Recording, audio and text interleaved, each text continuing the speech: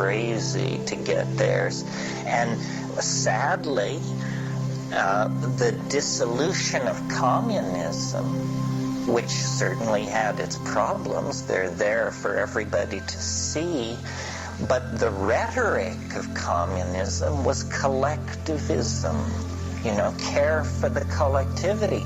In the absence of anybody saying that, now we just have a dog-eat-dog world, and the devil take the hindmost, and it looks like the devil will take the hindmost.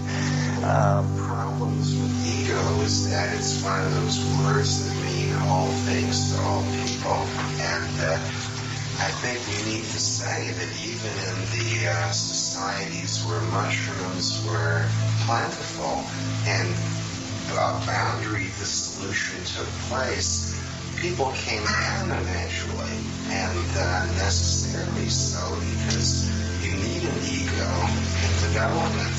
I think you were the one who once said that you need an ego, so if you're in a restaurant, you take your fork and put it in your mouth instead of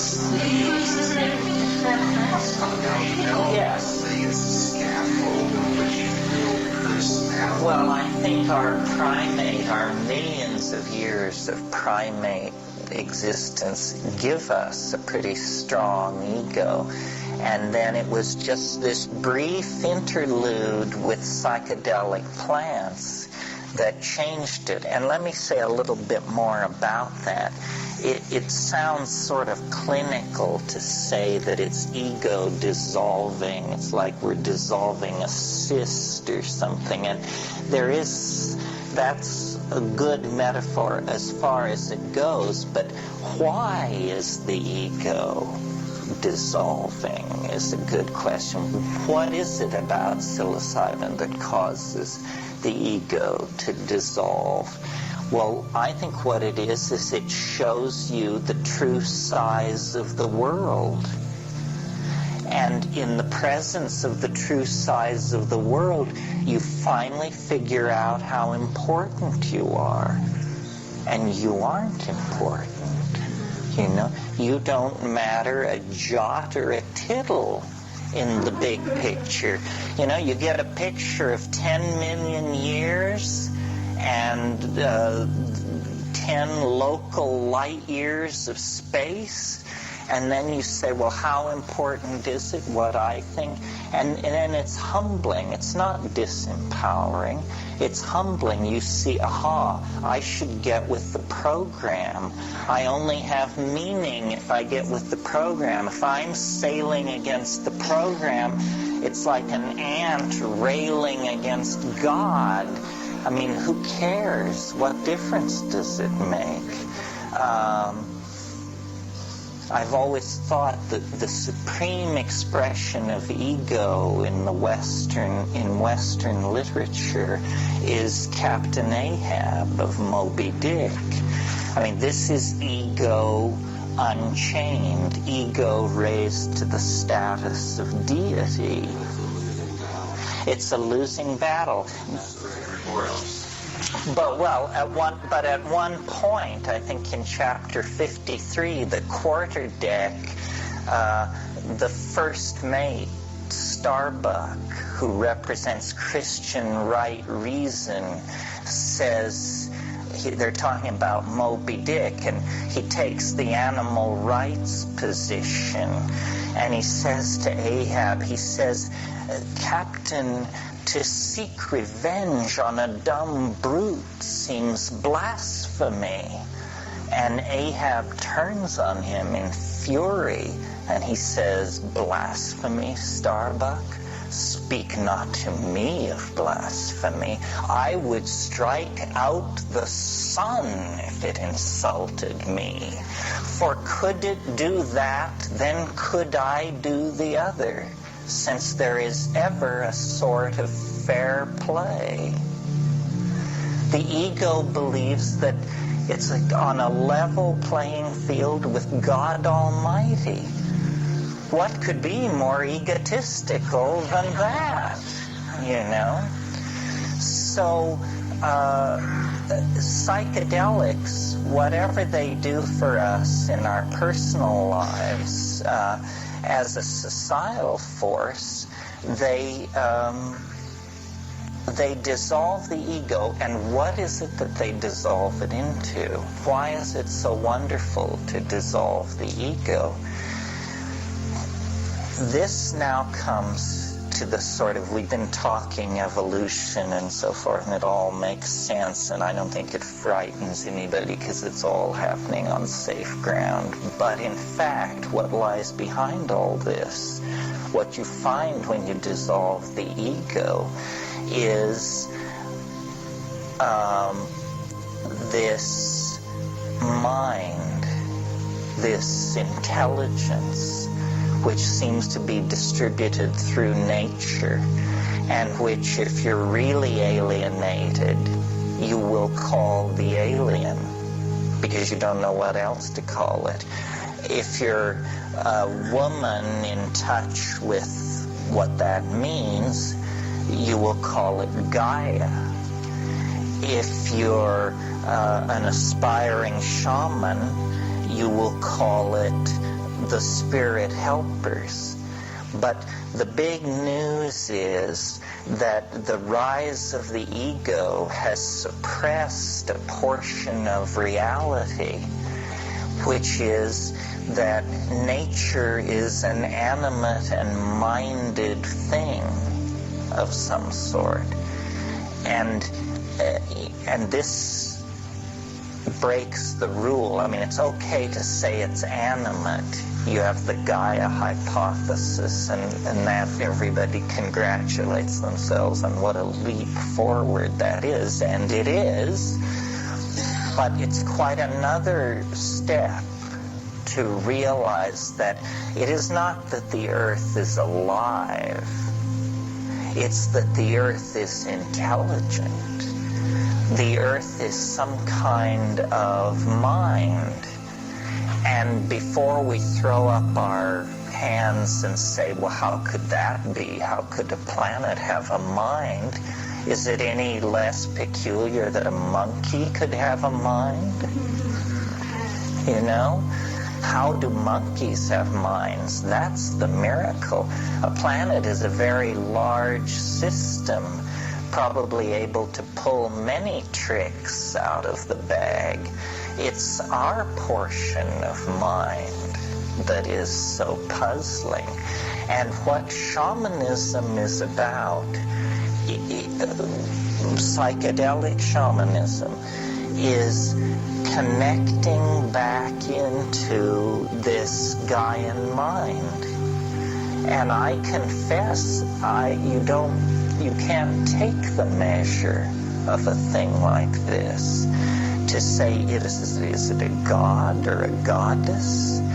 Is it an extraterrestrial that has somehow lodged in the ecosystem of this planet and permeates it somehow as a distributed mind? We can't know what it is, but its presence has something to do with our presence here. What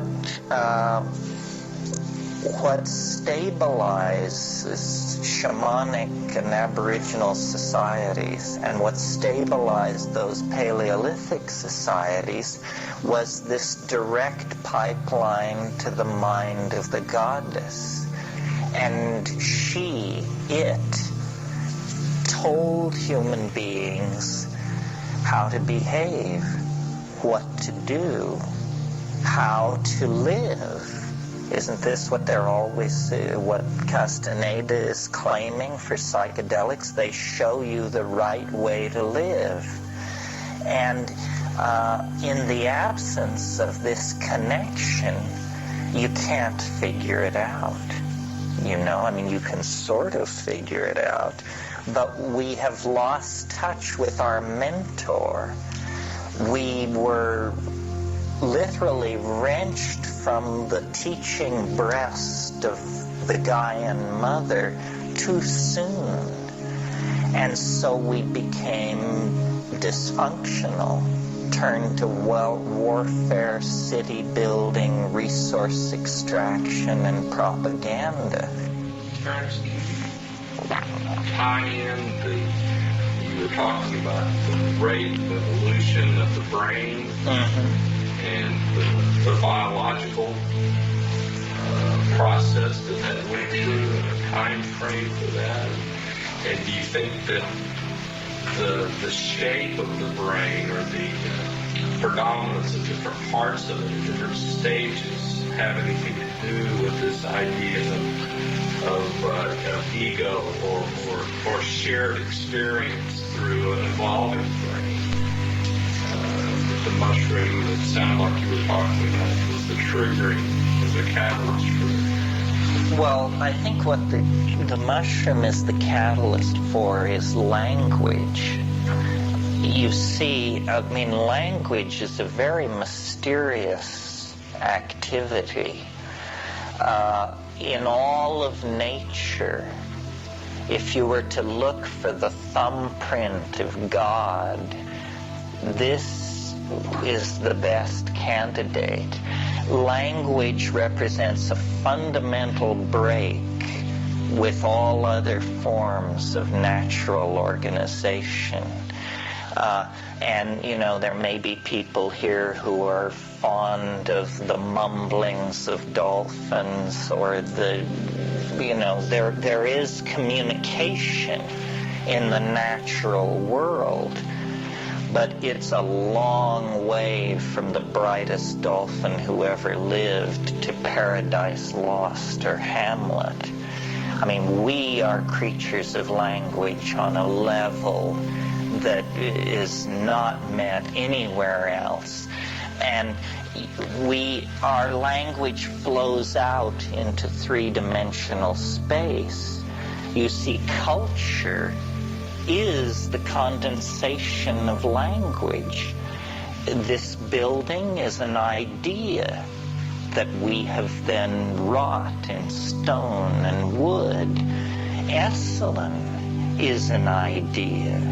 San Francisco is an idea. The United States is an idea. Means they are things which begin originally in the domain of language, and then we draw them down into matter.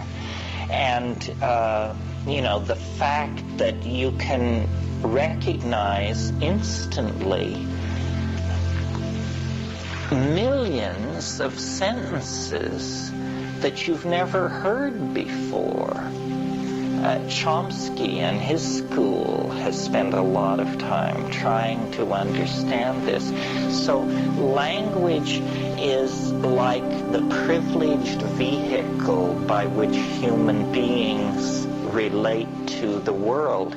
And interestingly enough, psychedelics, especially psilocybin, triggers language-like activity.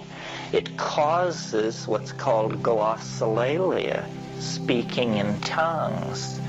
Speaking in tongues is simply language in the absence of sanctioned meaning. You know, it means you've got words, you've got declension, you've got grammar, but you just didn't bother to have meaning. And I think that, we tend to believe language is for the conveyance of meaning. But I think that's just because we came late to thinking about the problem. Obviously, it seems to me, people were indulging in language-like activity for a long, long time before there was meaning. It was a form of entertainment. It's a form of amusement. It's something people did around the fire at night for each other. The original languages were all abstract. The marriage of language to naive realism is probably less than 15,000 years old and has to do with agriculture and the rise of all this other stuff. Yeah. Is that what we're doing at the end of the experimented filming? Oh, you mean that funny stuff? Yes. The ning mai waxi kipito nem vidi kipiltek ne dam qua haxi kipiping. See how there's emotion and there's intentionality and there's anticipation, but there's no meaning. Meaning is just the cherry on the cake. It comes very, very late in that process.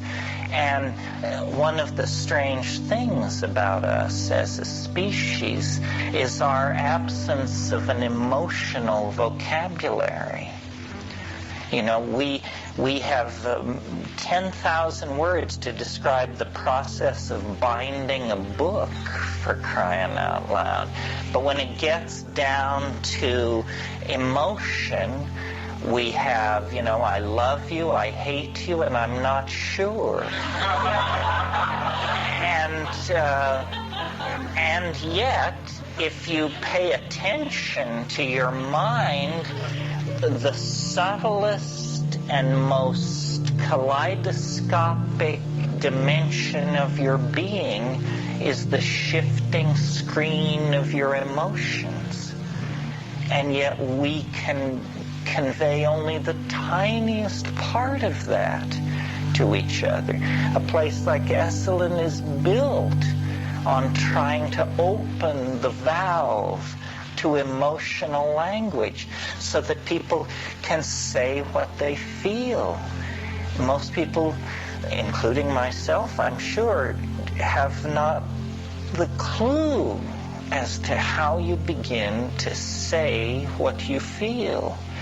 The psychedelic experience is a good place to begin because these feelings are so unusual that you can sort of attempt to language them without feeling you're going too far out on a limb with your personal being. But when you start talking to somebody about, you know, what is that poem? Is it by Robert Browning? How do I love thee? Let me count the ways. To say to someone, how do I love thee? Let me count the ways. And then to actually try to compose your own list in real time, it's too, quote unquote, embarrassing. Whatever that means. It means we don't want to go that way. We want to mask ourselves. We feel reluctance to push in to that domain. One of the, and I assume this is because this was what happened to language. Well, no, it may have always been that way. It is a thing of surfaces. I mean, it's tremendously easy to use language to describe a plant. Very hard to use it to describe a mood. Maybe this is because you can eat plants and not moods. And so it's ultimately a tool, a survival skill. But our poetry, our art, the places where we rise toward the perfection of our humanness are usually in the domain of language married to emotion, you see. Yeah. Question about the place of pecking order and all this that you're talking about. In most animals, you see a pecking order emergence. And my feeling from my own experiments is that as far as psilocybin mushrooms, when I was in Blanky, where the plant civilization is, the people who live there don't use those mushrooms. The people who, I got a strong feeling that the people who were in the Mayan civilization at the time did not use them, but that the priests did, and that perhaps way back, when you're talking way back in the early evolution of things, that whoever was on the top of the pecking order either got the best mushrooms or kept the mushrooms for themselves or away from the people. That the knowledge that this could bring to normal people was antithetical to the needs and desires of the ones who were on higher with it. Yeah, I think you're quite right. The scenario you sketch out is what's called the Grand Inquisitor scenario. You all remember in the Brothers Karamazov the story that Ilya or one of them tells about how during the Inquisition Christ miraculously appears on earth, and he goes to visit the Grand Inquisitor, and then this conversation takes place between them, and the Inquisitor and Christ says, do you know who I am? And the Inquisitor says, yes, I know who you are. We don't want it. We've got it worked out. We don't need Galilean troublemakers.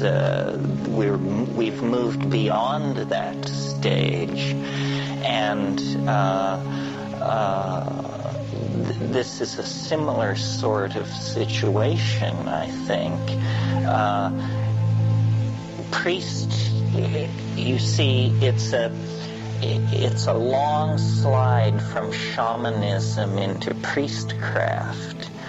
And the way it happens, I think, is when the psychedelic becomes no longer accessible or understood, then priestcraft gets going with a vengeance. There's always a tendency or a tension in religion between the irrational force of revelation and the desire to institutionally organize. Early Christianity was victim of this. For the first 120 years after the crucifixion, Christians were useless to anybody because they just stood around waiting for the end of the world. And then after 120 years of this, some people, Tertullian, Origen, Justinian, that crowd, said, shouldn't we be investing in real estate and getting a little something together here? This waiting for the end of the world, hell, who knows, And so then the institutionalized church sprang into being.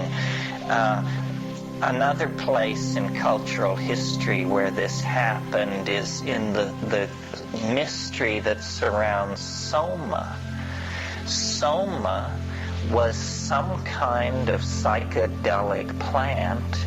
Nobody knows for sure what it was, but the whole of the Rig Veda, which is the earliest stratum of the Hindu literature, the whole of the Rig Veda is hymns to Soma.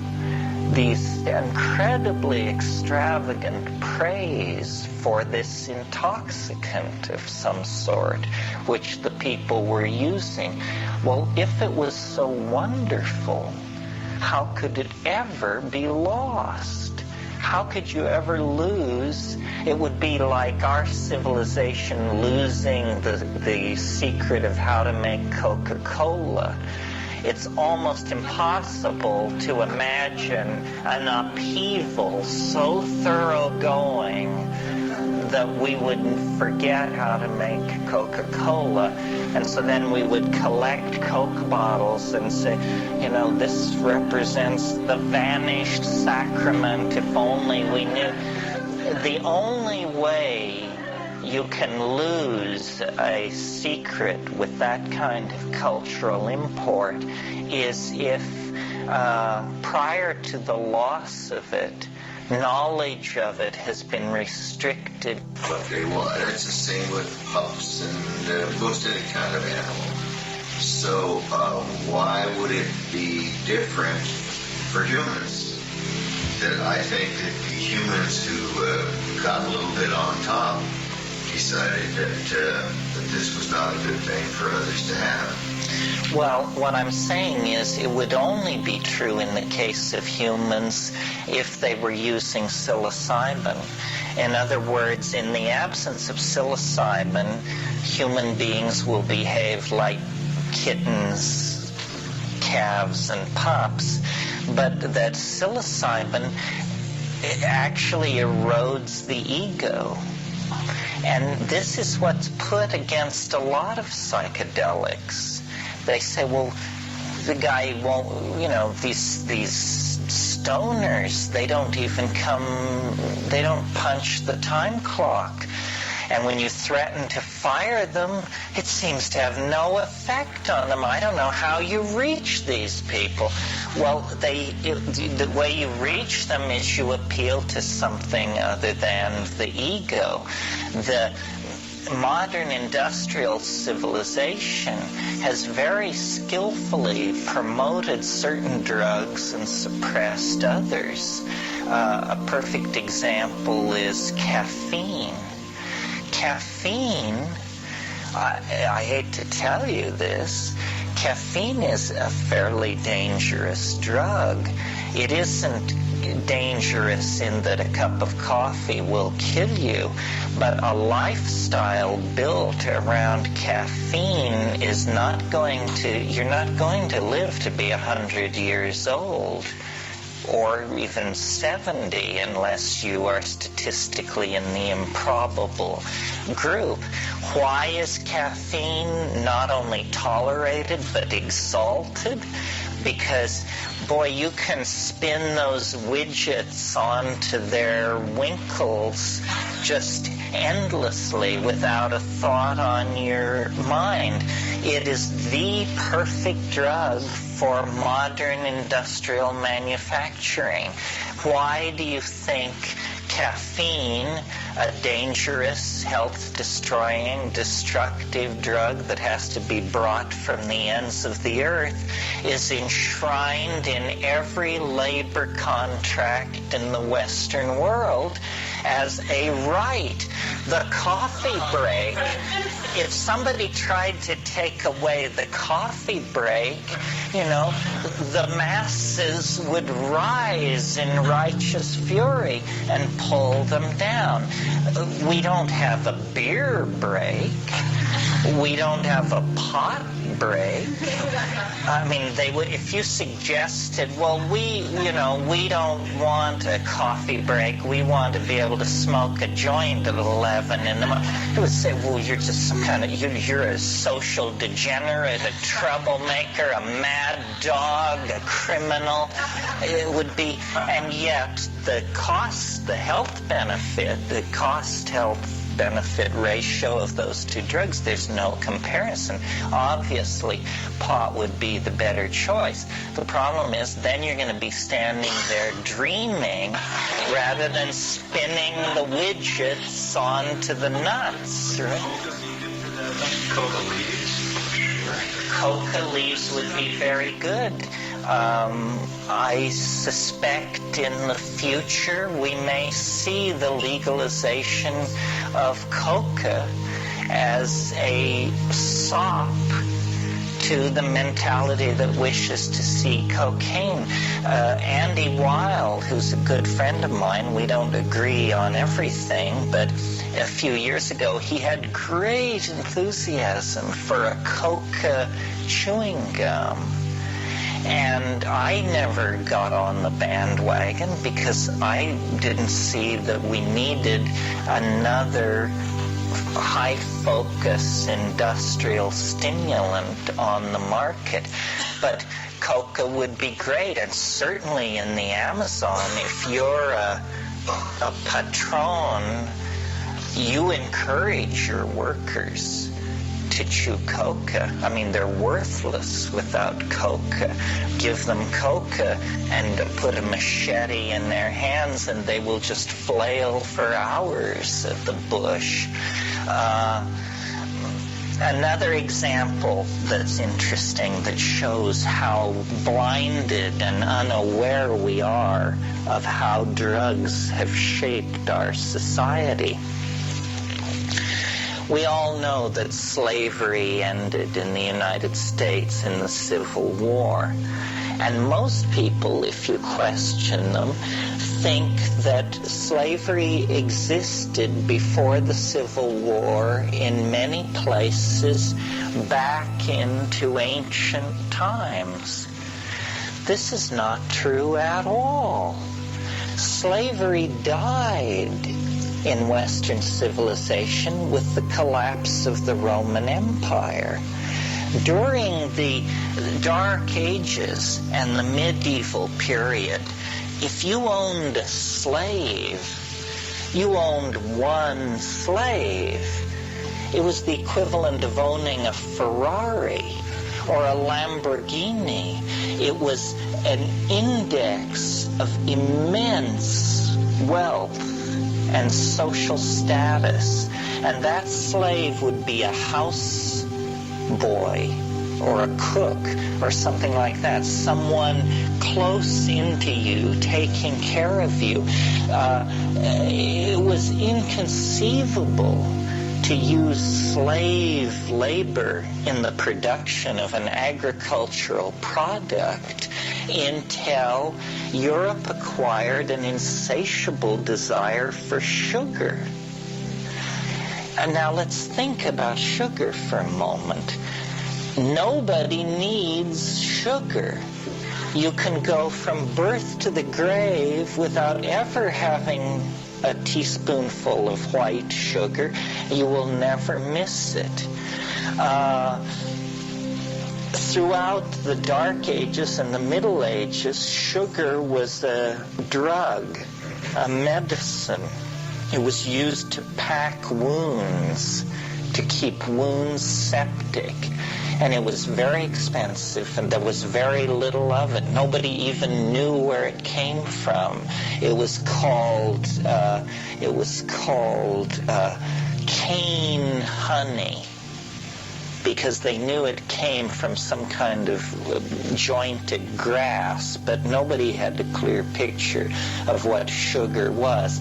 Well, when you extract sugar from sugar cane, it requires, in pre-modern technology, a temperature of about 130 degrees. You cannot, free men will not work sugar. It's too unpleasant. You faint. You die from heat prostration.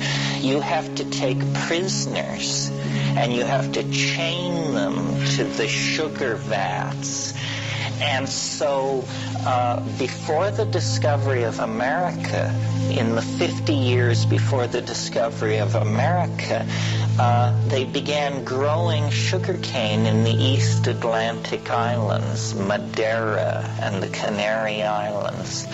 And they brought Africans and sold them into slavery specifically for sugar production. Now, when we get American history, they tell you that slaves were used to produce cotton and tobacco. In fact, this is not quite the truth.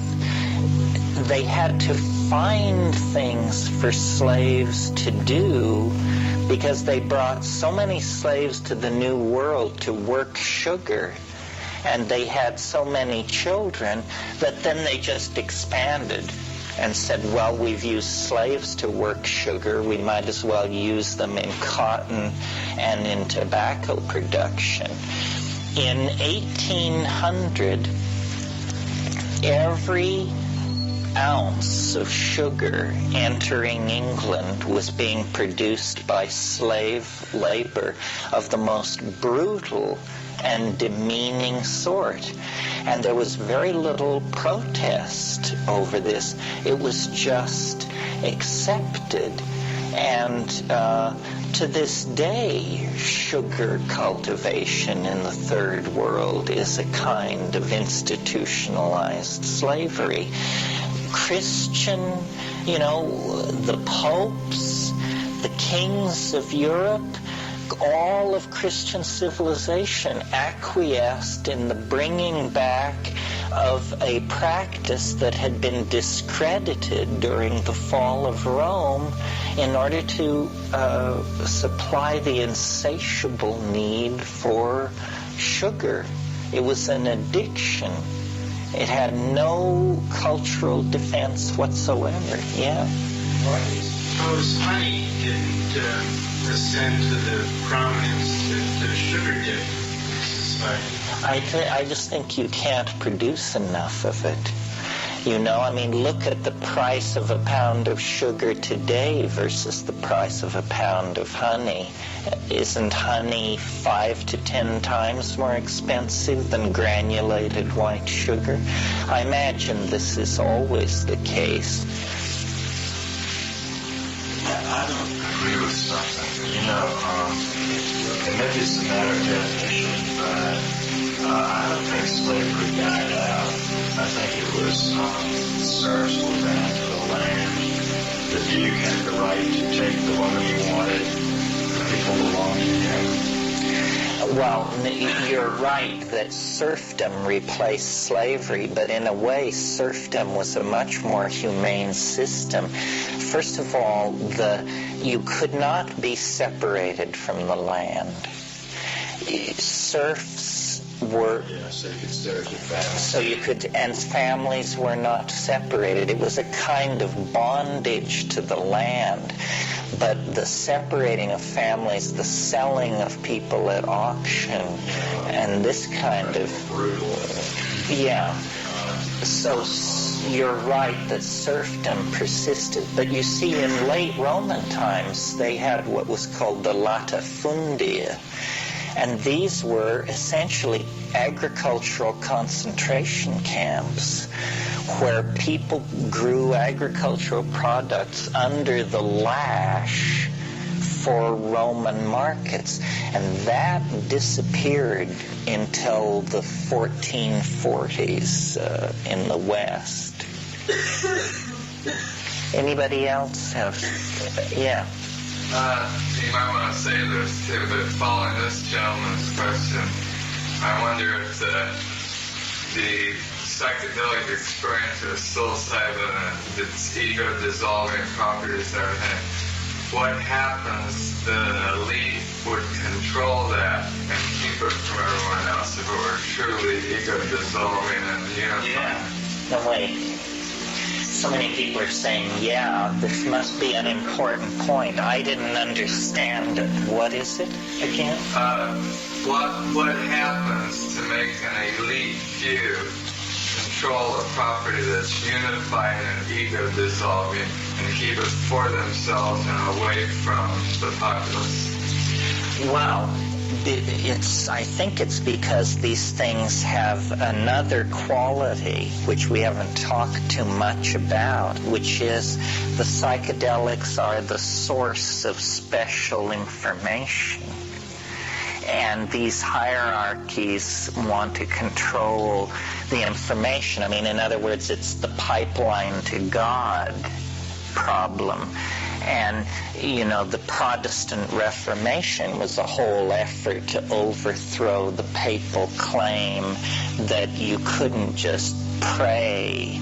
You had to have theologians interpret scripture and dogma, and they would gently guide you toward the right understanding, but that you weren't supposed to have a direct relationship to spirit. You were supposed to leave that to experts. So I think that's another issue that the psychedelics empower. with gnosis, true information. And every society is based on a lie of some sort. So having people going around the official lie and getting in touch with reality turns them into social dissidents, and you have to control that. I mean, that was exactly what happened in the 1960s. I mean, we can talk about it a little bit, but what happened was too many people were getting stoned and then checking out of the official canon of the culture. And people just said, you can take that job and shove it. And this was very alarming. Now, every society can tolerate a certain amount of this. You always have people who just aren't playing the game. But what happened in the 1960s was that LSD entered the picture.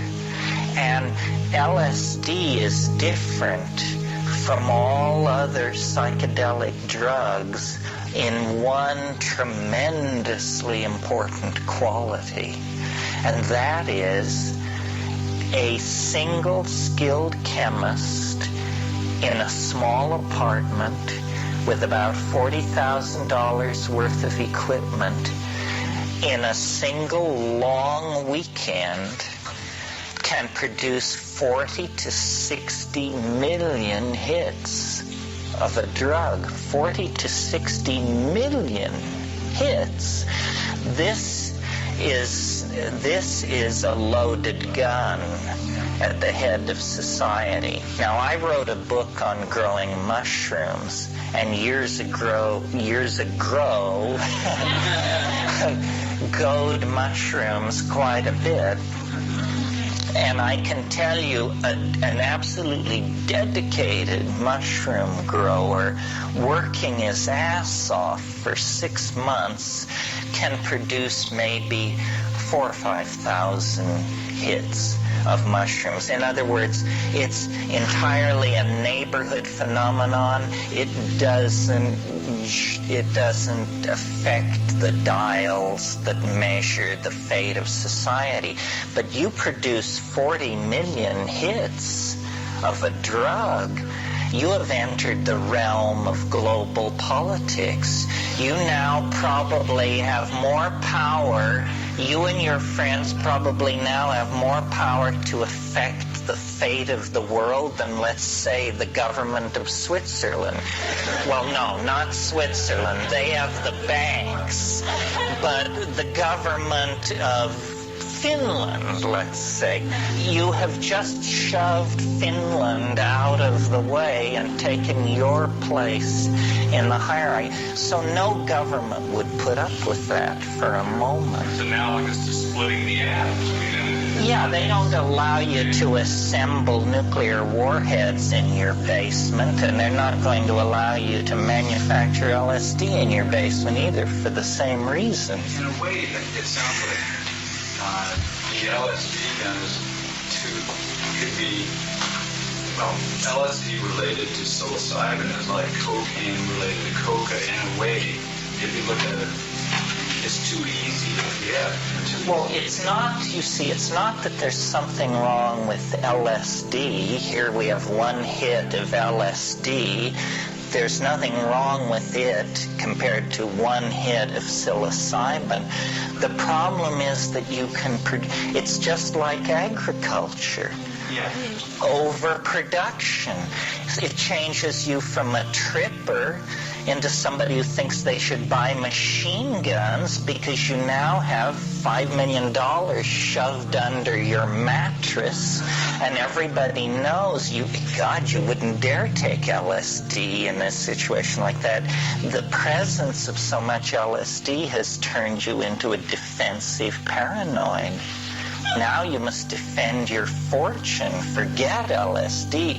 It's changed from a vehicle of spiritual enlightenment into a commodity that must be defended at all costs, see? The cost in terms of what the government thinks of this. I mean, you look at what the government's doing with drug sentences now, and just in Hawaii, for marijuana growing, there's a minimum 10-year sentence, and a federal law for possession of nuclear weapons is a maximum 12 years. So if you have a joint, you get 10 years. If you're growing, you get 10 years. If you have a 10 megaton thermonuclear device, You get probation. well, that shows you where the alarms are sounding, doesn't it, folks? You see, the hidden issue, and it need not be hidden among us, the hidden issue, the government always tries to paint itself as the mother hen concerned about her errant chicks. And so to keep you from crashing into other people on the freeway, to keep you from leaping out of buildings or committing suicide, we have to control these drugs.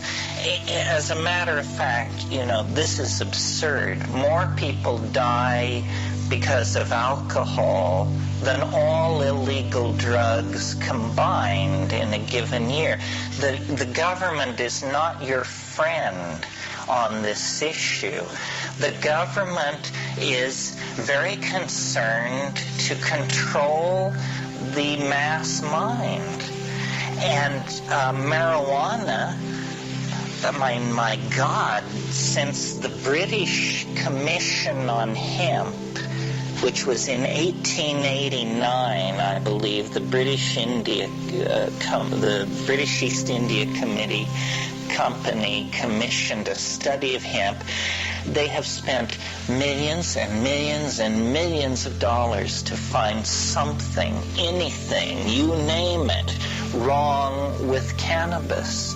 There is nothing wrong with cannabis. It is the most thoroughly tested, pawed over, and examined drug in human history. And they just come up with the lamest stuff. I mean, they tell you, you're going to have tits. Give me a break. They say you won't be motivated in your job. Like your job is supposed to be the sine qua non against which all things are to be measured. And when they get a training for yeah, right.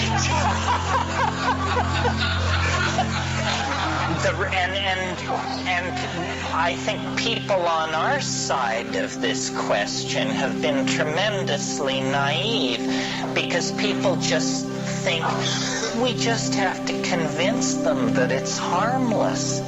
It ain't harmless. It is a knife poised at the heart of dominator values. It would make the modern industrial assembly line, political loyalties, the macho image projection, all of these little tricks that they're running are severely eroded by cannabis, and they will stop at nothing to eradicate it. Look at the budget of the DEA. What are they doing? They're giving 65% is dedicated to cannabis eradication. Heroin gets 20% and coke gets all the rest. It's demonstrably absurd the way the money is spent unless you have a secret agenda of some sort. And if your agenda is to suppress the evolution of unwanted social attitudes in the American public, then you have to keep your eye on cannabis very, very closely. to get even more diabolical, we won't waste a lot of time. But I mean, there's another agenda there, which is if you were in the business of making lots and lots of money off of illegal drugs, it would be very much in your interest, very much, to be sure that those drugs remain illegal. And expensive.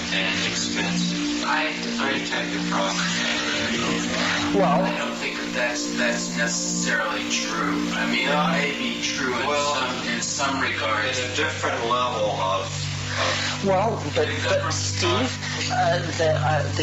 the new guy who heads the war on drugs, Martinez, this guy, I heard him on NPR this week, and his most passionate moment in the half-hour interview was he said, "We have pushed the price of an ounce of cannabis past the price of an ounce of gold, and we're going to keep it that way." Nothing about eradication. Talk about keeping the price high. I mean, as far as the government's concerned, I mean, they're certainly spending billions of dollars a year to prosecute and incarcerate drugs and specifically marijuana, not to mention the lost revenue that they could obtain by simply taxing it, which they would if it were available to those people who didn't have the wherewithal to grow it themselves. Right. The fact that they refuse to tax it when they're starving for revenue shows that there must be a secret agenda. It doesn't make any kind of sense. Something else going on there, too, is that if you have a government which needs to do many, many things which are untraceable, as soon as you put money into it, it's traceable. But drugs provide a really nice source of untraceable money. Yeah, that's another level, and we might as well say a little bit about that. When I wrote this book, I did a lot of research and about an area I didn't know that much about, which is, let's say, from 1500 to the present, drugs of addiction. And what I discovered is drug smuggling is like assassination. If the government isn't involved, it never seems to really happen. And governments have been using drugs for centuries as forms of secret revenue. This whole sugar thing that I laid out to you, those were decisions made by the crown heads of Europe in collusion with the Pope. It wasn't common people who set those policies in place. During the 1960s, when the black ghettos began to come apart, suddenly number 3 China white heroin was cheaper and more available than it had ever been at any time in the history of the heroin problem in the United States. Why?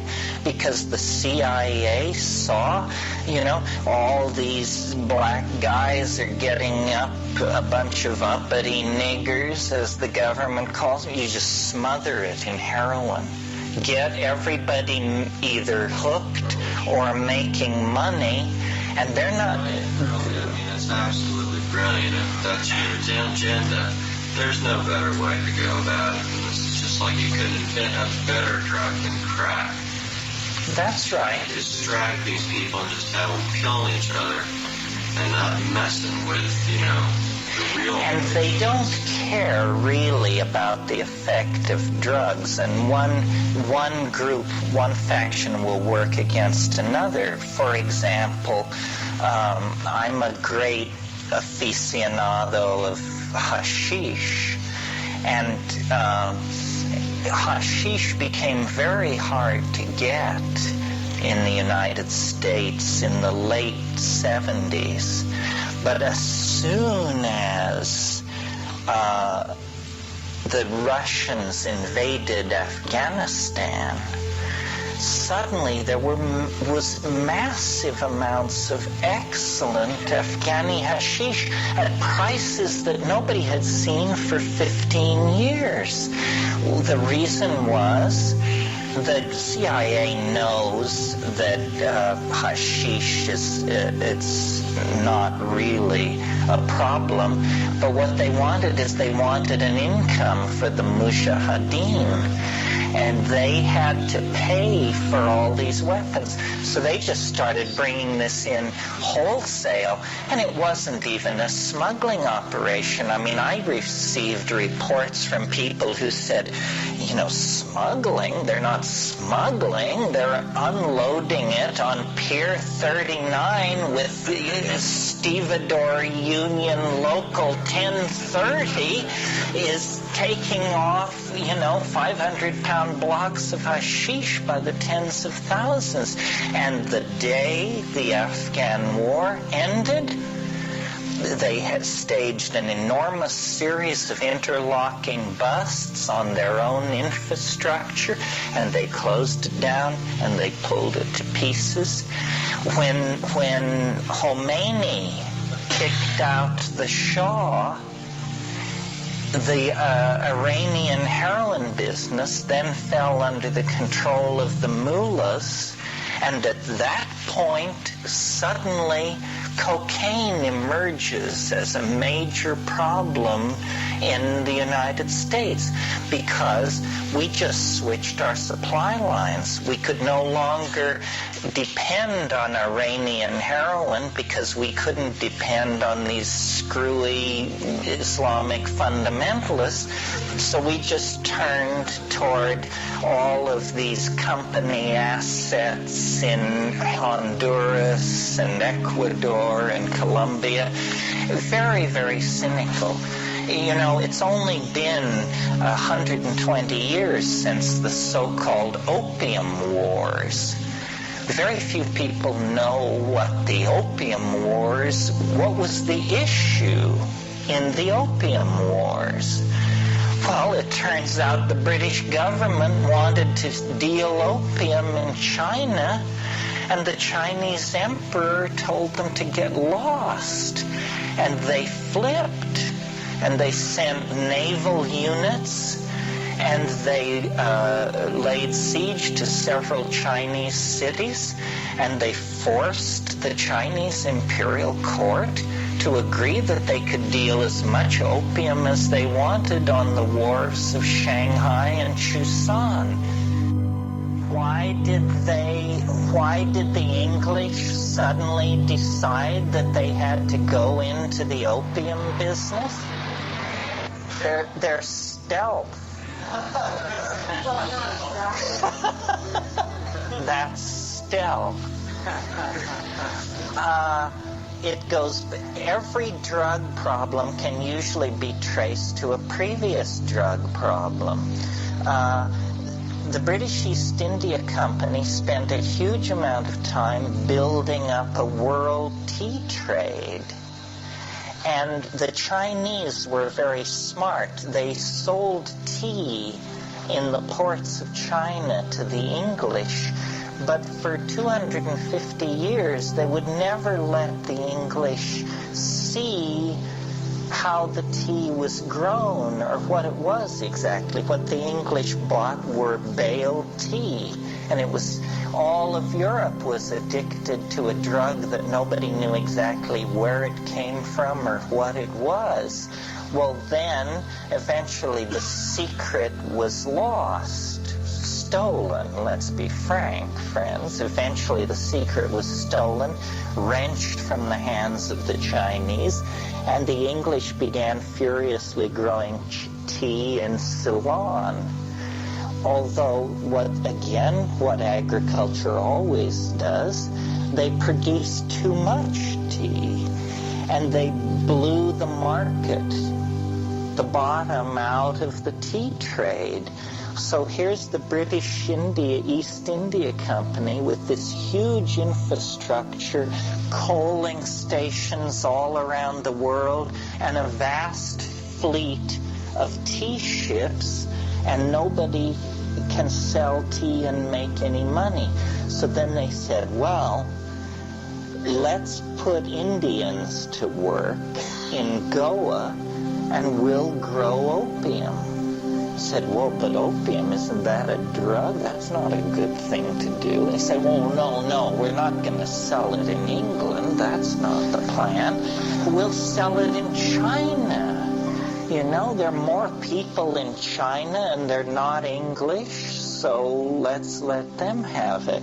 So that's why the tea traders became opium traders, and that's why the opium wars were fought, was to protect English mercantile capitalism from the effects of the collapse of the tea trade.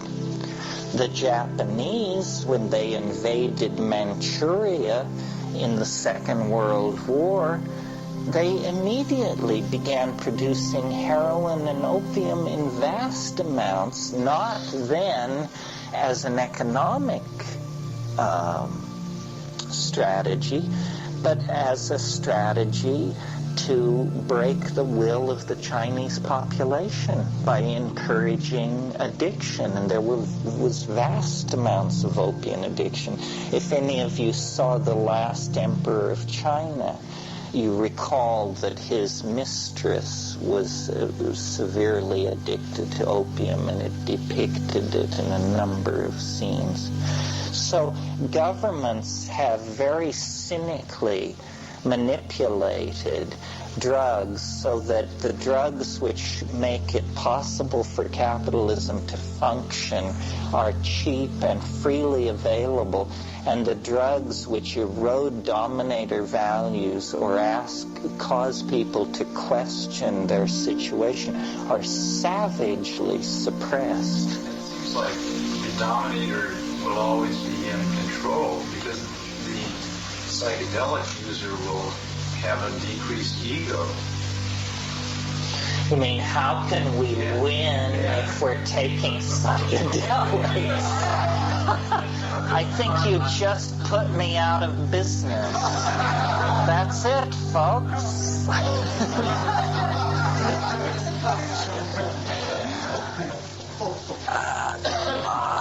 I'm slightly caught out on that. I think that what we have to say is that we must win by example. You know, the I Ching says you must never confront evil directly, because then it learns how to defend itself. The hippies were certainly no threat to the government as a military force, but as an example, as a model for others to follow. I think they scared them to death. They were probably very happy to see them all turn into weathermen and begin hurling Molotov cocktails. That they understood. Right, they could relate to that, but flowers in the barrels of their guns spelled ruin and defeat, and they knew it. There was an article in Chronicle the other day about nonviolent warfare. The idea of, what drugs or gases or whatever that'll just temporarily disable people to prevent physical aggression and war. And so I think that's a step forward in a way. I think it's a step forward, although it was hatched by the military-industrial complex in a desperate effort to keep the money flowing. They're so frantic, they're willing to cut a deal at this point. A kinder, gentler warfare is what we're talking about here. Yeah.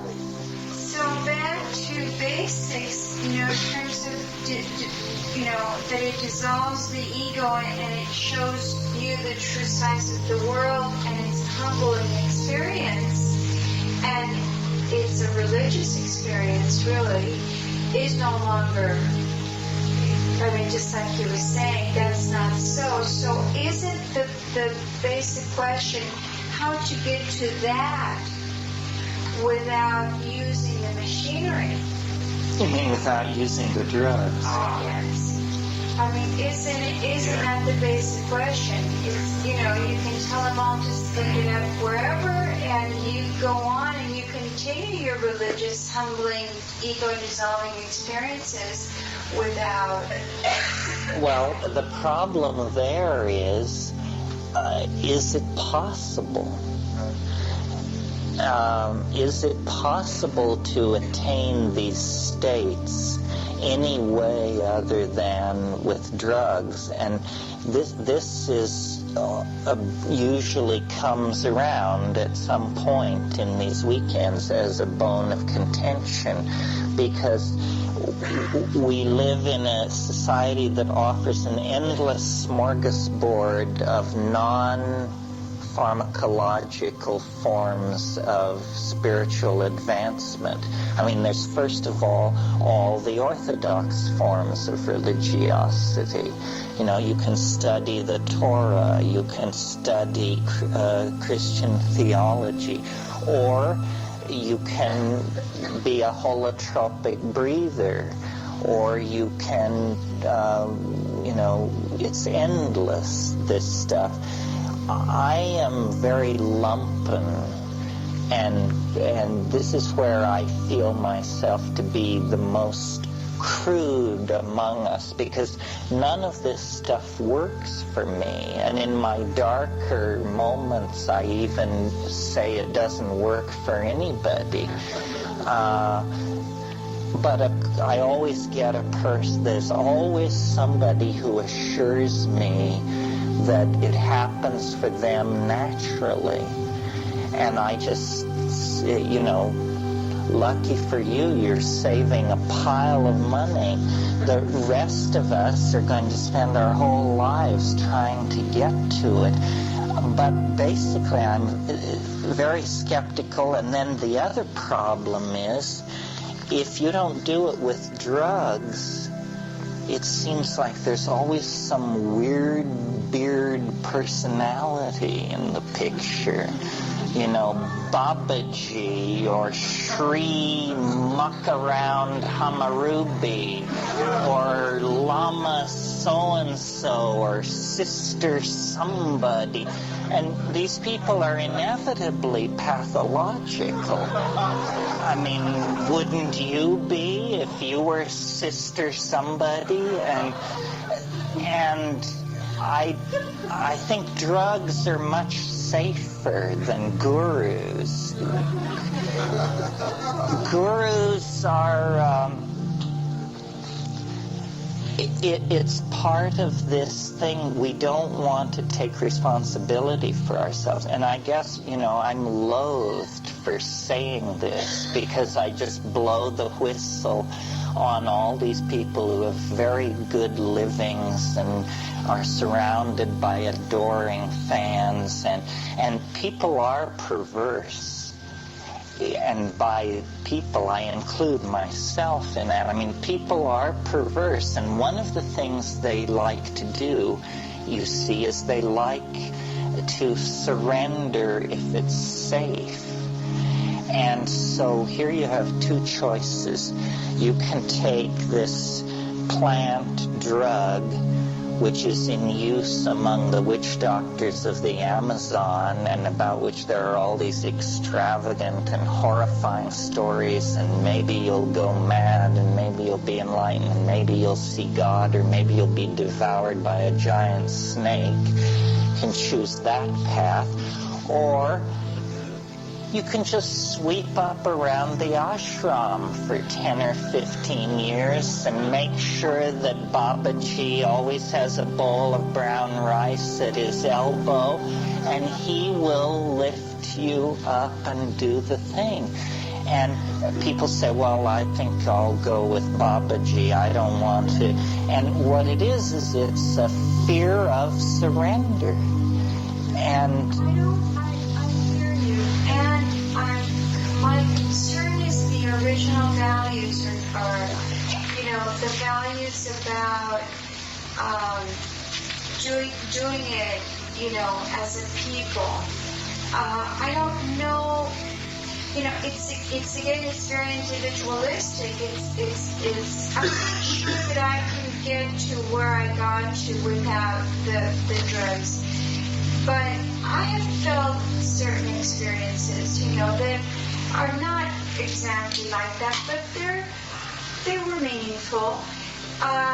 And I'm not sure at this point. I mean, I'm toying with the idea, but I'm not sure that I'm willing to play the game because it's become the game, and not partake in it as a religious experience, as a group, as a kind of gentler. It's hard because because I certainly don't want to follow Baba whatever, and that's not my game either. But and without judgment, absolutely. I'm just really trying to understand or find the way that the initial values and the initial humbling could be found. And in terms of addiction, which I dealt with in terms of pot, and a relatively powerful addiction for me it was. I began to use it as a non-religious experience. It was a deadening experience for me. It was isolating experience. This world feels like shit. So. And it served me. Absolutely, that's what I'm saying. There are options other than the two that really can, I'm sure, serve me. But I'm trying to find something. One of the questions that's worth talking about, because I've never made up my mind about this, is the psychedelics are always cast as an option in the spiritual quest. You can study yoga or meditation, or you can take drugs, or you can do good works like Mother Teresa or something like that. I've never been absolutely certain that psychedelics have anything whatsoever to do with the spiritual quest. If we define the spiritual quest as that which impels you to the moral life, then I don't really see, I don't understand. I certainly have taken a lot of psychedelics. I certainly am no moral exemplar, nor have I ever felt pressure to be one while on a psychedelic trip. The mushroom has never said to me, as a leader of the people, you should be a better person.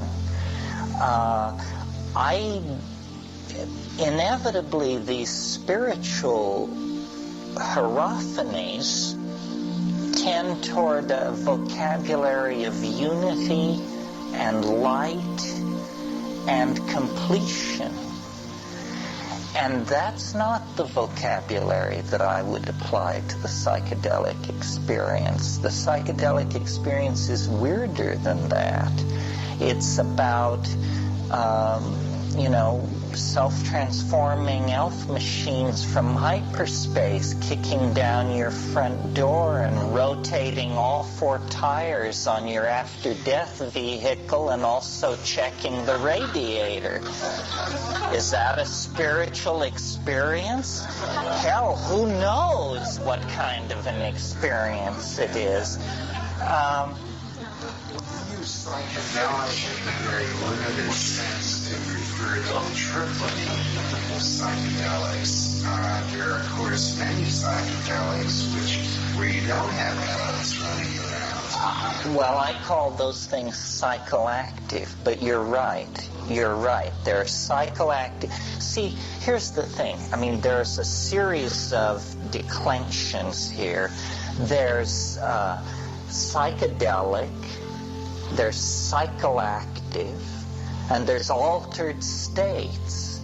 There are hundreds and hundreds of altered states, most non-drug.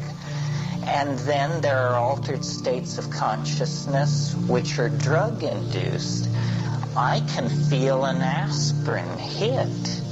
I mean, I actually can feel the shift in my reality from 2 buffered aspirin. And then, of course, there's caffeine stimulation and downers and all of these things. None of this is psychedelic in the ordinary sense.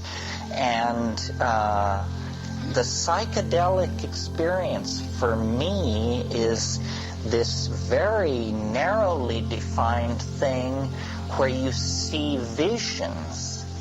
Hallucinations aren't even sufficient, because then you get the mice dancing in rows and the little candies floating by, and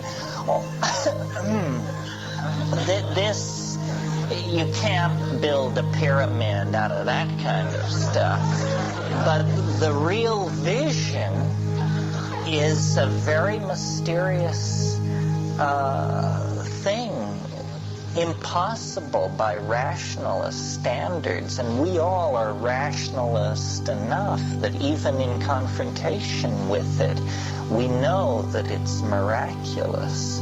So a thing worth thinking about and worth talking about this weekend is whether or not the psychedelics are in fact part of what is ordinarily thought of as the spiritual quest or the quest for religious understanding. There are people who take psychedelics who don't have an iota of spirituality in them. If you're interested, there's a very interesting book called Shamanism, Colonialism, and the Wild Man by Michael Taussig. Michael Taussig, I dare say, would be very uncomfortable in this room. He would dismiss us all as fruits and flakes because he's a Marxist labor organizer. There is no vertical gain in this guy's worldview. And yet, he's taken more ayahuasca probably than anybody in this room and been loaded, thoroughly loaded. So it's very interesting to read his book and garner his conclusions. He sees it in an entirely different way. I think it is a way to access insight, but it doesn't seem to support the Neoplatonic hierarchy of ascending light and space that is the assumption of Western religion. There's no white light at the end of the tunnel in psilocybin. Instead, there's the alien edition of the Encyclopedia Britannica. Maybe that's a spiritually enlightening thing to encounter, or maybe not. There is LSD. Yeah. LSD fits. LSD is more classically psychoanalytic, number one, and number two, supportive of the metaphors of Western religiosity. It does move you toward the dissolving whiteness, the oneness with the unspeakable of Meister Eckhart and that crowd. The Harvard experiments, originally with Leary and Alport, they use psilocybin with these Well, but they put them in a chapel on Good Friday.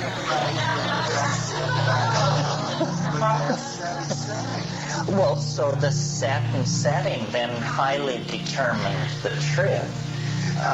Yeah. Good man. Over here. A couple times during the morning, and actually once last night, the subject, the topic of addiction came up, and I've heard a number of people say psychedelics can be addictive, and I believe that maybe that could possibly be true. I don't know it to be true. It could be possibly true in lighter doses, but in a strong psychedelic, full-blown experience, I don't see how it possibly could be addictive. And moving down that same line of thought, if that's the case, then isn't it, I mean, aren't we really kind of using the wrong word if we're not making a distinction between drugs and psychedelics? Well, you have to make a distinction between physiological and psychological addiction. Most addictions are psychological. Addiction to eggs in the morning, addiction to having your newspaper on time, and addiction to, the controversial one, I think, is cannabis. Is it or is it not addicting? And I've had occasion to fiddle with this in the course of my life, and I think the answer is fairly complicated. I think the answer is yes, sometimes, or no, but sometimes yes. A year or so ago, I was in therapy and had a lot of problems with my relationship and so forth. And I was in therapy with this woman who I really respected a lot, and she seemed very bright. But strangely enough, she knew almost nothing about drugs. And it was a weird thing for me to have a therapist like that. And she kept coming back to this thing about cannabis. And she said, well, now, how many times a day do you get stoned? I said, well, 10 or a dozen. I said, well, and how many years have you been doing this? Say, 25. She said, well, you must be completely lost in this. And it became an issue in the therapy. So finally I said to her, I'll quit. I'll just quit.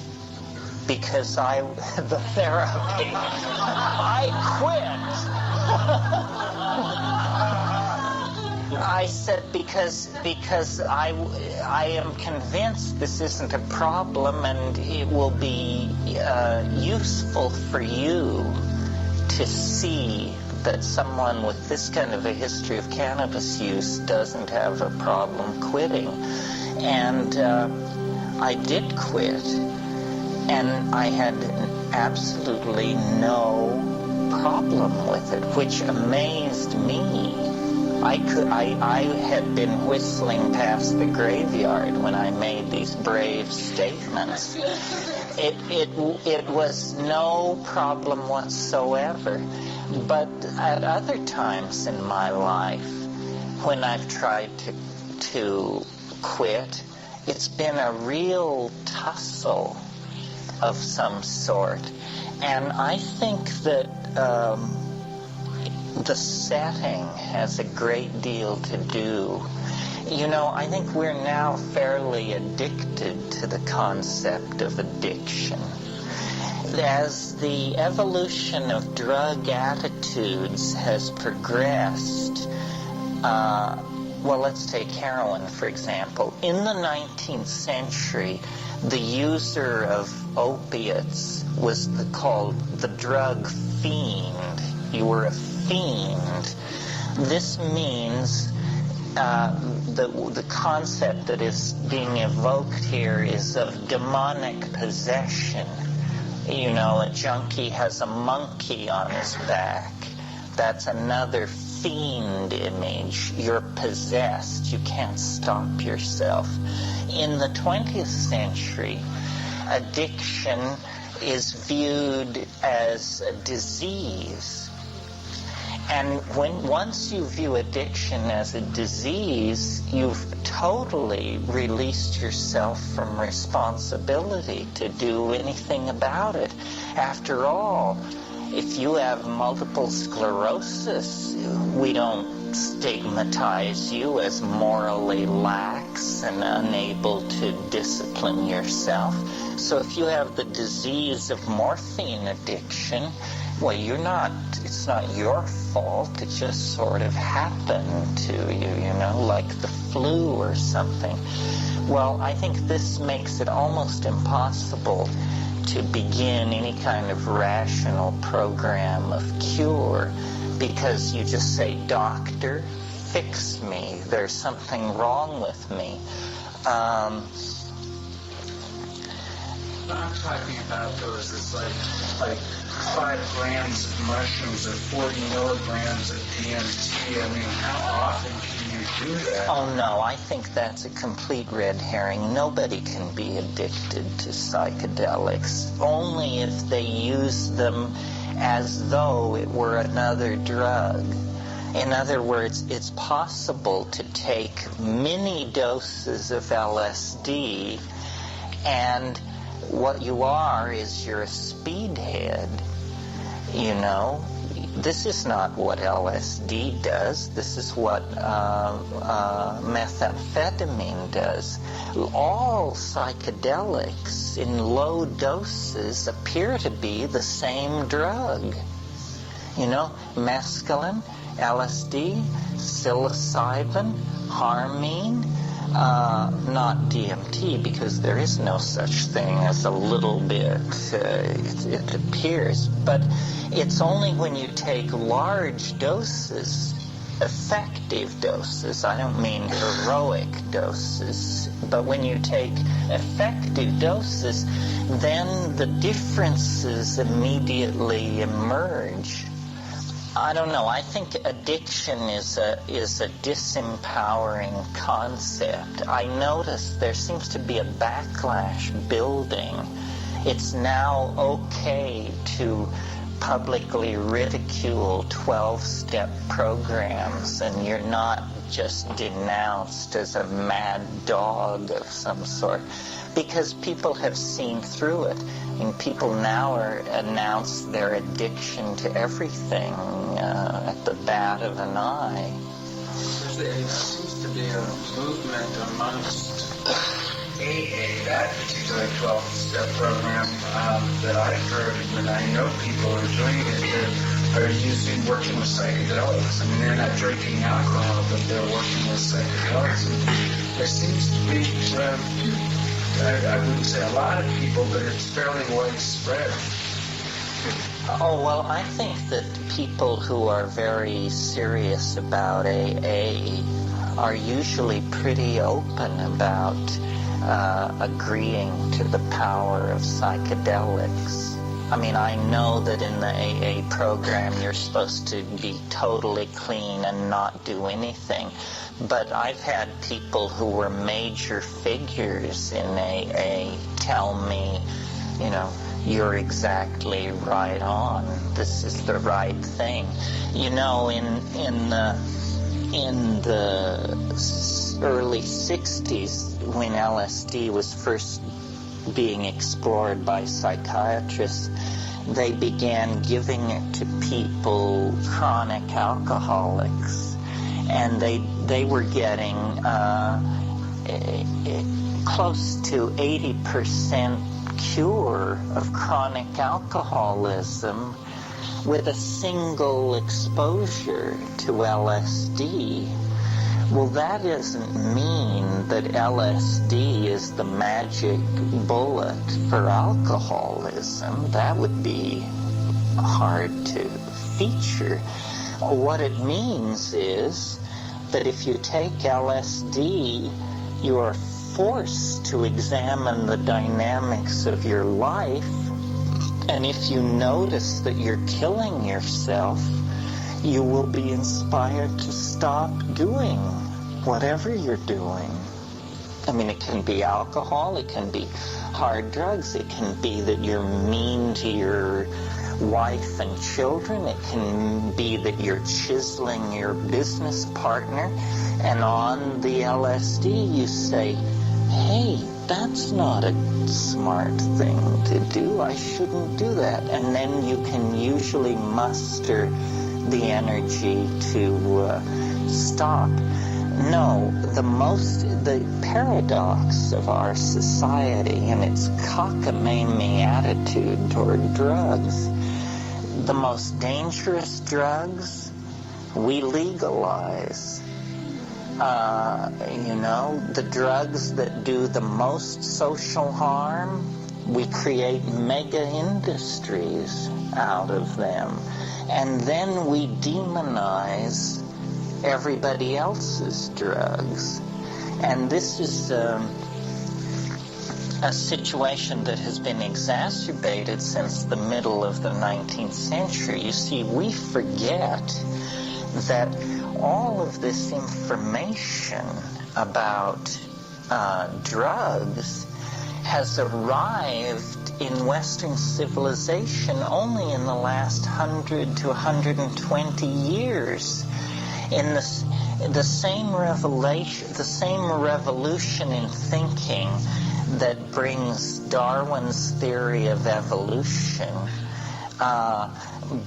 and an awareness of, let's call it, the relativism of culture. Suddenly we realize that there are Shinto and Zen and shamanism and Hinduism, and all of these things also brought the arrival in Western culture of the information about extremely exotic drug habits or drug usages that were very localized until very recently.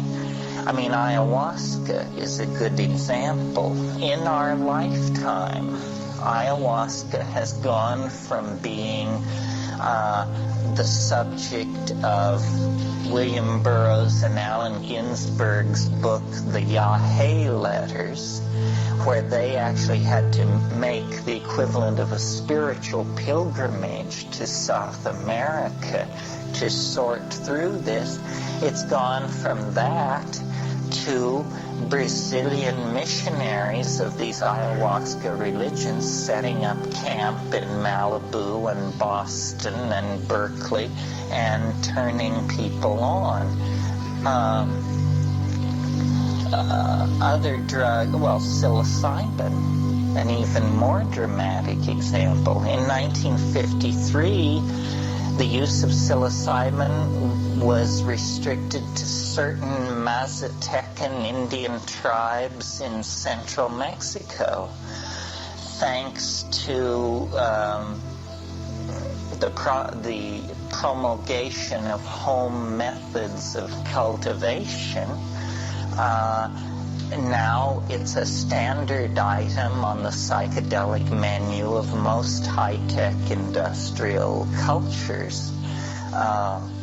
So we haven't really had time to assimilate all this and make sense of it. Addiction is simply a shibboleth? Is that the word? It's a false boogeyman. I mean, our real addictions are to status, property, money, and power over others. I mean, if you got that under control, I think people's relationship to opiates would be a minor part of the agenda. But we we love to demonize the exotic and to pat ourselves on the back.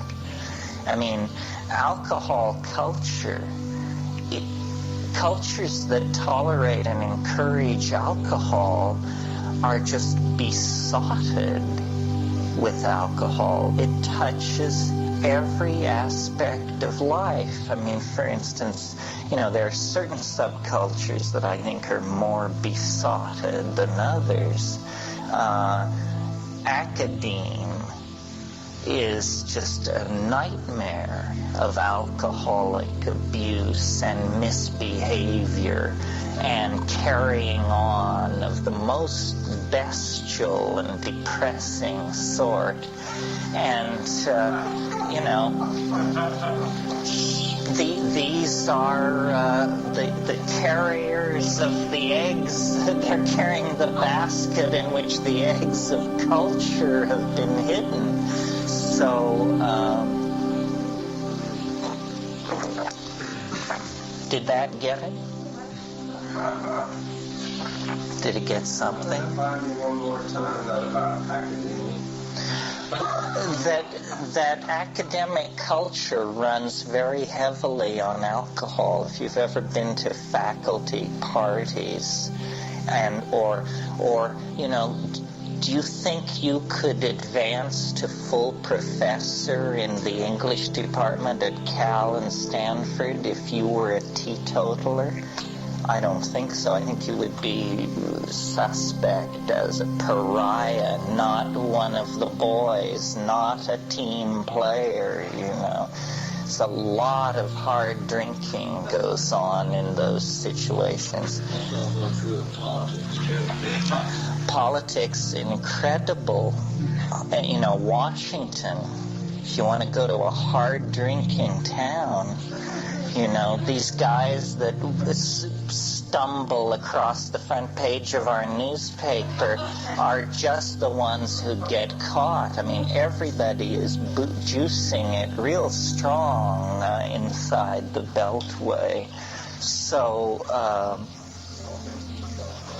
having a belt inside the Beltway. Yeah, a couple of weeks ago, the CBS reporter Connie Chung, they were talking about when they brought up about somebody's mistress and all that, one of the presidential candidates, and she said, if you had to eliminate everybody who had sexual problems or drinking problems in Washington, about 10% would qualify to run for anything. That's right.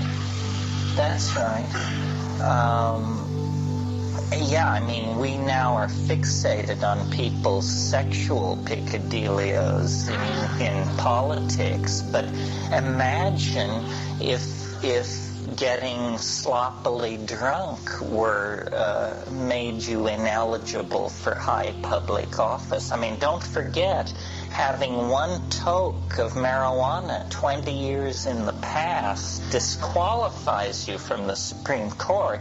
You can't get near it. I mean, you're just a monster of vice. And yet, a clown like Clarence Thomas, I hope you all read the Rolling Stone encounter between Clarence Thomas and Hunter S. Thompson. Oh, it's classic. It's classic. The guy was such a beast that he frightened Hunter Thompson with his drug abuse, treatment of women, and antics. Anyway, anything else left over from this morning? Institutions being rife with alcohol, almost alcohol cultures. It seems that business is the one place that seems to be changing. That that it doesn't really work as well, and that the hierarchical structures do not fit against what the real day-to-day needs are. You don't have an underlying funded environment like government or universities where you live or die, and that these new models are taking hold, and that businesses are trying to transform themselves into learning organizations and keeping up with change, and are more open than I ever remember being before. Well, probably because they're very aware of the bottom line, and they're actually seeing the cost of alcoholism in their workforce, where, as you point out, government and academe, these are places where you feed at the trough of public monies in some sense. I mean, if you're a tenured professor, I don't know what kind of a drunk you would have to be turned into in order to get thrown out of the university. I mean, short of serial murder, they don't punish you for anything once you have tenure. Somebody had something over here? I just wondered, segue completely, if you'd seen it play in the fields of the ward. I actually had such an emotional stake in that movie that I listened to Lou Carlino, who wanted to direct it, and I wanted to be the expert, the consultant, that I didn't go see it because he said they ruined it. That it was just botched. If you've read the book, have you read the book? The book is one of the most wonderful, it is, I would say, the most wonderful piece of fiction ever written about the Amazon. And without naming names, I understand these actors did a terrible job. And Babenko, who directed it, they thought they were so smart to get a third world director. But Victor Babenko had never been to the jungle. He's a Rio de Janeiro boy. Just because he did Kiss of the Spider Woman, that didn't set him up for this at all. What Lou said to me was, he said there was no sweat, there were no bugs, there was no grime. What kind of an Amazon picture is this? Their portrayal of his ayahuasca experience was just pathetic. I heard it was wide of the mark. I mean, I hope it wasn't wonderful for you, because here, well, there you see, that's what makes books rich.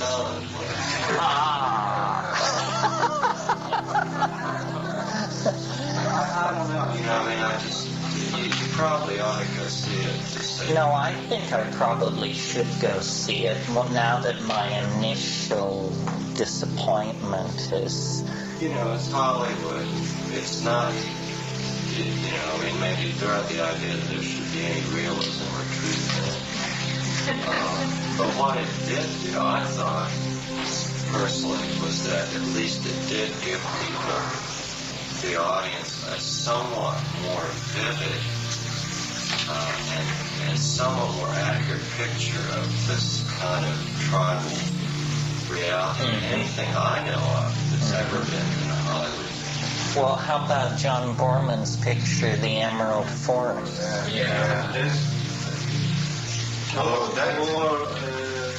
It's a better picture of this situation. More authentic.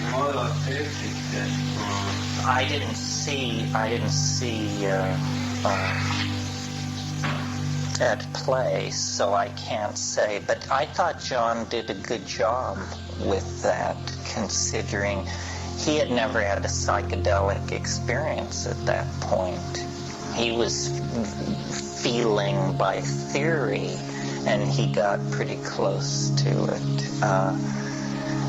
There have been attempts in Hollywood to deal with this theme, most of them quite unhappy.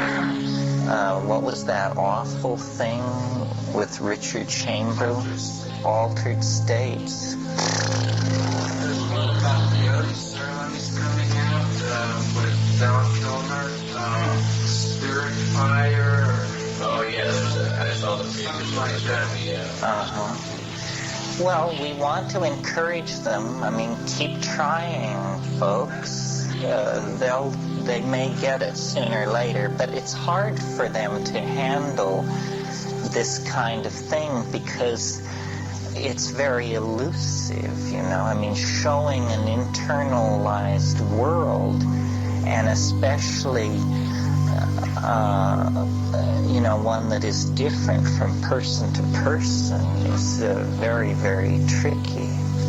Anything else? One last comment about the alcoholism and LSD thing. I was at UCLA in the late 50s, early 60s when Sidney Cohen was doing research. And I don't think the statistics were quite as high as you mentioned. But if they worked at all, they say that behind every alcoholic is a spiritual secret, you know, gone awry. And if LSD worked at all, it might be because of the numinous state that it produced, which is what the alcoholic was really, you know, seeking or wanting to touch. Well, also, you know, there's a lot of contextualizing of drug experiences. For instance, the Chinese school of poetry surrounding Li Po, who was a Tang Dynasty poet, it was alcohol. Alcohol was their drug of transcendence. And these groups of poets would get together and they would drink heavily and then they would declaim poetry and scribes would write it down, and we inherit this as a corpus of sublime artistic outpouring. And yet it was created in an environment which we identify with a very low consciousness state. So yeah, it is a contextualized thing, definitely. So we finished with that for the moment. We can always go back. Well, I thought I sort of try to divide these things into different domains of concern, and I thought of the morning as sort of the sociological, anthropological, historical shtick. And then I thought maybe what we should do this afternoon, mainly because it's my favorite part, is to talk about the content of these experiences. Not only because it's fun, but because one of the things I've discovered in trying to wage this kind of career is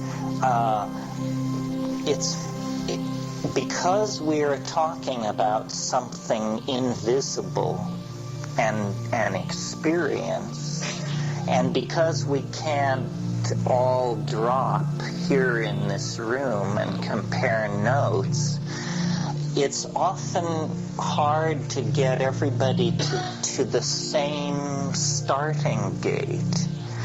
People have entirely different notions of what you actually mean when you say a psychedelic experience. Most people, even straight people, have had what they call a drug experience.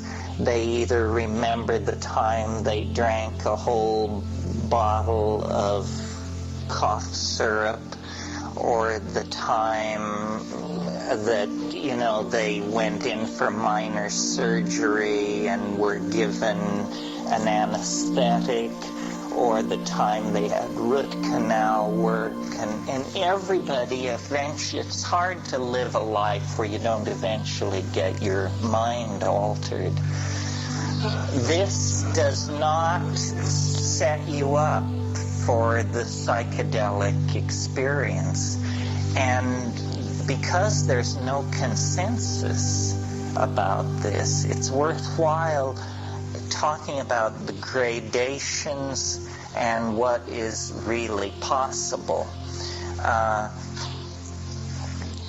At the broadest level, you have what are called altered states. And altered states are any state different from the state you were just in, you know? So if you have a double espresso, you enter an altered state. If you climb a mountain in 3 minutes, you have an altered state. If you dive into cold water, altered state.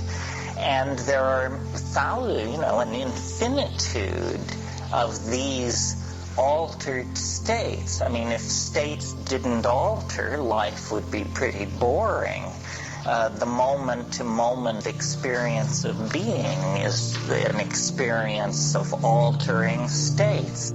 I'm horny, I'm sleepy, I'm pissed off. These are all altered states. Then as you close in through the concentric circle of this particular mandala, you come to psychoactive, the impact of psychoactive drugs. Now we've eliminated jumping into cold water, climbing mountains. Now we're firmly in the domain of drugs, substances of some sort, and it includes foods. I mean, you all know what an MSG flush is like. Well, or do you? Does everybody know what I'm talking about? Chinese restaurant syndrome? Okay, well that's a metabolite, a monosodium glutamate, being taken in excess amount and causing an altered state. It's a kind of you could think of it as a drug. Anything which changes your mind can be abused as a drug. Jalapeno peppers are in many shamanic societies. People eat huge amounts of jalapeno peppers and identify the feeling as power. And they say, I am building my inner heat so that I can cure. It's a very conscious kind of thing. Well, then there are the more traditional psychoactive states of tranquility brought on by tranquilizers, halcyon, Valium, there's a million of these things and they come and go, Prozac, or states of agitation, methadone, benzodrine, dexedrine, amphetamine, white sugar, caffeine, theobromine, the active agent in cocoa and chocolate. Each one of these things pushes you into a different state, which is largely emotive and rooted in the body. But when you get to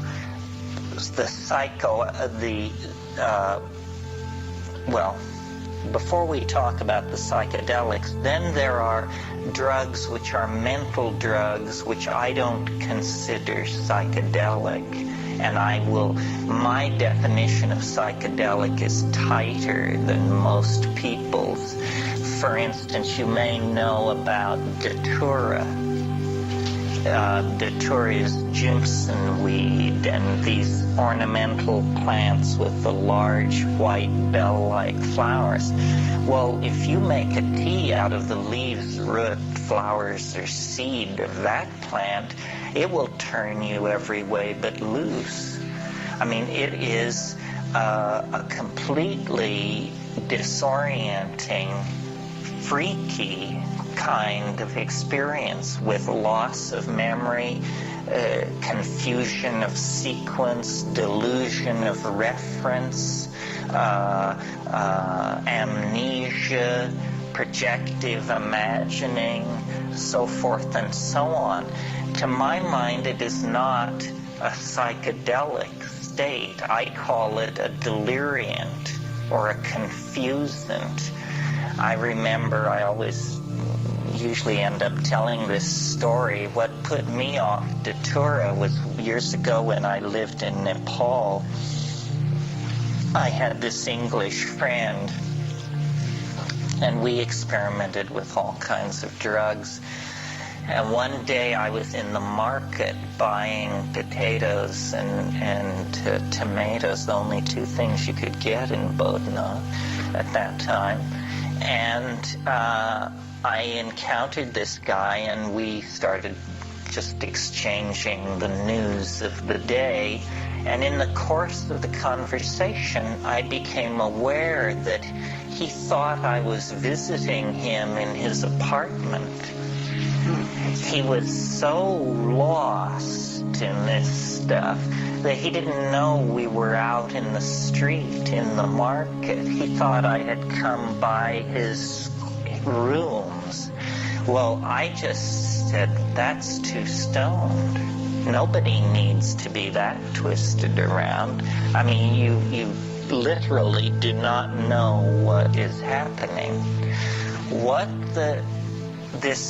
To my mind, the psychedelics can be chemically defined, with very few exceptions, as indoles.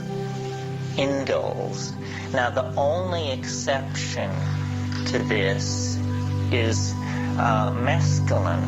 Mescaline is not an indole. It's a phenylethylamine, or some people consider it a cyclicized amphetamine, which is a phenylethylamine. I am not fond of mescaline. It seems to me that to get to psychedelic levels with it, you have to take so much that you're fairly rattled. It's hard on you, and it's hard on you the next day. And many people who are great devotees of peyote, when you question them very closely, it isn't the quality of the visions. It's some more murky thing. It's that they like hanging out with Native Americans. They like drumming all night. They love ceremonies. They like going to the Southwest. But it's not the quality of the visions. Not that mescaline can't do that. It certainly can. If you read these early researchers like Heinrich Kluver, S. Weir Mitchell, Havelock Ellis, I mean, these are wonderful descriptions of full-on psychedelic states, but they were using pure mescaline, and close to a gram a throw, which is a lot. Most people, when they take pure mescaline, if you actually measure the amount that they're taking well under what is clinically considered the effective dose. If you look in the Merck manual or the PDR, the clinically recommended dose of pure mescaline is 750 milligrams, 3/4 of a gram of alkaloid. Very few people actually take that, and this brings us to one of the issues around psychedelics.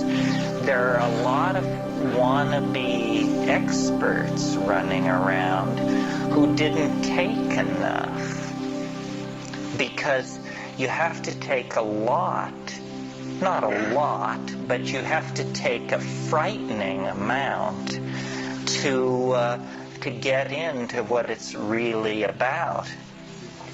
People who have taken 50 gamma of LSD or 100 gamma of LSD or 2 grams of mushrooms or something like that, they are not qualified to hold forth on the nature of the psychedelic experience, because those doses don't deliver it to you.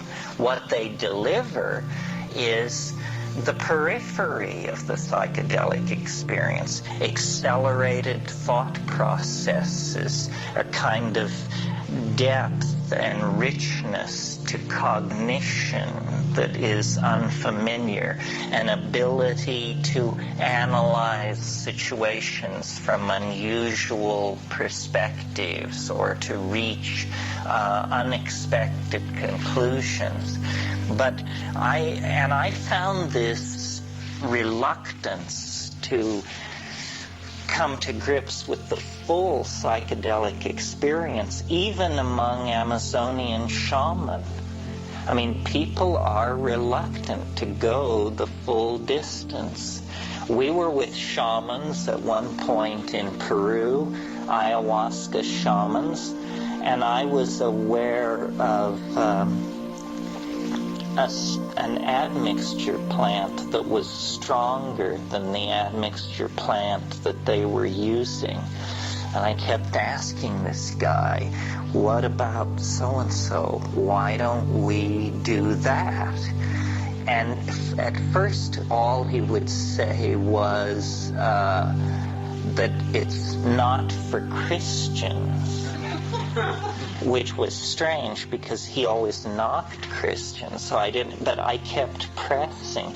And finally he said, we just don't do it that way. And I said, why not? And he said, because it's mal y bizarro,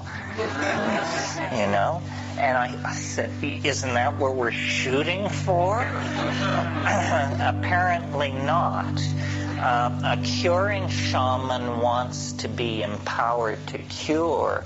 He doesn't conceive of himself as a Magellan of the phenomenological realm who's setting out to circumnavigate the mental universe in an evening. And then of the psychedelics, they deliver differing levels of this. And then what you always have to bear in mind when you listen to me talk about this is there are physiological differences among people. In the same way that person A can detect a compound X at 1 part in 10,000, but person B cannot detect the same compound unless it's there in, 1,000 parts in 10,000. We are genetically different in this area of drug receptors.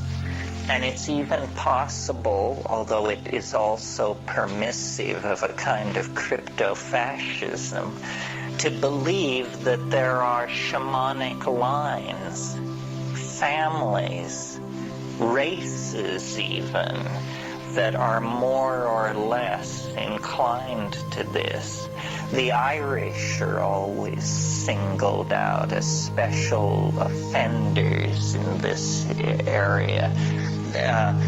The stereotype of the Irish is that they have a peculiarly intense relationship to intoxication and to little people in a nearby but invisible world. I don't put a lot of credence to this, but it's very hard for me to tell because I can only sample myself, and I happen to be Irish, although leavened with Sicilian genes to keep it from getting out of hand. So what you really have to do when you start exploring psychedelics is to try and figure out, what's the center of the mandala? what are people talking about? What is it when you arrive on the money? And to my mind, the compound that is most interesting for doing that is DMT. DMT is the most interesting in some ways of the psychedelics because more issues are raised by it than any other. Such issues as, I'll just run over some of them so you get a feeling for it. DMT is the strongest hallucinogen there is. If it's possible to get more loaded than that, I don't want to know about it. And I say so when I'm there. I say, my God, if you can get more loaded than this, keep it away from me. So that's it. It's the strongest. It's also the shortest acting. DMT, when smoked, in most people is return you to normal in under 10 minutes. Under 10 minutes. Now, this is interesting because people who think there's nothing to this, who should actually invest the 10 minutes to find out what's, a 10-minute DMT trip is worth 20 years of academic pharmacology, art history, psychology, and all this other malarkey. Because then you just say, okay, I got it. Another very interesting thing about DMT is it occurs naturally in the human brain. Well, now what's going on here? He's saying the strongest drug, the fastest drug, is the most natural drug. It means that, you don't have to sail off into 3-hydroxy-4-pyridyl N-methyl marubishtik or something like that to get into the exotic realms. No, a human metabolite, which takes only 10 minutes to undergo its entire exfoliation and quenching, is the strongest of all. Well, then what is it? What does strong mean? What is a strong psychedelic?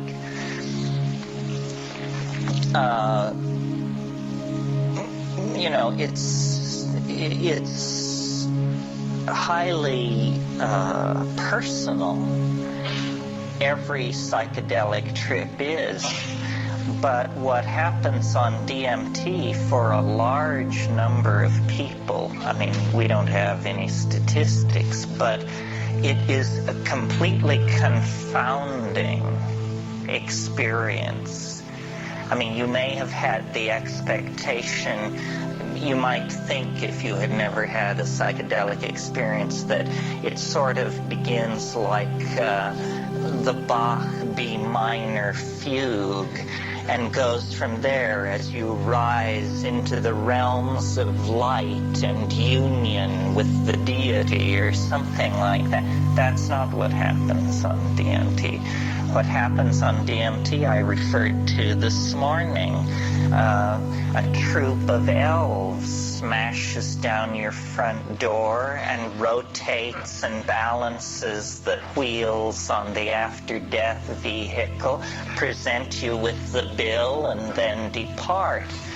And it's completely paradigm shattering. Union with the white light you could handle.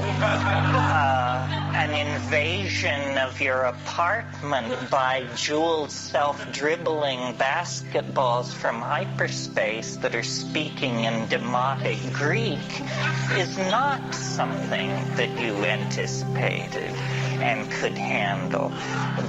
Sometimes people say, Is DMT dangerous? It sounds so crazy. Is it dangerous? The answer is only if you fear death by astonishment.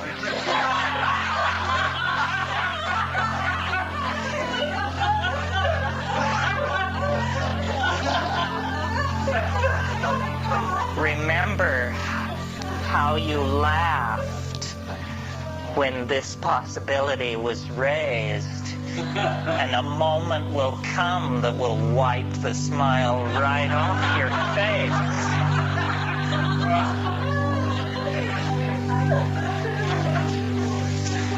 And this death by astonishment thing, well, one thing about it, let me say a little bit more about it. One thing that endears DMT to me is, I like to say, it doesn't affect your mind. It doesn't seem to affect your mind. In other words, you don't change under the influence of DMT. You don't become a kinder, gentler person. You don't sink into, a line of drool from one corner of your mouth as you sit there twitching. You don't change. What happens is the world is completely replaced. Instantly, 100%, it's all gone. And what is put in its place, not one iota of what is put in its place was taken from this world. So it's a 100% reality channel switch. They don't even retain three-dimensional space and linear time. It's not like you go to an exotic place, Morocco or New Guinea. It's like reality is swapped out for something else. And when you try to say what it is, you realize that language has evolved in this world, and it can serve no other. It takes years of practice. So what you're looking at is literally the unspeakable. The indescribable falls into your lap. And when you try, you're loaded, right? You're there, and you're trying to explain to yourself what's happening. And so this is like you try to pour water over the transdimensional objects in front of you, the water of language, and it just beads up and flows off like water off a duck's back. You cannot say what's there. And I've spent, 25 years fiddling with this. It's become the compass of my inspiration, trying to say what is on the other side of that boundary. Just 2 large tokes away at any given time is this non-Euclidean, non-Newtonian, irrational, un-Englishable place. But it's not smooth and empty and clear. That's not what gives it its indescribability. What gives it its indescribability is its utter weirdness, its alienness, its power to astonish. What happens to me when I smoke DMT is there's a kind of a going toward it. There's a sequela of events which lead to the antechamber of the mystery. You take a toke, you feel strange. Your whole body feels odd. You take a second toke, all the oxygen seems to have been pumped out of the room. Everything jumps into clarity. It's that visual acuity thing. You take a third toke if you're able, and then you lay back and you see this thing which looks like a rose or a chrysanthemum, this orange spinning flower-like thing. It takes it about 15 seconds to form, and it's like a membrane. And then you break through it. You break through it, and then you're in this place. And there's an enormous cheer which goes up as you pass through this membrane. Some of you may know the Pink Floyd song about how the gnomes have learned a new way to say hooray. They're waiting. And you burst in to this place, and you're saying, geez, this stuff is really speedy. I mean, that's like describing a space shuttle launching as noisy. You say, this stuff is, and you say, am I all right? Am I all right? That's the first question. And so then you run your mind around the track, and you say, heartbeat, normal, yeah, normal. Heartbeat, normal. Pulse, normal. Breathing, breathe, yes. But what's right here, and from here out is this thing, which no matter how much science fiction you've done, no matter how much William Burroughs you've read, no matter how much time you've spent in the company of the weird, the bizarre, the outre, and the peculiar, you weren't ready. And it's completely real. It's in a way more real than the contents of ordinary reality, because see how the shadows here are muted, and there's a lot of transitional zones from one color to another and so forth. This isn't like that. This is crystalline, clear, solid. You can see the light reflected in the depths of these objects, and everything is very brightly colored, and everything is moving very, very rapidly. And there are entities there. It's not about calling them up or the whisperings of them, no, they're in your face. And they're right here, and they're worse than in your face, because what they do is they jump into your chest, and then they jump out. And so you're like this. And you have to keep saying, keep breathing, don't freak out, pay attention, and the entities speak to you. And they speak both in English and another way, which we'll get to in a minute. But in English, what they say is, do not give way to wonder. Hang on. Don't just go gaga with disbelief. Pay attention. And what they're trying to do is they're trying to show you something.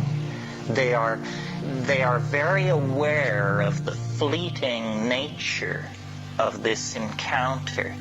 And they say, don't just spiral off into amazement and start raving about God and all that. Forget that.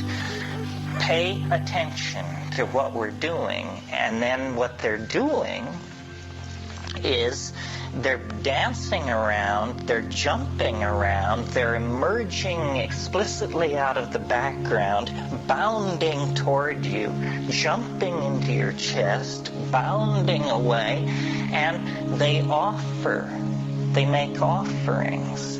And they love you. That's the other thing. They say this. They say, we love you. You come so rarely. And, here you are. Welcome, welcome. And then they make these offerings. And the offerings are objects of some sort. And now remember, you are not changed. You're exactly the person you were a few minutes before. So you're not exalted or depressed. You're just trying to make sense of this.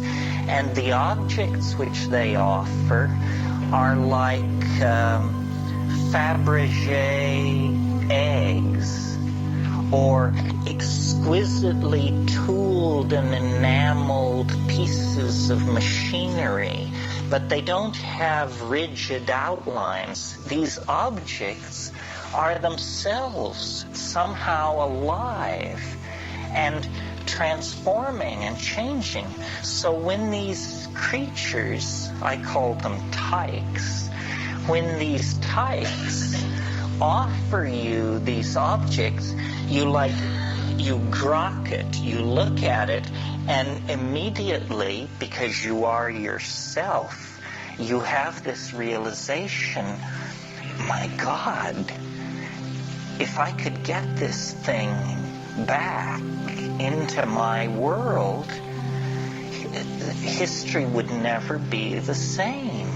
A single one of these objects is somehow, you can tell by looking at it, this would confound my world beyond hope of recovery. It cannot exist. What I'm being shown is a tiny area where miracles are being transformed. And the creatures, the tykes, are singing. They are speaking in a kind of translinguistic glossolalia. They are actually making these objects with their voices. They are singing these things into existence. And what the message is do what we're doing. You can do what we're doing. Do it. And they get quite pushy about this. They say, damn it, do it. And you're saying, but, they're saying, no, do it. Do it now. Do it. They say, I can't handle this, and then this kind of reaction goes on for a while. Well, then I actually, I don't take credit for it. It was not willed, but like something comes up from inside of you. Something comes out of you, and you discover you can do it. That you can use language to condense objects into existence in this space. It's the dream of all magic. But here it is, folks, happening in real time. And then they're just delighted. They just go mad with delight and turn somersaults and turn themselves inside out. And they all jump into your chest at once. And after many encounters of this sort, when I first did DMT, I couldn't bring anything out of it. I just said, it's the damnedest thing I've ever encountered, and I can't say anything about it, and I don't think I ever will be able to say anything about it. But by going back repeatedly and working at it, I think I've gotten a pretty coherent, well, let's not go that far. I think I've got a pretty clear metaphor, anyway, for what's happening. in there. And I think a lot of people have this experience. When you talk to shamans, they say, oh, well, yes, the helping spirits. Those are the helping spirits. They can help you cure, find lost object. You didn't know about helping spirit? I said, well, I knew, but I had no idea, that it was so literal. Say, oh no, that's the helping spirits. But then the other thing they say, if you press a shaman, if you say, well, what exactly is a helping spirit? Say, well, a helping spirit is an ancestor. Say, you mean to tell me that those are dead people in there? Say, well, yes, ancestor, dead person. You didn't know about ancestors, apparently. This is what happens to people who die. And you say, my God, is it possible that what we're breaking into here is an ecology of souls? That these are not extraterrestrials from Zenebel Ganubi or Zeta Reticuli Beta. These are the dear departed. And they exist in a realm which, for want of a better word, let's call eternity. And somehow this drug, or whatever it is allowing me to see across the veil. This is the lifting. You want to talk about boundary dissolution. It's one thing to get tight to your partner. It's quite another to get tight to the dear departed of centuries past. That's a serious boundary dissolution when that happens. What these creatures want, according to them, is they want us to transform our language somehow. And I don't know what this means. I mean, at this point in the weekend and in my life, we all are on the cutting edge, and nobody is ahead of anybody else. Clearly we need to transform our language, because our culture is created by our language, and our culture is toxic, murderous, and on a downhill bummer. Somehow we need to transform our language. But is this what they mean? That we're supposed to condense machines out of the air in front of us? How does this relate to the persistent idea promulgated by Robert Graves and other people that there is a primal language of poetry? That poetry as we know it is a pale, pale thing, and that at some time in the human past people were in command of languages which literally compel belief. They compel belief because they don't make an appeal through argument or metaphor. They compel belief because they're able to present themselves as imagery. You know, William Blake said, if the truth can be told so as to be understood, it will be believed. And so these things and it's very confusing, because you wonder, you say, well, have people been doing this for thousands of years? And if so, have they always encountered this tremendous urgency on the other side? If people have been doing it for thousands of years, why is there this urgency on the part of these entities? And who exactly and what exactly are they?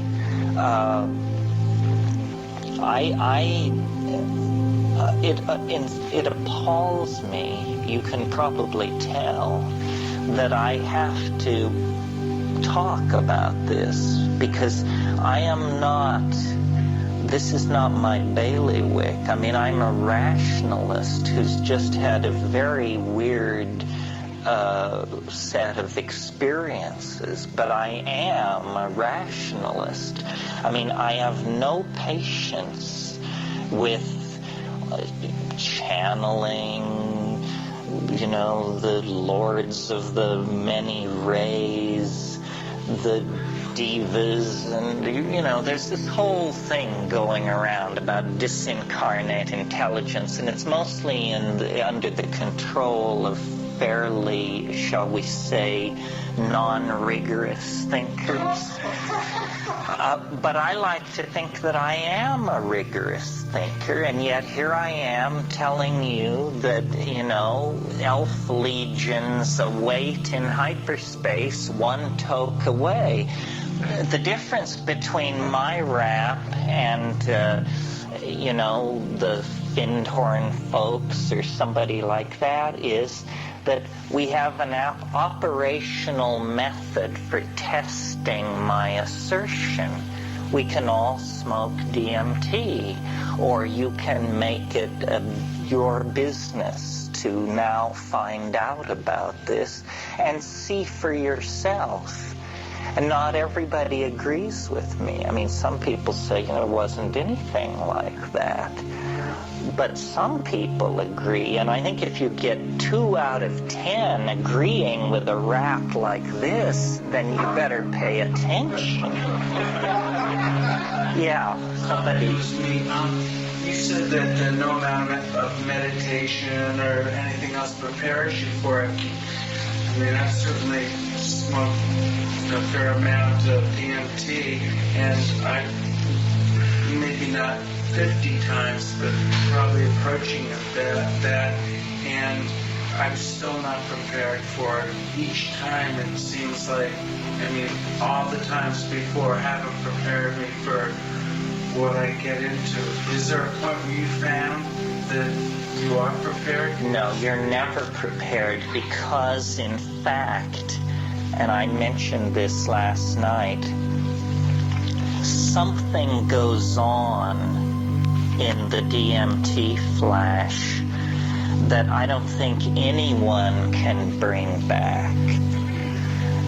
There is at the core of the experience something is revealed that is so appalling that nobody can bring it back into ordinary reality. And that's why it's hard to understand, because I've done it a number of times, and every time I approach it, it scares me shitless. I cannot approach it any other way. And it's physical. My palms sweat. I can't hold the pipe. My hand shakes. I wish I hadn't gotten myself into this situation. I fear it like death itself. That's the clue, folks.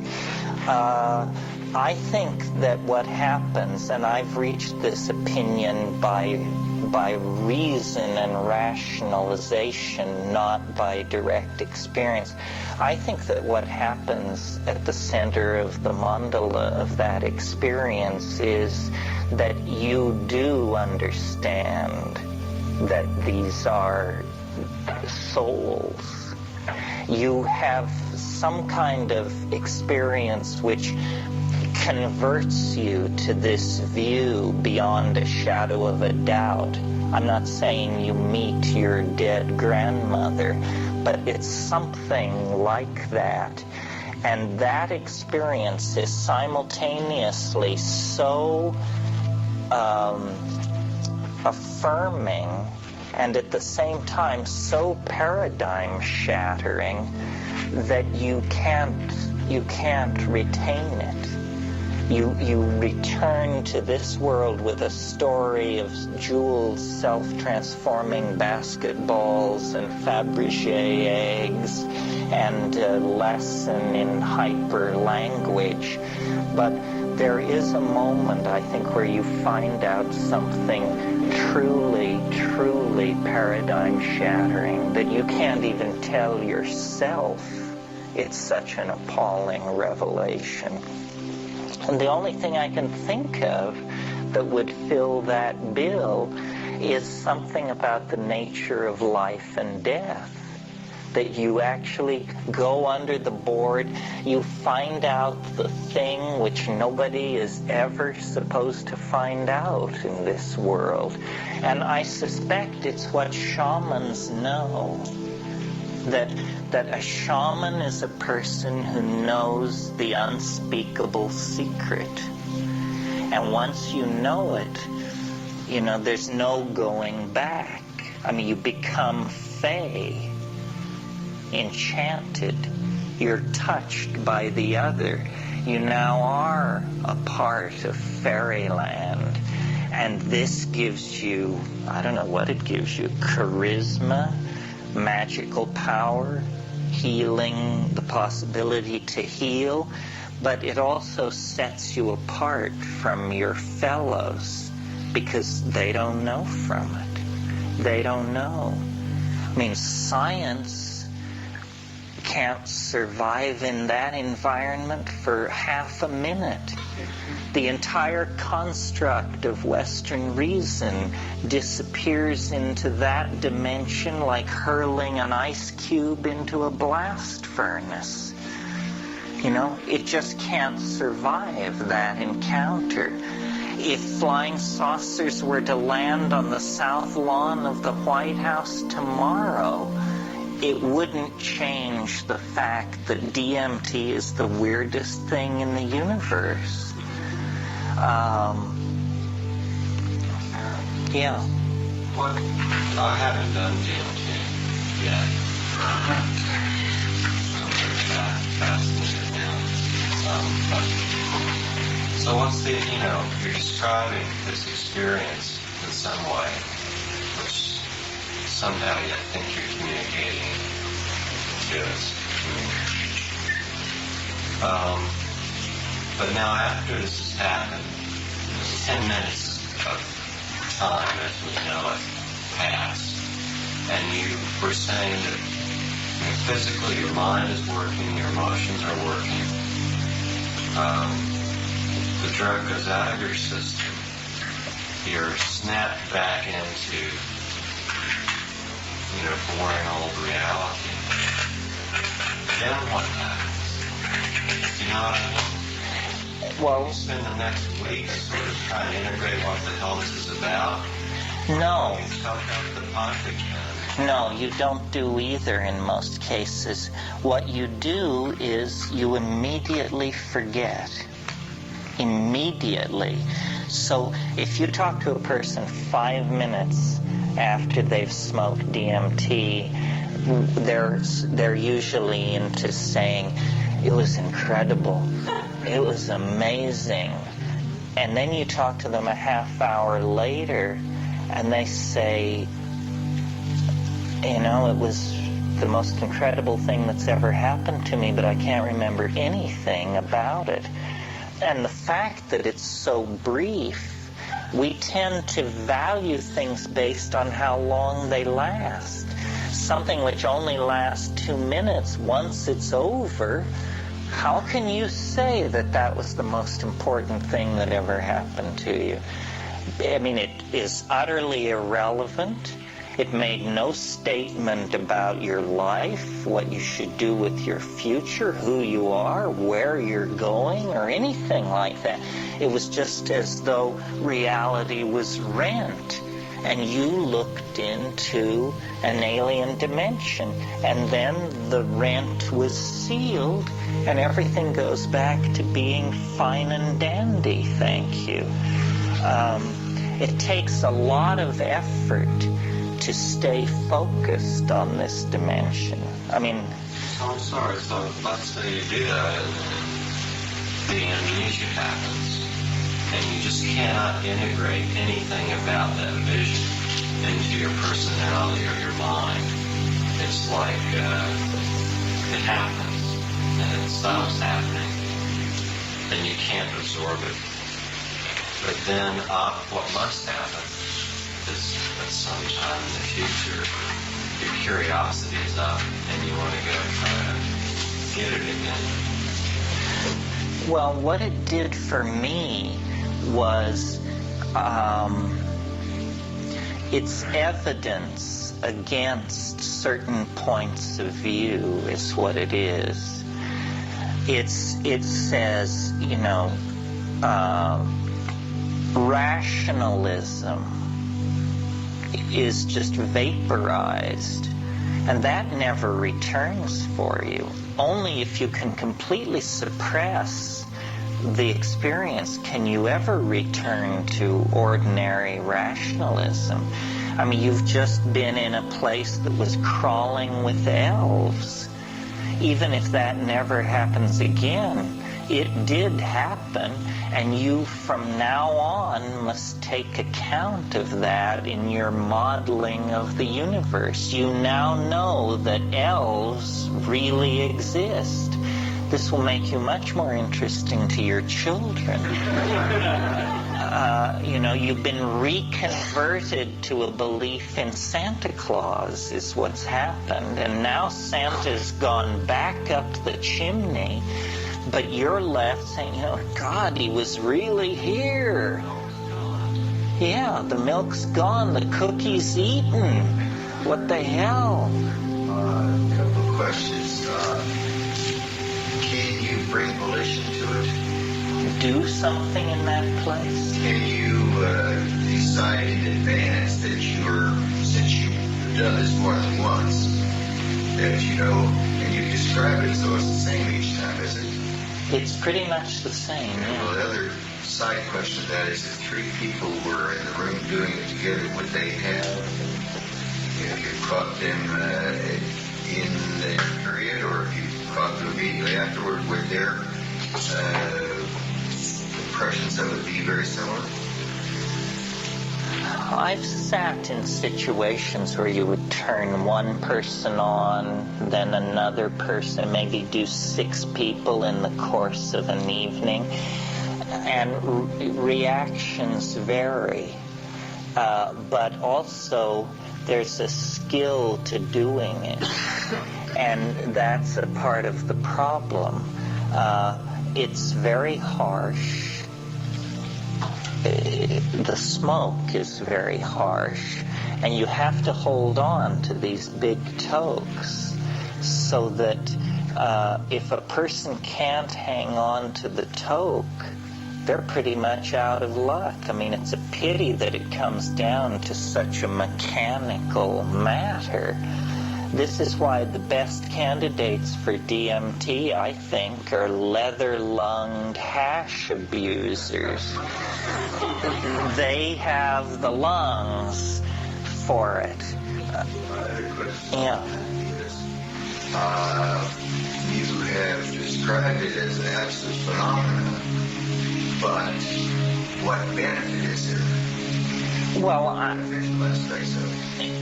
To me, it seems like the beneficial aspects arise by extrapolation.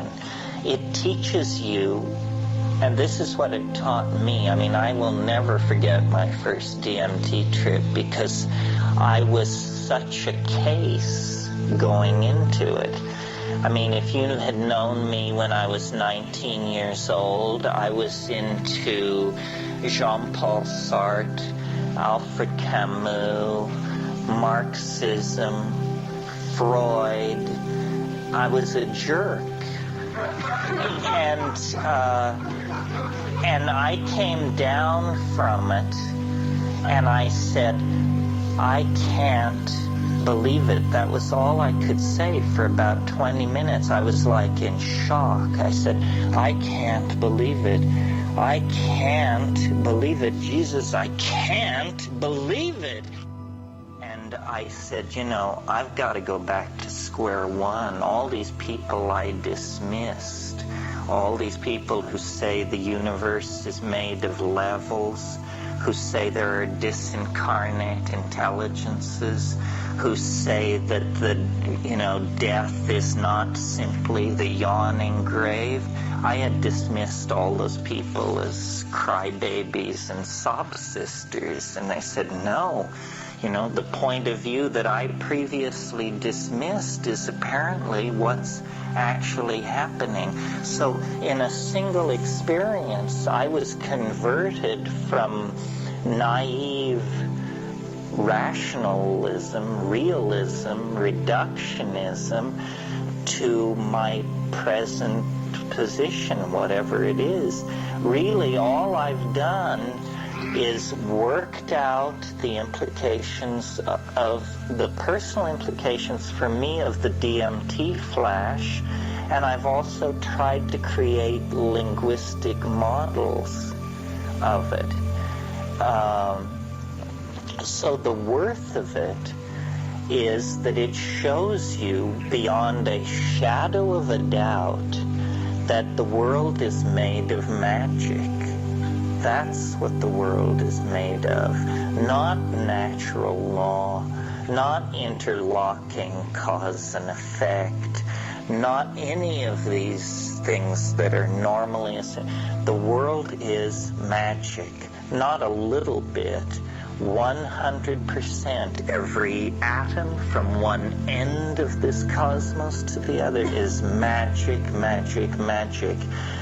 Certain concerns just die in the first 30 seconds of the DMT flash and can never be brought back, to my mind. I've seen people who I considered what I call fragile. Some people are not good candidates for the psychedelic experience because they've been damaged by life in some way. And so for them, boundaries shouldn't be dissolved because their whole challenge is to keep boundaries in place.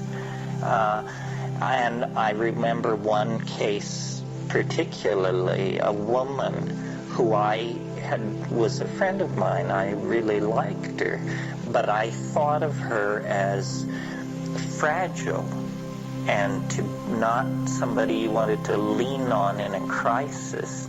She smoked DMT, thrashed, moaned, rolled her eyes back, gave all the exterior symptoms of really having grabbed on. After about 10 minutes, she sat up and said, "It didn't work. Nothing happened." I said, "Nothing happened. Well, you want to try again?" "No way. Never, ever again." So it did work. But the personality was somehow able to seal itself off from the implications, because the implications quite literally would have destroyed that person. It was a truth they weren't ready for. And I suppose it's wonderful that DMT saves you from that. I felt in danger of dying from astonishment when I did it, and I do every time I do it. I mean, I don't know how they keep the lid on this stuff. I mean, I think that this is the secret that wants to be told. I think that we are, in a sense, here involved in some kind of... I mean, I don't want to lay this trip on too heavy, but in a sense, we're involved in a little cosmic drama here. Fate has chosen you to hear about this. If you've never heard of it before, you're hearing about it now.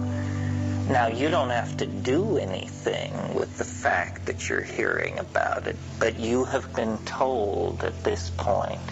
If you now go forward and live in your, mundane stock portfolio BMW existence, it's because you're making a choice.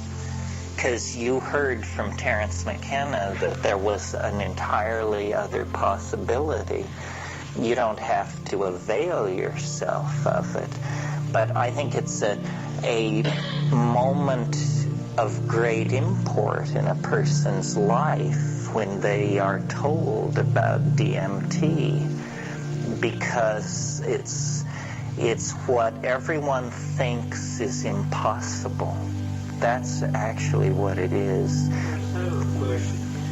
That because that with DMT, the mind gives away to the inner self, that you are seeing these things with your soul, or that you become your soul in a deep way?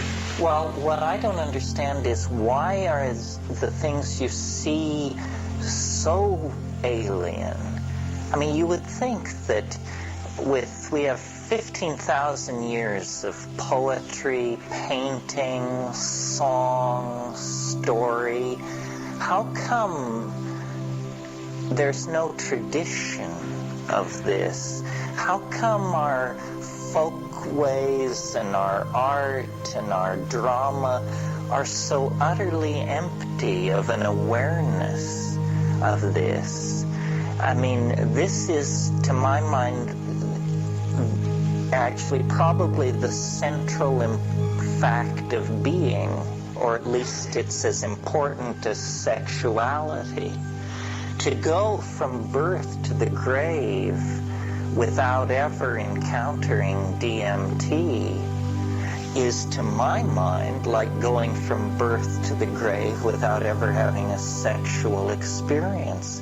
It means you skated through life. You never got it. You never figured out what it was for. And that unnerves me, because I think what life is for is to figure it out. You know, life is some kind of an opportunity.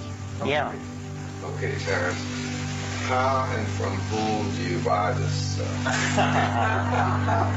Well, they haven't made it easy for you. They've made it illegal. So that's really the question, is where do you get it? I can't solve all your problems for you, but that's what you need to know. Is there any place that is legal in the country? Oh, it's legal in most countries. See, there isn't enough of it around. It's never been a social problem. They just made it illegal in the 1960s because they made everything illegal. I mean, if somebody is proposing to the DEA that a drug be made illegal, how do you decide if a drug should be made illegal if you're of their mindset? Well, the first thing you do is you look at emergency room admissions over the past 10 years. You say, well, how many people have been dragged into emergency rooms either raving or dying on this drug? The numbers for DMT, how many people in the past 15 years have been brought to emergency rooms? Zero. Nobody. Because it doesn't last long enough with our healthcare delivery system. It could last an hour and there would still be no. You'd have to take it in the emergency room, and then they'd have to run to keep the emergency alive long enough for anybody to look at it. Is there any difference between whether you get 1 or 3 tokes as far as dosage? Yes, there's something. You have to learn how much you need, because some people are very sensitive and some people are incredibly insensitive.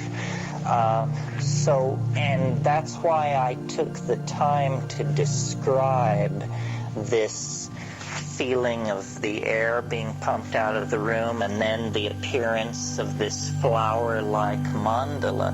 If the flower-like mandala persists for longer than 30 seconds or a minute, you're not going to break through. You need to sit up and ask for another toke.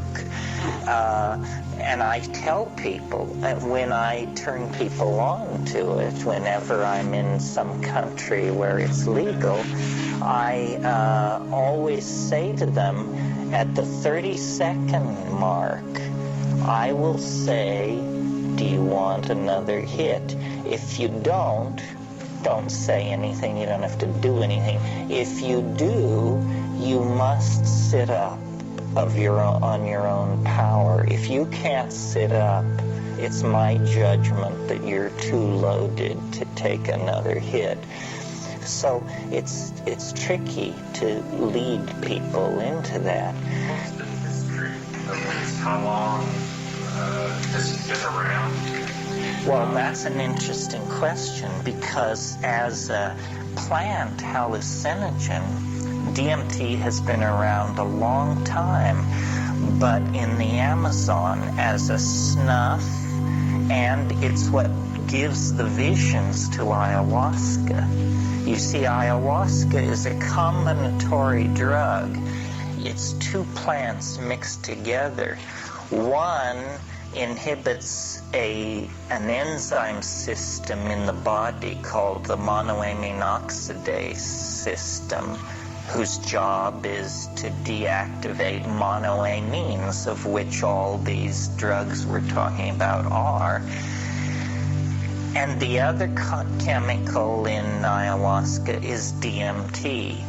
So what these shamans in the Amazon are really doing is they are inhibiting the monoamine oxidase system, and that allows the DMT to be orally active. You see, if you were to just have some DMT and decide that rather than smoke it, you're going to take it orally, nothing will happen. It will be destroyed in your gut by this system called the MAO inhibitor, the monoamine oxidase system. But if you inhibit that system, you can make it become orally active. But when it's orally active, it's much more diminished and stretched out. But a very stiff dose of ayahuasca, you can, after about at the hour and 25-minute mark on a very strong dose of ayahuasca, if you're familiar with the territory, you can look around and say, my God, it's building toward being like a DMT flash. It is like a DMT flash, except that it goes on for a lot longer, 20, 30 minutes. I question whether in traditional societies anybody ever really reaches these reality obliterating levels. Among the Yanomamo, they make a snuff out of the seeds of Anadenanthera peregrina. And I've done that snuff, and it's very painful to do because you have to blow a couple of tablespoons of ground toasted material up into your nostrils. You can't self-administer it. You have to have a friend blow the blower, and then you scream, fall back, salivate, and by the time you've gotten your act together, he's got it loaded again for the other nostril. And then if you do that, after about 10 minutes of sitting and shaking your head saying, geez, what have I done? A psychedelic state will creep over you, a trip, but not the DMT flash. So I think it's an interesting question. DMT was characterized and purified only in 1956 by a Czech chemist named Sara. And it may be then that only since 1956 have people been able to access that tremendous flash. I have at times given DMT to, in one case, a very well-known Tibetan spiritual teacher who shall remain nameless. But what he said after doing it was, he said, they're the lesser lights. What he meant was, when you enter the bardo, you see, on the first stage of the bardo, you see these so-called lesser lights. If you go beyond the lesser lights, you cut the thread that binds you to the physical body, and you then cannot return. You must head deeper into the death realm. So he said, they're the lesser lights. I've seen it many times. Unusual that it should be caused by a plant, but there you have it. Yeah, Kathleen. When we were foragers and DMT was in plants, did that affect our nervous system, or did it have to have the MAO inhibitors? It has to have the MAO inhibitors to be orally active. Although it's a question, why did we invent smoking in the first place? I was thinking of it not so much as a hallucinogen, but as a formative thing for the nervous system. Well, definitely these things must have acted. You see, all these indoles, which we've been talking about, are drugs. But there are other indoles, which are growth hormones, sexual hormones, all kinds of stuff. And a lot of our physical expression has probably been altered by exposure to plants. I mean, our hairlessness. There are many aspects about us that are what is called neoteny. Do you all know what neoteny is? It's retention of infantile characteristics into adulthood. And if you look at the ratio, for instance, of our skull size to our body size, and compare it to other monkeys, we're like juvenile monkeys. Even in the adult form, we appear juvenile in our proportions. Our hairlessness. Other monkeys are born hairless, but then they quickly grow body hair. We don't. We retain the juvenile characteristics. And this is probably, when you encounter it in other animal life, it's always assumed to be a response to mutational pressure. So there may be progressive juvenilization going on in the human species. If sex gets any more dangerous, I think probably it will be eliminated as a method of reproduction, and we'll go to vats. And, this will further exacerbate this tendency toward neoteny. The way in which we permit and encourage a larval relationship to television. And the fact that the content of television is so idiotic. They say it's now down to being geared for the average 11-year-old. My 11-year-old is bored to death with TV. So this is a neotenization that is culturally sanctioned.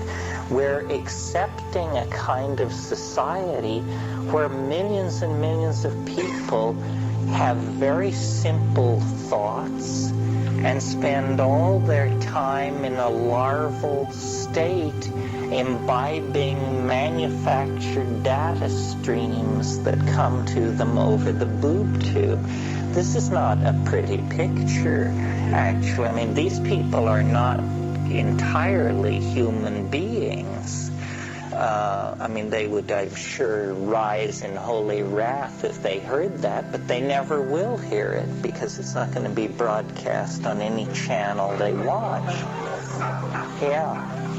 Tibetan spiritual leaders thing that he said, was that DMT? DMT. And is it your understanding you saw the DMT elves? Or? I don't know if he saw the elves. He was of such a stature that I couldn't really hammer at him. He pronounced it the lesser lights, and I bowed my way out of the room.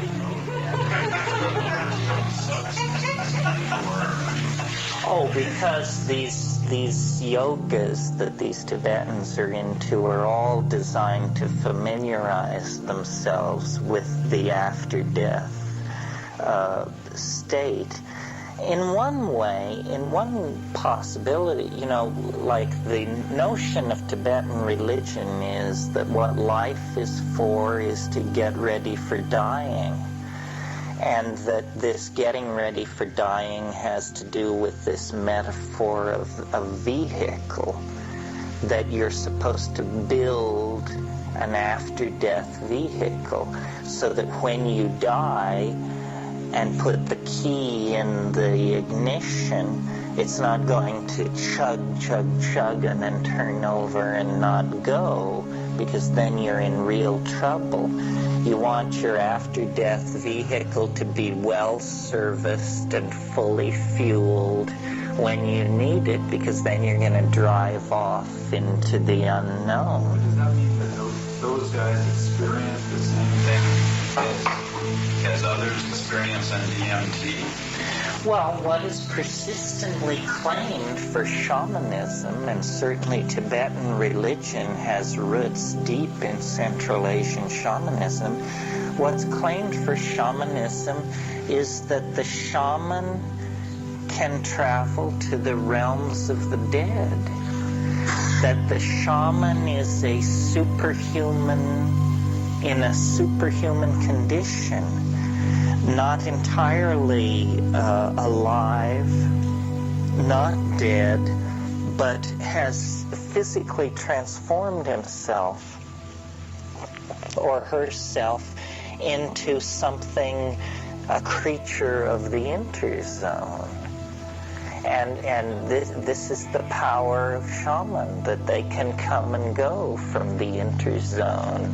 And how seriously we should take this? Very seriously, because we have no technology for accessing these places.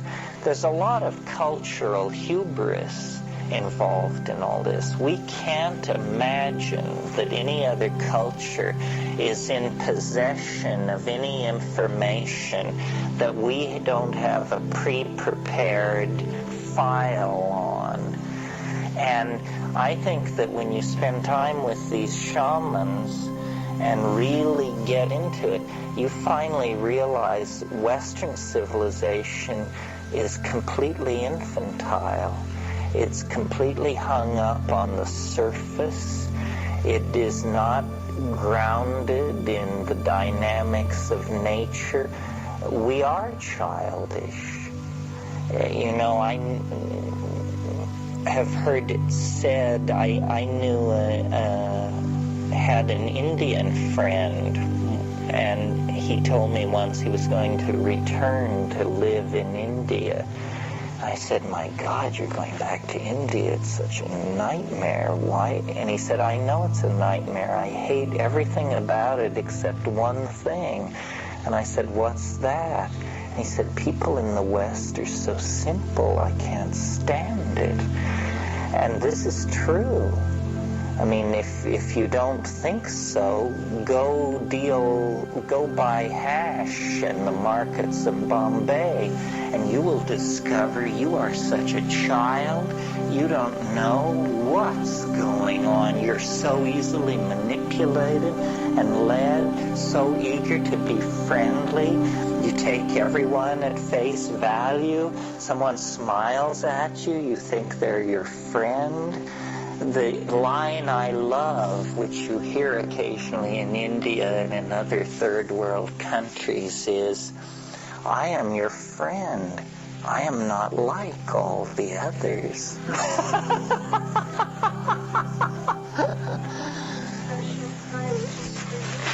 Yes, special price. Welcome. You're able to formulate questions in this situation. I mean, it sounds like you deduced that they may be souls. I deduced that. No, you can't really ask questions because you can on psilocybin with other psychedelics, but you cannot do that with DMT because they know what they want to talk about. They only want to talk about this one thing, about this language transformation possibility. They want you to do. They want you to do. That happens for others as well? A number of people have reported it. I at the risk of repeating myself, there is a metaphor in the natural world which sheds some light on this, which is, you all know that octopi change color. This is well understood. Most people think it's because they can camouflage themselves, and so when they move across the reef, they go orange, red, blue, green, depending on what's behind them. This is not what is happening with octopi color changes. What is happening is that they communicate with each other by changing not only their colors, which they can have a very large repertoire of color changes, traveling dots, blushes, so forth. There are technical terms for all of these, but also because an octopus is a mollusk, it's a very soft-bodied creature. They can fold and unfold various parts of their bodies very rapidly, so they can modulate what you see. So that, for instance, if there's a red spot in the equivalent of their armpit, by raising and lowering an arm very rapidly, they can flash you this red spot. Well, at first pass, you just think, well, isn't that interesting? Octopi communicate by changing their shape and color. But if you go back and analyze it a little more closely, something very profound is happening here.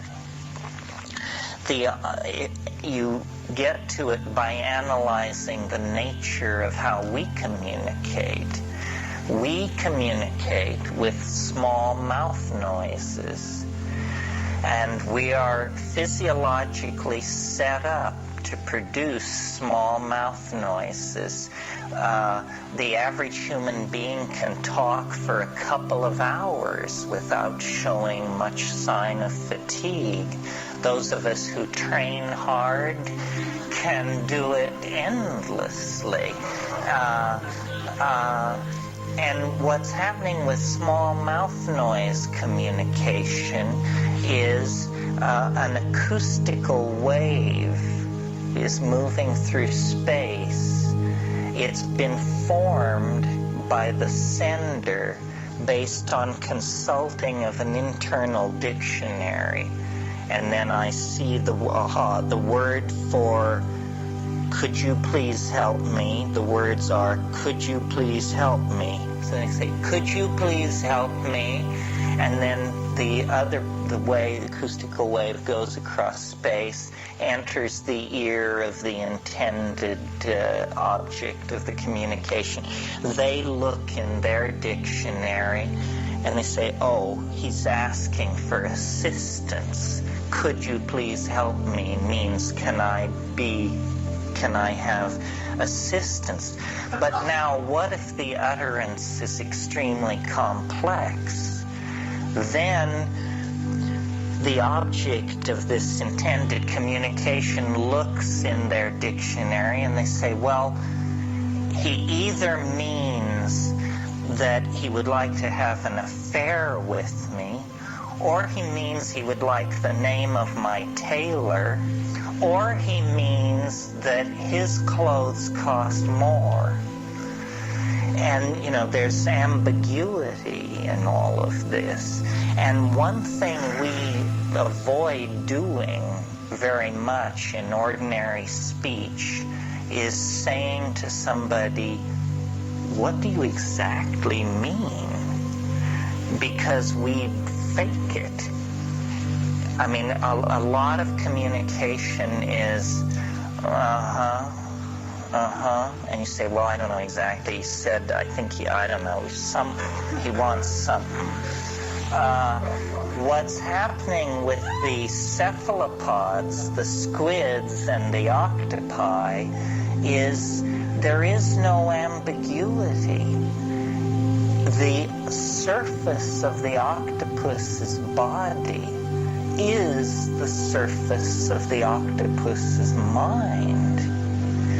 The mind changes and controls the appearance of the body. There's no culturally sanctioned dictionary.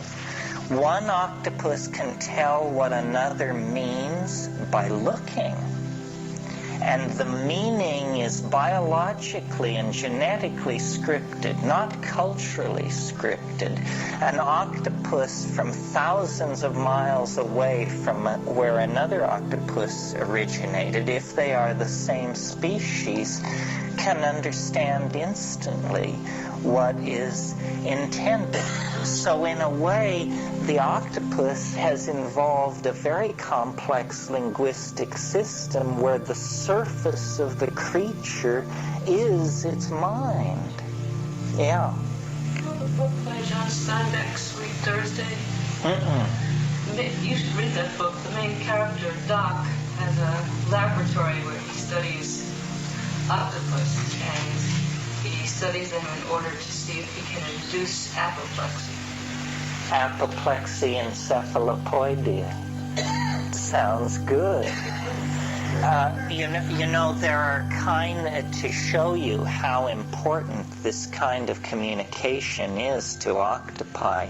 The octopi evolved in the intertidal or in the circulittoral zone, meaning in shallow waters off of continents, in reef environments.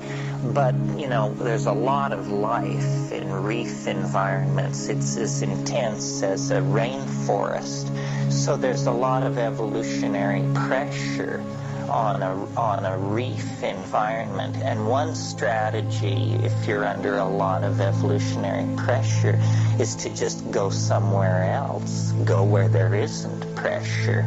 And where there isn't pressure, competition for food and stuff like that in the oceans is in the benthic, what's called the benthic depths, the abysses of the oceans. And many species of octopi have evolved into the abyssal environments, and have retained their ability to communicate with each other in these zones of utter darkness by evolving phosphorescent organs that stud their bodies. So there are even octopi which have eyelid-like membranes over little lights that they can turn on and off at will, and then they can flutter these eyelid-like membranes. And if you can ever see film of this taken through the windows of bathyscaphs and other deep ocean exploration vessels, it's pure idea. The animal has disappeared. The animal has become its language. They never see anything of each other but their language. The body and the language have become the same thing. And I think that this is what we are being pointed toward. This is what those elves in hyperspace are trying to push us toward. Remember how I said they sing objects into existence, and the objects themselves then become kind of autonomous entities capable of singing other objects into existence. It's that in order to get the ambiguity out of language, we are going to have to go to a wider bandwidth. And the wider bandwidth is visual. It's incredible that this world of, nuclear powers and integrated global economies and so forth and so on is held together by small mouth noises, is held together by a method of communication, 90% of which is lost in noise and ambiguity. We barely can communicate with each other, and yet we have seized the tiller of planetary existence and propose to set the agenda for every life form on this planet, from virus to grizzly bear. Part of our problem with managing our situation is that we don't have a way of getting ambiguity out of our languages. Why is that a problem? Because you can misuse ambiguity. George Bush can tell us that he is the environmental president, that he wants a kinder, gentler America, that he feels the pain. I mean, that you would call this horseshit if it weren't so pathetic.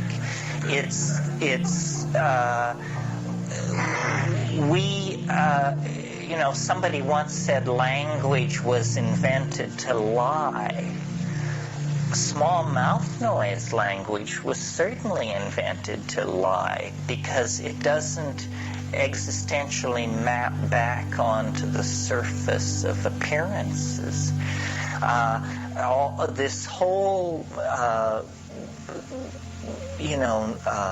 fantasy or hope of telepathy lies behind a lot of psychedelic imagery. Well, telepathy, when most people think about telepathy, they think of that they will be able to hear what you think. If they could hear what you think, then there wouldn't be ambiguity. But in fact, there would be as much ambiguity as there is in spoken language, because people speak as much crap to themselves as they do to other people. The only way you can transcend the ambiguity of language is if you turn it into something beheld. And I think that culture is the program within the monkey species that is an attempt to make language visible. And that's why virtual reality, which we haven't talked about too much, but which somebody mentioned as we went around last night, virtual reality holds great promise, because at the operational level, what virtual reality is it's a way of showing somebody the inside of your mind, showing somebody. And notice that when we talk about language, our notions of clarity, there it is, our notions of clear speaking are all visual metaphors. If you think you really understand somebody, then you say, I see what you mean. Or you say, you're completely transparent to me. If somebody is eloquent, you say, he spoke clearly. She painted a picture. What this means is that we have an unconscious bias in favor of the visual sense. It's what our eyes tell us that we believe. Yeah.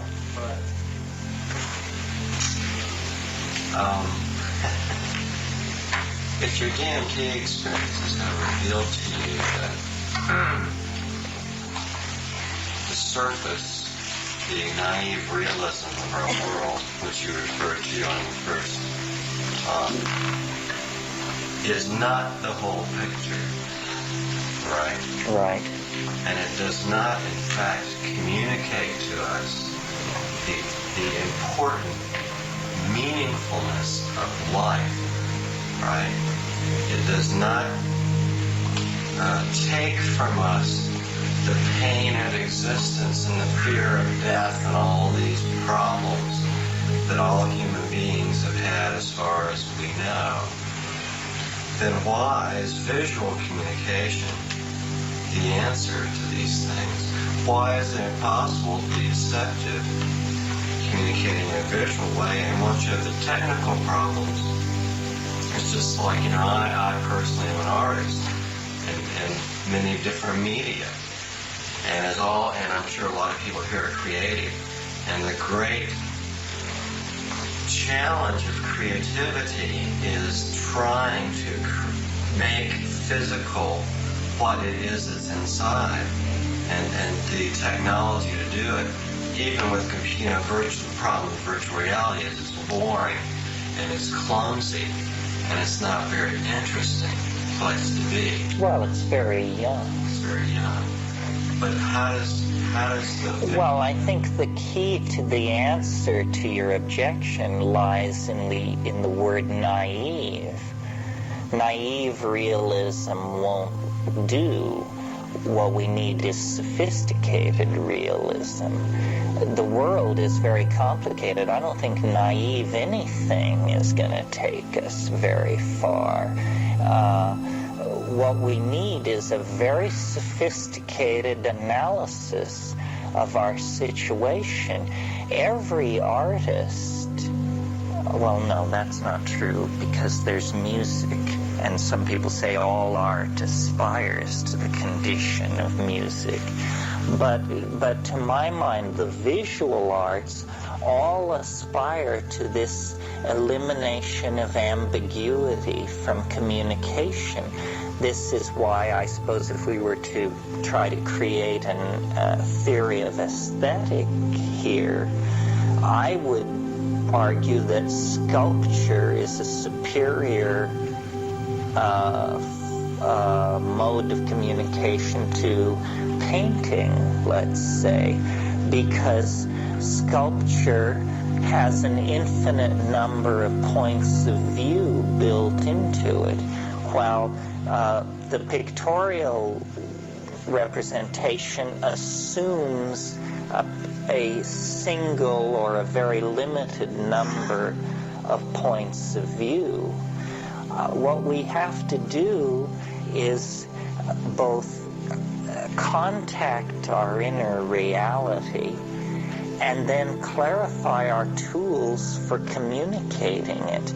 The culture cannot evolve faster than the language evolves. Because remember we said last night, the culture is made out of language. And, what we are doing here at Esalen, or what you're doing when you try to persuade people to recycle, or what you're doing when you're trying to persuade people to re-examine their attitudes towards the feminine, is we're trying to get them to change their language. The bad people have always understood this very clearly. It's called propaganda. Lenin said, "Give me the child at age 7 and I will return you the man," because this seems to be how it works. What we need to do is clean up our language. There are terrible problems in English. The subject-object relationship. At least English is gender neutral. Languages which aren't are just, carry heavy freight in that department that would be very difficult to overcome. Our ultimate notice that our most powerful descriptions of reality are mathematical. And mathematics is an artificial language specifically created with the intent of eliminating ambiguity. Now, the problem is we can't all follow these mathematical languages, but we probably could if we gave it more effort. Yeah. Terrence, vocalization and telegraphy are so miserable as tools for this all-important job of communicating, real communication. I've often fantasized in my mind that at some dim, dark past, this species had a power of direct communication that somehow was lost.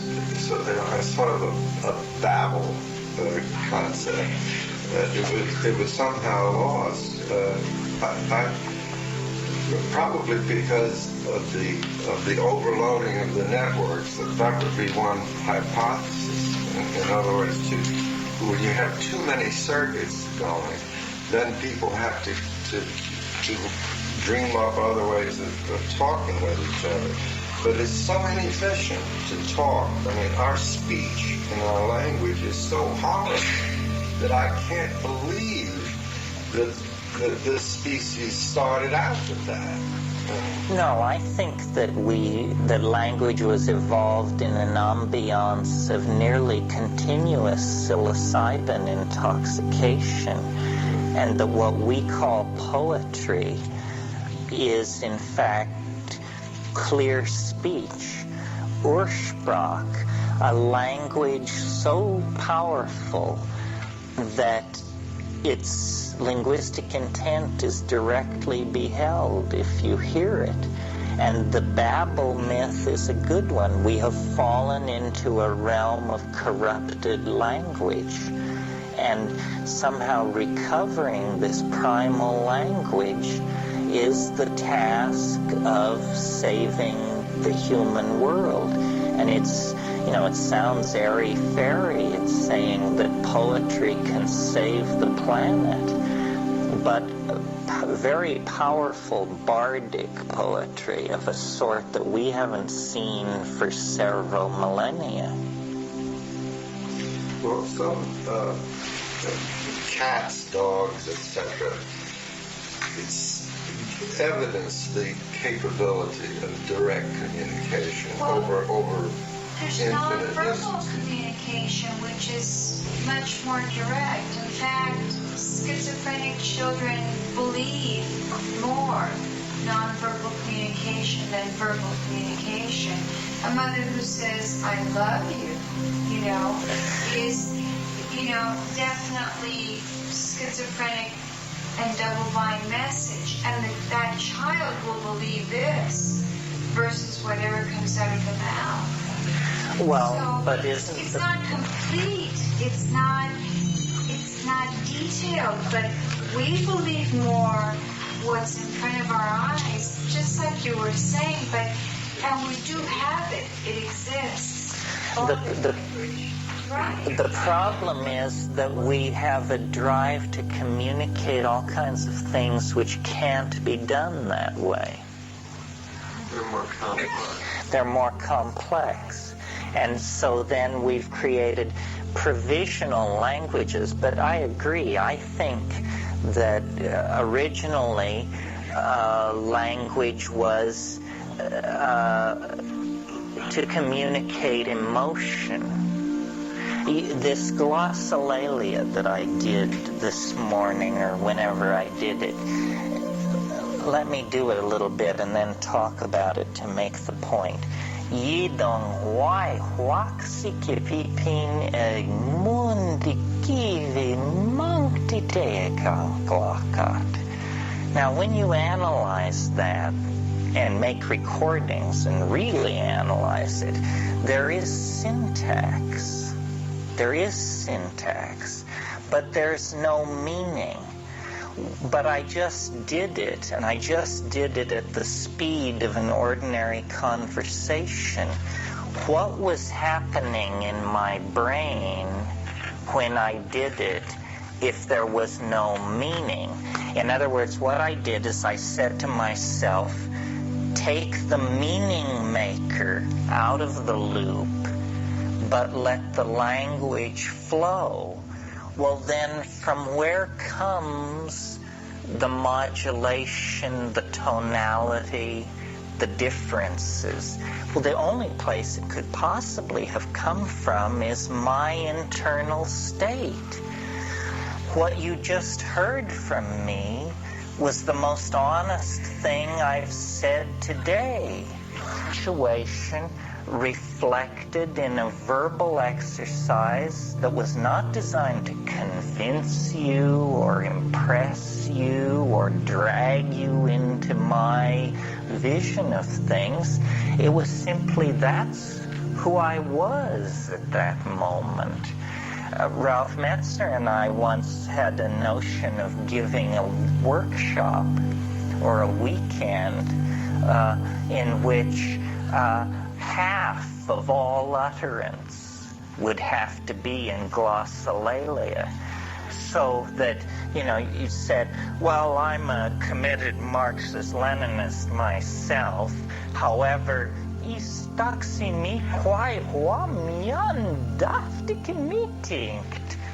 oh, well, so he's a Marxist, but he's also this other thing. That's who he is emotionally. And then you could balance it.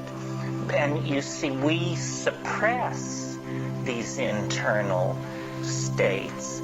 We create meaning as a kind of community venture, but there's not much of us in it when we do that behavior.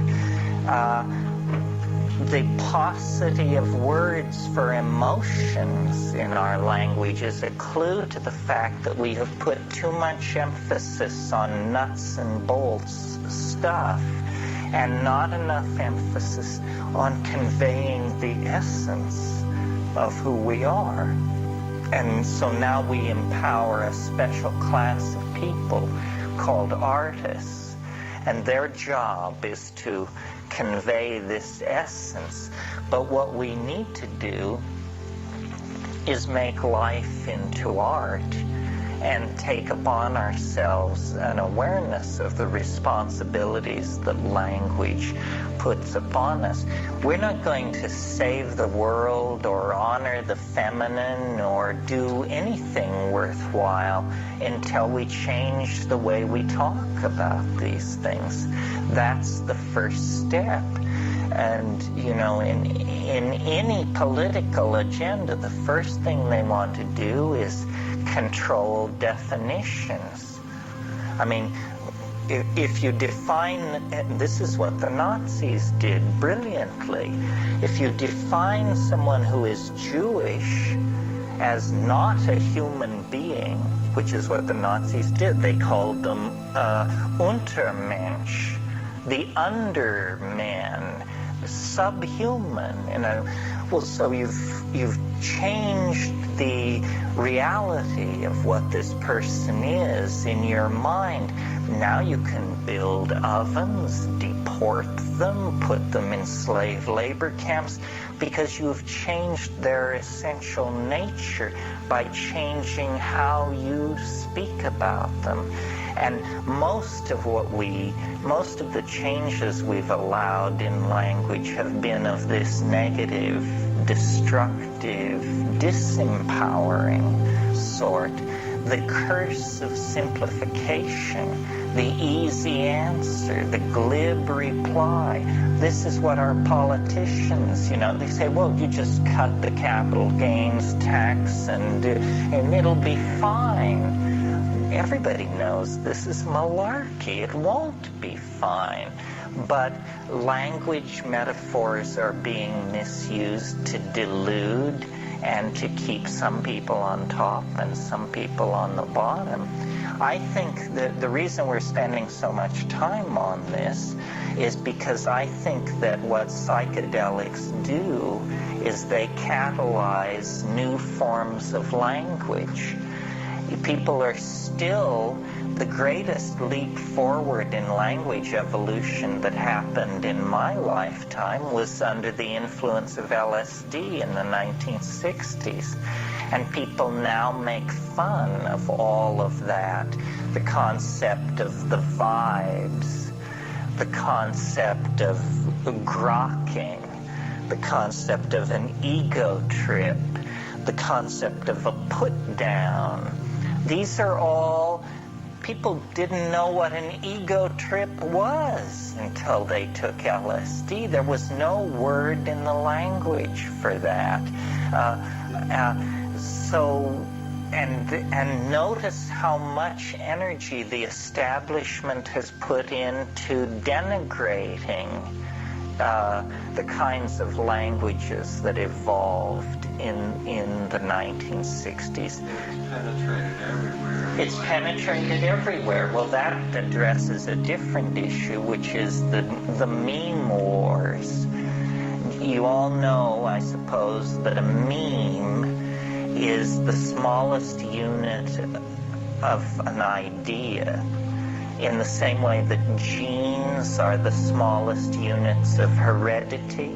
Ideas are made out of memes.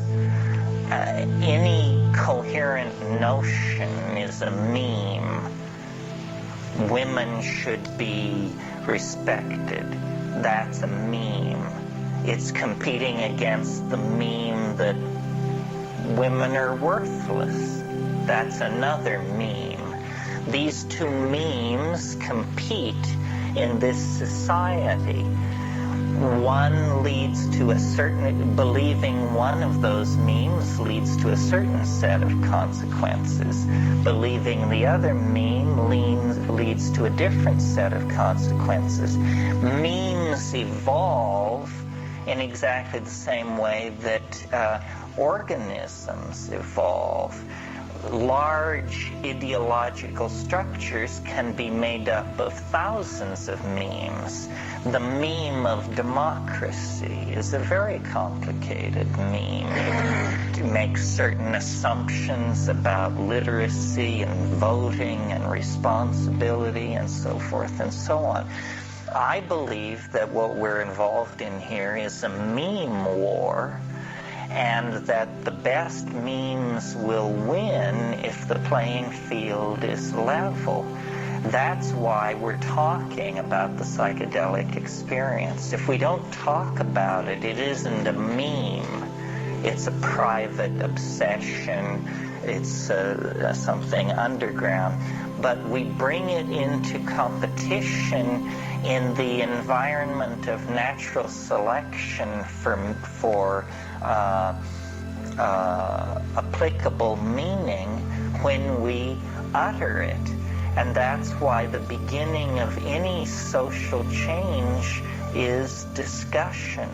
Yeah. I sort of wanted to share an experience only because it's remarkably like what we were talking about. And that is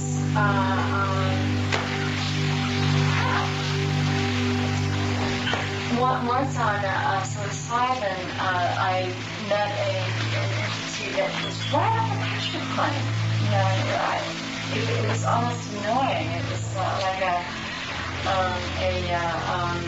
eel made out of some beautiful chiffon, and with a dog's head, you know, kind of, and looking at me. So it's right there on the picture plane. Oh, well, that's the dog-headed chiffon. It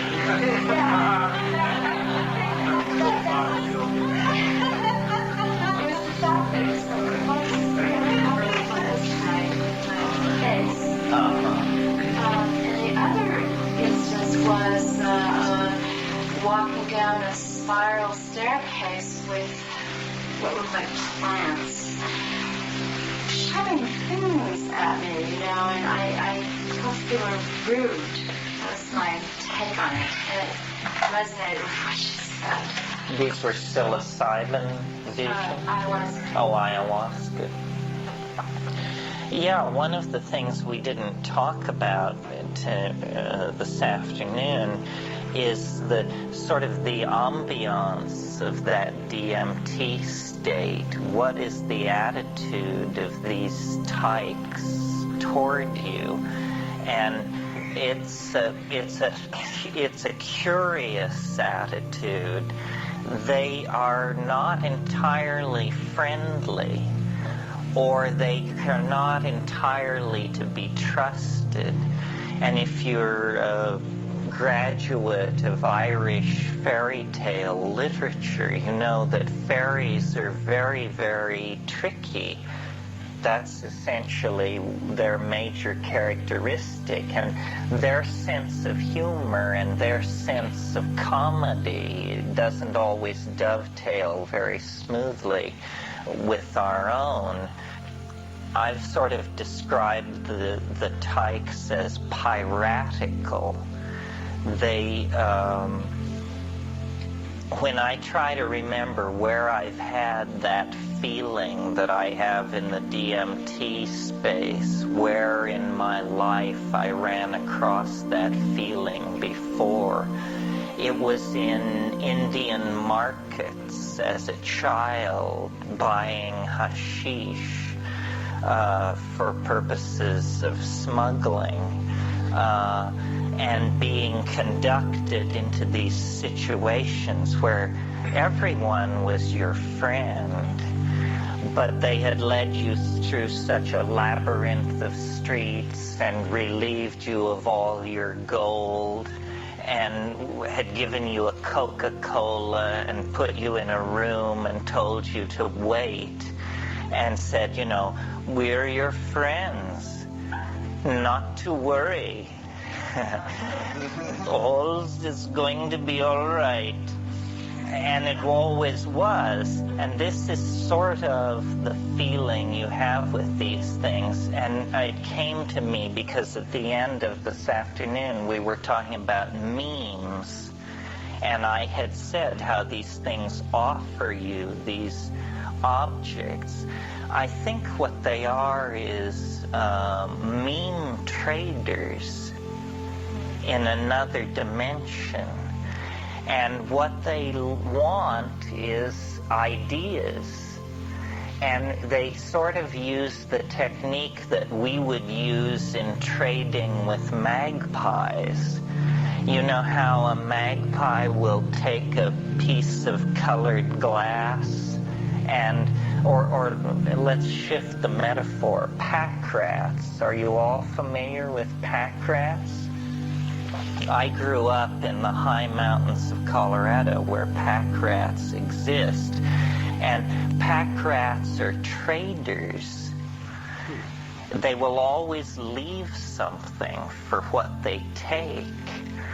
And so the trick is to get them to leave something more valuable than what they take. And there are numerous anecdotal stories in Colorado about leaving a 7-Up cap out and getting back a diamond wedding ring in trade, because the pack rats, like one way, a way when I was a kid, we used to hunt treasure in old ghost towns. And the way we would do it is we would look for huge abandoned or not abandoned pack rat nests. And there in the pack rat nest you would discover watches, coins, jewelry, rings, and broken glass, bobby pins, bottle caps, all the detritus. So the DMT creatures are mean traders of some sort. And what they're offering, these things they're offering, are the equivalent of glass beads. They're saying, this is the sort of thing a quasi-intelligent primate ought to be able to respond to. Say, how would you like this? Say, oh, wow, let me have that. And say, well, just a moment. Can't you give us a piece of your folklore or a chunk of religious ontology or a little bit of political philosophy, and then we'll give you the bauble. And so there is a trading. And what I intend to talk about tonight, in utter indulgence of my own ego, having spent the day denouncing the ego, is an idea.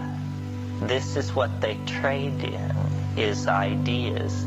And they handed me a very interesting idea in trade for something which I didn't value all that much, but which I think they really got a bang out of, which was I traded them the I Ching in its Wilhelm Baines translation, and they gave me a complete hyperdimensional map of time, and they took the I Ching and twisted it around and wired it back upon itself, and then handed it back to me as a gesture so that I could relate to this primitive artifact of my own culture in a new way.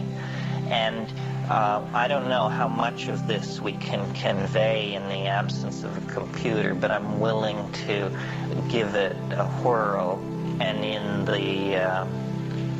in the spirit of the lady who just spoke, I will try to make it anecdotal, because Saturday night people have had enough of this stuff anyway. So here's my story. In 1971, actually, I realized after talking last night that I never introduced myself or did anything formal at all. The engineer was at my elbow, and I began pummeling him, and then that just led out into the gray wastes of heaving rhetoric, and never got back to anything approaching an introduction. And I've made allusions to my rationalism and so forth, but my story is sort of like the unsinkable Molly Brown. I grew up in a coal mining town in Colorado, and I was always a weird kid. while everybody else was playing Little League baseball, I was off in the dry arroyos near my home digging up fossils and, being maladaptive in many different ways. And the thing that I was always tracing or looking for was a kind of iridescence that adheres to certain kinds of matter, certain situations, and even certain kinds of people. So it started out with a fascination with minerals, a rock hound, and then that led into fossils, and that led to butterflies, which was a lifelong obsession until so much pummeling with Buddhist ethics made me give it up a few years ago. But resentfully, I must say. Buddhism is fine, but no one knows the pleasure of the capture of a birdwing ornithopterid in the jungles of Saram. You want to talk about hardwiring in the human organism? We've been insectivores for 9 million years.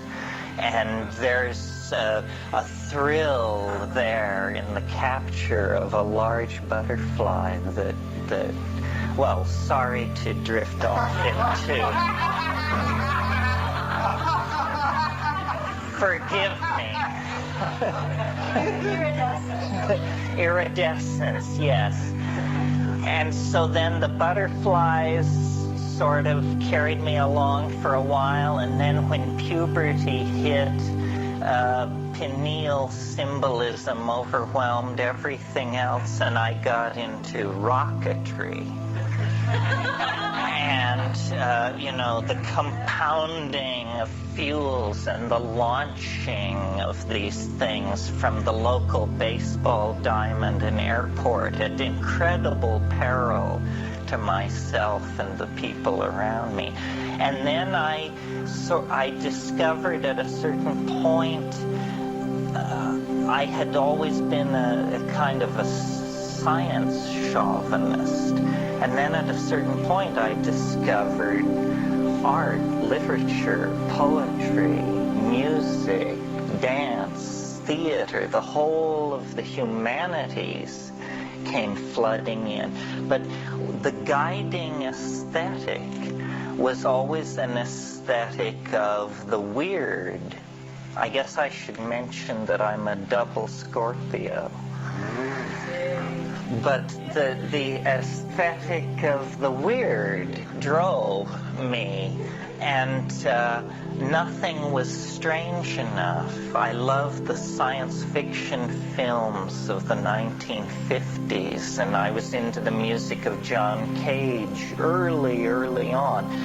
And, of course, all of these things funneled me toward psychedelics. I mean, psychedelics are like the quintessential essence of this aesthetic of the weird. Once you get to psychedelics, it's like you've hit the main vein of weird. No more do you have to closet yourself in the attic with your copy of Hieronymus Bosch. You can now, move out into the real thing.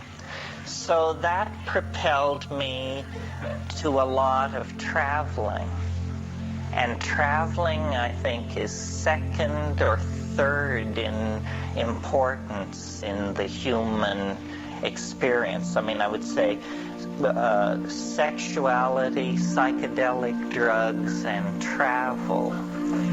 This is, my prescription for, destroying your digestive tract or something. And I went first to Africa, and then to the Seychelles Islands, and then to India, and lived in Japan for a while, and then eventually went back to Asia. And I had encountered LSD in Berkeley, where I went as an undergraduate in the fall of 1965. That was the other thing about me. I was incredibly lucky in that, a kid from a cow town in Colorado, I was able to find my way to ground zero of the cultural scene. I was able to put myself at the corner of Shattuck and Bancroft in the fall of 1965. So the whole thing was just being staged for my benefit, I thought. Well, so then I became very interested in psychedelics, and I actually smoked DMT early in 1967, a tremendously fortuitous moment in the history of my the development of my thinking. Apparently, SRI, the Army, was trying to develop a drug called BZ, which was an aerosol-delivered tryptamine hallucinogenic tryptamine that would be delivered by an artillery shell into a Vietnamese village. And while everybody was stoned on DMT, our boys would come in and kick butt or do whatever they do. And a 55-gallon drum of solid DMT had been boosted off the back of a truck by some Stanford graduate students. And I'm telling you, it was incredible. I mean, it's never been that good. I don't know what this stuff was exactly. A 55-gallon drum of... There might be, actually, the search for the treasure of the Sierra Madre.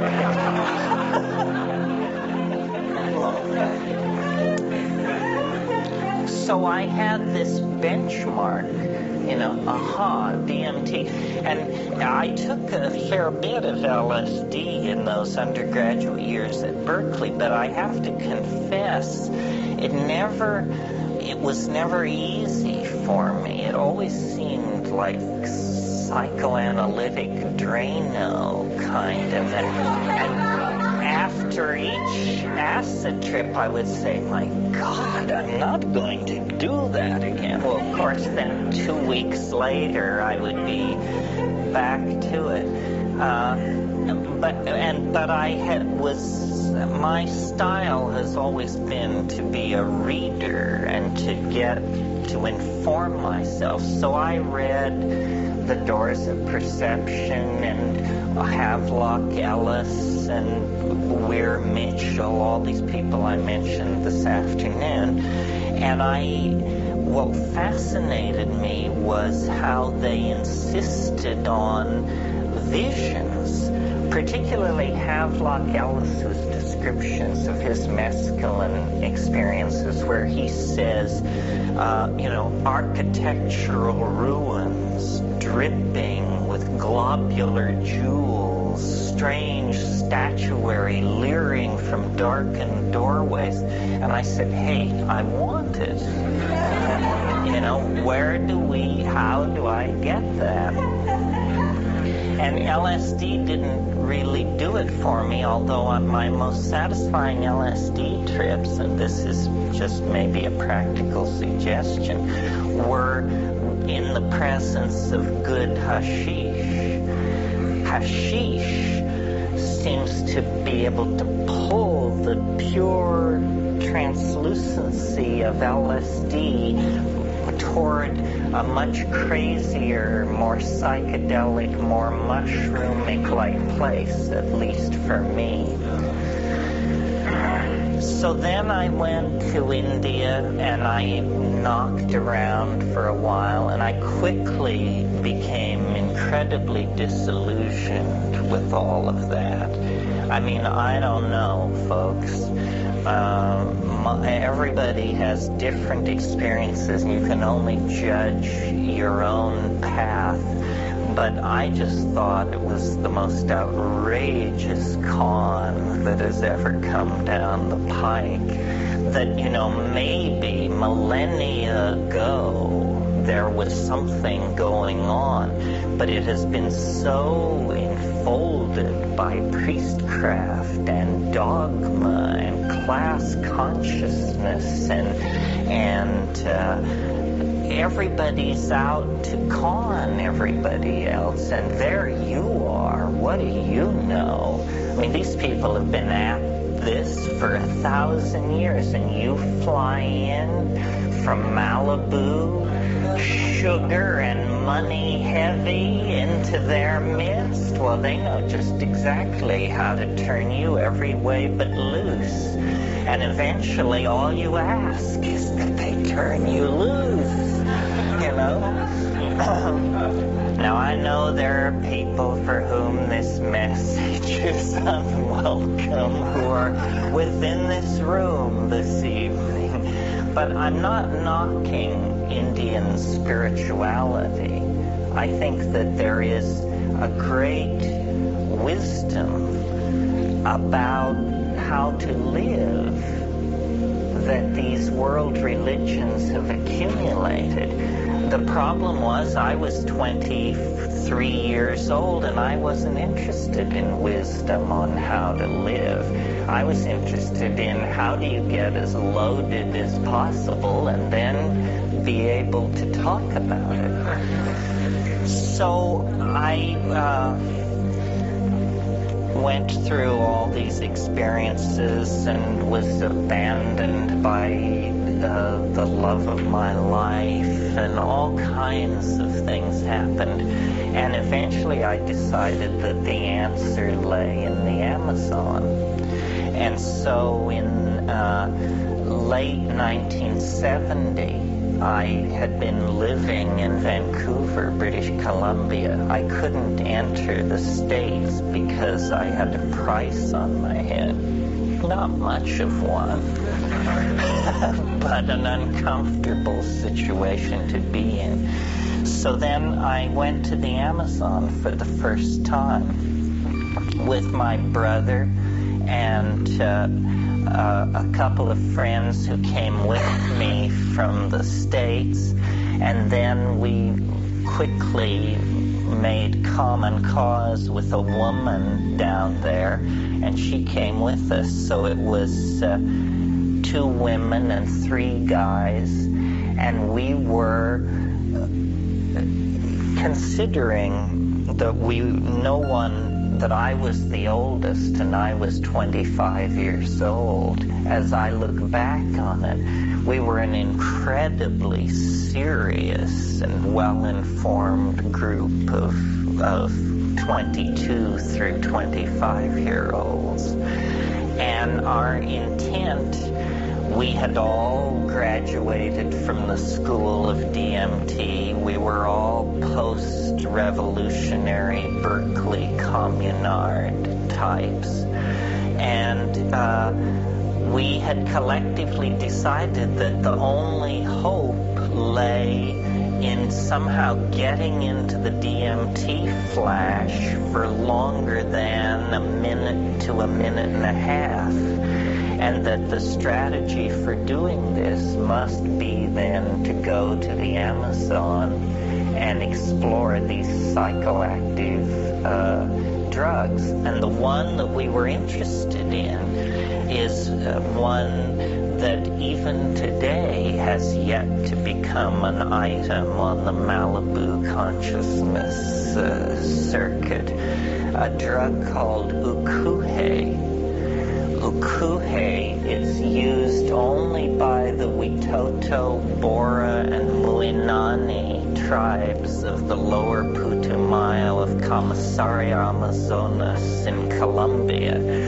Very limited geographic area in a completely remote part of the Amazon. And what was interesting to us was the anthropological reports were that they rolled it up. It was the resin of a tree, and that they rolled it up into little pills, and that they took the little pills and then they would lie in their hammocks and they would speak to the little man. And so we said, this has got to be it.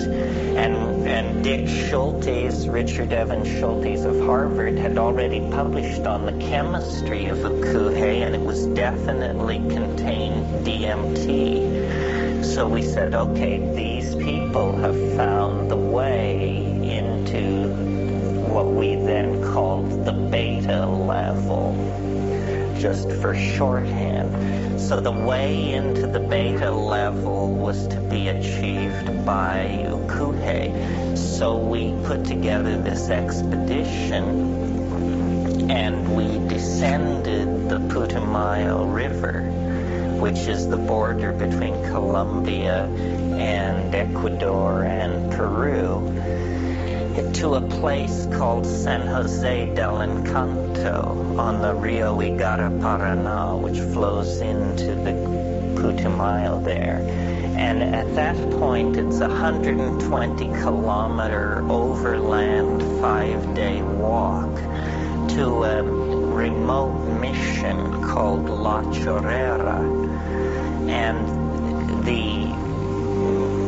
most places in the Amazon are historyless, but La Chorrera had a very dark history behind it, which I didn't really know at the time, and probably very few people in this room have ever heard of or know anything about what's called the Putumayo rubber horror. What this was a rehearsal for for Hiroshima, Auschwitz, you name it. It went on from 1912 to 15 in the Amazon, when, in a frantic effort to get natural rubber to fight the First World War, British banks bankrolled an episode of genocidal brutality that is remarkable both for the depth of the horror and for how thoroughly it's been completely forgotten. And what they did, these British banks, is they financed this Peruvian mafia called the House of Arana to basically enslave Indians over a vast area of the Amazon and force them to extract the natural rubber under pain of death. And there are endless stories of the atrocities. People had the soles of their feet removed by machete if they didn't meet the rubber quotas, and just nightmare after nightmare. If you want to read about it, there's the British Royal High Commission under Roger Casement. And that was another story. You see, Roger Casement was the last man hung for homosexuality by the British Crown. He had been the British Consul General in Rio de Janeiro and had exposed this rubber atrocity and all the collusion of British banks and stuff like that. But a few years later, he expressed Irish sympathies with the Easter Rising of 1919. And immediately the Foreign Office came forward with love letters between him and Parnell, the Irish revolutionary, and he was hung for being a homosexual. But anyway, La Chorrera had this very dark history of these rubber atrocities. Well, we rolled in there, and immediately there began the unfolding over just about a 3-week period. I mean, a very short length of time, from the 27th of February 1971 until the 22nd of March. So a period of just under 4 weeks. It was like the doorway was standing open. All rational expectation had to be put behind. It was as though our whole lives had built to this moment, and what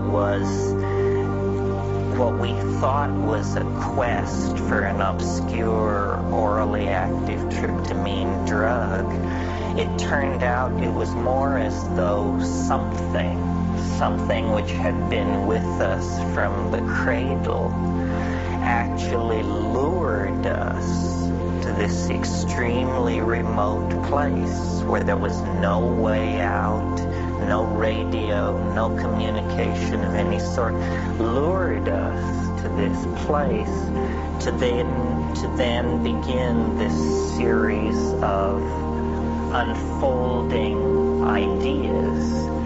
And these ideas that were released in that 3-week period are basically all I've ever worked with. I haven't had an original thought since March of 1971, essentially. It's just been endless recension and reworking of what happened there.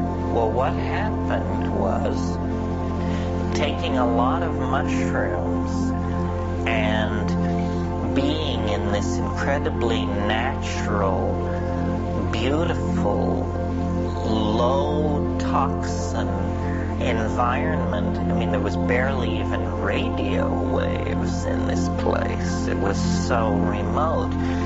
It was like our minds began to dissolve back into the order of nature. And we began to discover what the order of nature actually is. And it took the form of an idea, which my brother, Dennis, who's the pharmacologist of the gang, although he wasn't at the time, he has gone on to become the person he most was before he studied the subject. Now he is a molecular biologist, research pharmacologist, and drug designer. Then he was a 20 with a rave. But he proposed that there was a way to take these psychedelic drugs and to use sound to cause a small number of these drug molecules to permanently bond into the DNA. The term for this is intercalate. And it's known now, although it wasn't known then, that many drugs do this. Many drugs do intercalate. You all know how DNA is a double helix with nucleotide rungs on the ladder. Well, certain molecules, especially certain drug molecules, can slide right in between the rungs of that ladder, and without imparting any physical deformation to the molecule, they can change its properties. In fact, this may be how psychedelic drugs work.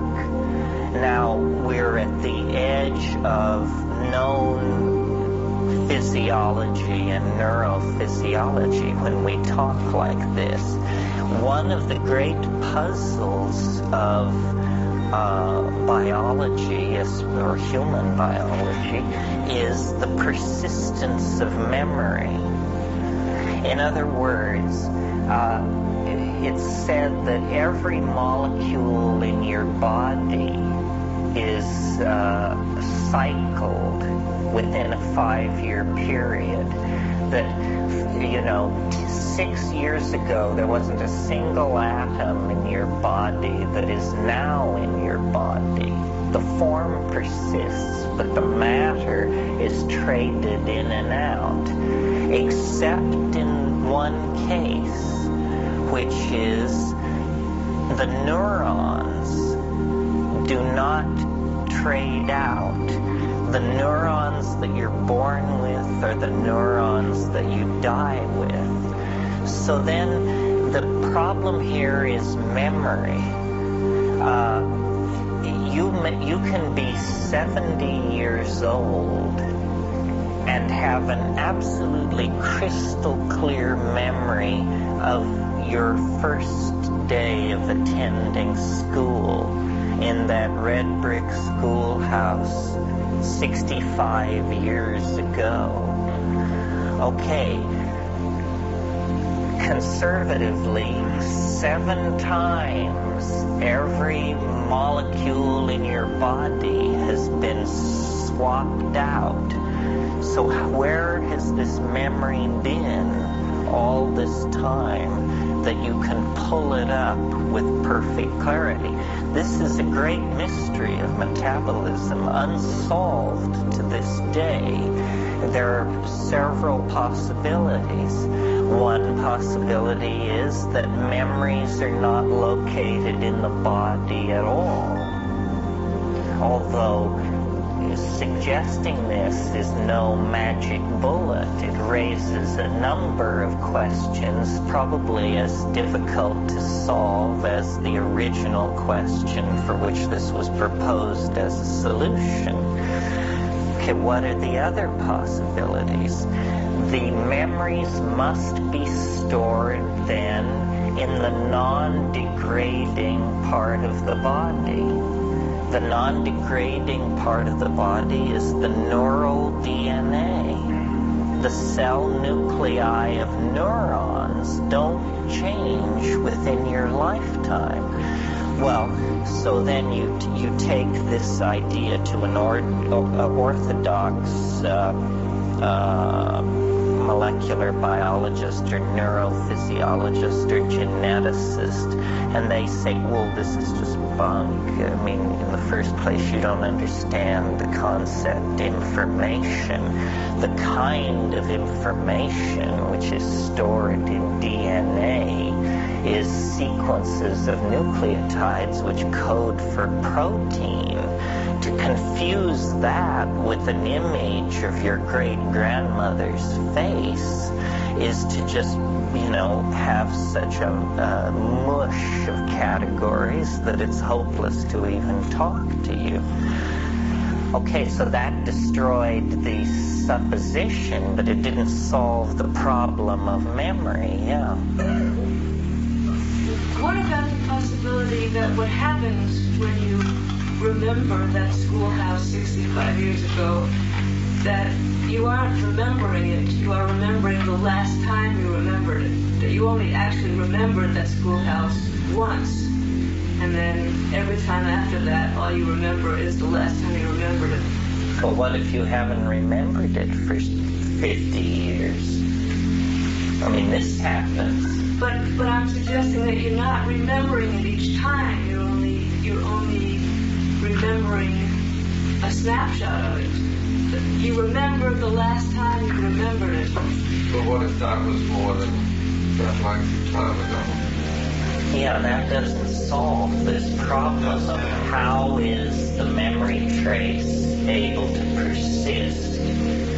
Well, so Dennis's notion was he said that some form of superconductivity must be involved. Now, this was 1971. Superconductivity was not known to occur more than 0.3 of a degree above zero absolute. He said, no, there must be room temperature superconductivity going on in the DNA. This must be how the DNA preserves information. Now, if you know anything about superconductivity, it is the perfect physical phenomenon to use for preserving information, because no information degrades in a superconducting circuit. Say you have a ring of supercooled gold, and you impart an electric current to this ring. That current, barring interruption of the superconducting state, will circle that gold ring with zero resistance for eternity.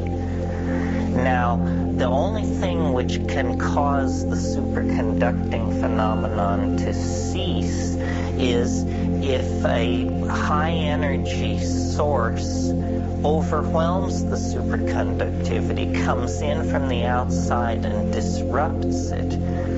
Now, think about the problem that nature faces with the genetic machinery. The key to life is error-free copying. Wherever there's error, then there becomes mutation or problem or incompatibility. So all of the strategies of genetic preservation of information seek to maximize the absence of error. So the perfect mechanism for doing this would be a superconducting mechanism. Now, you see, the major cause of mutation in the natural environment is cosmic radiation, ambient cosmic rays, high energy particles that smash into the genome, physically collide with the DNA and break the bonds and disrupt the message so that it can't be copied. Superconductivity would be the natural medium to retard this process. So Dennis's notion was that the DNA was a kind of superconducting storage device, and that in fact what we call the Jungian unconscious, or the racial memory, or the genetic memory, could be tapped into, and that what a drug trip is a neurotransmitter that competes with serotonin that then broadcasts off this genetic memory bank a slightly different slice of the catalog. Serotonin broadcasts are the equivalent of traffic and weather reports, where it tells you how to get around in the world and where not to go and how to avoid problems. If you swap out the serotonin channel for the psilocybin channel, suddenly it's the equivalent of Pacifica Radio. It's running philosophy discussions and classical music from another planet, you see, because the efficiency and the emphasis of these neurotransmitters is different. Well, so we went through a series of startling revelations and experiences using this idea, because he was dead serious about doing this and decided that I would be the likely candidate for what he called hypercarbylation. And that, we would saturate me with drug molecules, and then he knew how to do the thing to make an ordinary trip turn into the forever trip by locking these molecules into their bond sites. Oh, and that's the piece of the puzzle that I didn't explain that you might not realize. When a molecule is superconducting, when a molecule is at 0 degrees absolute, it becomes superconducting. So if you can cool a molecule to that level, it will immediately bond permanently to whatever is physically nearby. So Dennis said, what you do is you take all these, you saturate your body with these drug molecules, and then using a complex theory of harmonic canceling, which I won't regale you with this evening, he thought there was a way to generate sound that would affect a very small number of these drug molecules and cause them actually to superconductively bond into the DNA. And then the trip would be permanent. The trip would be scripted into the genome, or at least for the life of the organism. And he suggested that if you make the DNA superconducting in this way, that eventually death is no problem. It's just sort of like a shedding. And you go into the rivers and the water and the air, and you become very tiny. You become the size of your DNA nucleus. Well, I thought that this was a very highly unlikely notion. So unlikely that since he was so gung-ho to try it, the best thing to do would be to just let it rip.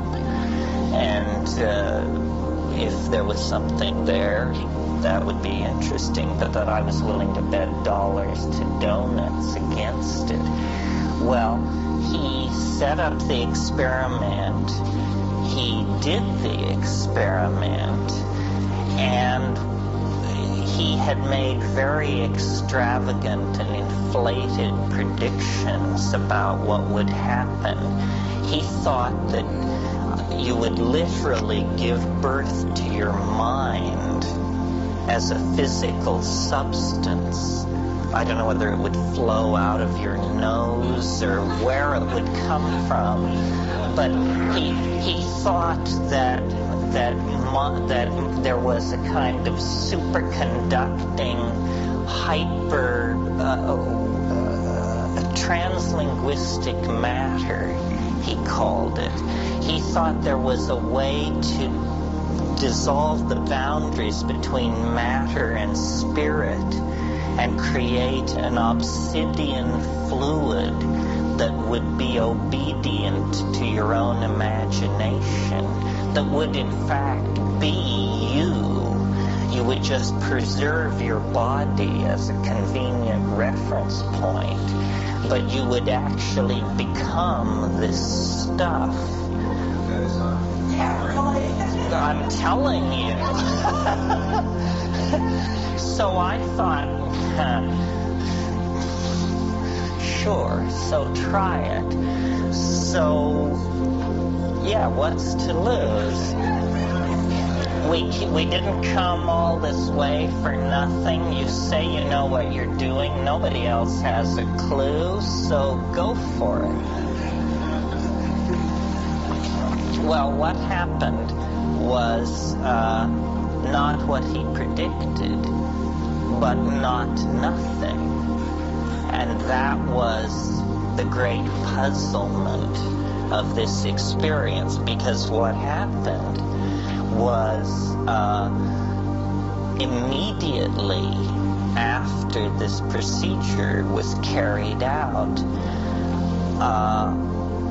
I could tell that something had changed in me. And it was very hard. It took me a few hours to figure out what it was. It was as though a switch had been thrown. And I began to understand. That's all it was. It was, Whitehead defines understanding as the apperception of pattern as such. And suddenly, I began seeing things very differently. I began to see the relationships between things on one level and among levels. And I stopped sleeping. I didn't sleep for 11 days, effortlessly.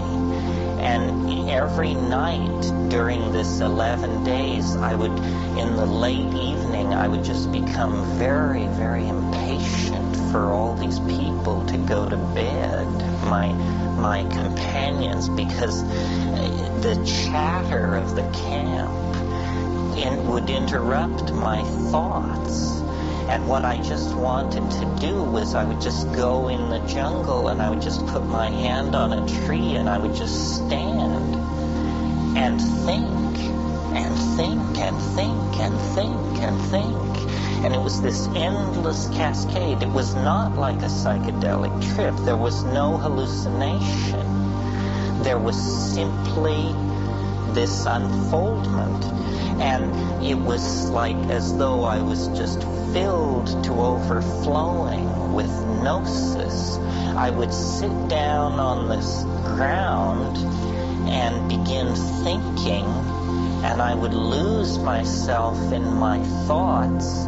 And when I would come back to my situation, I would look down in front of myself and see that while I had been thinking, my hands had built a fire out of small sticks. It was as though everything was cognitive activity. Dennis went what would be conventionally called a psychotic episode, but it wasn't a typical psychotic episode. It was a kind of turning inside out, so that he became, in a single moment after the hypercarbylation, it was like he ended up at the other end of the universe, turned inside out and headed backwards. And over the next 14 days, he came through a progressive narrowing of his what he was identifying with, so that first it was the whole universe, then it was the galaxy, then the solar system, then each of the planets moving in, then all life on Earth, then all mammals, then all human beings, then all Irish, then finally all the McKennas there ever were, and then finally the question was he him or me? And then he got that sorted out finally, and then he was fine, shaken but fine. We've now reached the 22nd of March, 1971, and I was just, I couldn't talk to anybody. I was in a very, very, very, very strange place. I mean, things went on, well, just as an example, because there wasn't much of this 3D stuff that you could wrap your mind around. But everything was teaching me. Everything had a message for me. And I would go out into the jungle, and I would raise my arms above my head, and I would call the butterflies into me out of the jungle, and they would come, first by dozens and then by hundreds. And I would stand there, and here's how the thought progression would go. I would call the butterflies in, and then it would move me to tears. So there I am, standing, covered with butterflies, tears of joy streaming down my face, and streaming down my face, and streaming down my face. And finally I begin thinking, so now what? And then I think, the people back at the camp who doubt me, those bastards, wait till they see this. So then I would go to the camp, and I would be smiling, the tiny smile that only Buddhas can manage. And I would invite them into the jungle to see something unannounced. And so they would say, well, I don't know, you're just, all right, we'll go. So then we would go into the jungle, and I would raise my hands above my head, and I would call the butterflies in, and none would come. And these people would just say, oh, God, it's getting worse and worse and worse. Your brother is nuts. You have delusions of grandeur. This is pathetic. I mean, this is a mind in wreckage. This is the green hell. This is the thing we feared the most, you know? And so eventually, and any of you who are self-diagnosed as schizophrenic will agree with me on this, I'm sure. The key to surviving schizophrenia in one piece and avoiding massive intervention by the mental health care authorities is shut up. Shut up about it. Do not talk about it. Of course you can raise the dead and heal the sick and divine distant event, but just shut up about it, or you're not going to make it through. Well, eventually everybody else sort of renegotiated themselves back to some kind of reality. My brother flew back to the States, and I was, in a sense, left in the Amazon to mull all this. So is there unfinished business from last night? Yeah. Was the voice that was directing you on the time wave stuff, is this something that's suddenly influenced? You hear this voice, or it's just your natural, you just hear this voice whenever? Well, it's sort of, we talked last night about Dennis had this notion that he could bond these molecules in permanently. And, everybody gets, you only get to be one person, so it's very hard to know what it's like to stand in someone else's shoes. But going into that experience in the Amazon, I was a fairly disorganized, I don't think I had a very bright future, actually. And I spent my last dime to get in there. So there was essentially, I'd spent it was some kind of heart of darkness thing where I was just pulling out all the plugs and sinking deeper and deeper. And since then, my life has the character of pure science fiction. I mean, I sort of became the alien ambassador and was given a sinecure and appointed to then,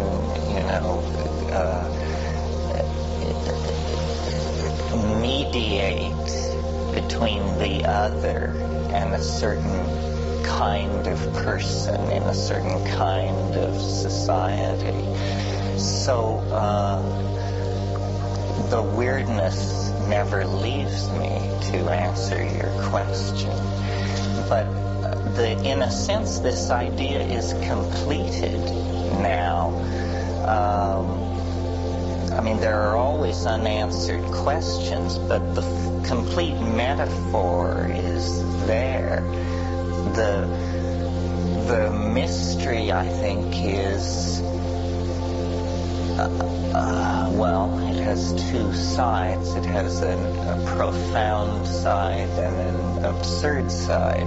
The profound side is, is the world tidally locked with an extra-dimensional object of some sort that has sucked an animal species into history and is, revealing itself through the transformation of our flesh and machines? And if not, on this schedule of 2012 and so forth, then what does this idea exist for? Is it just simply that I have a peculiar pathology married to a certain amount of charisma, so instead of being locked up and dragged away, I can turn it into a marketable product in a very marginal way that allows me to keep paying my phone bill and stuff like that? Is that what it is? Notice that the idea is not designed to last. It's designed to auto-destruct one way or the other in 2012. So this whole ideological vision has written all over it, perishable, apply immediately, do not use after December 22nd, 2012 AD. So I don't really understand much about what's going on. It seems to me there are levels and levels and veils and veils. It puzzles me that life seems to have become some kind of story. It's much more a literary construct than it is the product of the stochastic motions of atoms under the impingement of the four basic forces of physics. Everything appears to me to be authored in some strange way. And I wonder if this is not, the spreading assumption of the psychedelic illusion, delusion, revelation that life is in fact art in some very profound way. And then, being somehow fated to literature and the spoken and written word, I wonder, if this is a novel, if this is a construct of artifice, well then it behooves each one of us to ask the question, who am I in the plot? who am I in the context of the story? I mean, maybe it's your story, the Shlomo Ekbach story, you know, or maybe you exist to draw the bath for Milady on page 220 and then bow your way out of the room, never to be heard of again in the story. You know, that wonderful line in Prufrock, I am not Prince Hamlet, nor was meant to be, am an attendant lord, will do to start a scene, swell a procession, advise the prince, careful, obtuse, meticulous, at times a bit ridiculous. Anyway, are you that person, or are you Prince Hamlet? And then the question becomes, if you, the character in this literary construct, are slowly becoming aware that it's a literary construct, then is that part of the plot? Is this a story about a sort of Pirandello-esque exposition of the levels of personality as we rise into awareness that we are caged by artifice? Or are you getting out from under the control of the author? I sort of think that well, one thing that I've sort of discovered as my career has gone through its circuitous and glacial advancement is that as you make your way into what are called the corridors of power, you discover they're remarkably uncrowded and there are no waiting lines at the water fountains. There doesn't seem to be anybody really running the show above the level which just makes sure that UPS delivers on time. Above there, where you would think there would be, you know, in the captain's tower, there's a kind of eerie emptiness. And I think that means that one can aspire upward in this matter of taking a little bit more control of the plot. And that the goal is not so much to advance your character, act out your character, and by, you know, brilliant marriages or daring military campaigns or feats of investment genius to somehow begin to take over the stage.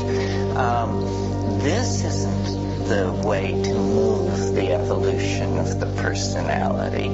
The way to move the evolution of the personality is toward empathy and eventual assimilation of the viewpoint of the author.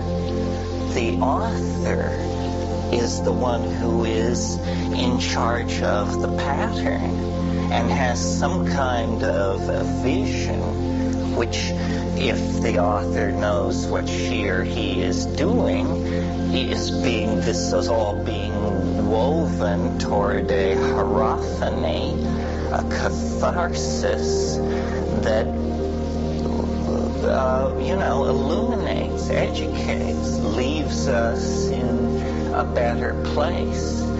And I think the payoff on this is if you become the author is sort of in the position of a programmer. The author can save or destroy any character. So if you become the author, you can write an ending that will save your character from the destruction that was inevitably built into it for you to get into this mess in the first place. You see? So now what lies behind such raving as this? Can this coffee really be that strong?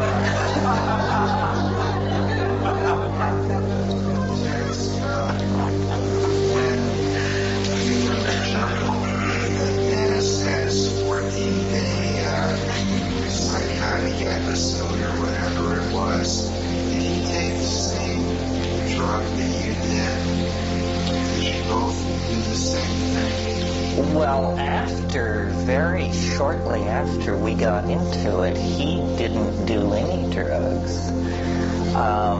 Because it was perfectly clear that he had no need of them. The way it worked was we had a series of mushroom trips. Well, we had walked all this way through the jungle, and later I had occasion to walk that trail again, 110 clicks, and it was so difficult the second time that I had to face the fact that the first time we had actually had like wings on our feet or something. We accomplished an impossible physical feat without even noticing we were doing it. I mean, and then when we got there, we had a series of mushroom trips, and on the third mushroom trip, we were talking in the hut. It was in the middle of the night, and he was saying how he regretted that he hadn't been able to reach our father by telephone before he left for Colombia, because he hadn't been able to really say goodbye properly. And he was, this kind of unsettled trip. And we were all sitting in hammocks in darkness, and you could hear a Witoto walking on the trail because his transistor radio was on. You always know when an Amazon Indian is nearby because they're tuned to anyway. So not El Paso. So we could hear this Indian with his transistor radio winding up the trail toward us.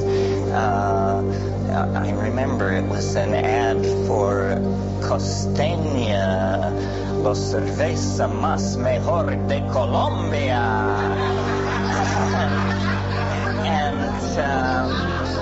And then as it came and faded, then Dennis made this very strange noise, which was like a metallic, a very strange noise. And it was like that was really for him the moment. It came in a moment. And then we talked, and he was agitated all night long, and he kept wanting to go down the hill to where these other people were sleeping, and and by morning he was saying, you know what we could do with this? And then he just laid out this whole theory of molecular canceling and molecular intercalation. But drugs had surprisingly little amount to do with it once he caught the wave.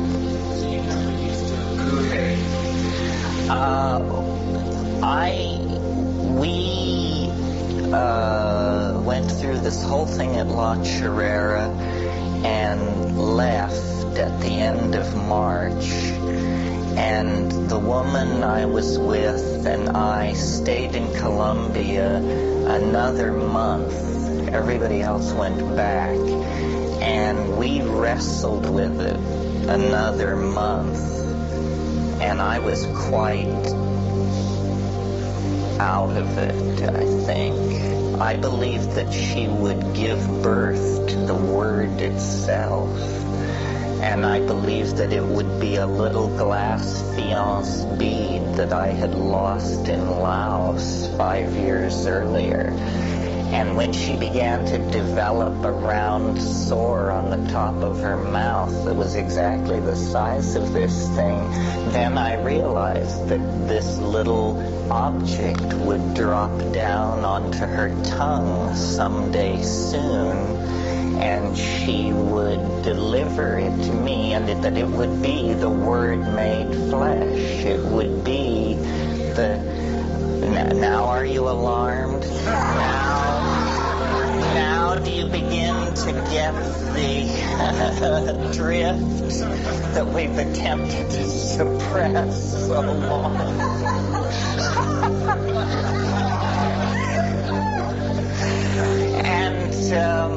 And you know, I thought that this thing would essentially be a suitable second body, a reposit. I can't explain it. I mean, it was the Philosopher's Stone. It was everything. We were nuts, let's face it. But on the other hand, there was concentrically surrounding this whole thing, there were immense synchronicities. I mean, the world around us seemed to be mad as well. It seemed like we were caught in the infundibulum of the concrescence or something. I mean, it's now what I would expect to happen just days or hours before the final closure on that wave that we looked at last night. But in our local domain, it seemed to be happening for us then, and you know, I was flaming, and it took me years and years to dial it down so that it's even as friendly and packageable as it is in the present moment, because for a long time it wasn't. I mean, it just drove people to the walls. I mean, they just said, I don't know, and I don't want to hear any, and I've had it, and call me when you're better, you know. Would you say, though, that there's a monotheistic reaction? Well, we did brew ayahuasca and take it, but I think having seen it, having lived with shamans since then, and having learned a lot more about ayahuasca, I think the ayahuasca that we brewed was so weak as to be dismissible. Yeah. You had mentioned the transformation of flesh and machinery.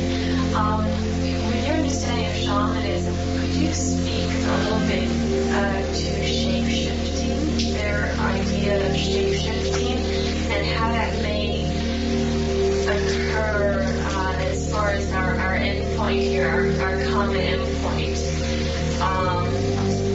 and also the computer technology that allows us to pattern these theories and perhaps bring us our own notion of authorship due to that, and what that means for our own flesh transformation.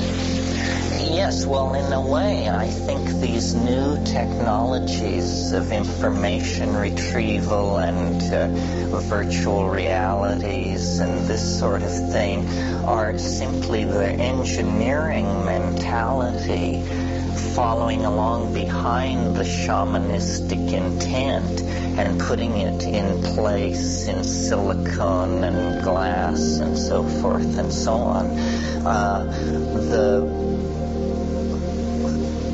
The persistent rumor in real off-river Amazon psychedelic shamanism is of this fluid, this stuff which you can generate out of your body under the influence of these compounds, that is this translinguistic matter, this mind, this spirit matter amalgam which you literally give birth to out of your own body in the form. And what the claim is that's made for this stuff is that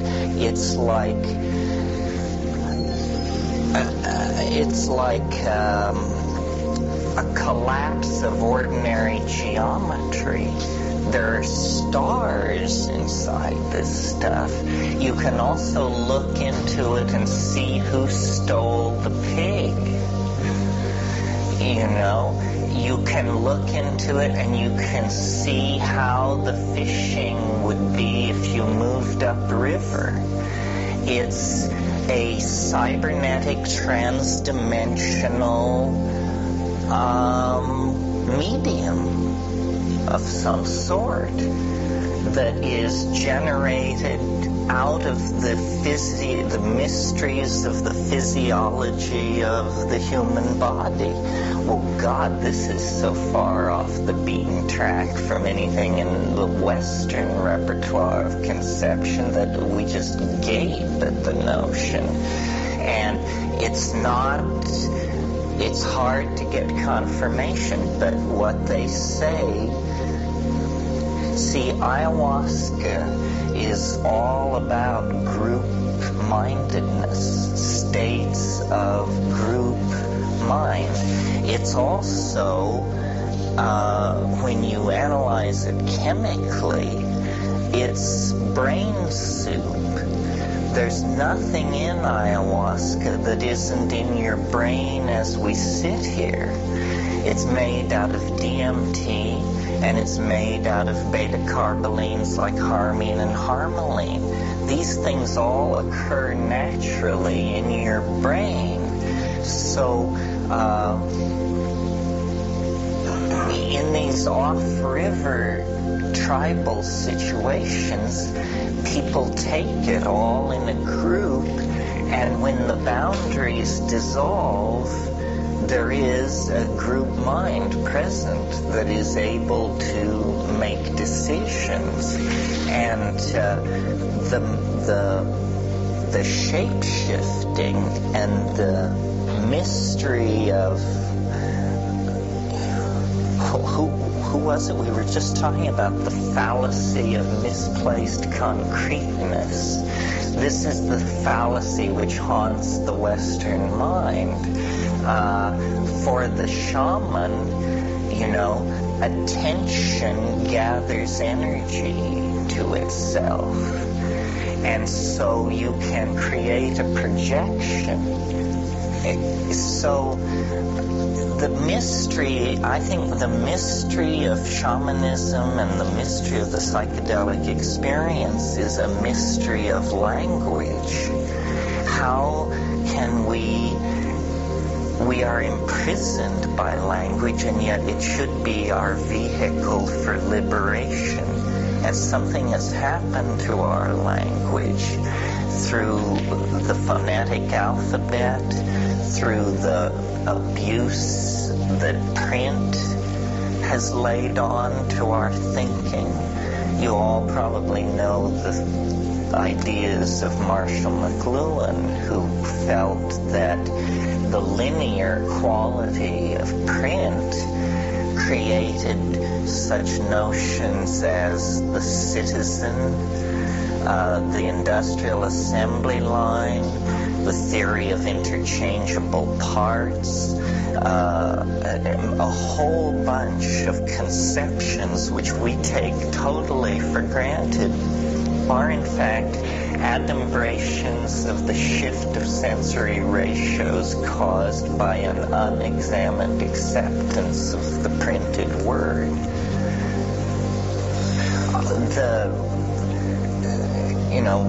One thing probably worth talking about this morning is how do you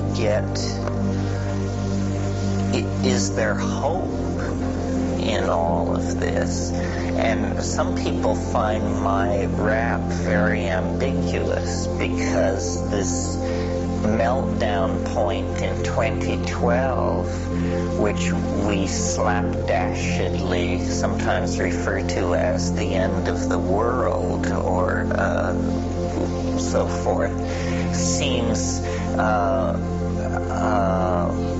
number one, irrational, number two, despairing. Well, I don't think we can do too much about its irrationality, but I think living in the light of the expectation of something like that orders your priorities. And in case you didn't notice, we all have our own mini apocalypse built right in. You may miss the end of the world, but you definitely are going to have a front row seat for the end of your world. So, is that any less profound?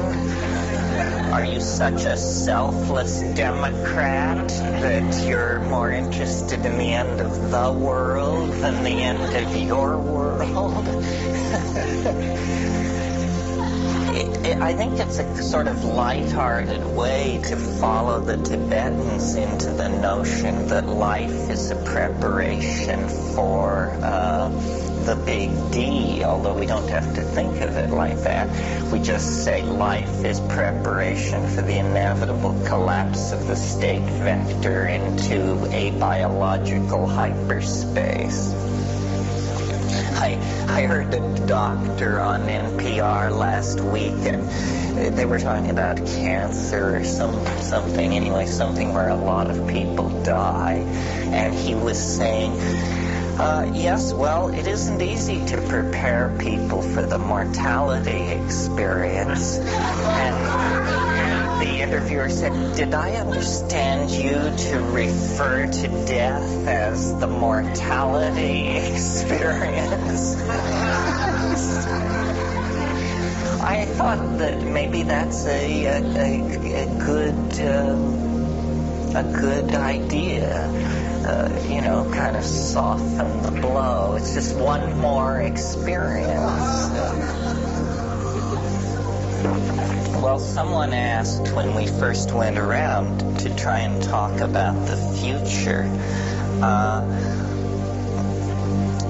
I don't know if I made the point strongly enough. I wasn't sure I felt it click. And I think it's a strong one, and it's somewhat new with me. It's this idea that that we represent some kind of singularity, or that we announce the nearby presence of a singularity.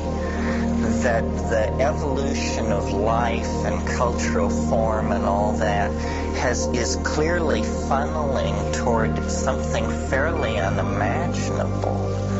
I mean, I really don't think we can imagine our future, because when we try to project some little science fiction scenario of our future, we inevitably select a very small number of trends, and then we propagate them forward without integrating the forward propagation of everything else that is going to be happening simultaneously. There are options such as nanotechnology, the building of super tiny machines, space migration was once an option. This seems to be fading. It seems to have been written off the menu by the powers that be.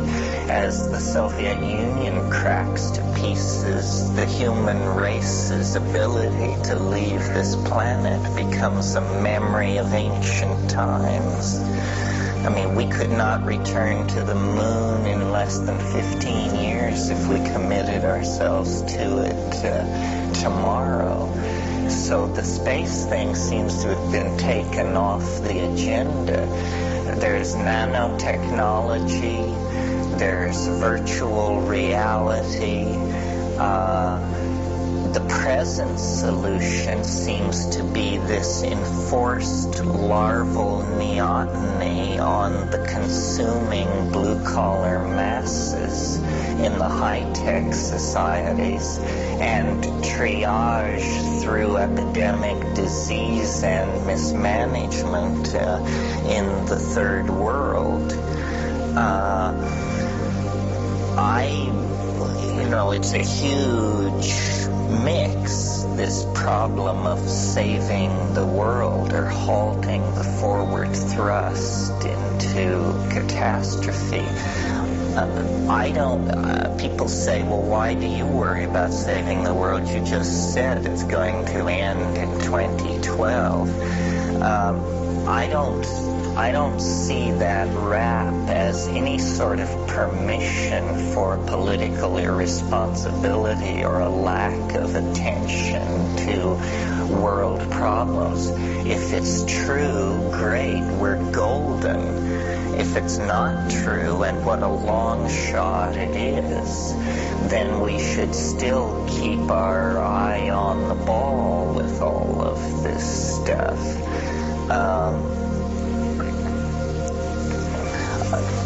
Somebody asked me once, they said, well, why, you're always talking about saving the world. Why don't you ask the mushrooms how to save the world? And I had never actually done that. And I did it recently. And the results were very interesting. I don't often get messages from the mushroom that I quake to bring into the public arena, fearing an avalanche of political criticism. But when I asked the mushroom how we could save the world, it hesitated approximately a third of a second, and then it said, every woman should bear only one natural child. An idea which had never occurred to me, actually, which I now have looked into. I'm the father of 2 children, by the way. This is a very interesting notion. The population of the Earth would drop by 50% in 40 years without war, pogrom, displacement of populations, so forth and so on. Another interesting thing about this suggestion from the mushroom is it requires very little input, impact, or management by men, this suggestion. Women have been powerless for millennia. Now, apparently, here's a suggestion of how they could take great power without asking any man's permission. It's not quite accurate. We'll get... Practically not that accurate at all. Oh, well, tell me why. Well, because there's 2 reasons I would say. From a practical standpoint, of being a woman is still fertile. And one is no birth control is 100% effective. And Yes. Is that it? No, the second one is that there are women in a lot of situations, for economic reasons and political reasons, where there are men. It's just like there's men all over the country sort of following abortion clinics. So to me, it doesn't seem accurate to say. Well, let me try and convince you. I took this simple suggestion, each woman should have one natural child, and I began looking into it. Then I found a demographer who told me what I consider to be the second piece of this puzzle. And this I had never thought of.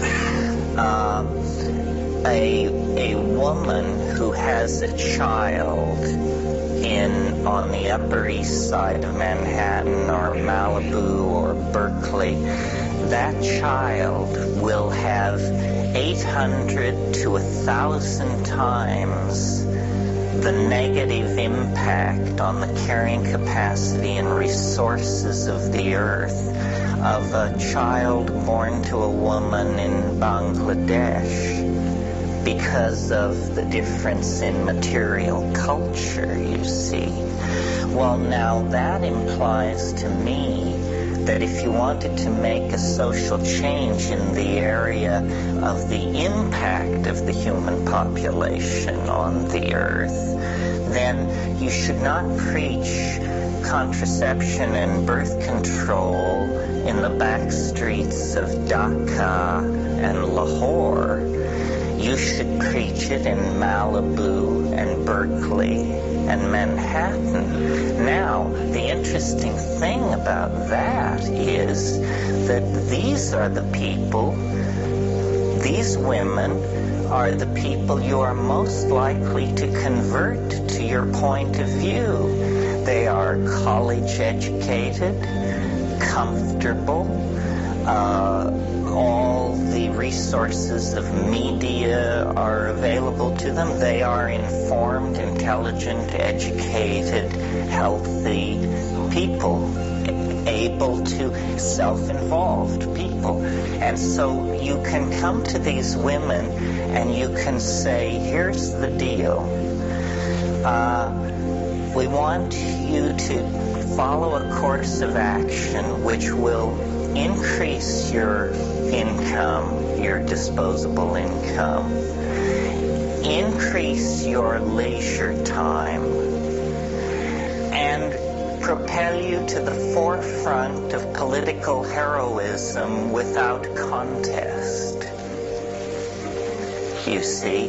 Now, the use of resource by these populations, these women and their children, is so intense, the pyramid is so steep, that your objections about birth control isn't effective and so forth, I'll bet you that if you could get 15% of the women in that population to commit themselves to this one natural child thing, that within 10 years there would be a measurable margin of relief on the extraction of world resources. So that here is a way to back away from the abyss without, nightmarish reorganization of society, engineered diseases, third world triage, all this other stuff. And in the first 40 years, the population would fall by half. Then the next 40 years, it would fall by half again. The amount of wealth that would be accruing to those still alive, everybody would see their standard of living rise quite naturally as a consequence of the falling pressure on resources. Now, why is this, if it's such a great idea, not being done? Here's why, as far as I can figure out. It's because nobody can figure out how you make a buck in that situation. Well, yes, the method, how you achieve it, is debatable. I think men should cooperate with the effort, but the point is this one natural child per mother. Now, you see, the first argument you hear is that this is bad for children,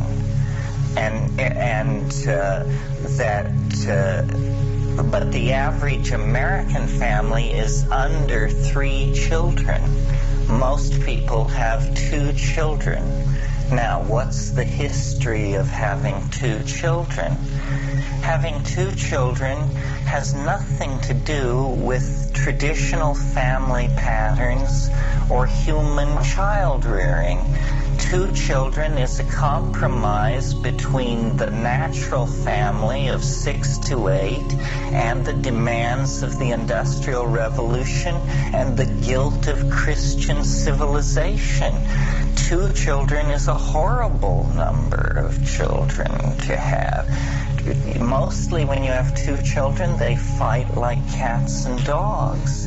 And it's just a horrible compromise between the way people used to have huge extended families and the Industrial Revolution's preference for your having actually as few children as possible to make you a more efficient worker. Well, this is a peculiarly nuts and bolts suggestion. It's not airy-fairy at all, and yet it would work. And it's the only other thing I've thought of besides mass dosing of the population with psilocybin that seems to be a humane way to put the brakes on, because we have real problems, folks. We are very insulated, but if you saw the data on the ozone hole last week, they've been wailing about the ozone hole for 5 or 6 years, saying that it's disappearing at a rate of 4% a year. Well, then last week they announced that 40% of it disappeared in the last 6 months. This should have been, a special meeting of the United Nations with all heads of state attending, a complete emergency. Instead, who Bill Clinton is screwing pushed it off the front page. This is the kind of shit for brains society that we're living in. So, we have real problems. And I have never heard a plan for pulling back from the abyss that had less coercion and less ideological freight to it than this one woman, one child thing. You see, it doesn't address politics. It addresses biology.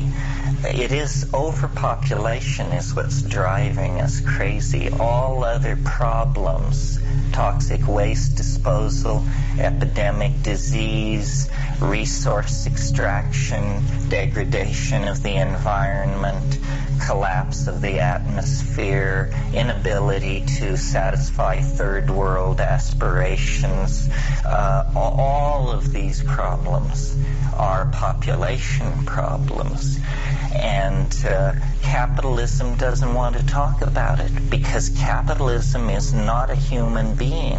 Capitalism is a Moloch, a god, a god of bloody sacrifice that sees human beings as ants. And the more ants there are, the more offerings there can be to Moloch. But this is not a good situation for us ants. And, capitalism is a gun pointed at the head of global civilization.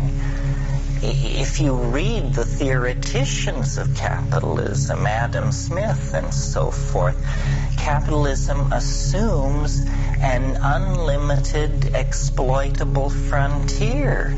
There is no such creature, so it has turned pathological. The only frontier now left to exploit is not a frontier in space, but a frontier in time. We steal the future from our children by plunging massively deeper and deeper into debt. But this frontier, the end is in sight. And when we hit that wall, we will join the Eastern Bloc in a fundamental reappraisal of our situation. Democracy, I believe in. I think democracy is the psychedelic form of government, because I don't see it as a product of rational thought.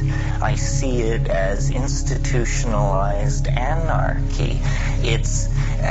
Democracy is biology managed for human purposes.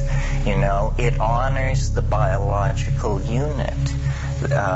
It takes the biological unit and gives it a vote. And that's a way for Mother Nature to then enter into human history. I'm fairly mystical about democracy, sort of like William Blake. What about the experiment in China on one child, one woman? Well, I think it was very coercive, and I think it shows that it's silly to preach it to poor women in rural populations. You want to preach it to educated urban women who can evaluate it from many different points of view. You don't want it to be coercive. I think if you tried to do it from the top down, meaning through these college-educated, wealthy women first, that the visible benefit of it would make it the very chic thing to do throughout the world.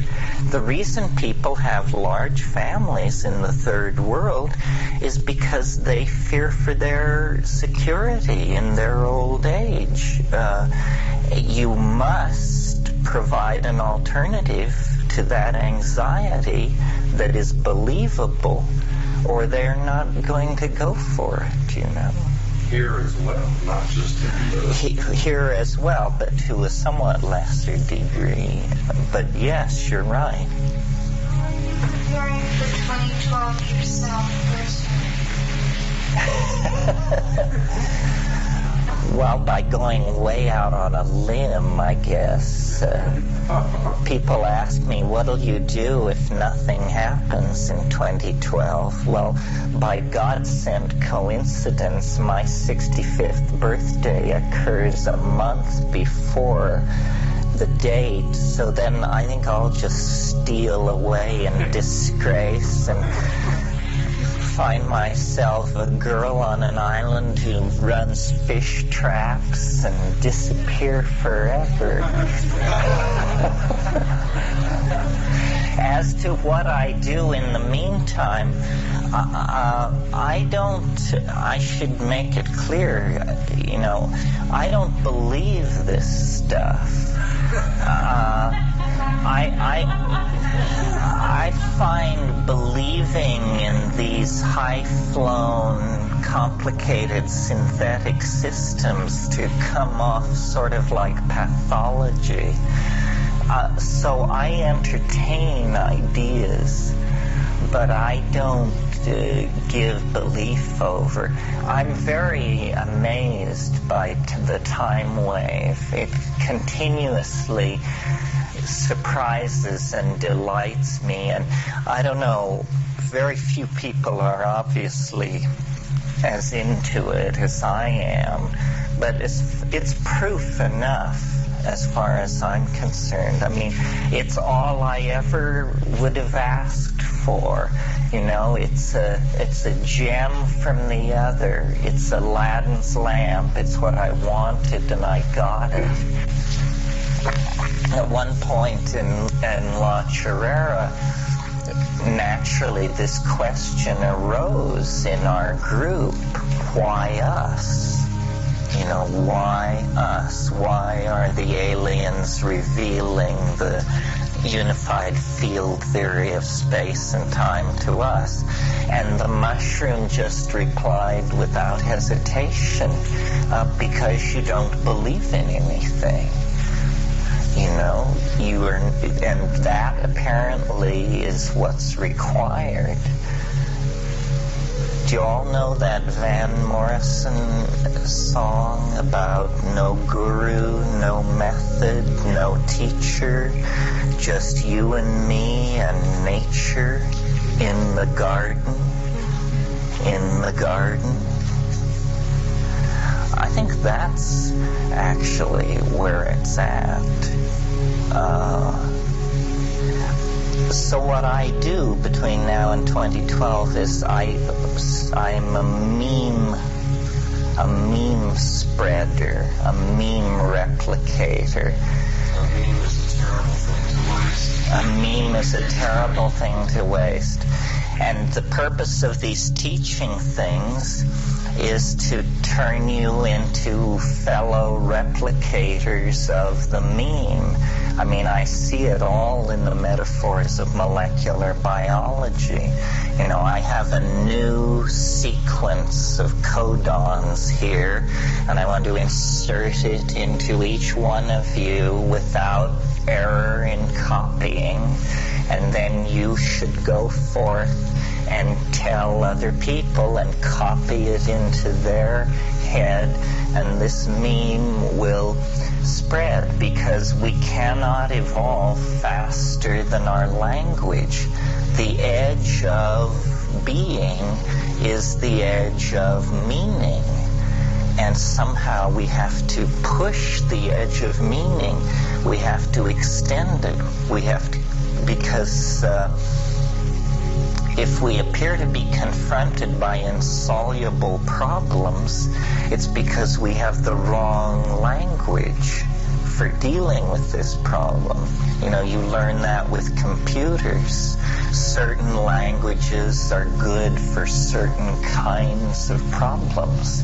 And we have to constantly evolve language and push it forward. And the way I think of the psychedelics is they are catalysts to the imagination. I mean, that's what they were back 100,000 years ago. The imagination, which was just this glimmering, this iridescence on the surface of ape cognition, was under the influence of the reciprocal feedback of self-reflection, you know, that is created by watching your own mind, because it has suddenly become interesting, because it has suddenly been flooded by a psychoactive amine. That iridescence has been coaxed into language, art, architecture, music, poetry, the whole ball of wax. But now we know these things. It's no longer a sort of haphazard process. We can, by analyzing different kinds of cultures existing in the world today and cultures that existed in the past, we can uncover, reveal, unravel the lost secret of our origins. And I think, I haven't talked too much this weekend, but I'm very keen for the notion of what I call the archaic revival. And the archaic revival is this overarching metaphor that is the way for us to go to save our necks at this point. When a culture gets into trouble, instinctively what it does is it goes back through its own past until it finds a moment where things seem to make sense.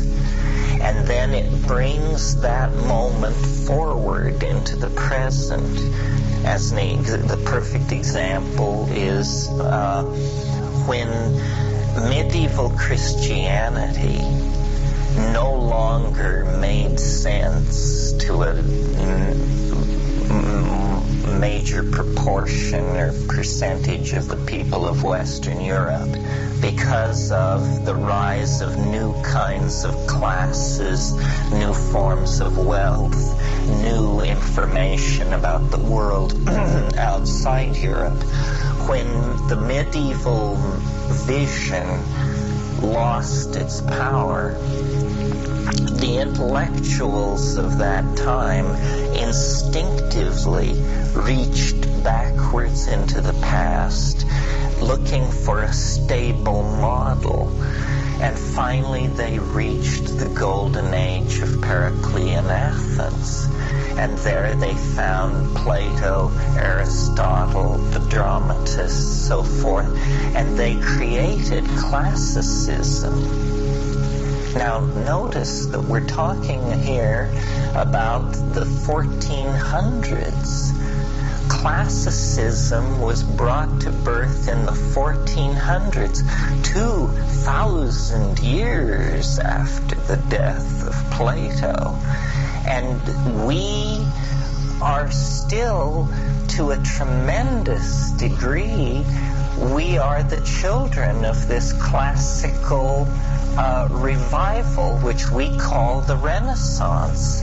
Our theories of law, our theories of government, our notion of justice, our notions of city planning, of architecture, of all military planning and so forth and so on, are all drawn from classical Greek and Roman models that were brought back from the dead 500 years ago by a bunch of Italian investment bankers who thought this was a good model to build on, to hang their civilization on. And now this has run out. The contradictions are too extreme. This classicism, I don't want to say it's failed, but it has just taken us as far as it can go. So now we confront great existential confusion. We confront cultural values completely different from our own, such as rainforest aborigines and so forth. We confront the toxic legacy of modern science, the retreating species counts of the earth, the decaying atmosphere, all these things. So we must now reach far back into time for a new cultural model. Our crisis is so great that we have to reach back to the High Paleolithic to the moment immediately before the invention of agriculture and the creation of the dominator ego. And I see, people talk about the new age and the new paradigm and this and that. Well, it's larger than that. It's been going on throughout the 20th century. The discovery of the purification of mescaline in Berlin in 1897. Freud begins to publish around the turn of the century. Jung, they are discovering the primitive unconscious. They are revealing to Edvardian and Viennese ladies and gentlemen of great culture and breeding that they have inside them, brawling, incestuous, violent, lust-driven animal natures. In other words, they are reintroducing an awareness of the primitive into this tremendously constipated, male-dominated, late 19th century, post-Victorian cultural milieu. And then, following hard upon them, the Impressionists in the 1880s giving way to analytical cubism, and all the cubism arose as a result of the fascination of a few artists with primitive African masks. Picasso and his circle, and when they brought this stuff back to Paris in 1905 through 15, nobody had ever seen this kind of thing, and these guys began trying to deconstruct the pictorial space of people like Degas and those people into the pictorial space of the primitive mentality. Meanwhile, anthropologists were bringing in, and Fraser published The Golden Bough, which laid before the European intellectual community this vast repository of integrated mythology.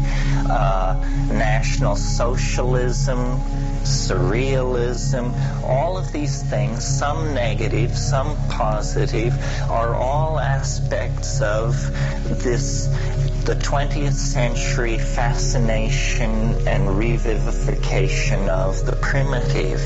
Rock and roll, the rise of sexual permissiveness, the rise of styles of dancing which were not this, the minuet and so forth. All of this signals this fascination with the primitive, but at the center of it stand two phenomena, or two integrated phenomena. The personality of the shaman and the fact of the psychedelic experience. And we've come late to that. The 1960s is when this theme was first announced for any large number of people. And I think, that we have to consciously deconstruct this constipated, classical, industrial, linear, dominator civilization that we're trapped inside, because it's a vehicle we can't steer. It's glued to the tracks which run right over the cliff.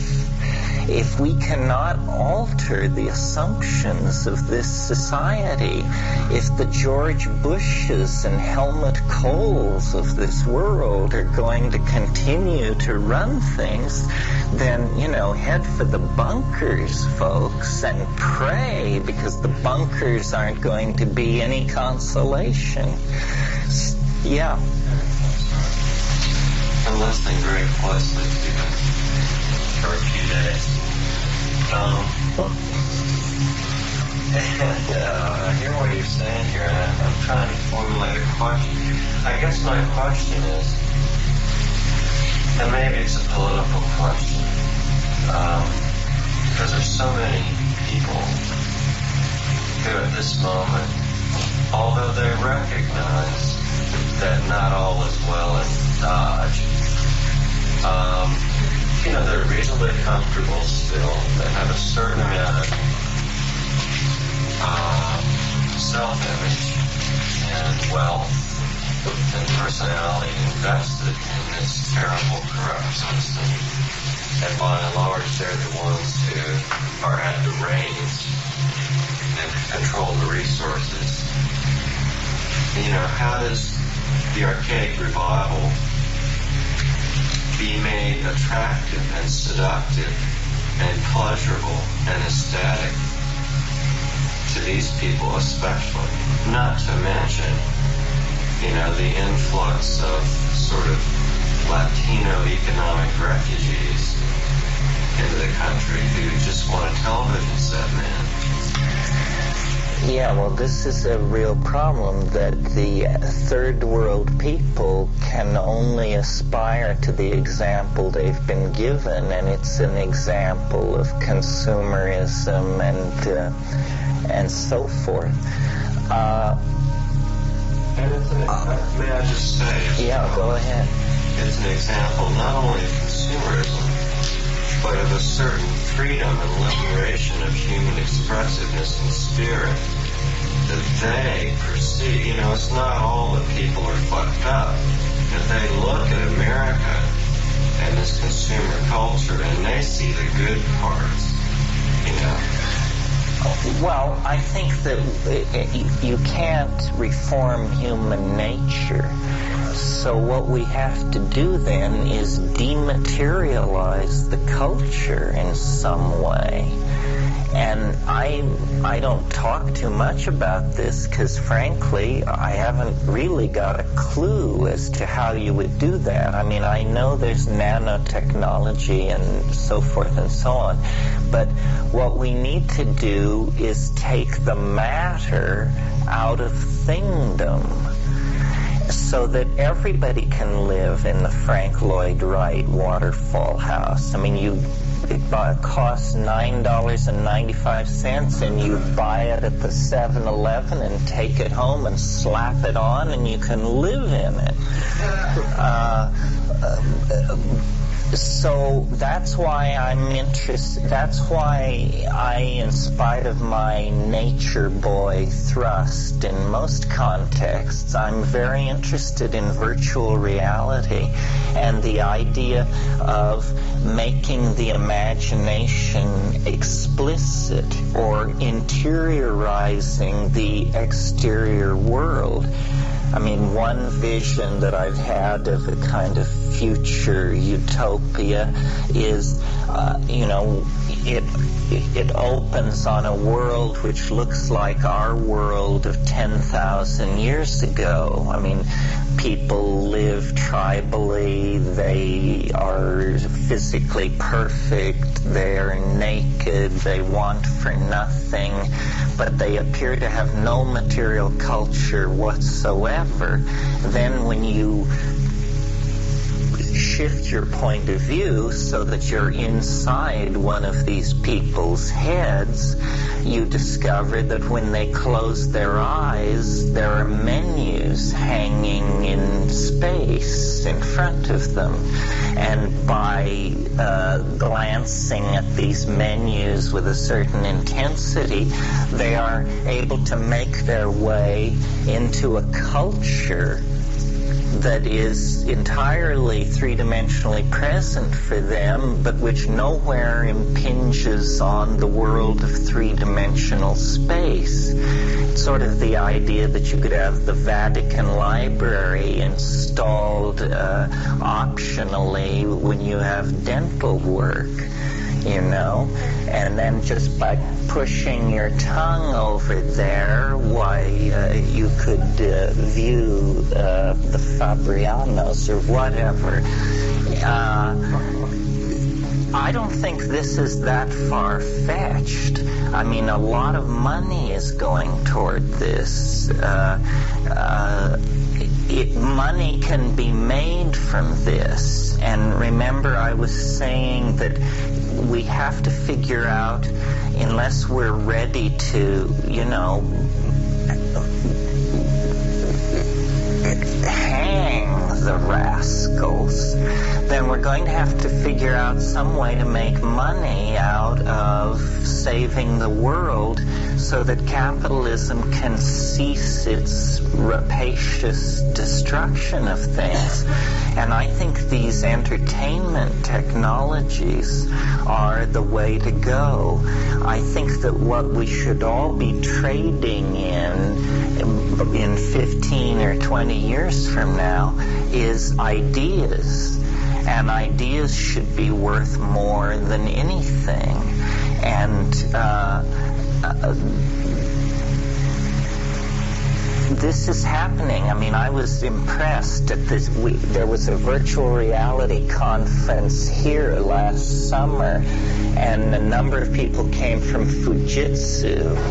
And the Japanese are not dragging their ass on this stuff the way we are. They understand what it is. And Fujitsu has a research team of 30 people who work full-time on virtual reality.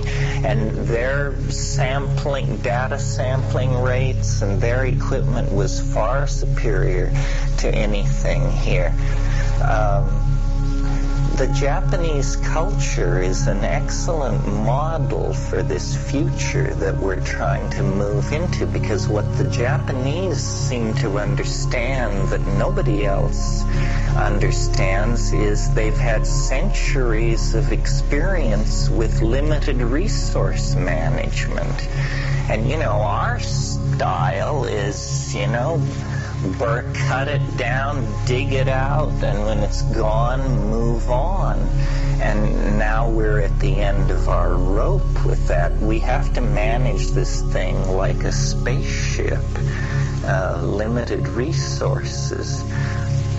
Yeah. Isn't looking at the context of the purpose, the events, presumed purpose for the sequence of events or history or transformation, and technology, the evolution of technology being the driver is now allowing all of these things as being, what else can you expect to have happened that with that kind of power and with a monkey brain, what else would it do than just what it's done? That's right. And as a not necessarily something to take apart to undo a wrong, but as a necessary intermediate or mediation toward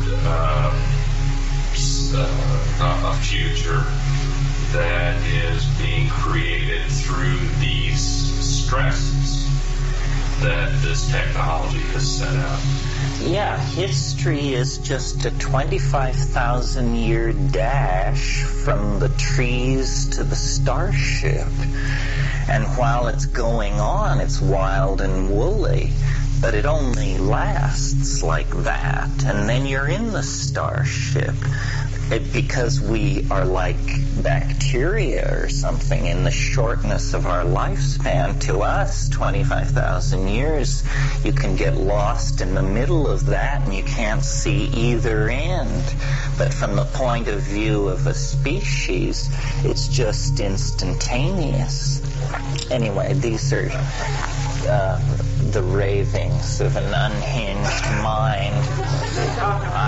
I noticed last week, speaking of unhinged minds, did any of you see Science News with the cover Cretaceous catastrophe that shows an asteroid impacting the Earth? You know, this thing happened 65 million years ago. It's now pretty well confirmed that a very large object collided with the Earth and laid down a layer of iridium isotope that you can find in sedimentary material all over the world at a certain stratigraphic level. It's called the KT boundary, the Cretaceous Tertiary boundary. 65 million years ago, everything on this planet larger than a chicken died. And some people think in a single moment, in a single cataclysmic impact. But what was interesting about this Science News article was they were saying there is puzzling data on the KT boundary, because it does appear that there was this immense impact and catastrophe. But what's peculiar is there appears to have been a major dieback of species underway before the impact. That in the million years preceding the impact, there was some kind of echo crisis on the planet. And then this asteroid struck. And I thought, it had never occurred to me before, I thought, well, two possibilities occurred to me. Is it possible, you know, the dinosaurs that we find are the lumbering, enormous ones, but it's always agreed that there were a vast number of small-boned, gray seal dinosaurs that were much smaller.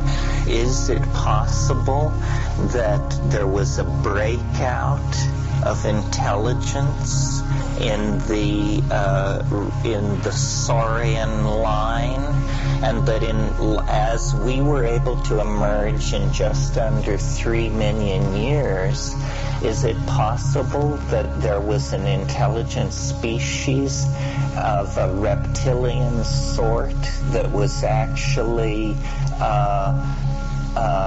evolving a technical civilization, which then caused this dieback of species?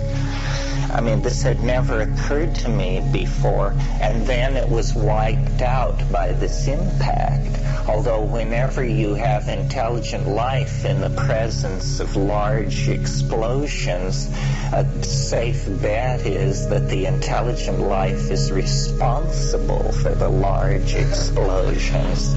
So it may be that there was war in heaven 60 million years ago. The other possibility which occurred to me second was one scenario for solving our problem is a mass migration into the past. That if we could, we could literally dump this whole scene and go 100 million years into the past of the planet and set up there in a confined zone. If it were only 10,000 years deep, it would never show in any fossil record. It would just be, this, if we held ourselves to a 10,000 year wide window, that's such a brief period of time and so long ago that we would basically just appear to have disappeared. Anyway, I'm constantly churning through this stuff, trying to understand. I think this is a haunted planet, and we are a haunted species. This business of these asteroidal impacts, you see, as an aficionado of novelty, somebody who can project 500 million years on a computer screen, and at 500 million years, the only kind of novelty you're tracking is biological novelty, the ebb and the sudden punctuated forward surges of evolution and so forth. Well, every solid body in the solar system is heavily cratered. Some of these craters are planet smashers. There is considerable and ever-increasing evidence that the cosmic neighborhood is fairly unstable. One of the scenarios that I've had to entertain in trying to understand the voice inside the mushroom, the time wave, the 2012 thing, and so forth and so on, is it possible that biology is somehow prescient, that biology somehow exists in eternity and knows the fate of the planet, and that what we are is a desperate strategy of escape, and that the planet actually can sense the possibility of a complete life-destroying asteroidal impact. And so a species, a bipedal monkey with binocular vision, has been led into the antechamber of nature's secrets in order to build machineries and unleash energies sufficient to either deflect that incoming object or flee the planet in anticipation of it. I think life is tremendously tenacious and has an immense capacity to organize itself to meet any crisis, provided it knows it's coming. And, there are scars on this planet, enormous scars. There's a scar 1.5 billion years old on the Canadian shield that is twice the size of the lunar crater Copernicus. This thing that came down 50,000 years ago out near Flagstaff, Arizona, that was a tiny object. It was something like 30 meters across. It was moving 9 times the speed of a rifle bullet. It was 6 miles into the earth in the first second of impact. Everything within 800 miles died instantly, and this was a nothing burger, this thing. An object 500 meters across the planet would ring like a gong for 10,000 years. And the thing at the KT boundary, the thing which killed the dinosaurs, they now believe they have the impact point. Oh, in fact, this is interesting, and it reflects on our psychedelic mix. They've searched the planet for the impact point of the KT killer, whatever it was, and now they've located it, and ground zero is at a little town called Progreso on the northern coast of Yucatan. At the time of the impact, the entire area was a shallow ocean.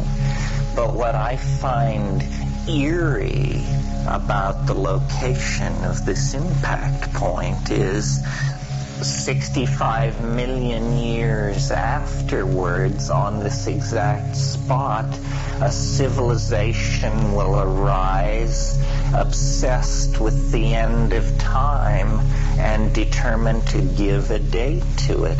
I mean, it's within 110 miles of Chichen Itza. It's near Jebel Chaltun. It's right in the heart of classic Maya country. So it's almost as though, the question that I would like to have you leave here with is,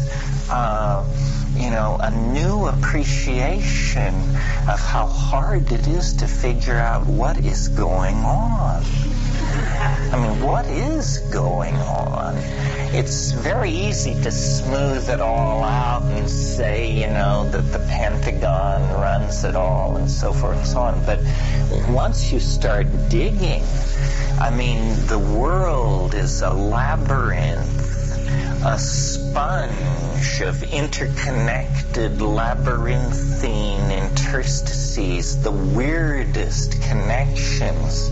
Who knew who and what they were doing about it. And then, these reports that come in, and some are false and some are true, but the sum total of it all is to paint a picture of excruciating weirdness. And people are just not pushing the right buttons. I mean, I guarantee you take 5 dry grams of psilocybin in silent darkness in your own living room on a Saturday night, and, Ferdinand Magellan, move over. You will see things no one has ever seen before, and no one will ever see again. I mean, and these things are real. They have existential validity. They have the power to move hearts and change lives if we can but bring them back into the domain of the group mind, of the tribal campfire. We are surrounded by oceans of alien beauty, alien intent, bizarre ideas. I mean, I'm convinced that these things which the tykes offer in the DMT holding pen are idea systems. Ultimately, the time wave, which, took me 4 years to create and requires computer assistance and all this stuff, it was just one of those things. I mean, they have closets full of this stuff, and they just pull it out and show it to you and take it away. Oh, you like that? Try this. How about this? Each one of these things, stretches the monkey mind to its limits. I am a rationalist, and yet if you press into these weird zones, you can overcome what I call the trailer court syndrome, which is, that nobody ever gets kidnapped by a flying saucer except people who live in trailer courts. You can overcome that. You, with your BA in psychology and your friendship with Rollo May, you can be kidnapped by flying saucers. Yeah. Something about crop circles. I know. I just wondered. You mentioned that earlier, and I know these guys said that they made the crop circles. Well, the crop circles are such fun. First of all, it is a wonderful example of my contention that the world is made of language. Because what the crop circle, whatever the crop circles are, what they are is they are glyphs of some sort. I mean, they are designed to be seen. It would be absurd to maintain that someone was trying not to be seen. So these crop circles are to be looked at, and then radiating out from the act of looking at them, reality ripples like air above a desert highway. The UFO people who were just on the brink of seeking honest work, suddenly, this tremendous shot in the arm, everybody declares themselves a seriologist and moves to nobody seems to think it's, well, I don't know how much time to spend on this.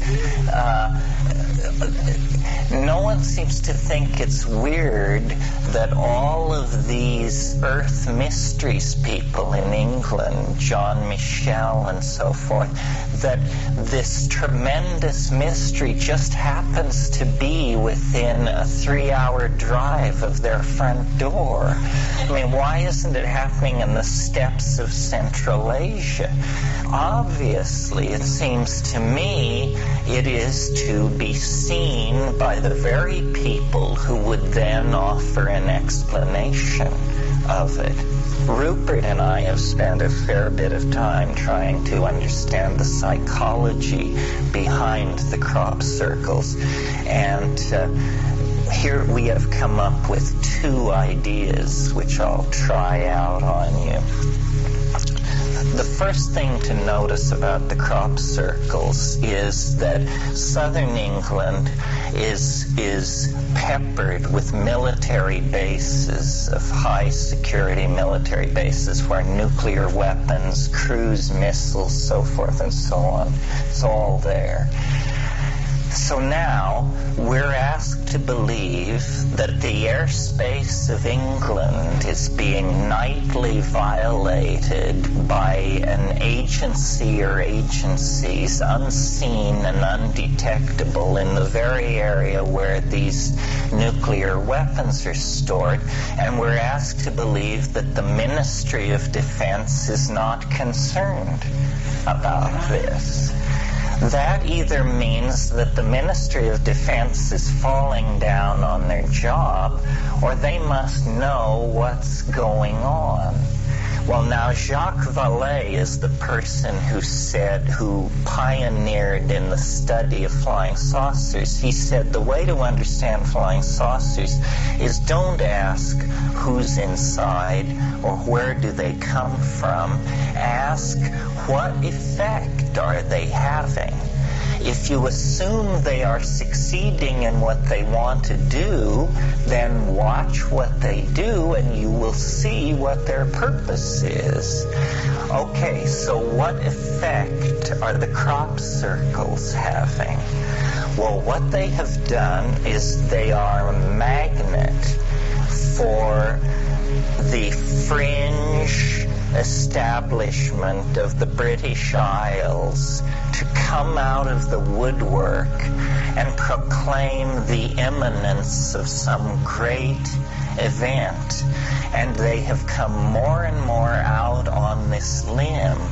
And what I speculated to Rupert was that MI5, which is British intelligence, it's possible that they could actually view the New Age as a resurgence of paganism that threatens the Christian establishment of Anglican England.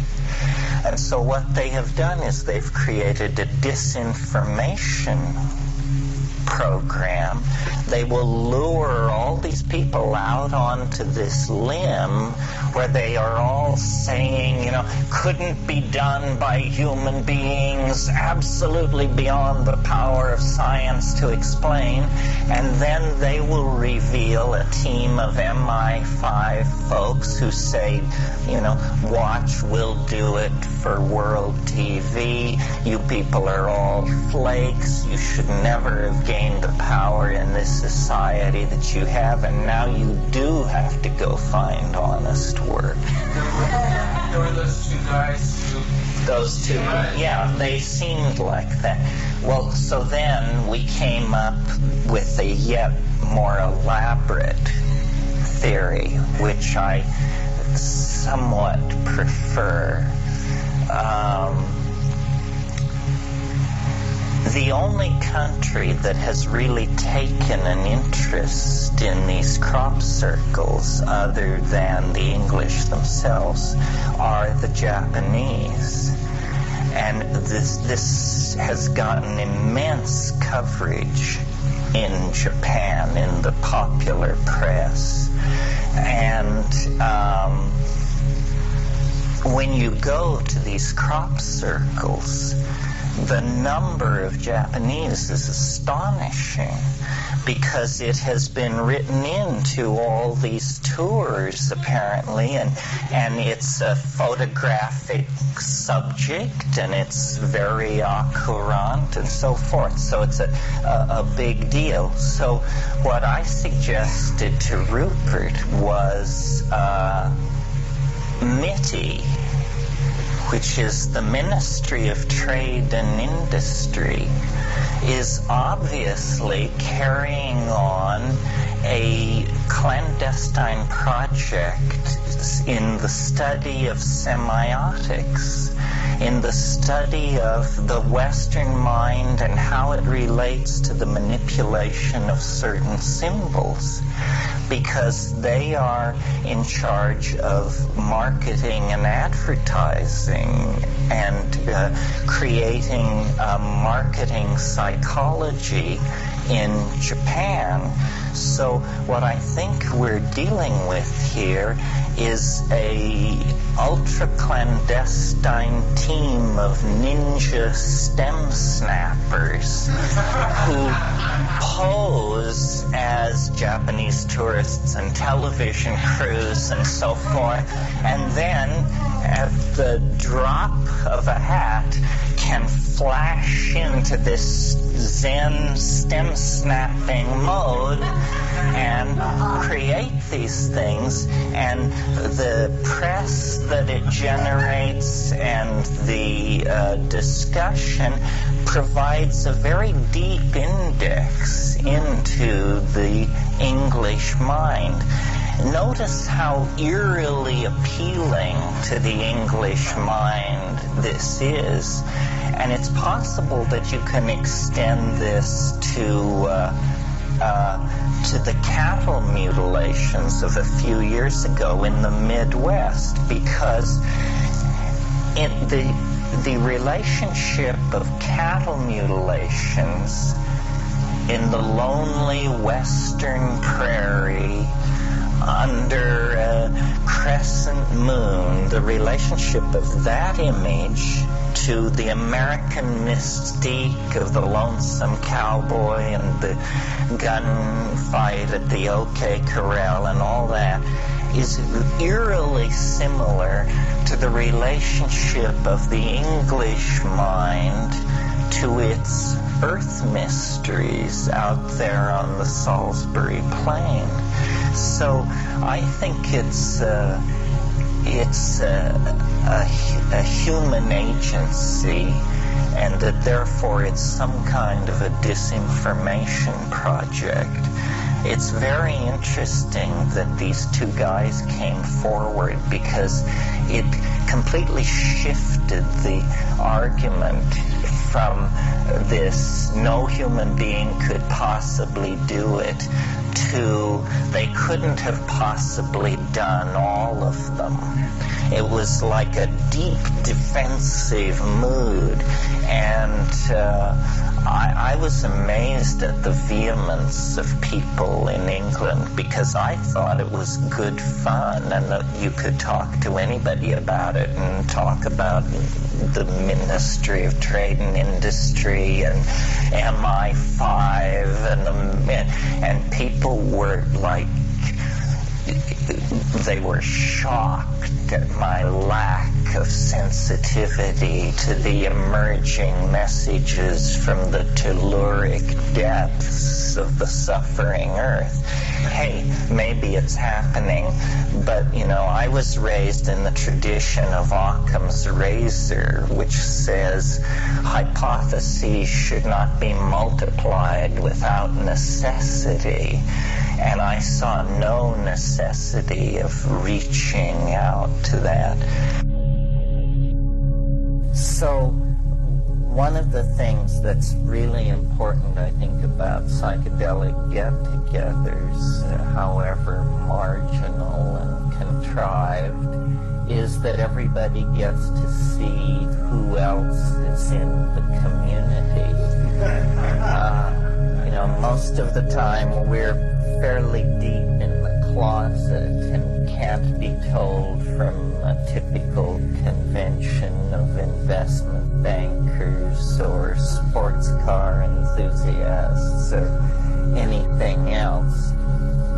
Well, I won't keep you too long tonight, because as I said, a lot of people came a long distance. I always think about these things before, because I wonder, is it changing? And what's my role in relationship to it? Have I sort of fallen into being some kind of gatekeeper, or in a worst case, dancing bear? This issue of infotainment, and recently I found myself in clubs at 4 in the morning raving at people at high decibel with the perfect knowledge that they couldn't understand a word I was saying. And I wonder, this is a strange thing to happen to a philosopher. Is this what my daddy raised me for?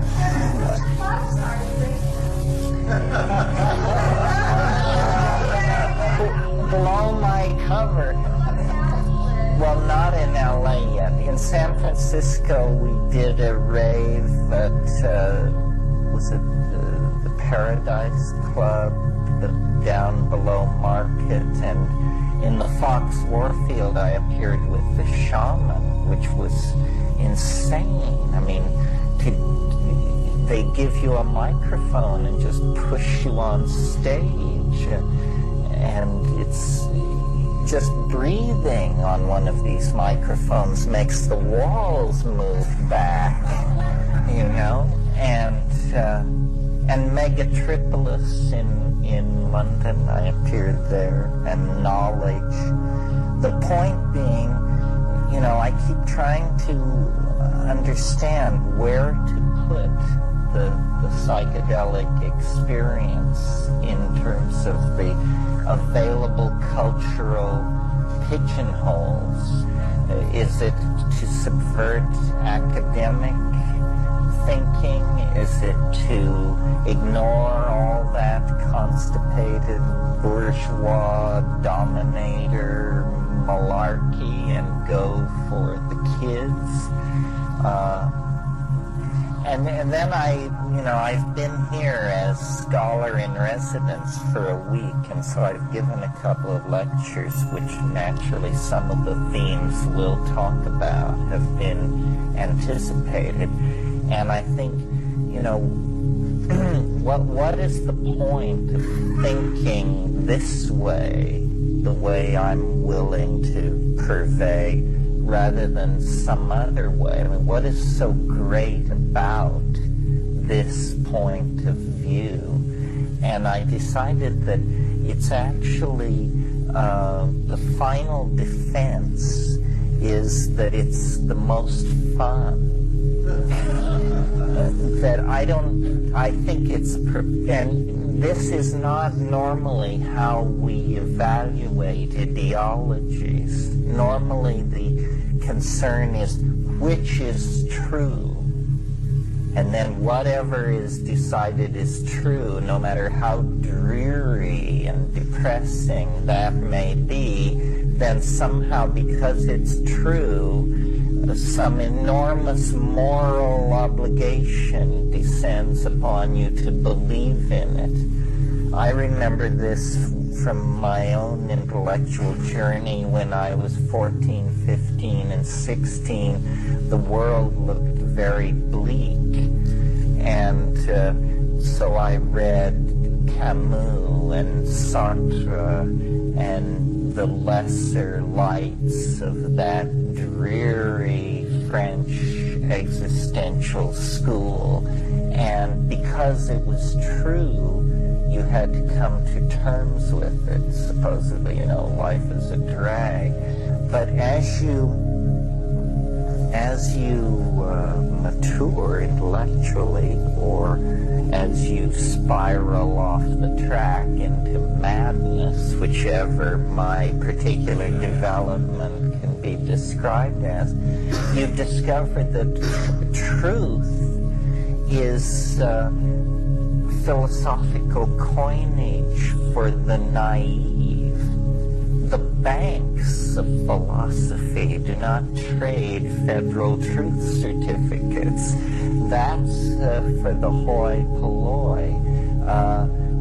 What's going on among the professionals is something very different. A sense of the limitations of knowledge.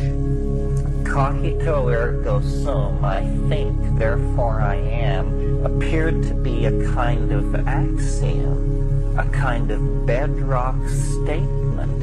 I think, therefore I am. Now, somehow in the 17th century, this appeared to have some kind of incontrovertible logic about it. I am I. But when you analyze it, it's an incredibly complex statement embedded in assumptions that can barely be languaged.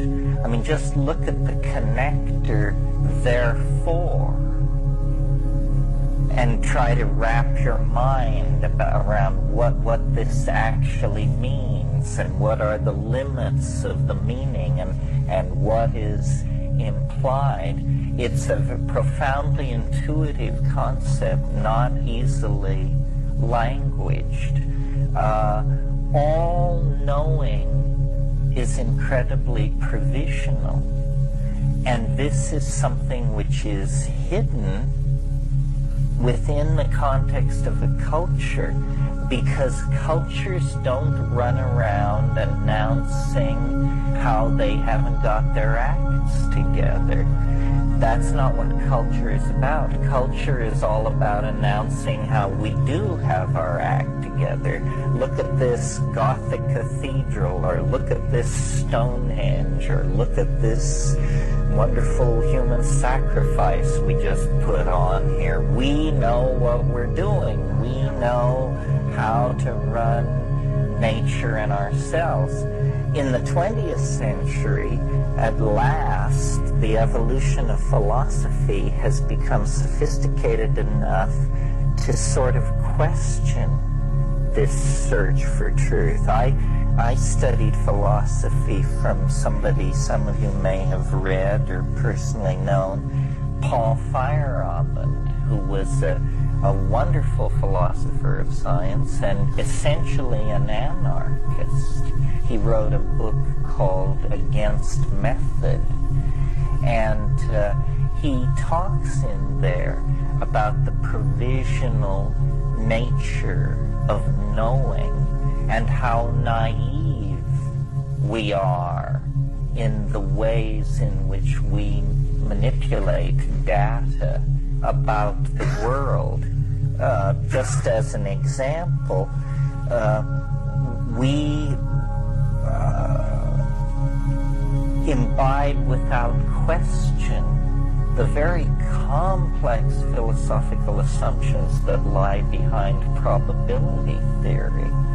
So that, for instance, talking about averages poses no intellectual problem for us. You know, if you want to know how much current is running through a wire, and you take 10 measurements, and you add them, and you divide by 10, we then say, this is how much current is running through the wire. Strangely enough, when you go back to your original 10 measurements, no one of them may be the value which you now announce to be the true value for the current running through the wire.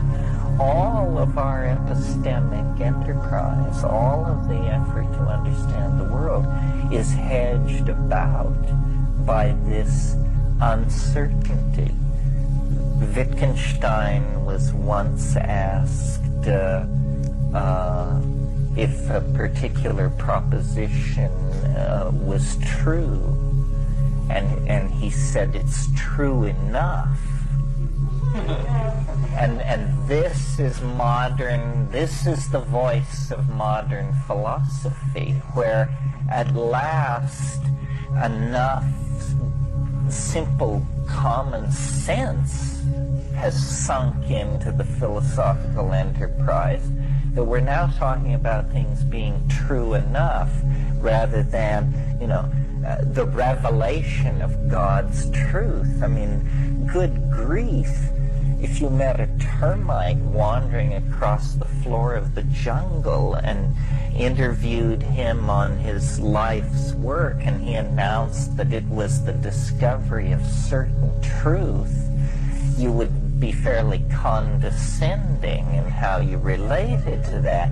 Well, but do you believe that you are greatly different in your cosmic positioning than that termite? You know what, monkeys are better at this than insects? I don't think so. So I spend a lot of time trying to make my ideas seem rationally apprehendable. But in a way, that's just sleight of hand. Their attraction for me, and I hope for you, is not their rational apprehendability, but their fun. That you can't talk this for fun. I mean, if you can, I'll convert to your way of doing it. Because the phenomenal world is delightful. It's humorous. It has locked within itself all the adumbrations and reflections of its aspirations, its past, and its unfulfilled possibilities. I really think this is what the psychedelic thing is about, or at least for me, is it's a kind of sensual glorification of multiplicity. That's why, if we were to look at spiritual traditions and place them try and categorize them into great Orwellian categories, then I think what you would get are the minimalist schools, which are all about white lights, nirvanas, satori's, shunyatas, and things largely unsayable that discourse despairs of describing. and those ontologies that glorify the phenomenal world, and that would be paganism, psychedelic thinking, shamanism. Notice that these are more nitty-gritty positions, not driven by a thirst for abstraction, but driven by a thirst for sensation. And to my mind, the centerpiece of the experience of being and the centerpiece of the psychedelic experience and the point around which the great issues of modernity revolve is the issue of the felt presence of experience, the relationship of the individual to the sensorium of the body. I mean, we see it in all kinds of subtle ways and unsubtle ways. Unsubtle ways, the whole issue about a woman's right to control her reproductive processes. Subtle ways, the way in which the entire society is an engine for producing certain behavioral outcomes in the marketplace. Everybody is being programmed and manipulated. And I think the antidote to that, in some sense, is this wider appreciation of complexity and experience. The reason the psychedelic thing is so powerful and can touch so many people of so many different classes and outlooks is that it's an experience. It's not an ideology. I mean, so we're not talking something which competes on a level with, like, say, Marxism, behaviorism, deconstructionism. This is something which is more operating on the level of sexuality, emotion, devotion. It's a feeling, and it's a birthright of the organism that has been socially restricted and controlled in a very weird way. We are literally a schizophrenic species. I mean, we are at war with our own nature. Civilization, whatever that means, is felt to be so fragile an enterprise that it's constantly refusing to come to terms with the context in which it finds itself, which is the animal body, sexuality, emotion, pain, desire, elation, ecstasy. And so we go outside of those things and create a generalized abstraction and reason backward. The reason psychedelics, I think, are so frightening to the guardians of social order is because they represent a direct addressing of experience. And for a very long time, I mean, 1 millennia, 5 millennia, choose a number, experience has been hierarchically distributed in human society from the top. You know, you get a Christ or a Hitler or a Pope, or it's a leader of some sort or a visionary, and then the exegesis of the vision is passed down through, and we imbibe it as a product coming with the sanction of social correctness.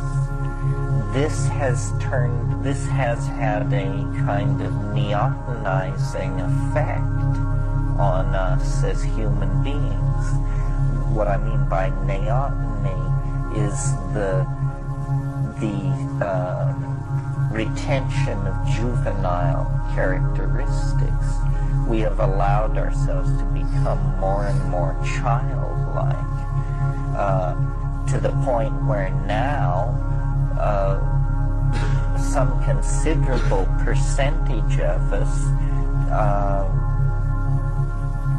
allow ourselves to be warehoused in a larval condition most of our waking lives, watching television and consumer object-based fetishism and the cycle of production of money for the acquisition of fetish material, then the inevitable disappointment, the reformulation of the fetish, so forth and so on. This is what occupies us.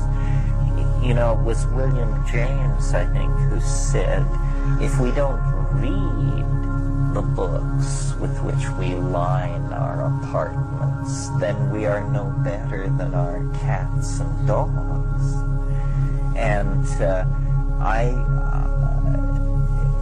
I guess I would say, and if we don't take the psychedelic plants that are in the environment that we can avail ourselves of, then we are no better than our cats and dogs. There are doorways open to us, but they are all experiential and personal. They lie in the realm of sexuality and I guess what you would call experimental psychology, and areas where we get very nervous and want to follow rote, follow tradition, and be assured that we are not deviant, that we are not strange, that we are not violating any of the canons of the tribe. But I think because of the social crisis, meaning this vast generalized sense that everyone has that things are out of control, we are going to have to go back to first principles. And what that means is a return to the authenticity of the body. You know, McLuhan wrote about how media distorts human self-images. One of the reasons that I'm involved in virtual reality and electronic media and all of that sort of thing is because I think that the age of the distortion of the human self-image by media is coming to an end. That the medias of the future will be largely transparent, and that this is very important because it's going to allow us to discover who we are. You know, a person who can read is a person who possesses an ability that is tremendously distorting of their essential relationship to their humanness. I mean, if language is a bizarre activity, and no question that it is, reading is orders of magnitude more bizarre yet, because, you know, abstract signs are being manipulated at close to conversational speed, in some cases faster than conversational speed. So much of culture is complex behavior, and I think that what the psychedelics show that is the secret that some people don't want told is that we can redesign our behavior. We can change very, very quickly. The image of ourselves as somehow the rigid inheritors of evolutionary programming and therefore doomed like lemmings or monarch butterflies to enact a programmed pattern of behavior and destroy ourselves isn't what I see happening at all. The whole history of humanness is a history of unexpected adaptive response to unusual circumstances. And I believe that's because the imagination has played such an important role in defining who and what we are. And whatever the imagination is, psychedelics catalyze it. Psychedelics enhance it.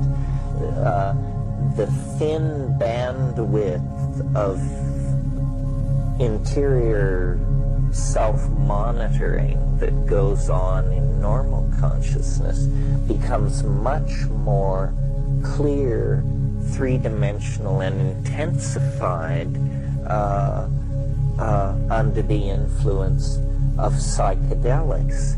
If, these things used to be called consciousness-expanding drugs. It was just a good old phenomenological description. Well, consciousness, or the absence of it, is what is pushing our species toward some kind of crack-up. So if there are factors in the rainforests, in the Arctic tundra, in the toolkits of pre-literate and Aboriginal people that can act to transform consciousness, then this is where we have to put our attention. If we could feel the consequences of what we are doing, we would stop doing it. The reason we don't stop is because we are partially anesthetized to the consequences of untrammeled population growth, unregulated capitalist market-oriented behaviors, so forth and so on. We are semi-conscious. This is our problem.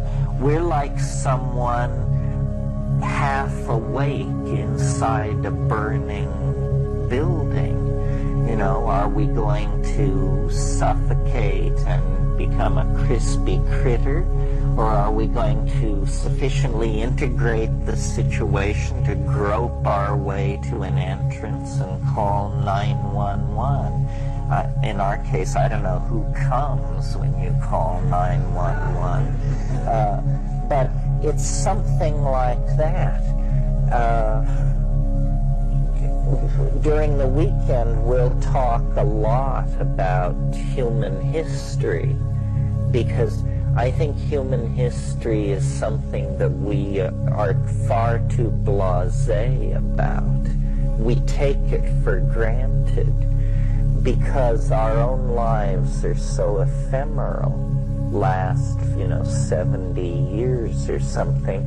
We think of history as something that was installed with the rocks. But in fact it isn't. It too is a behavior very recent, like language, another behavior very recent. Physically, human beings have been about the way we are for 100,000 years, much the way we are for 500,000 years. But the behaviors have changed radically, from nomadic partnership, from societies based on shamanic intoxication, orgiastic sexuality,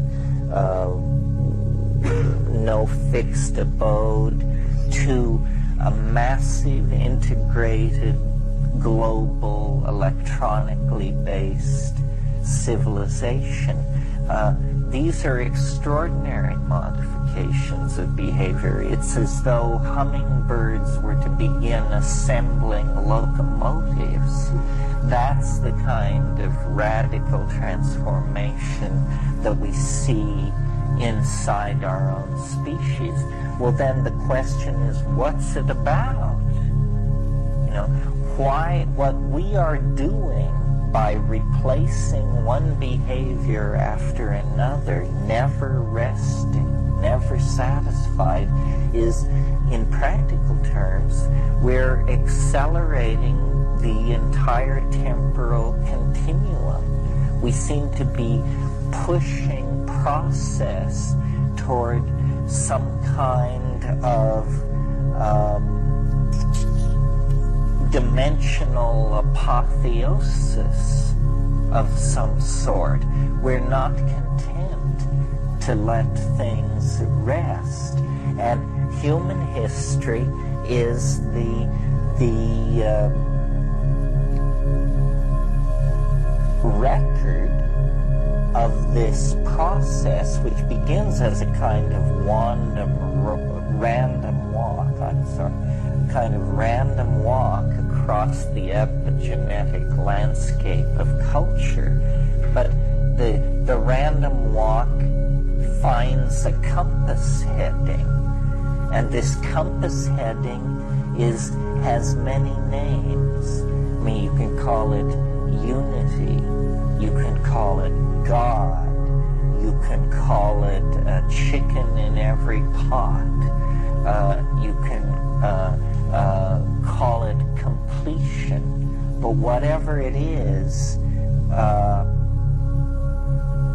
freedom seems to be its central feature. We want freedom. We want freedom from the constraints of the cycles of the sun and the moon. We want freedom from drought and weather, freedom from the movement of game and the growth of plants, freedom from control by mendacious popes and kings, freedom from ideology, freedom from want. And this idea of freeing ourselves has become the compass of the human journey. That which doesn't free doesn't serve. I mean, this has become almost a kind of universal ideal. No one on earth preaches the virtues of slavery. I mean, there may be people who practice slavery, but they have the decency to keep their mouths shut about it, because the defense of slavery has become impossible in polite company. Slowly there has been, I think over time, the growth of an ideal of what human perfection is, first worked on by the great religions, and then sometime, I suppose, around the time of the Italian Renaissance, handed over to secular forces that begin to say, you know, freedom is more than the right to wear wool and pray 24 hours a day. Freedom means the acquisition of property, of the visible manifestations of wealth, the acquisition of information. Freedom with the publication of the first books becomes associated with accessing the database of the culture. Well, what we've learned through Freud and Jung is that the database of the culture goes deeper than we may have anticipated, and that the final keys to the deeper levels are in fact plants that were part of our shamanic heritage millennia ago. So freedom has become basically a project in the Blakean imagination. That Blake called it the divine imagination. We now dream of transcending the constraints of matter, space, time, and energy themselves. I mean, this is what stuff like nanotechnology and virtual reality and this sort of thing is about. We wish to find ourselves in the imagination. Well, I maintain that this desire is a kind of nostalgia for a paradisical possibility that actually existed in the past, and that to understand the human predicament, we're going to have to come to terms with the idea that, which has been around for a long time but not given much coinage recently, that history is a fall, that this is a lesser state than we have known in the past, that all this material culture and all this exhibition of energy control and so forth and so on is actually, these are the toys of lesser gods, and that being integrated in nature, at peace with the rhythms of life and death, and co-identified with the eternal organism of community, that these were actually higher and nobler ideas that somehow became compromised with the fall into history. And it has to do with our relationship to the lost continents of our own minds. I mean, that's what this psychedelic thing is really about. I think it's as profound as the European discovery of the lost half of the planet 500 years ago.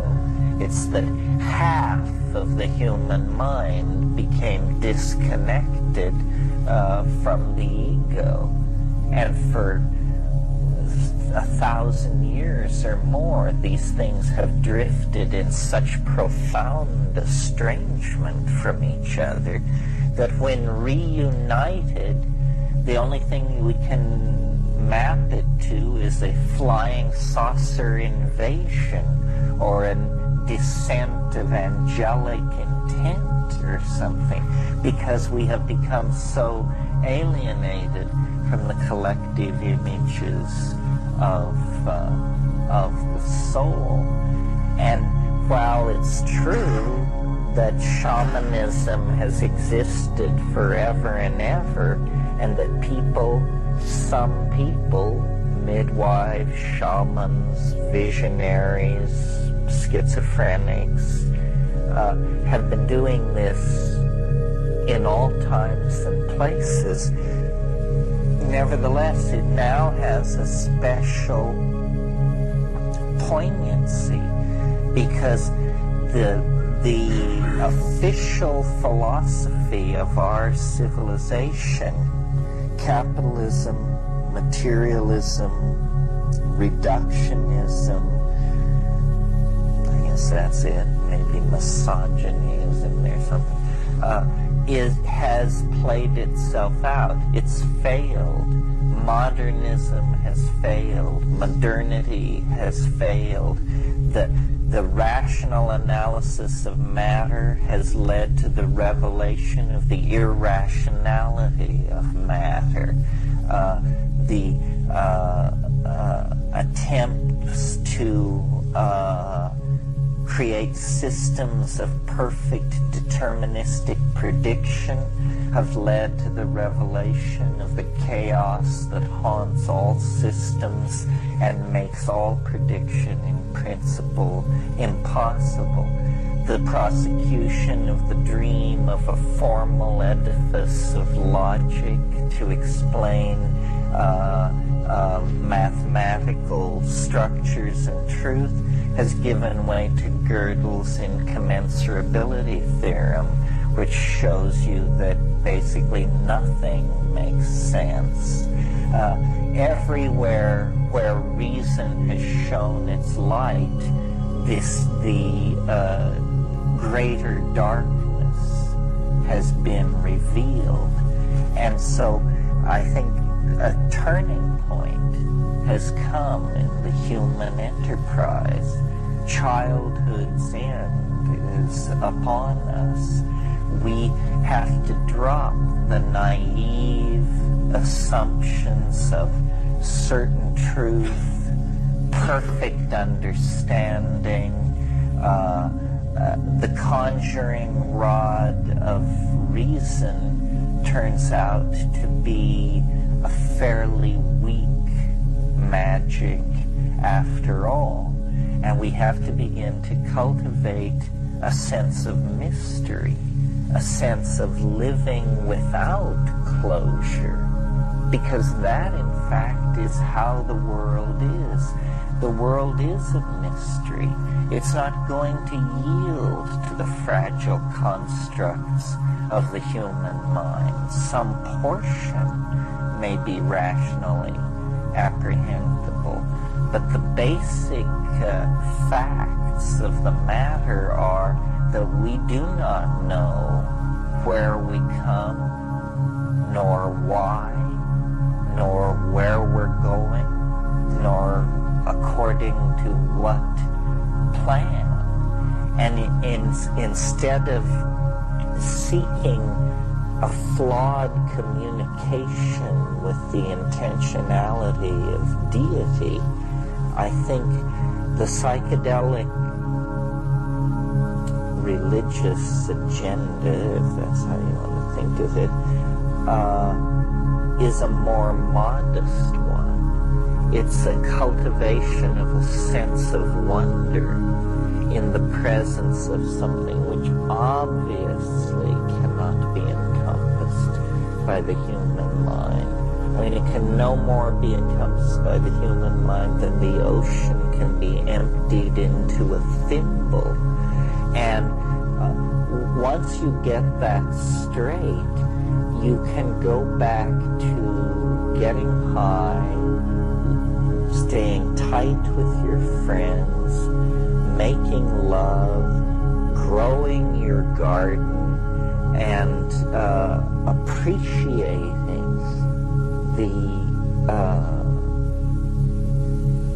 felt presence of experience, and realizing that the abstraction game, the high modeling game, is in fact simply a game, and that there should be no emotional investment in these structures.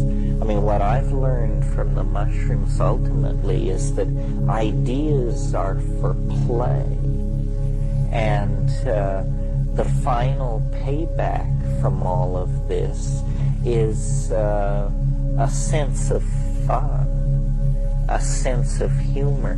The truth, for sure, when it arrives, will make you smile. If it doesn't, you should seek a deeper truth. And so, for a long time it troubled me, this question of truth and falsity.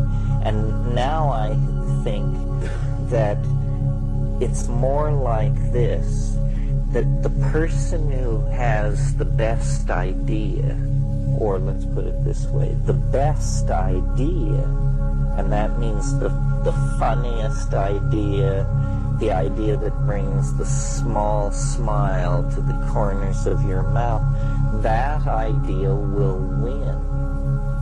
It will win. It's Twee the cheerful. You know, Twee treads on the tail of the tiger. No blame. No blame, because the cheerfulness of Twee overcomes the inherent reticence of the world.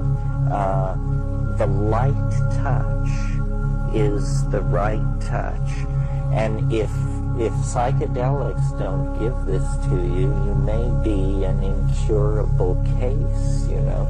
There may be no hope for you but Martin Heidegger in high doses, or whatever they do with people who have displaced funny bones.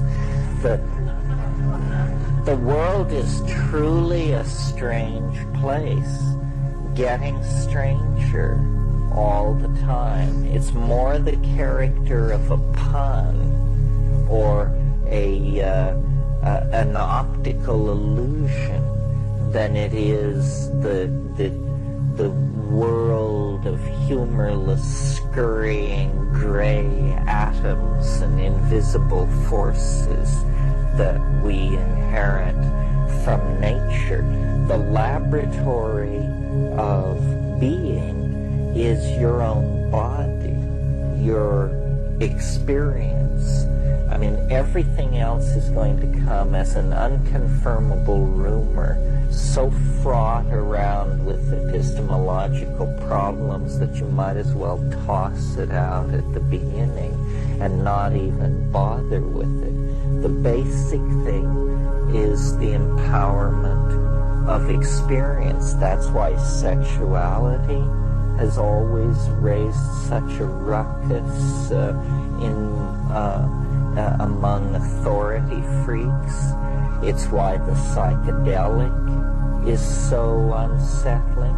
It's why youth itself is unsettling, because these things cause symmetry breaks. They cause a shift in perspective. But this is, in fact, at this point in time, exactly what we have to have. It may be, you know, that we're going to rack and ruin, but it's not an unconscious process. There are the technologies, the information retrieval systems, the engineering capacities to fight like hell against the dying of the light, if that's what's going on. But the will has to be activated. And the problem is that the people creating the problems, which are the people in the high-tech industrial democracies, people like you and me, are the furthest from the consequences of the problems. You know, I mean, here we anticipate the apocalypse, and it's a theological discussion.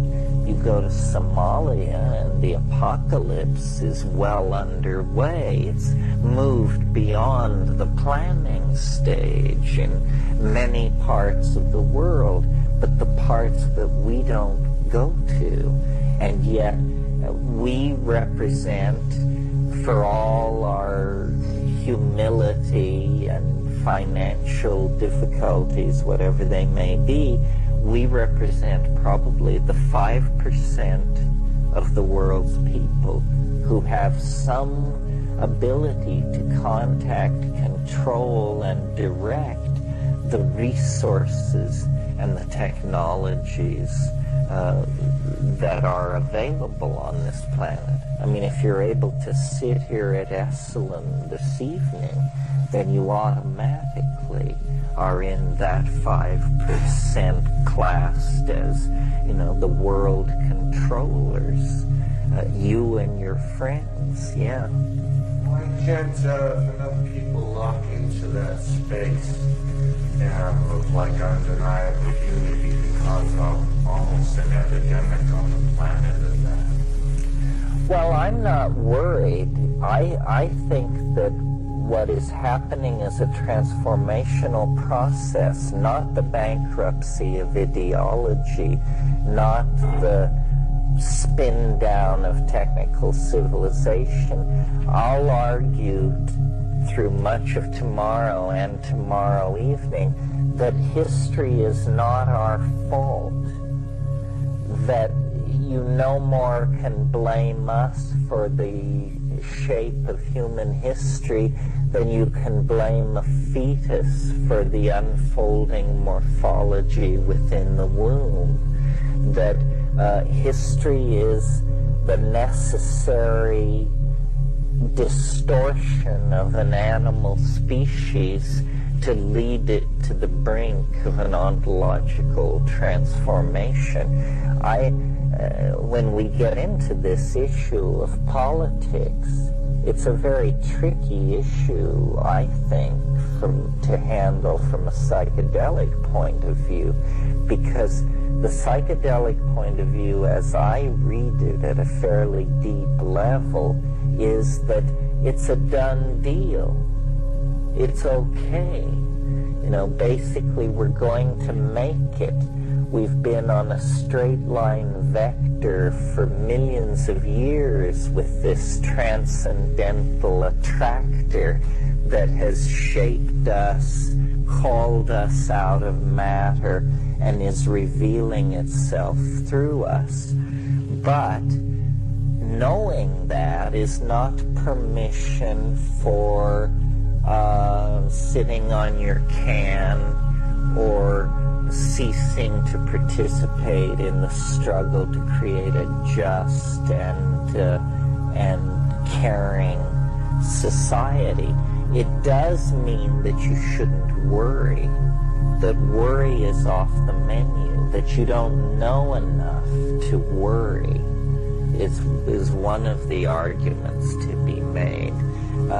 So I think it's basically a case of we need to act locally and think not simply globally, but cosmically. And in our cosmic ruminations, struggle to erase boundaries and to see that, you know, the difference between us and the next species in waiting in the evolutionary elevator, and the difference between life and death, and the difference between pre and post history, these are differences that can be easily erased. And when they are, what comes through is this lost sense of unity and purpose and rightness that we're trying to recapture. Well, that's all I really wanted to say about that tonight. I didn't want to keep you past 10. We'll get together here tomorrow morning, get a good night's sleep. The baths are open 24 hours a day. Thank you very much. Bring your questions, controversies, and whatever, and we'll dig into all this with great gusto on the morrow. Thank you very much. It's only 10 a.m. and already it's been mighty peculiar. Well, did anybody have any particularly strong reaction to last night, or feel that we were started off in a wrong direction or the right direction? Or, in other words, is there any feedback from all of that last night? So I'm beginning to have the feeling that the need to stoke the furnace of psychedelic information is a task that is being generalized into the culture, and that which is a relief for me, because it frees me to discuss my own private megalomaniacal concerns, which are this mathematical effort to model history that will probably be mentioned off and on all day and then dealt with in detail this evening. Strangely enough, the novelty wave, or my theory about how history is structured, normally leads me into a situation of whipping the horse ever faster toward apocalypse and millennium. But very recently we've entered into a phase where it's more like you should get out your lawn chairs and learn to play solitaire or something, because at least by the expectations of the time wave, the next couple of years are going to be incredibly repetitious, mundane, pattern-bound, and ho-hum compared to what we've just been through. We really have been through, though from our close perspective it's hard to tell it, probably one of the most profound decades, or 5 or 6 years of the 20th century.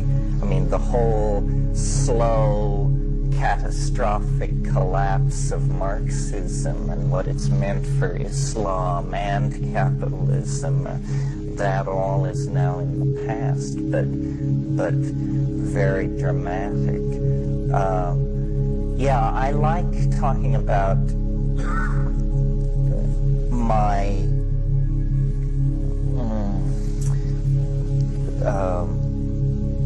chaotic notion of time, because it seems to me the scientific data that is arising week by week is supporting my originally somewhat far-fetched contention that the universe is getting weirder and weirder and weirder at an extraordinarily asymptotic rate. I mean, just 2 examples in the last 6 weeks, both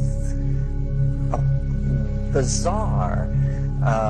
This ice drilling project in Greenland has brought up 325,000-year continuous record of snowfall. And because of the decay of isotopic oxygen, there's some mumbo-jumbo by which you can determine the temperature of the air at the time the snow fell. So what they're getting is a continuous temperature record over 375,000 years. And they can hardly believe what it's telling them. It's telling them that the climate, the weather has been nuts for tens of millennia. That there are 5-year periods where the world temperature fell 20 degrees and remained there for 70 years and then bounced back. A picture of completely chaotic climatological fluctuation has emerged just in the last 2 months. I mean, they're holding congresses and flying people in and drilling a second core to try to understand this, because it's always been thought that the planet's climates were fairly stable, except that the human factor was capable of perturbing it. Now it looks like these glaciations are merely macro-physical reflections of micro-reflections in the climate that are extremely dramatic. So that's one piece of data that's arrived in the last 6 weeks, arguing that the universe is a strange and chaotic place on an accelerated trajectory toward novelty. The other is much more peculiar, and in fact, it's at a level in the scientific literature where panic has not quite broken out. But are you all aware of this very large object which has entered orbit around the planet Jupiter, and which has broken up into between 17 and 25 objects? This is not coming to you from the Fortean Times and the Star. This is Astronomy, Sky and Telescope. It's apparently a cometary body, but it's very large, and it has broken up and gone into Jovian orbit, but the orbit is decaying rapidly, and the whole situation is explicit enough that they can say with reasonable certainty that next July 22nd, these objects are going to encounter the Jovian surface with a greater release of kinetic energy than the extinction which wiped out the dinosaurs 65 million years ago. The impact, as presently calculated, will occur on the side of the planet turned away from the Earth. But within 6 hours, that side will swing into view of terrestrial telescopes. The amount of energy released in the impact, it will be possible to calculate it by studying the reflected flash off the Jovian satellites. So, what we're talking about here is, in the words of Astronomy magazine, a once-in-100-million-year event. But that's the clue that something weird is going on. Once-in-100-million-year events don't happen in the lifetime of a single human being. I mean, what are the odds of that? And we also had Marilyn Monroe, the Kennedy assassination, the landing on the moon. I mean, how many once-in-100-million-year events can you cram into a single lifetime? Well, I don't know what this thing going on out at Jupiter is about, but it's bizarre. And it's bizarre that in science now, things like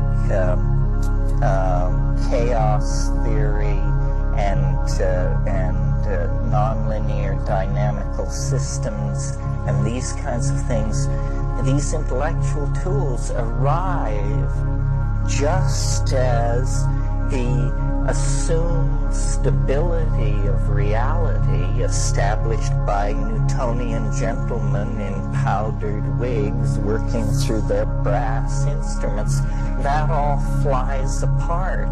And there's just, the heaving oceans of the spaghetti of ambiguity as string theory and non-localization stretches you from here to Zenebel Ganubi and back again.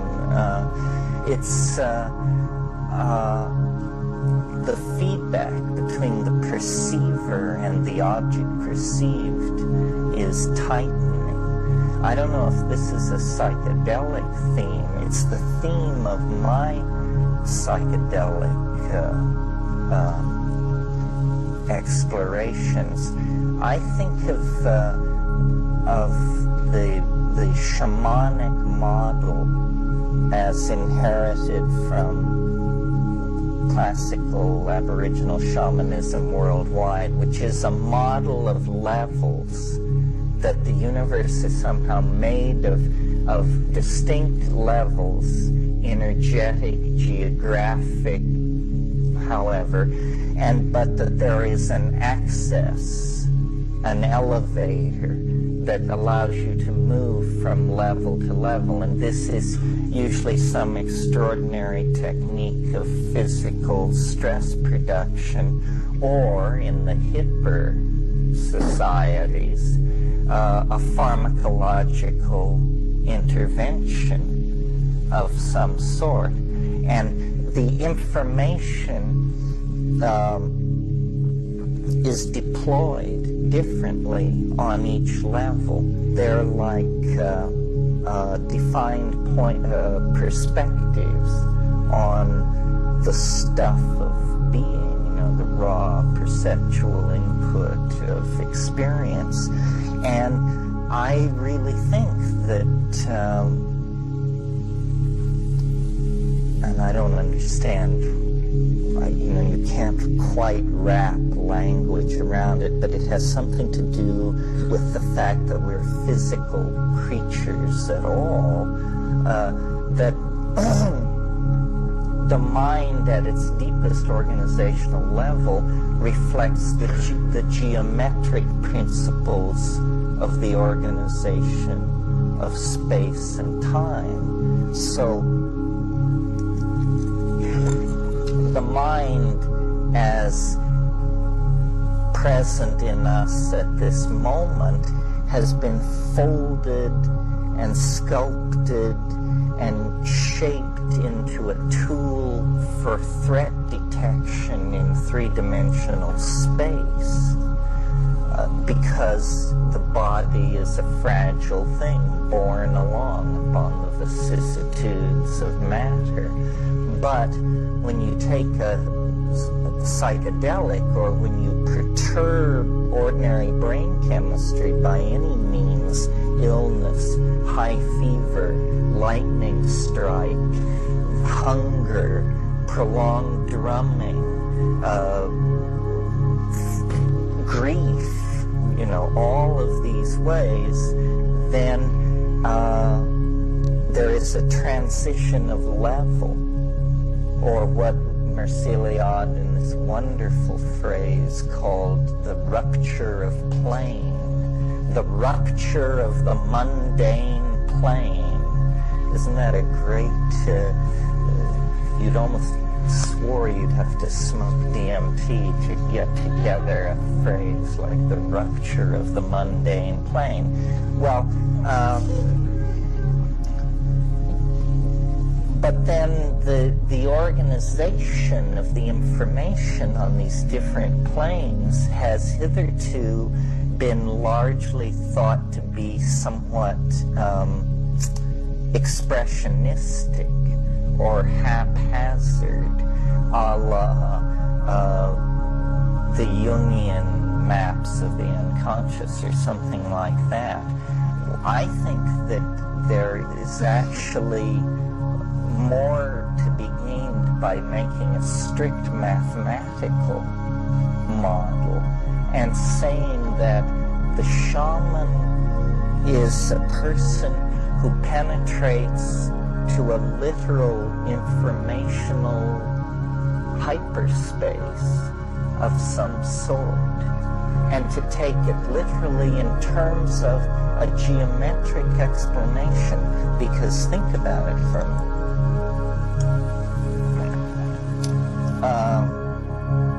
Shamans are primarily in their Aboriginal setting, they function in three roles. They predict weather. Weather prediction is very important in shamanic cultures. They tell where game has gone. In other words, they monitor the food source of the group and direct the hunting and gathering activities according to the availability of the food. And then thirdly, they cure disease. And this is very important, and they are incredibly adept at choosing patients who will recover. This would be a cynical way of putting it. You know, they are very adept at choosing patients who make miraculous recoveries. Some of you may know the tape recordings of Maria Sabina's mushroom velada made by Wasson, where an 11-year-old child is brought to her, and she says that she won't shamanize for this case, that this kid is not going to make it. And then he doesn't make it. He dies within 3 weeks. Well, if you're a materialist and of the modern stripe, then the only way you can deal with this testimony about shamanism, about the precognitive knowledge of weather and game movement and the miraculous ability to cure, is to deny it. To deny it and say this is some kind of sleight of hand, or they are very closely observant of nature, and they, you know, in other words, some only this argument that denigrates the thing. But I think that when you actually look at the ethnographic data from all parts of the world collected in the field by people who spend time with the Asande and the Kikuyu and the Witoto and the, so forth, the Kyrgyz and so on, the body of testimony of what we would call paranormal phenomenon is sufficiently impressive that another model has to be called into play. And I think it's that there are ways to push the mind by extraordinary pharmacological encounters or stress into a kind of higher dimensional space. This would be sort of like the idea that the indeterminacy that adheres to matter at the quantum mechanical level, the fact that it displays itself as particle or wave, depending on the questions being asked, that fundamental indeterminacy apparently has to be amplified through every level of nature, including the human level, so that when you get to ourselves, the mystery of ourselves is the particulate, finite, and dissolving body, and the intuition of the unseen, wave-like, infinite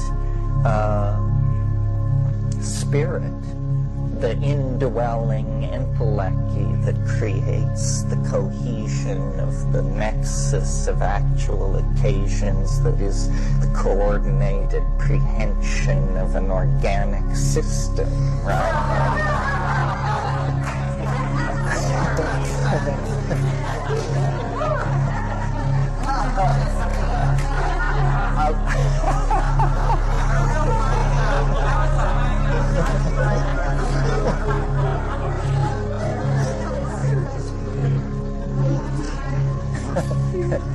We'll just stop there.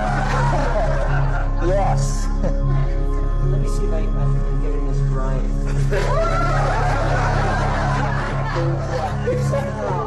Getting the image and of you mathematically decoding the language of the gods in a way. Well, except it isn't exactly a language. It's more like a point of view.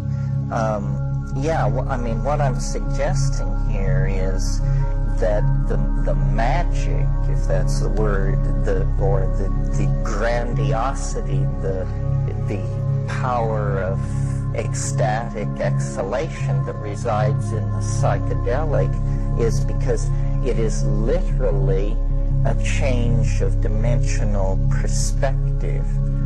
And you know, well, let's see, I hope this isn't too obscure an example, but in the 14th century, Petrarch climbed a mountain somewhere in Italy and wrote a passage about it and invented the observation of landscape and nature in this single work of art, because people had never done that before.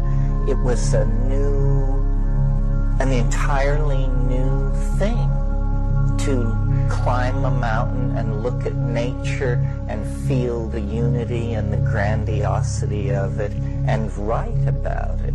And it was part of Renaissance humanism. It was part of getting people out of those dreary, urine-stenchy cathedrals that they've been hanging out in for far too long. So, what I'm suggesting is that, in a sense, the shaman is someone who climbs an inner mountain, but a real mountain, a geometric mountain, and then has a higher perspective, that it's a shift of awareness. I mean, we all are body and soul, spirit, but to the degree that we concentrate on one, we occlude the other. I don't really like the sound of that, because it sounds like you could turn that into some kind of asceticism, which in principle I'm against. But I think the key is paying attention to mental life without bias. One of the things I've been talking to the staff here, because I'm scholar in residence, is Finnegan's Wake. And we've been taking it apart and looking at it and noticing that part of the genius of Joyce in the way the Wake is composed is that all terms are transparent. You know, every word, you can see through it to other words, to other associations, to other connections. So nothing is explicit and overt and defined. It's a mental universe, not, you see, the novel can take two directions. It can try to create what's called realism, which is, in a sense, an attempt to duplicate the laws of optics on the printed page in narrative, so that you have, you know, Lord and Lady so-and-so moving about their country home with the crisis of daughter and servants or whatever. But then that's not the world those people are living in. That's the world you would see if you were a camera watching them. The world they're living in is a much less crystalline and temporally defined world. It's a world where memory and anticipation are in a disystolic relationship as the attention of the characters ebbs and flows, focuses and merges. This is what a great deal of modern literature is about. Yeah. You thought it was really the modern idealism and that we're trapped. Is that what you're saying? Well, trapped in artifice, trapped in art. I mean, in a sense, yeah. That's why Proust and Joyce, who are so different, can be seen to be essentially about the same thing. A true rendering of experience is very hard. I mean, this is the great challenge. I think that's why, somebody asked me recently, what was I doing with myself, or where was I going? And it seems to me that once you work your way into all of these places, the real test of your psychedelic authenticity is the ability to write a novel. Because what you have to show to yourself, not necessarily to anyone else, but what you have to show to yourself is that you can put yourself into the mother giving birth, the fascist interrogating a prisoner, the child at play, the gangster plotting the advance of his career. In other words, that the human experience is open to you, that you know what it's like. Hooker and priest, saint and sinner, it's all accessible to you. That's the sign to me that a person has really dissolved their boundaries and done their inner work, because the quintessence of understanding is the ability to occupy other people's points of view. I certainly make no claims in this area. In fact, I'm very weak in this area. I learned a long time ago by watching how I play chess that my emotional immaturity is right on the surface, because the way I play chess is I make brilliant plans, and then I attempt to carry them out as though there was me and nobody else there. And meanwhile, coming at me across the board is this bewildering series of interruptions which throw off the plan. And I mean, this is the Via Dolorosa, right? The street of tears. And I think there's a crying tradition among North American Indians.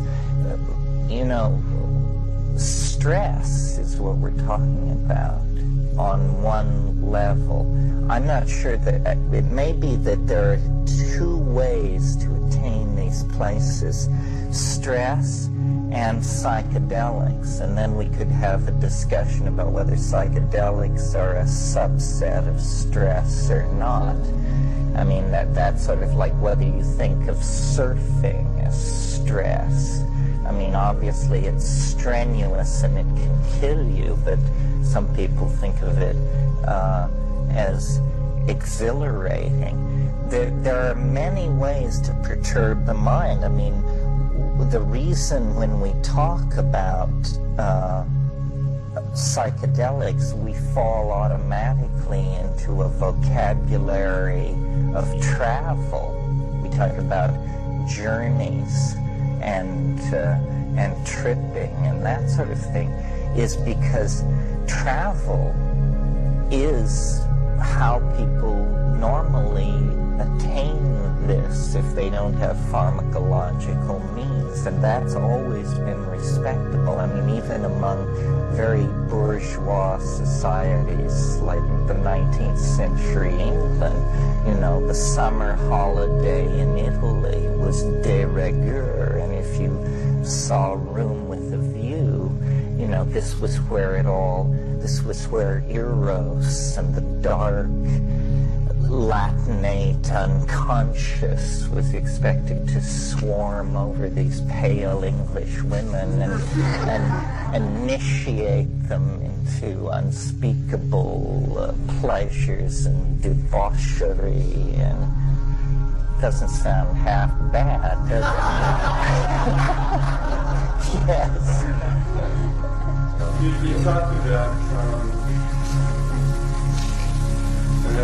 I'm having trouble wrapping around my brain, but my question has to do with one of the topics of the weekend, which is ethos versus politics, these kind of inner versus outer, but also psychedelics are a way of experiencing other planes of reality, or reality in a different way. But it seems as if you're also talking about a way of using that requires some, I don't know whether it's inner discipline, or how do you use it so it's not just a distraction, a drug, Well, I think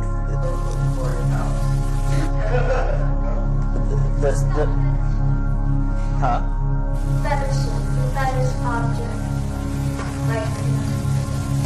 Well, I think the simple answer to how do you do it without trivializing it is that you do doses that scare you. You know? I mean, these things are not physically dangerous, and yet they are terrifying at what are pharmacologically completely harmless doses.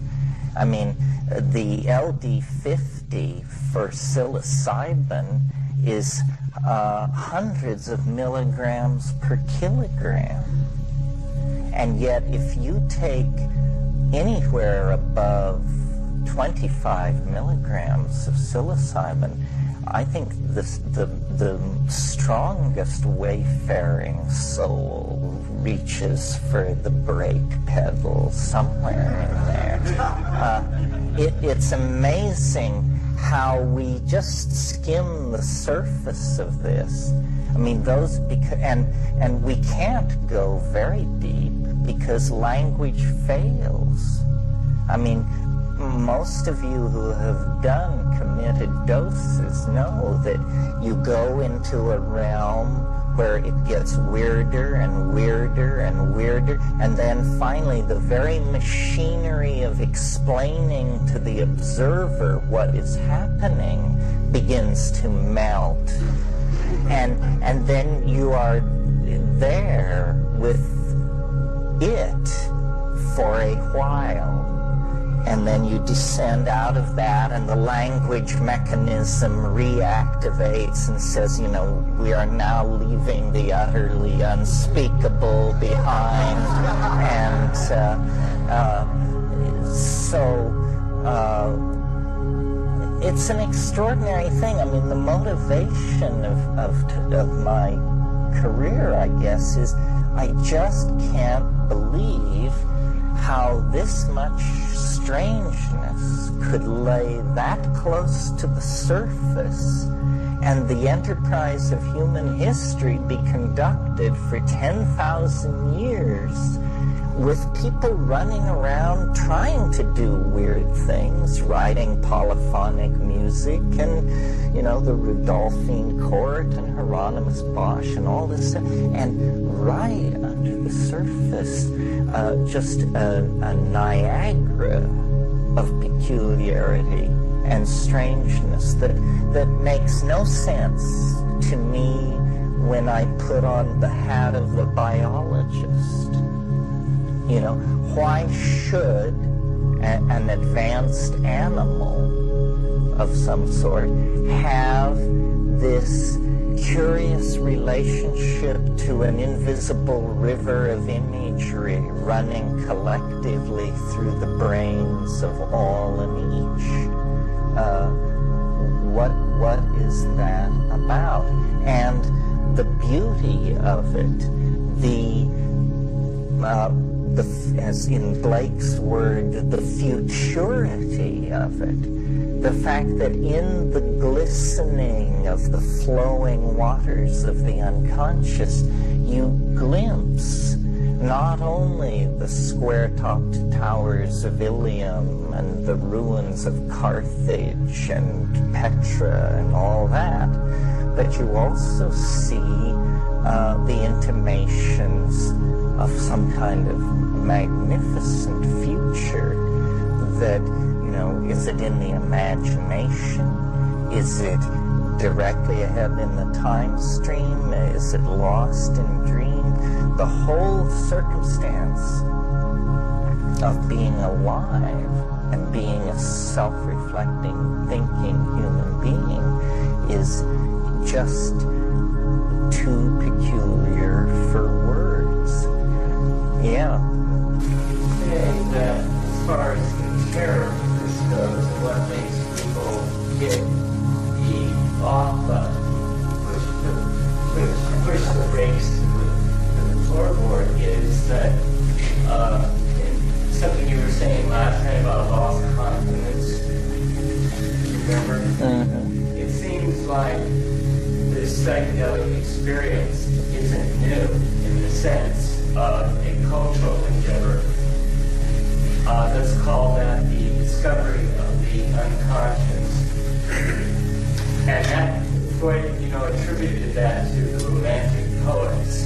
So would you say that one could see the whole modern and postmodern era of this progressive discovery of this lost content, the unconscious, and perhaps it is, as Native Americans would put it, the purification, in the sense that psychoanalysis, the analysis of the unconscious, brings to light hidden aspects of truth of people's lives, of their collective lives that no one wanted to face, but these things have been layered in the unconscious.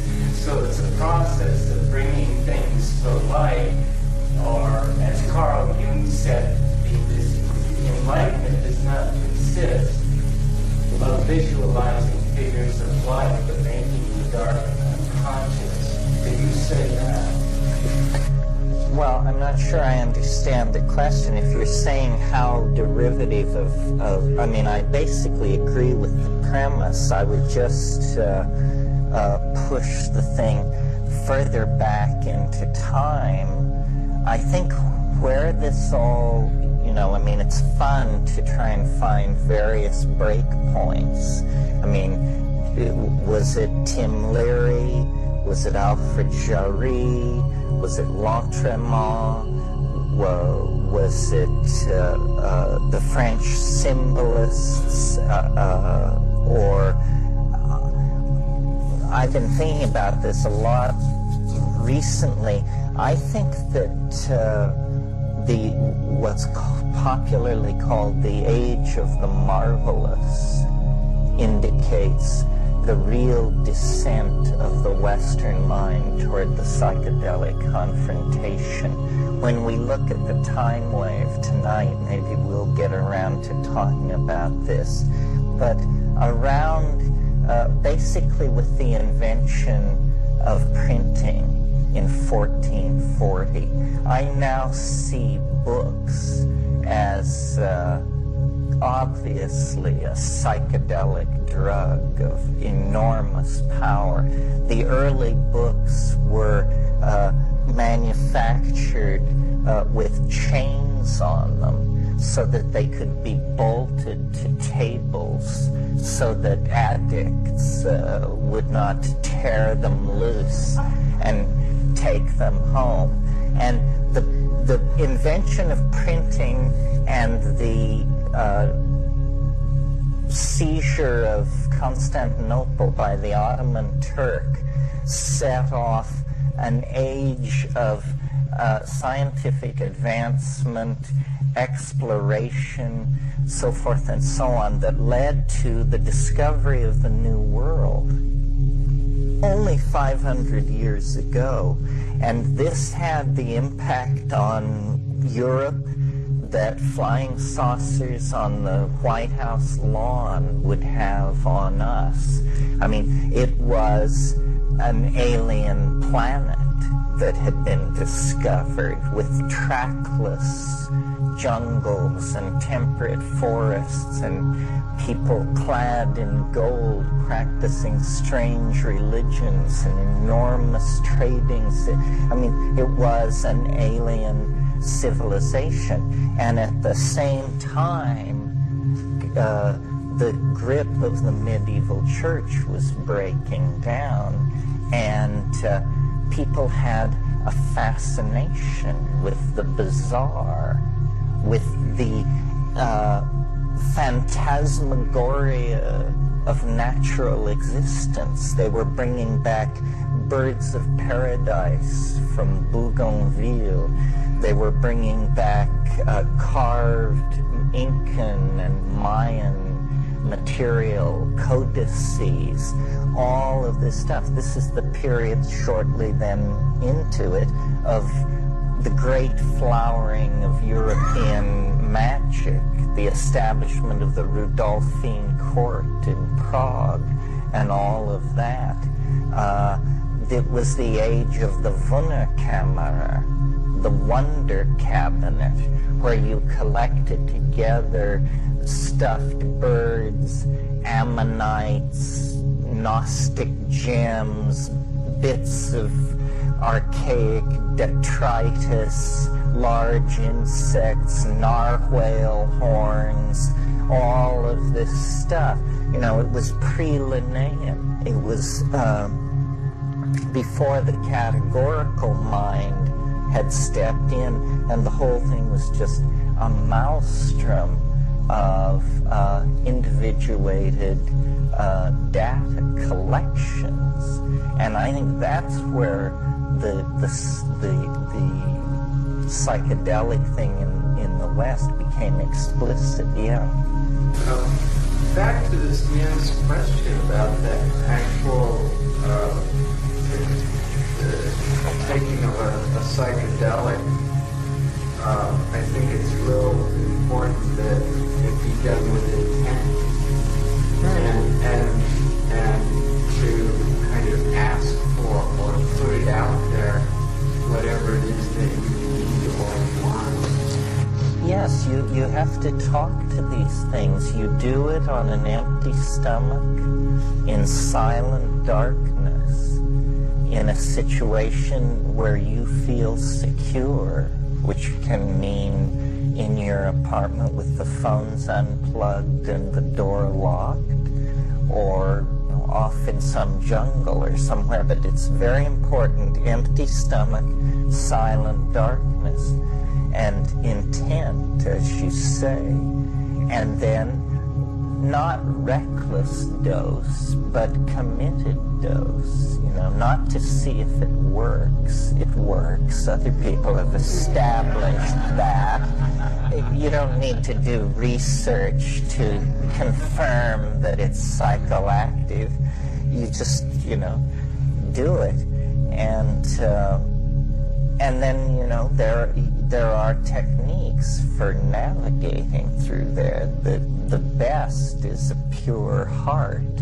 But since we can't always come up with that, sweating blood also helps. And in terms of actual physical techniques, singing. This is what I learned in the Amazon, that, you don't always have enough presence of mind to breathe. But if you will sing, the breathing will take care of itself. And the body is an instrument. I mean, the yogins, they got that right. The body is an instrument for tuning through these dimensions. I don't know what it all confirms. Like, I don't rush to embrace any particular esoteric school. In fact, I'm fairly scornful of all of that because I see how it's used to promote priestly hierarchy and mumbo-jumbo and that sort of thing. But certainly science doesn't have the whole story. I mean, the human body is an incredible esoteric instrument. It's just that I think you need to self-teach yourself. Yeah. The shaman's perception, which is, I guess, that's what you're trying to get to, the ability to see on the subconscious level. It starts with pure heart, pure mind, because they're largely because their minds aren't cluttered with everything that the rest of ours are. They don't have to overcome the knowledge, the facts, the awareness of the material life, because they don't start with that, right? They start with drugs, they start with purity, go backward. How do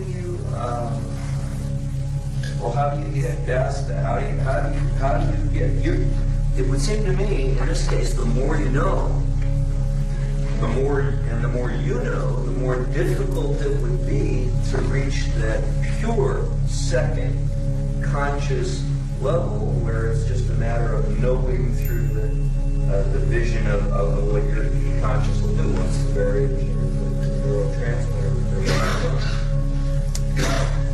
Well, I don't know about that. I mean, I see the logic of it.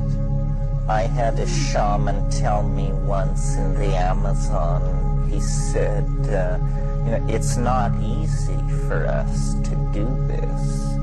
It's no easier for us to do this than for you to do it. And I imagine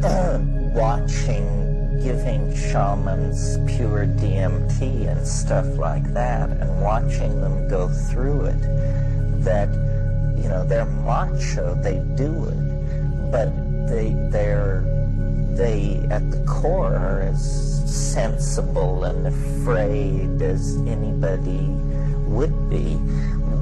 Everybody comes down to a local language structure and a local set of cultural myths. And the shaman's job is to be outside, behind, and under that. He's sort of an archetypal plumber.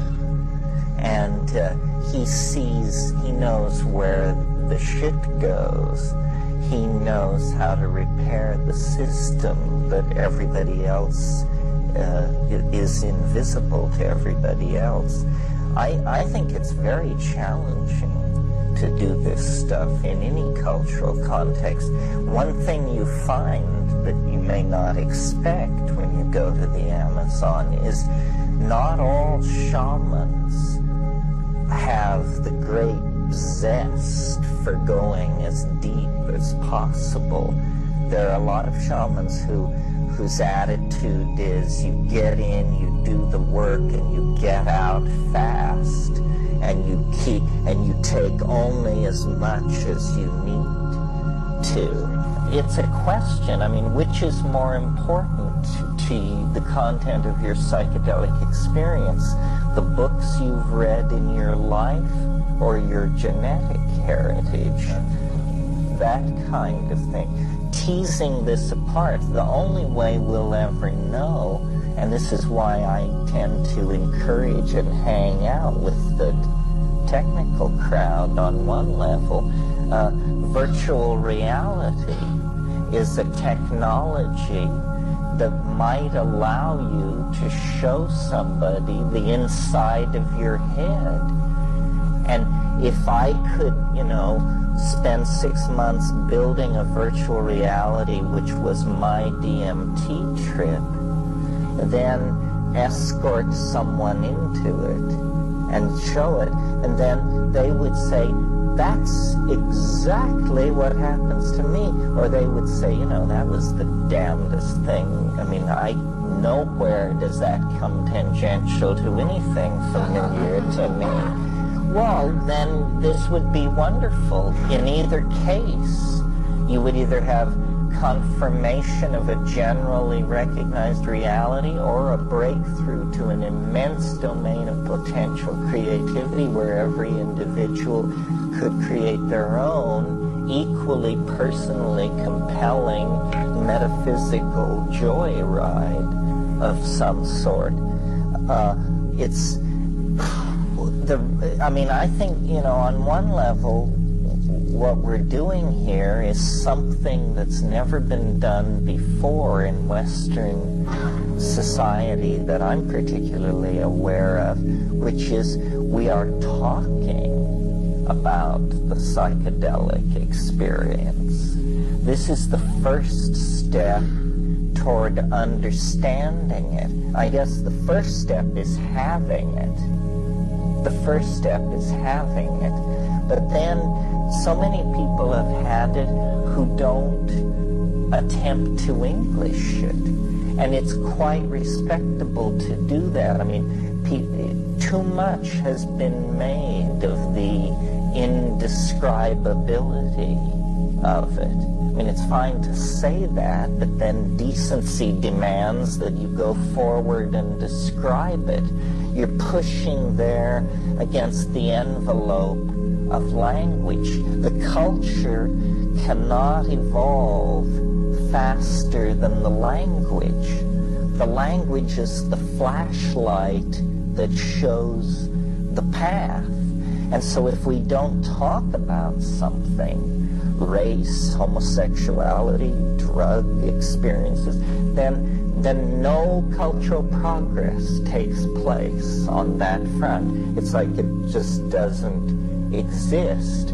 So part of what we're trying to do here is to create a dialogue that is not necessarily politically confrontational.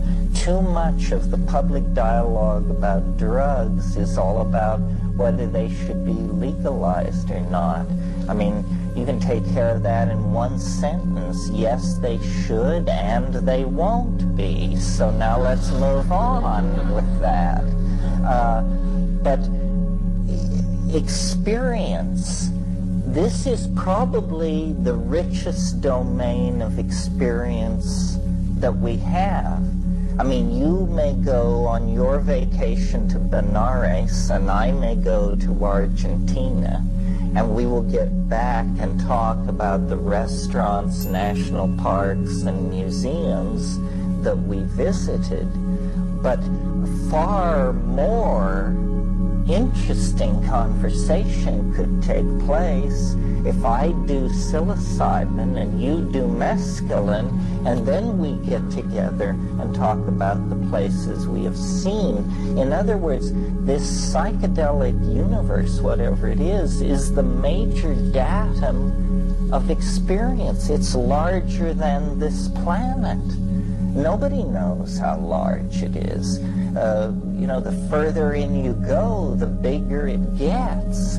We don't know what to make of something like that. That's the reverse of our expectations, yes. You seem to use sound a lot as like a key issue, like you were mentioning in South America, you sang songs. Were those songs like ayahuasca songs or Inca songs or little ditties you were doing in your own self?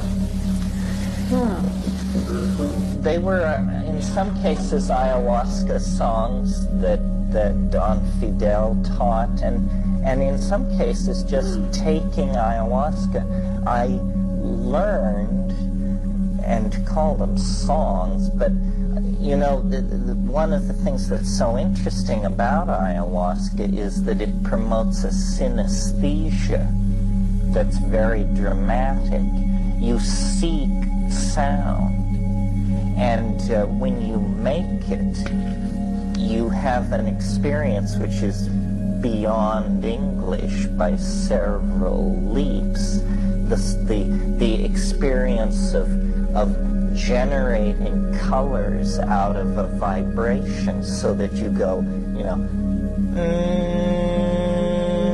and a chartreuse line like a neon light descends and hangs there, and then you can move it off, and it goes from chartreuse to lemon yellow, and then you just begin playing with this, and within 30 seconds you're doing something that it seems to you only intelligent insects on other planets do. And for everyone who knows that you talk to about ayahuasca. I think if you can come through, you have to sort of get your wits about you, because ayahuasca sweeps over you. There's stomach stuff, there's waves of hallucination. But once you sort of get your sea legs, you can do this. It's very clear when you're with these shamans that these performances are pictorial, and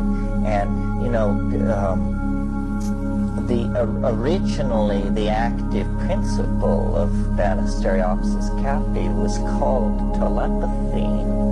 When Theodor Hoch-Grünberg and those people went in there in the early years of the 19th century, they collected samples, took it back to Berlin, characterized it, called it telepathy, and then it was later realized that the compound had been earlier isolated from pagamen harmala and called harmaline, and the rules of chemical nomenclature give the early discovery precedent.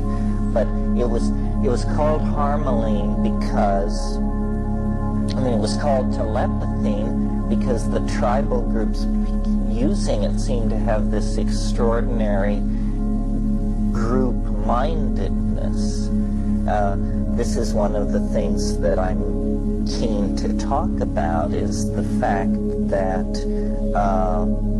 telepathy of a sort we didn't conceive seems to lie very close to the surface in these states. When I think most people think of telepathy as you hear what I think. That's telepathy. That is not what psychedelic telepathy is. Psychedelic telepathy is you see what I mean. You see what I mean. And there is a way to use voice and inflection and tonality to edge people's transduction of the language experience out of the audio, out of the ear mode, and into the visual mode. This is something which is neurologically very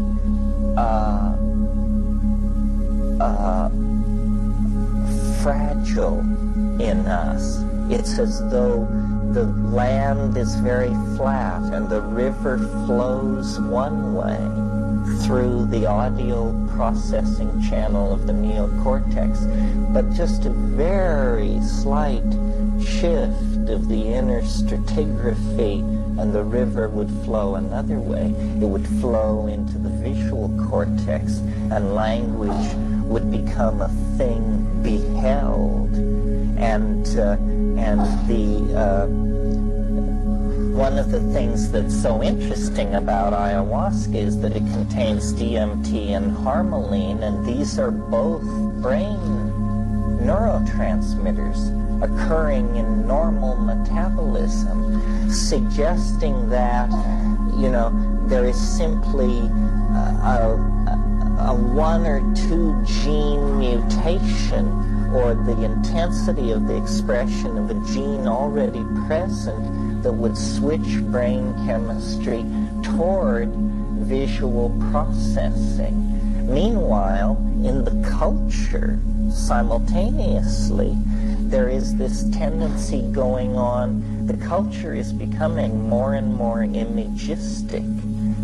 You know, the invention of photography, high-speed color printing, film, we see and we relate through the image much more. So I think psychedelics and media and the predisposition of the neural landscape is setting us up for a kind of ontological transformation of the project of communication, yes. You know, as you're saying this, I'm observing the way that I'm listening to you, and I'm seeing what you mean. Because through your language, like when you say neurological, I see a picture. It goes really fast, but I'm seeing what you mean. I'm not. That's how I'm comprehending you. Yes, well, you're embarrassing me by turning the magnifying glass upon the current project of communication, but that's the name of the game. Maybe it evolves as we evolve, that seeing what we mean. Yes, I mean, one reason some people have criticized me because I use big words, but I've always had the feeling that if you use big words right, your listener understands perfectly what you mean. And I don't know how that works exactly, or it may just be an illusion of mine, but it's a very satisfying one. It seems like, in a way, you're working with sound, and you've got in touch with that sound on different levels, but you express it in conscious communication, which anyone's consciousness is somewhat alive. It becomes more conscious. They hear communication or understanding. It all clicks right. Well, I think people, language is a behavior. It was acquired 50,000 or 100,000 years ago, and I think people don't use it enough. 90% of spoken communication is trivial. And it's very interesting to try and use the descriptive blade of voice. It's like manjushri. It's the sword of discriminating wisdom. Communication is about discrimination. It's about finely delineating difference. And with this sword of discriminating wisdom, you make your way into the world. And, granted, it's an image of penetration and cleavage and so forth and so on. But what you're left with then is the cognitive enterprise. Yeah, Jim. After all these years, what is it these days that would make you want to hit the brakes? Out in the state, you mean? Well, it does this thing on me occasionally, which I call going all Halloweenish, where, and I say, why are you doing this to me? It's scary. It's probably just my own inner demons. I ride this stuff through, but I always feel like you should never take the sea for granted.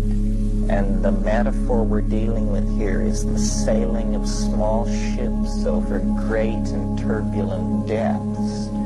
And And I've also noticed, my God, if an iota of pride lodges in your character, it can rub your face in it like you just don't want to know from. And so I respect it. I fear it. And the strangeness of it.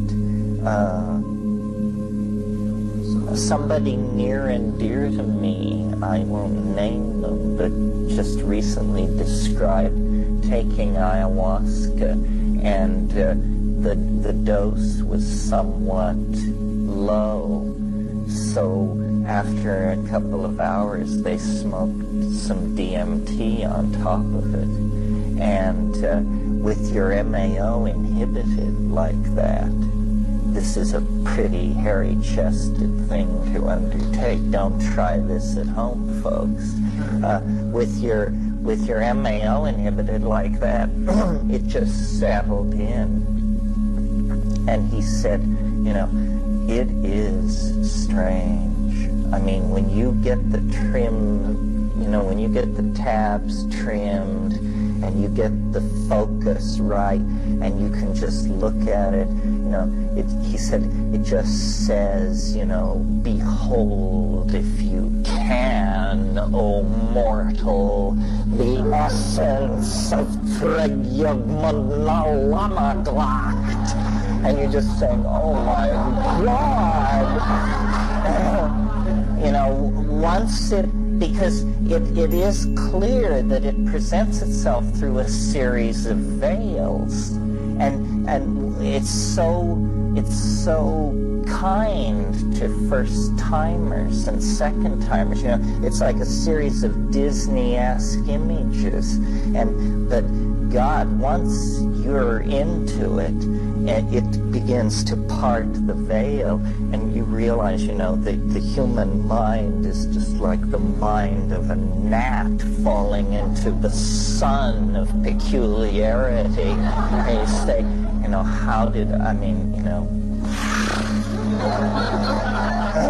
and then you come back and try and talk about it. Yeah. One, after all of your psychedelic experience and these experiences of other capacities and abilities in the brain, when you come back to the mundane plane, have you found yourself developing the ability to use your brain in the mundane plane the same way that you have experienced its capacity in a psychedelic plane? And also, do you think that all of this is just kind of like the tip of the iceberg in terms of leaving this dimension, like maybe a near-death experience, leaving the body ultimately through death? And is this all just kind of like just the beginning of that? And you seem to feel that the fear component is important to you. And is it more like a fear of dying ultimately when you get too far? I think in my case it's a fear of madness. I've convinced myself that dying is highly unlikely. The madness question is a totally open book. I mean, who knows? And you do get into places where the only reassurance is that it won't last. As far as the tip of the iceberg question and death and all that, I think, I have a lot of intellectual resistance in this area myself. I was raised Catholic. I fought my way free of that, as I said, toward Camusian existentialism, and then I got hooked into all this and was just swerved back into a more spiritually teeming universe than I ever would have thought possible. It's hard to talk about. It may be that what the psychedelic thing is that it is some kind of look over the edge. out of, let's say, 50,000 years of conscious human experience,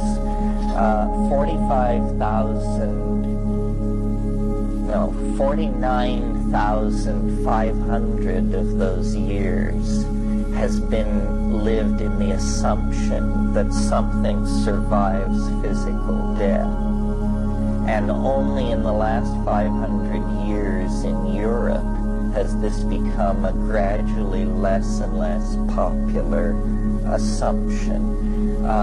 We don't understand what biology is.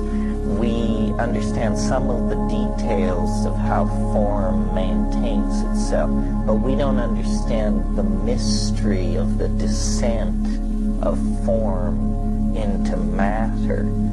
And we don't understand where mind fits in to the loop of causality. So the testimony of DMT, for me, is that there is a nearby dimension teeming with intelligence that from one perspective, one of the more conservative perspectives, seems like an ecology of souls. It seems as though that what the shamans always said they were doing was in fact precisely what they were doing. They always said, we do it by ancestor magic. We go to the realm of the ancestors. The ancestors exist in some kind of super space, but ancestor is a sanitized term for a dead person. And what we're talking about here apparently is that beyond the train of mortal care, there is this super space where you apparently everything is made out of mind. And so in James Joyce's wonderful phrase, if you want to be phoenixed, come and be parked. Upnient prospector, you sprout all your worth and you woof your wings. Is that perfectly clear? Well, if you want to be phoenixed, come and be parked means if you want to be transformed and reborn as an angel, you have to die. And upnient prospector means rock hunter, as in searching for the philosopher's stone. You're a prospector. You sprout all your worth and you woof your wings, meaning you make your own body out of the imagination. And I don't know what this means. I mean, one of the things that interests me is the fact that we seem to be moving toward a transformation more radical than any that has ever occurred to our species before. So radical that in the interests of intellectual fairness, one of the possibilities that has to be put on the list is that we're about to go extinct 100%. And we don't know what that means because we don't know what death is. When you look at the record of biology on this planet, 95% of all species that have ever lived are now extinct. This is what nature produces, are fossils of extinct species. And so then the question then is, we're down here to ultimate values. Are we trying to have what the Catholic Church, with an utter lack of irony, calls a happy death? Or Are we trying to seize the levers of the cultural machinery and pull out of the power dive at the last minute and get this baby back up to altitude and sort it out here, what's going on? Or are there in fact any controls in front of us at all? Or are we the hapless passenger in this strange vehicle that Seeing all the soul searching and people getting in touch with what you might call the source, that the messages will be coming down as to what you might call the way to go. Well, that's what I think. I think that it's what I think. It's also possibly delusional, so be forewarned. But it appears to me that history is ever more rapidly vindicating the notion that it is building towards some kind of apotheosis, some kind of apocalyptic apokatastasis. Anyway, something in Greek. And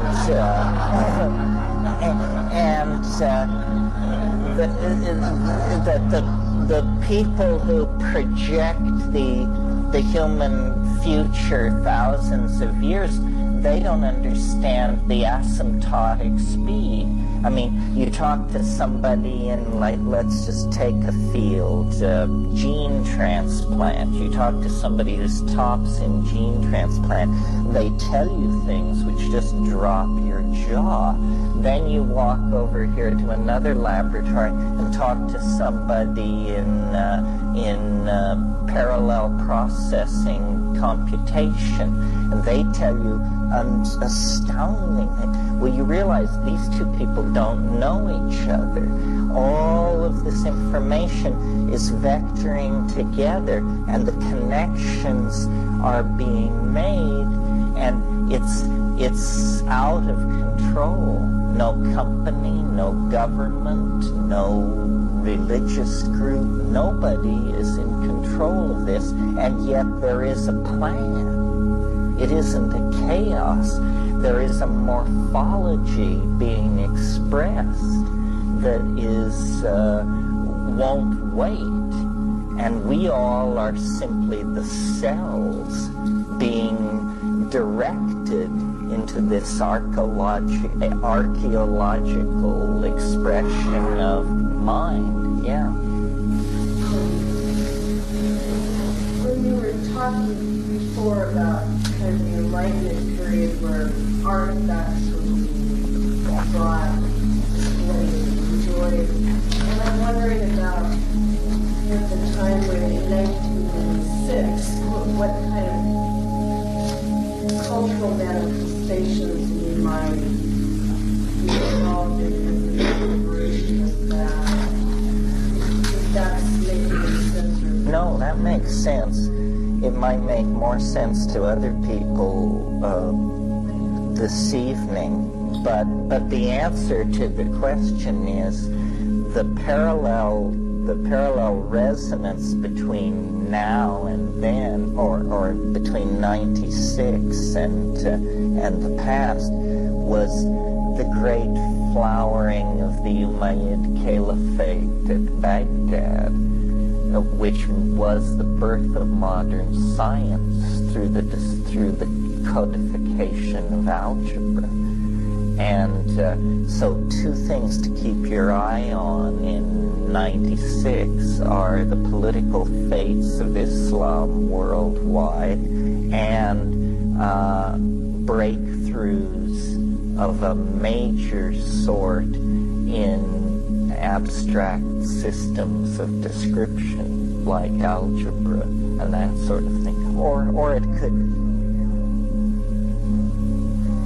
Well, certainly there were technological breakthroughs under those caliphs as well. I mean, they were the great patrons. They preserved all this. You know, they don't get any credit. We talk about our heritage from the Greeks, but we never talk about how that heritage comes through the Arabs. There's a great book called How Greek Science Passed to the Arabs. Yeah. You said this last night, I got it straight. You said that the mushroom said that don't worry, everything's going to be okay. Don't you think? I think worry is preposterous. That was Wepo Yang, a 6th century Chinese Taoist sage, said that. Worry presupposes that you understand what's going on. And I think it's safe to say that we do not have a clue as to what is going on. We can't even tell whether it's a happy ending or a catastrophe. We can't tell whether we're slamming into the wall of our cultural limits at 50,000 miles an hour, or we're about to go hand in hand off to the galactic center with the human soul as companion and vehicle. We just do not know what's going on. I think it's safe to say that we're approaching a symmetry break. That whether you're a horrified pessimist or a gung-ho optimist, everybody can see that the make or break point is coming up, because life is either going to get a lot drearier suddenly, or there's going to be some kind of a breakthrough. I don't think cosmetic management of the cultural crisis will work much past the current Clinton administration. This is apparently the last go at spin doctoring the apocalypse. No?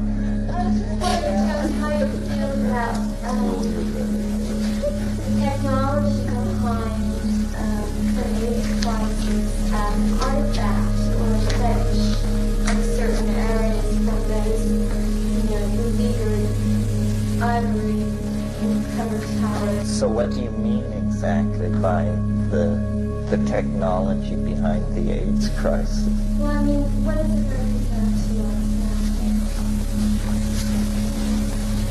A truth or not? Well, in a sense, I mean, I see AIDS as the inevitable consequence of the ocean-crossing airliner.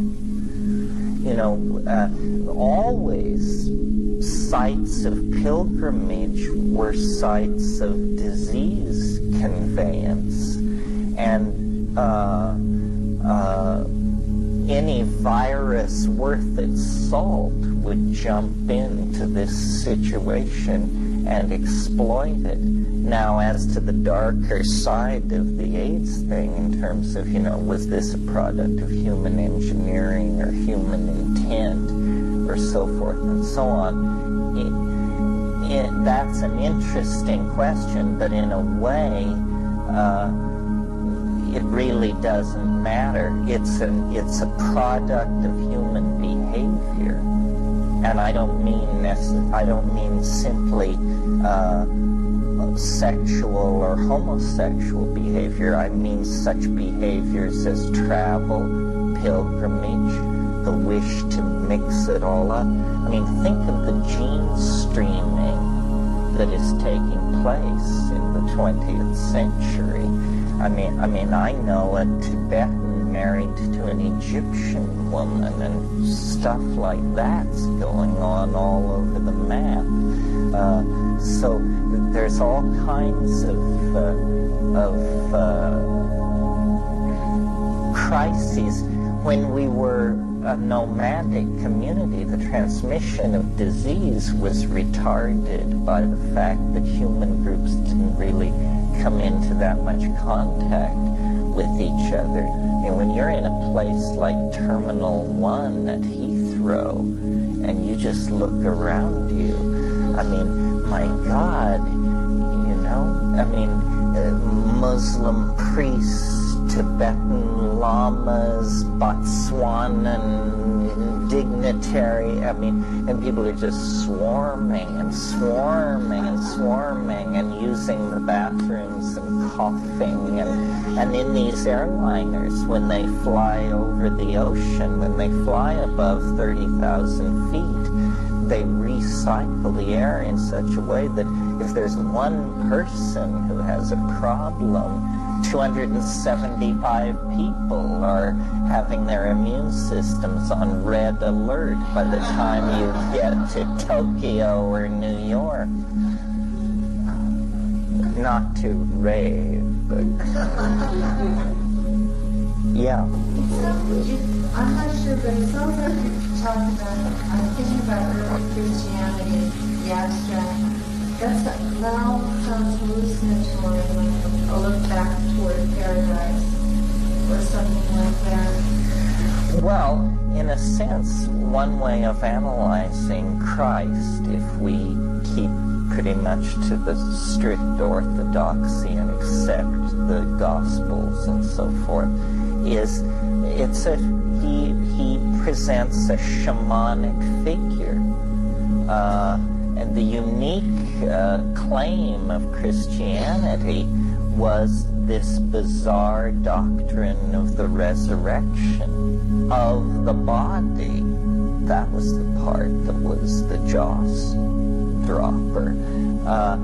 Christianity, working from the primary text, looks very much like some strange kind of biological, magical invocation of some sort. I mean, there is that amazing passage in one of the Gospels where the three Marys, Mary, the mother of James, Mary Magdalene, and the other one, go to the tomb.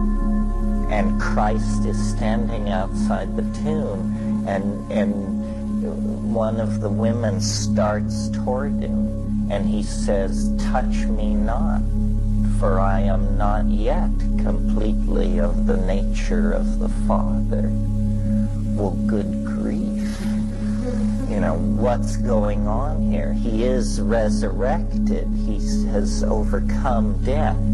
But he says, "Touch me not, I am not yet completely of the nature of the Father." My interpretation, I mean, it's maybe too much to get into at this point, but my notion of what religions are is that this dwell point at the end of history, which is acting as an attractor for the temporal process, and drawing and sculpting and shaping everything as it is brought into its light, as it were, has a kind of reverse causality operating, and what Wordsworth called intimations of immortality haunt time like a ghost. And so if you're a Buddha, a Mahavira, a Christ, a Mohammed, you get essentially, again, it's a geometric theory. You are simply geometrically positioned vis-a-vis the object at the end of time, that you become a false reflector of its light. And these false reflectors always distort it in some way. It's the nature of it. It's no rap on them. It's just the nature of it that they distort it. And some distort it horribly. A Hitler, a David Koresh. And some distort it, maybe we like to think less. A Buddha, a Mahavira. But the point is they all distort it. Marshall McLuhan said, our mistake is that we're driving the vehicle of culture into the future using only the rear view mirror. And that's sort of what we do. But then each one of us, you see, we are like Christ and Buddha and Mahavira. We also have a perspective on the transcendental object at the end of time, on the divine, and we work it out in our life, in our psychedelic experiences, our sexual epiphanies, our whatever it is that moves us. And I think really, well, it's just what Blake said. Psychedelics are window washing equipment for cleansing the glass of perception that allows you to then perceive the world as infinite.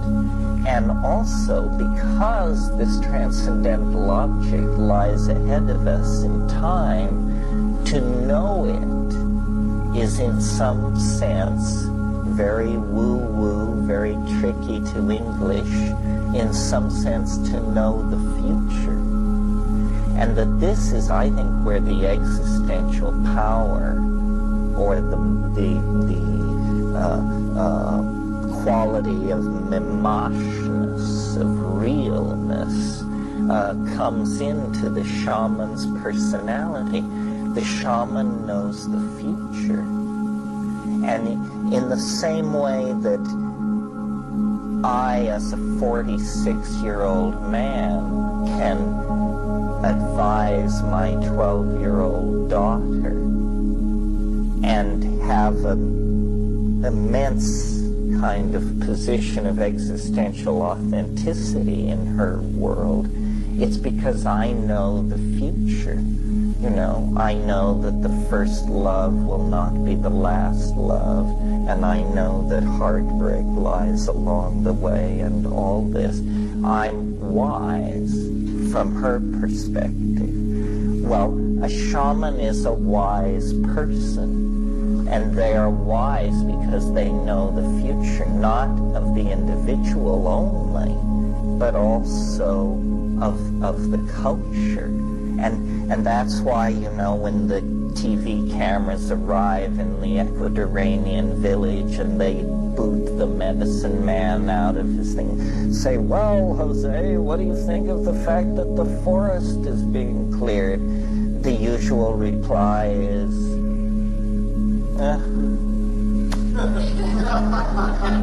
you know, very. Blake, you know, also said religion and politics is the same thing. And right. This is a political seminar. I've been waiting to ask you this one. I was wondering if you would entertain a question on what religions are and viruses. So I want to talk about the dark side of Christianity, if I could, and get you to talk about it, if I can frame it this way.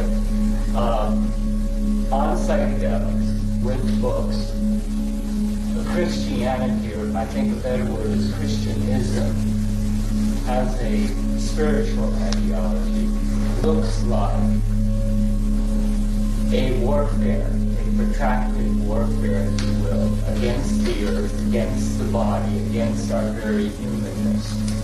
And I think we accept that there are these invisible things called viruses that attack your organic body, but would you be willing to entertain the possibility that there can be a spiritual virus that attacks the planetary body, in fact attacks Gaia?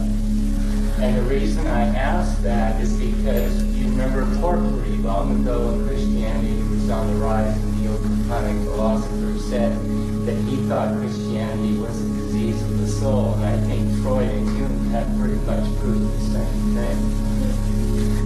Well, long before the viral metaphor, somewhat before the viral metaphor became au courant, Jung talked about what he called psychic epidemics. He, in I think 1934, wrote an essay on the return of Wotan as an archetype of the German soul, and very presciently picked up on what National Socialism was all about.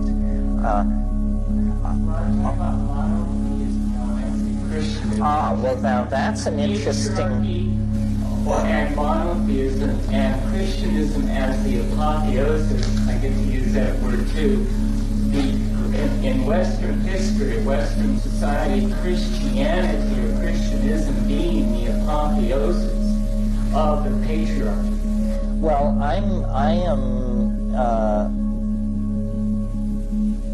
on one level not keen about monotheism. I think it gives a distorted map for the psyche to emulate. But I also see Christianity as a pretty radical betrayal of the monotheistic agenda. Monotheism, whatever its social consequences, makes sense. It's a drive toward philosophical economy. And so you get down to the idea, well, not many gods, but one God, and it works like this. Christianity is a Gnostic cult of physical redemptionism grafted on to this Jewish theology by Alexandrian controversialists who had a very curious notion of what they wanted to do. I see Islam as a reclaiming of the pure intent of Judaism to conduct a philosophical discussion of the consequences of monotheism, and that all becomes really murky with the mystery of the Trinity and the nature of the Father and the Son. Christianity is an incredibly exotic religion. I mean, other religions are just absolutely straight ahead. They're metaphysical systems with moral consequences.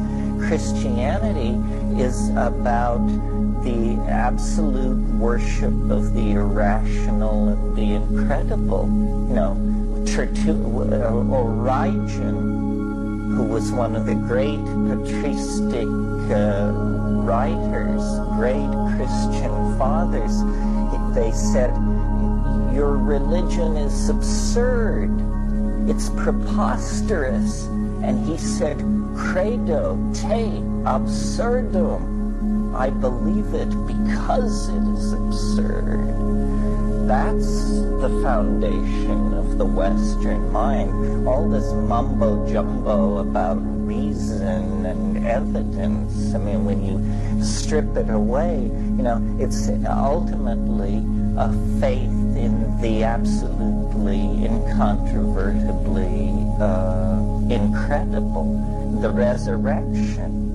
You know, and all three, see, the permission for this belief, it's true, comes out of the earlier stratum of Judaism, where an earlier unlikely promise is made, the promise that God would enter history. That's what set them up for this later deal.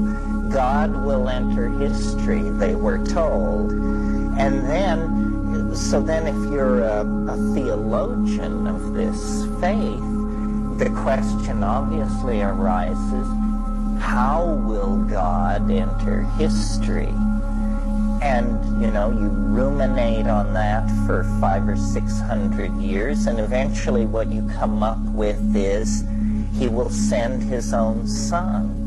He will send a divine manifestation. There will be an absolute union of spirit and matter. There will be a descent of the Paraclete into our midst. And the idea of the Messiah is born, which is an incredibly peculiarly Western idea. I mean, Buddha, Lao Tzu, Mencius, Confucius, these were guys, you know. A Messiah is a horse of a different feather. A messiah is not exactly a human being. A messiah is a coalescence of historical force, of great energy. So, I don't know, where are we with all of this? I don't want to argue it. I think there's just another way of looking at it also. These are the same guys we have to remember, the white, male guys, that when we see the Pope over here, we see the medieval figure. These are the same guys that burned Giordano Bruno, the great poet, visionary, and scientist, to the stake because he wouldn't recant. Probably a stubborn Calabrian, I'm not sure about that though. Well, but look at the reputation they gave him. I mean, Bruno without the pyre is a whiskey priest laying waste to the maids of Umbria. No, I mean, here's my point on this. I agree that history has been a nightmare, and if it could have been any other way, then probably there's some answers have to be given and some debts paid. It might have been another way if they hadn't burned all the libraries, sought to destroy knowledge. To the point where in the Middle Ages, when the Christians so-called liberated places like Toledo and found these Arabic writings about the Greek lost science, they couldn't even translate it because they didn't even have a concept of zero. It's like the barbarians won in our society. Well, they won. Would they have won if they closed down the philosophical schools and didn't destroy all the knowledge? Would it have been different? Well, we'll never know because we didn't have a chance. Well, what I hear you saying is life is tough.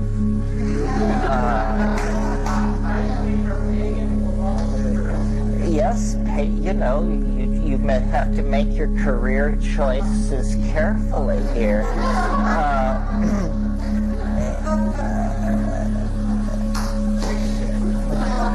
Yeah. Is your belief in this one dwell point to which history is moving a form of monotheism? It's the form of, I guess it's a form of Neoplatonism. I had digested all that, Porphyry, Proclus, Plotinus. I do feel the power of the argument that when all boundaries are dissolved, there will only be the plenum, the one. It has different, it's a very long, an idea with a very long history in Western philosophy. It goes back to the Timaeus. See, my idea of how this thing is working is that boundaries are dissolving. If you want to make one prediction that you can take to the bank, that would be it. Boundaries are dissolving. So any scheme that involves setting up new boundaries is probably doomed. Well, so it is a kind of impressionistic pastiche that we are trying to anticipate. The other thing is, and this goes slightly more to the guts of the mathematics of my theory, but I think that time is wrapping itself in an involuting spiral where each cycle is 1/64th as long as the cycle that preceded it. Well, if you accept that premise, then you have a cosmogonic scheme where half of the unfolding of the manifestation of the cosmos will occur in the last hour and 35 minutes of its existence. So attempting to anticipate what it will be like as we go down the maelstrom toward the lapis at the end of history, it can only be conceived psychedelically and wordlessly. I mean, I really think history is a psychedelic experience. And, you know, this old saw about how ontogeny recapitulates phylogeny. If you carry that through to completion, then all organic process ends in the big question mark of death. And we individually recapitulate that journey. We each will end in death. One of the things that always amuses me is that people are so resistant to the idea of the end of the world, never apparently having noticed that it's a fairly academic question when played against the fact of the certainty of their own death.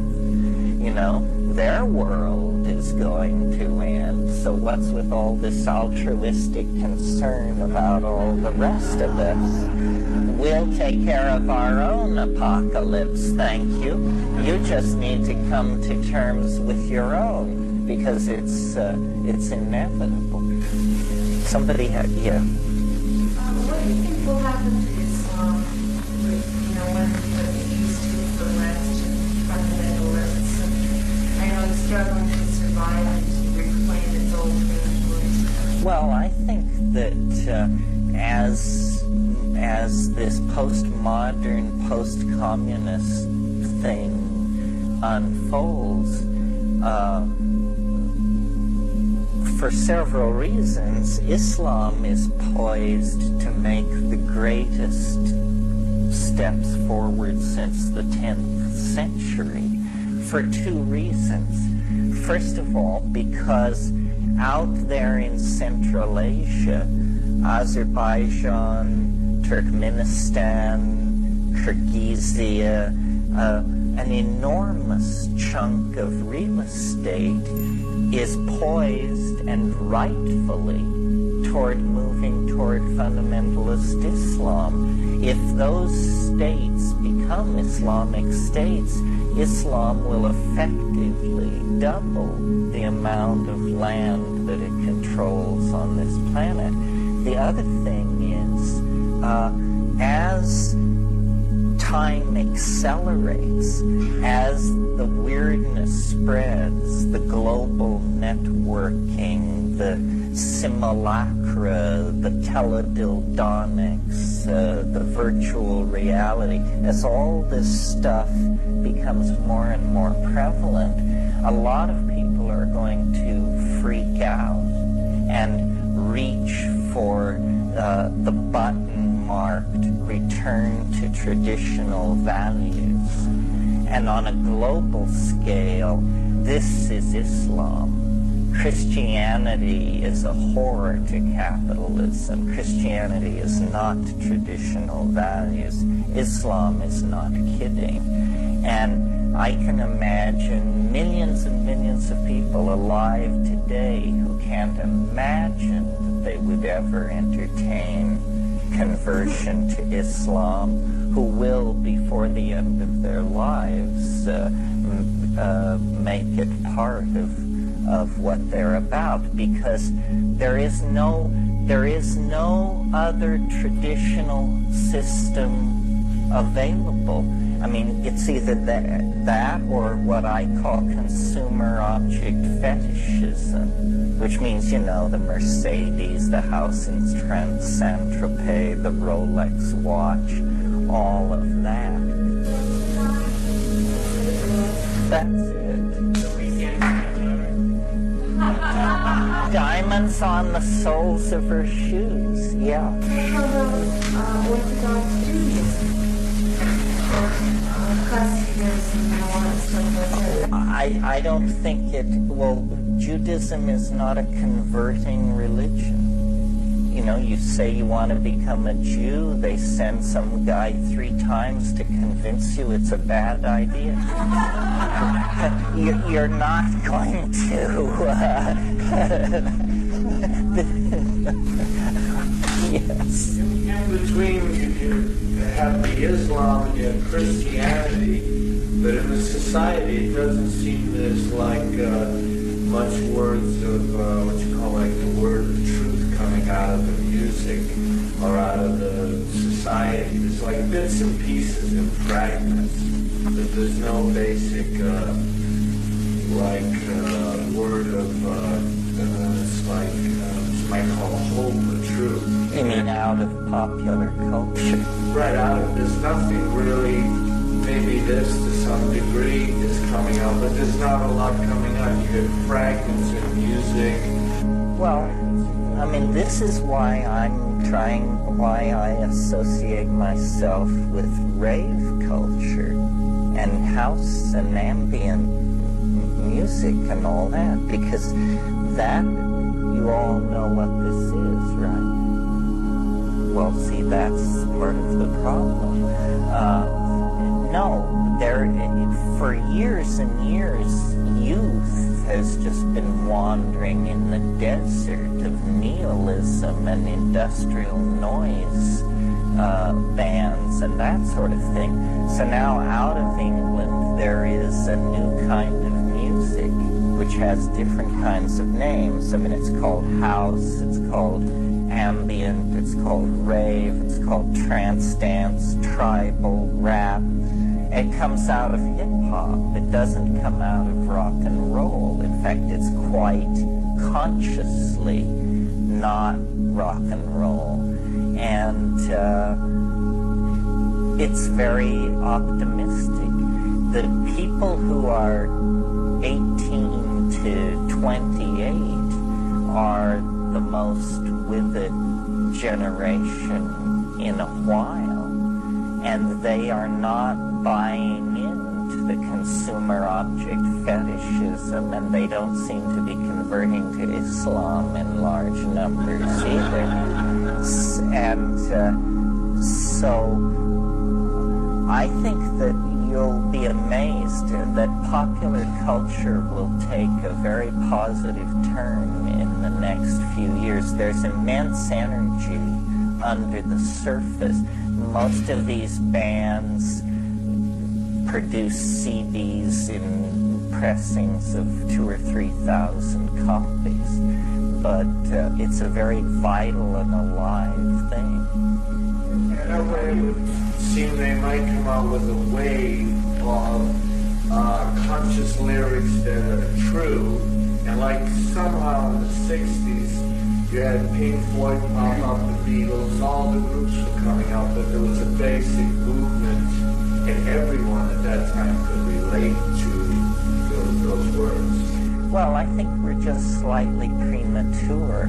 If the 90s or the 60s turned upside down, then we probably have to wait till 96, and that the energy is gathering. I mean, I'll show you on the time wave tonight, not that that's gospel, but it does appear that there is a kind of gathering charge under the atmosphere of, you know, this southern white boy eschaton that's attempting to be created. But when that's all over and the hard lesson is learned that, you know, Christ himself couldn't right the American government as presently constituted, then I think we'll get down to a more serious dialogue. It probably involves electing a fascist president, but what's new about that? Yeah. The media likes to hold up popular cultural mass movements, and what kind of distortion happens when people start looking in that mirror. How do you plan to avoid, I guess, what you could call the Timothy Leary syndrome, wherein you allow something good and just in a few people in the know, it's become trivialized, banal, and totally commercialized. How do you plan to escape the read? Me personal? Pardon? Me personal? How do you, if you connected with the raid movement, how do you... well, I will pursue what I call the Salinger-Pynchon strategy. This is where, I'm going to become progressively more remote, hard to reach, legendary, and sort of just fade off. But I don't really have any complaints about the media. If I could get the kind of consideration from Mondo 2000 that I get from the New York Times, all would be rosy in my world. It's your friends who scare you to death in the media. Instead, when we published The Outsider, there was two ways that the society could totally destroy one's creativity. One was by totally ignoring you, and the other one was by recognizing you. Yes, that's right. You become a cliche.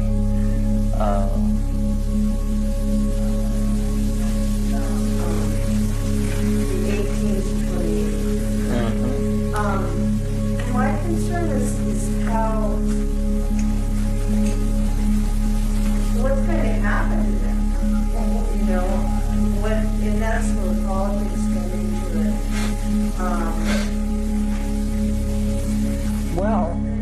What's going to happen to all of us? We're all in the same...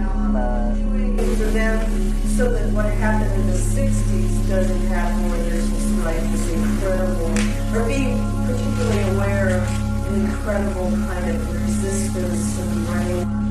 Well, I don't think we want to get into a wrangle with the establishment over some life or death issue like the Vietnam War. That permitted an incredible penetration of the underground. The great middle class, who was maybe not interested in the war, but also not interested in tearing their clothes off and smoking pot in the panhandle, they were willing to stand by and watch while the establishment really did a job. I think also a stealth strategy is best. You don't want to manufacture 10 million hits of LSD in the dormitory on the weekend and then go for the jugular of society. Obviously, this alarms ordinary people, and they remember when Ken Kesey used to tour the country with the bus further? Well, they had a big banner which was on the front of it, which said, "We have come for your daughters." Now, this is great for a laugh, but it doesn't reassure the folks out there in Baboon Wazoo when you roll into town.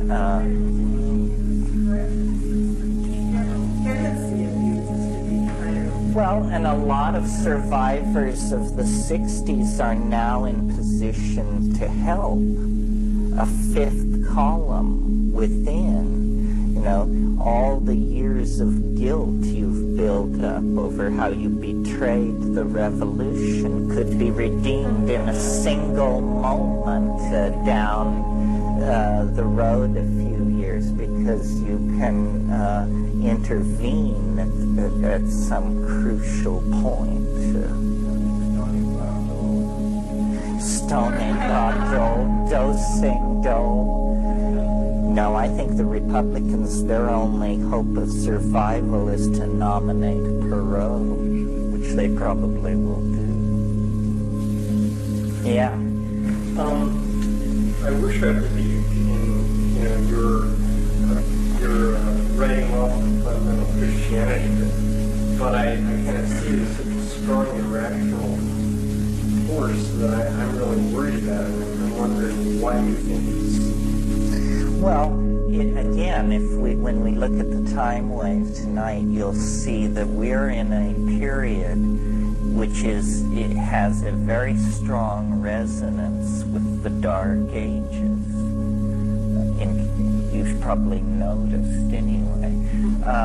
So I think that fundamentalist Christianity is rising in its power, but that power doesn't extend much beyond the turn of the century. That there is going to be a last gasp, a final bubble in their attempt to influence the political agenda. But in a sense, their grip is already broken. But there are enormous battles which lie ahead. By the turn of the century, I don't see it as particularly a problem. It's only, in America that this horrible business goes on. Europe is a truly secular society. I mean, they are just absolutely baffled that our political agenda can be influenced so strongly by what they perceive as crazy people. Rattlesnake handling ecstatics from the hills of Tennessee. I mean, you have to go to Bengal to get stuff like that. And they're like taking apart our sacred Constitution. And they're standing here, sitting here, talking about. Yeah, you said crypto-fascism in the brochure, but there's also won't you admit there's also Christo-fascism, and we need to be worried about that just as much? Well, for instance, this Supreme Court decision on animal sacrifice, is alarming to animal rights people. But the larger issue, to my mind, is that it's an invitation for eccentric religious practices to get constitutional protection. And the Supreme Court even re-invited the submission of the Oregon peyote case based on that. I think, that the election was about this, and that cut it how you may, those people got their asses whooped. They just keep screaming about it because they're bad sports. But, the election basically turned into a referendum on this family values crapola that they assumed everybody would rally around. And instead, that was the final evisceration.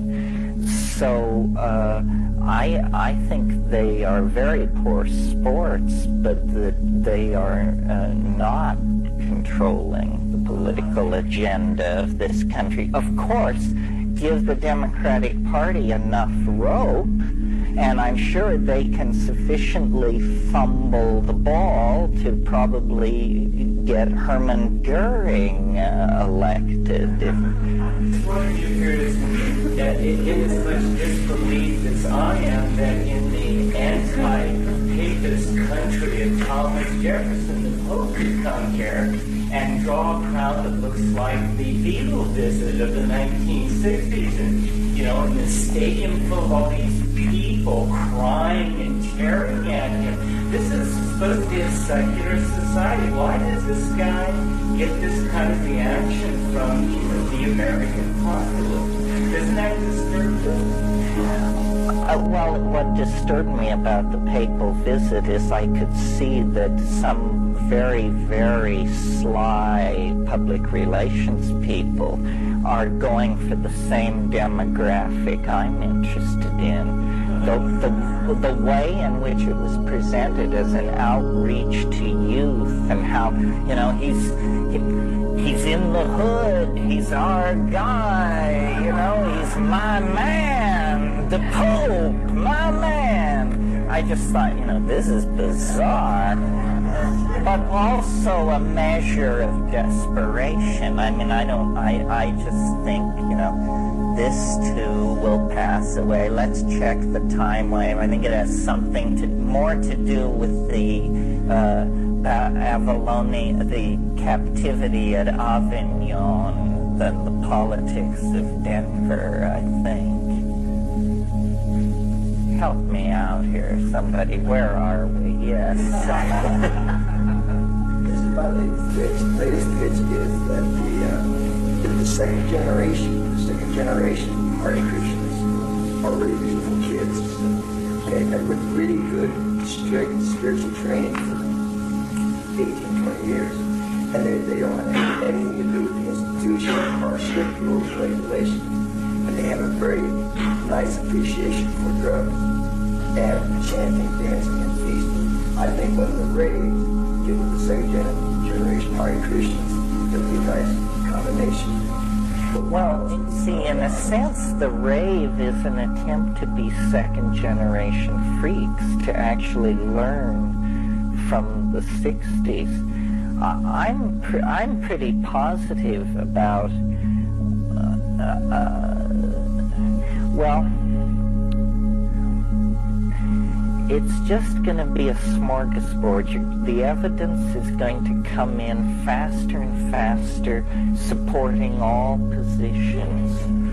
You know, things are going to get a lot worse and a lot better, and it's all going to happen simultaneously. I really believe that since from 1945 to 2012, we are reliving in a compressed form about 4,300 years of human history. Very literally, this is not a metaphor. And if you take that seriously, then we have reached 765 AD. You know, that's as far as we've come from 1945.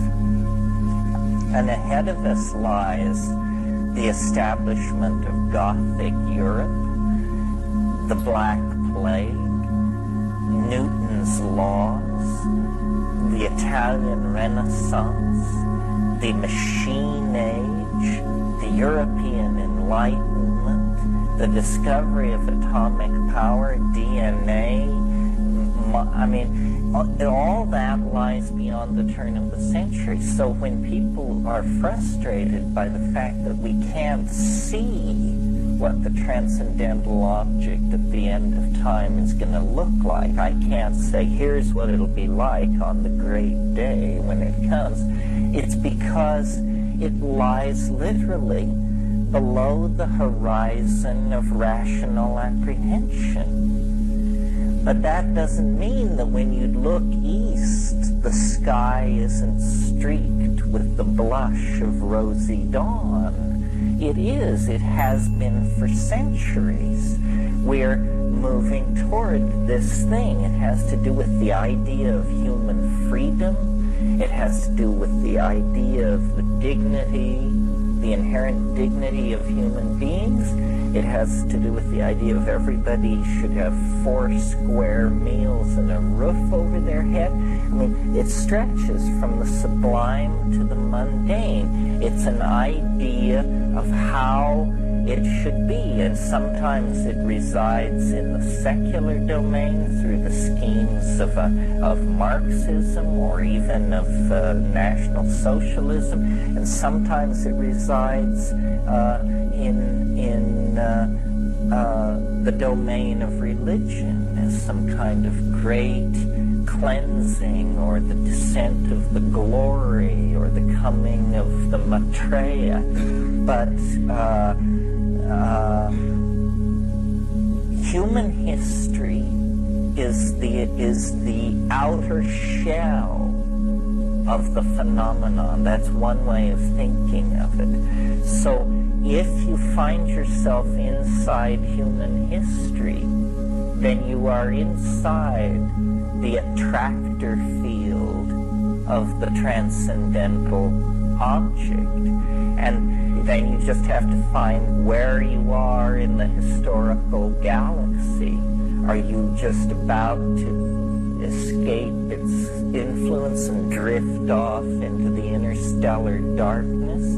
Or are you closer in to the core and therefore irrevocably locked and irrevocably being moved slowly but with great certitude toward the confrontation and revelation of this thing? And of course it happens to us individually with death. There's no escaping it. But then we choose, in the same way that we're a little dodgy about facing our own death, we're even more dodgy about thinking about the fate of the species. Science has tried to tell us that human history is purposeless. Well, this is a very odd contention, because if it is purposeless, it's the only purposeless and disordered process that's ever been observed. And there it is, right smack in the middle as the sum total of the activity of the most conscious entities known to exist in the cosmos. A strange place for purposelessness to crop up with such a vengeance, yeah. You talk about how the psilocybin mushroom is responsible for that big cranial leap from the proto-hominids to the Homo sapiens. So do you think it's possible that again, the psilocybin mushroom can play a role in the next evolutionary leap of some form beyond physical? Yeah, well, that's a good question. I don't think I've talked too much about this because it has a sort of funny vibration to it, but sort of following Isaac Asimov's style of writing Foundation and Empire, Second Foundation. If you haven't read these books, these are huge science fiction histories of the future. It seems to me you could make a case that there is something called the Stropharead. It's great that this Latin word works out this way. And the first Stropharead was established on Earth 500,000 years ago and lasted until 12,000 years ago. And then it ended. Then there was the historical era, the imperial era, the era of ego, kingship, phonetic alphabets, exteriorized technologies, standing armies, urbanism, architecture, hierarchical structure, forced social role-playing, so forth and so on. And then, beginning in 1953, that would be the year zero of the second Stropharead, that when the Abraham and Sarah of the New Order, Gordon and Valentina Wasson, discover the mushrooms in the mountains of Mexico. And then, of course, in the 70s, the brothers McKenna propagate the method for cultivation, which turns it from a rare tropical endemic into a denizen of every attic and cellar from Nome to Calcutta. And the symbiosis between human beings and the fungi is reestablished. And it's a symbiosis that leads directly back to a connection into the Gaian mind of the planet.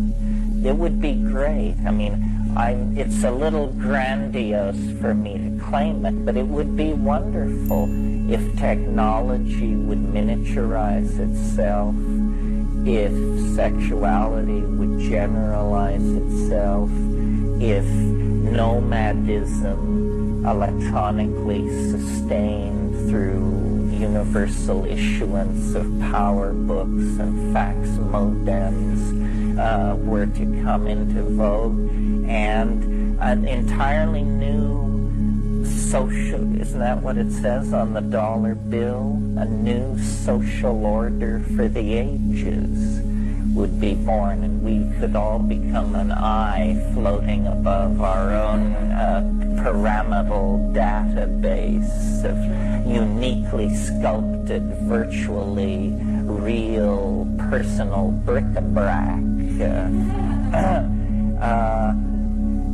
I think that the mushroom has an immense role to play in the human drama. We give it hands. It has no power to manipulate the environment. It touches the environment as lightly as it. It's an intelligent thing that needs expression through human mind and body. Well, that's one idea that I have entertained, that it's some kind of thing that blew in here a long, long time ago.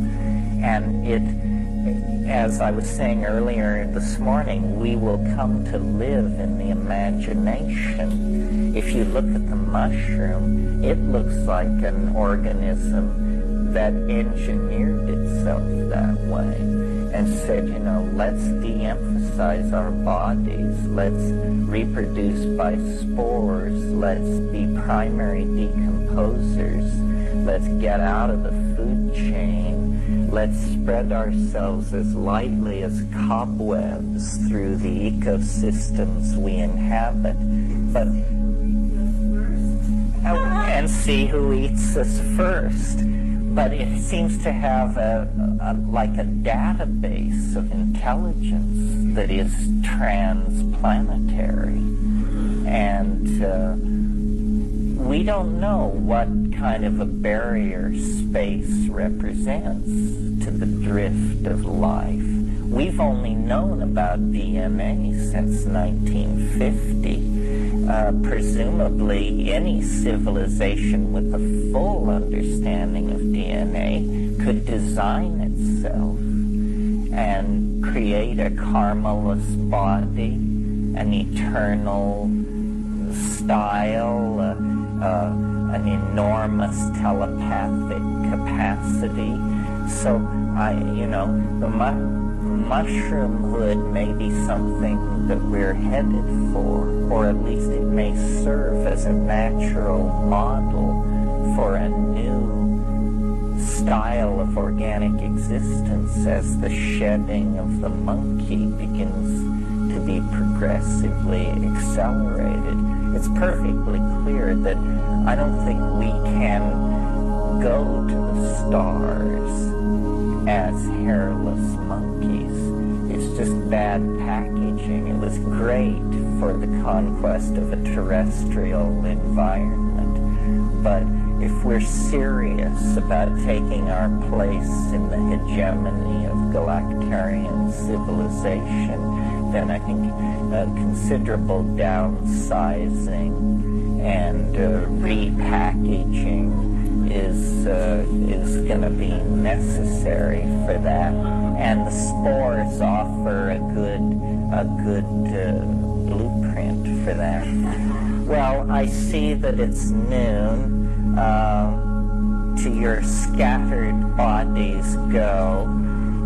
We'll meet back here at 4 o'clock, and I'll probably be in the tubs part of the afternoon. I'll be giving an interview part of that time, but I'm happy to talk to you anytime I'm around untrammeled. Feel free.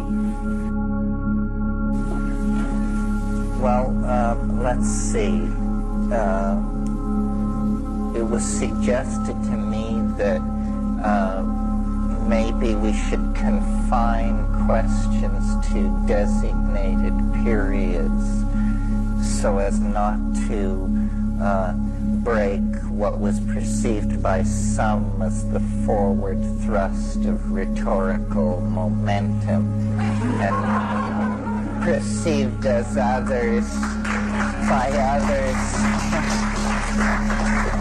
as the unmitigated exhibition of megalomania.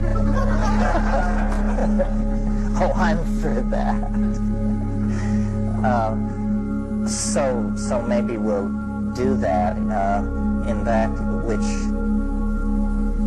I was sorry to hear that, because questions are such an easy way out. Let's talk a little bit about any loose ends of this morning, and then I'll talk for a while, and then we'll entertain discussion at the end of that. Is anybody disappointed? Are we not getting to your favorite subject, or somehow slighting some side of it that you're afraid isn't going to get its full treatment, or any comment on what went on this morning? Anybody? Yeah. I was just talking to some people in the bookstore, and I was aware that my experiences are not, I thought everybody had pretty much the same experiences, that with me and mushrooms I have profound teachings, and teachings of things that I wasn't consciously aware of, and like giving really good advice and sometimes instructions, and as well as just kind of awarenesses. So I don't know if this would be boring, because I know you've done this a lot, but I would like to sort of hear a little bit of stories. So you like stories? I mean, I agree. I just never know, I'm always trying to calculate. There's such a limited number of hours. So is it okay to swap stories and never mention the Paleolithic, or what gets sacrificed for what? But I agree. I think stories are great, and I certainly don't discourage them.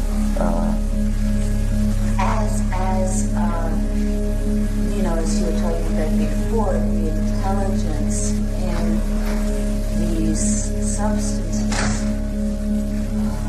the intelligence that seems to be in these substances. So that's what interests you. Yeah. Well, yeah, it's what interests me. What I keep going back to is how confounding it is.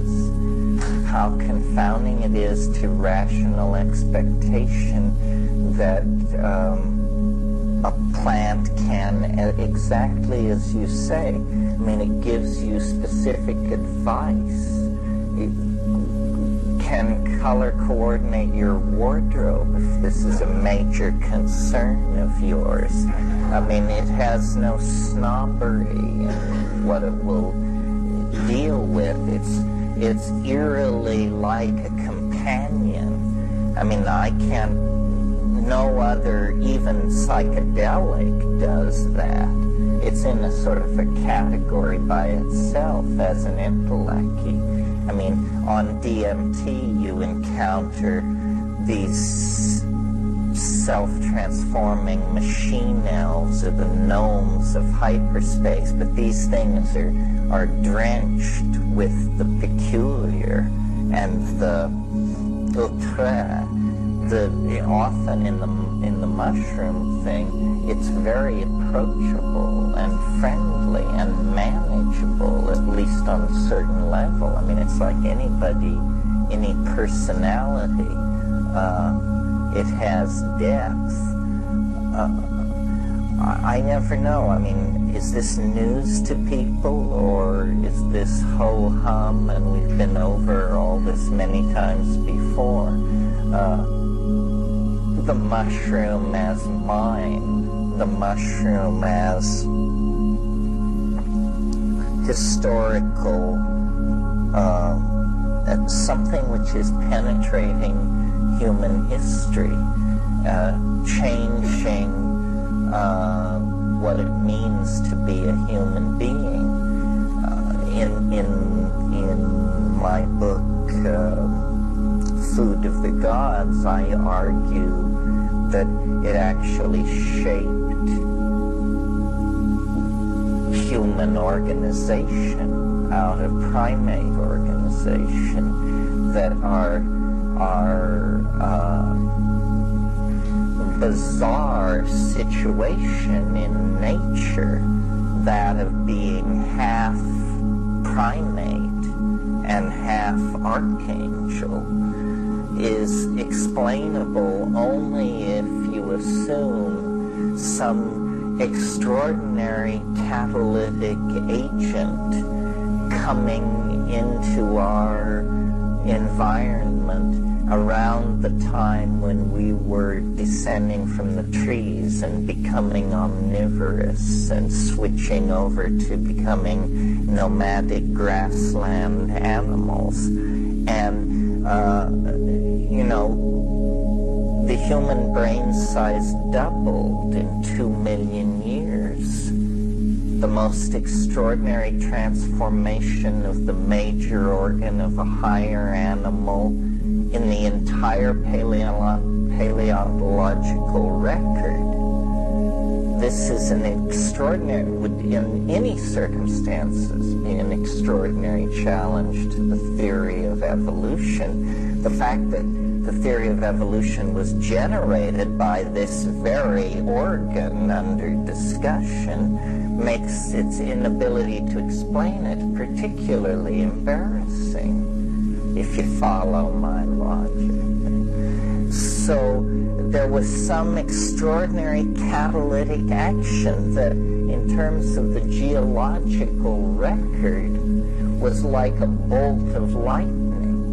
A species, a primate, an arboreal creature transformed into a grassland forager, suddenly, stands upright, begins to perform symbolic activities.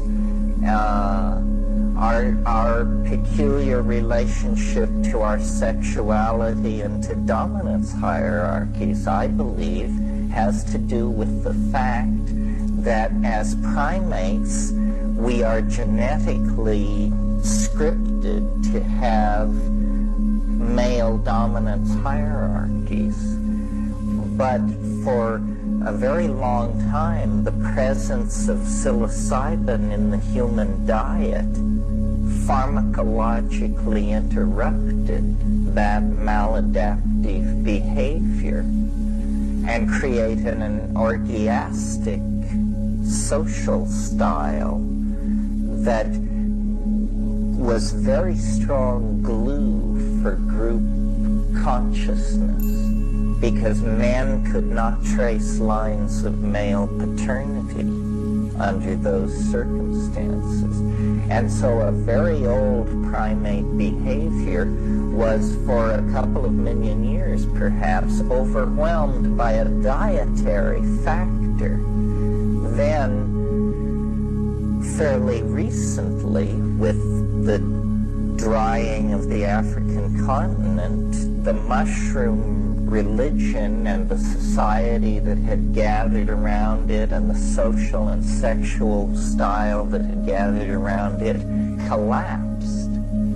And these ancient people around 10,000 BC migrated in yet another wave of migration out of Africa into the Middle East and established the early human stratigraphy that we see in the Nile Valley and in Jericho and other places.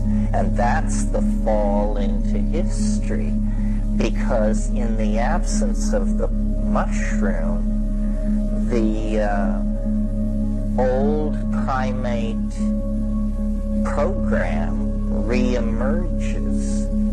And it's right at that moment, as we break with the African grasslands and as we become sowers of cereal grains across Asia Minor, it's right at that moment that a whole series of maladaptive institutions spring into being simultaneously. Male kingship, standing armies, urban concentrations, canonized law, suppression of a goddess religion in favor of a religion of male warrior figures, the age of Gilgamesh, all of the agriculture, all of that comes at once. And I think it represents a break with the Gaian mind, previously maintained through this quasi-symbiotic, shamanic, psychedelic, mushroom connection, a break with that, and a profound alienation then from the natural world that issues into history. I mean, Gilgamesh, for crying out loud, the earliest piece of literature out of that area that we have is a story about a guy who gets a hold on the loyalty of the shaman and co-opts his loyalty and gets him to help him cut down the world tree. They go off into the wilderness, Enkidu, the shaman figure, and Gilgamesh, the wily king figure, and they cut down the world tree. This is the earliest piece of literature out of that area. So, and, you know, just to leave no stern untone, in our own liturgical tradition, a story of that antiquity is the whole Bible story of Genesis, which is the story of a drug bust, essentially. A whole hassle about a forbidden plant, a plant that conveys knowledge, that is, the owner of the garden has decided this knowledge is not for the human beings, and then the woman, the gatherer, the one who represents the old religious strata that now being suppressed, heretical, fungal connection, the woman eats of the plant, then she corrupts her roommate, the landlord goes berserk, the lease is canceled, and in the final fade on that story, what we get is, and God set an angel at the eastern gate of Eden with a flaming sword that they might not find their way back. Well, that's simply an image of the desiccating African sun, driving these people out of the cradle, the Saharan cradle of this mother goddess, psilocybin-based, nomadic, cattle-centered religion, which was a kind of style that had arisen there and flourished for 100,000 years. And then, the fall into history is real. We are like the children of a kind of a dysfunctional relationship. There really is a trauma of some sort in our past. History really is a kind of pathological bereavement because, we were dropped on our heads 12,000 years ago, and we've been trying to sort it out ever since. It explains to my mind our fascination with drugs. why, it is true that many animals, yes, elephants trample down fences to get to rotting papaya, and butterflies hang out at dishes of sugar until their little legs are clawing the air. But human beings are of a different order when it comes to addictions. I mean, we physically addict to several dozen substances, psychologically addict to dozens more, addict to behaviors, political ideologies, each other, artworks, you name it. I mean, people go bananas in some cases if deprived of any of these things, and show all the symptoms of heroin withdrawal, insomnia, palpitating heart, irritability, irrational decision-making, delusion, so forth and so on. This is because what the extraordinary confluence of events necessary to call us into being as a thinking species was this kind of quasi-symbiotic relationship that evolved between us, cattle, and fungi, where the fungi became, or is, for some mysterious reason still to be discovered, a pipeline into a mind, an intellect, which we can only image as feminine and can only associate somehow to the environment, to the ecosystem. This is the Gaian mind. This is what the goddess really is. I mean, the goddess is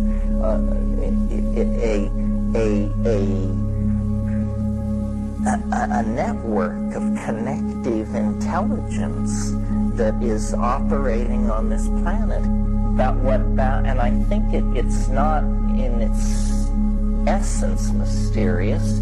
It's simply that what the psychedelic does is it dissolves boundaries. And one of the boundaries that it dissolves is the boundary between community, which is a behavioral boundary maintained by the convention of language, and therefore not as set in concrete as you might wish to be congealed. Between that boundary and nature, there comes, a dissolution.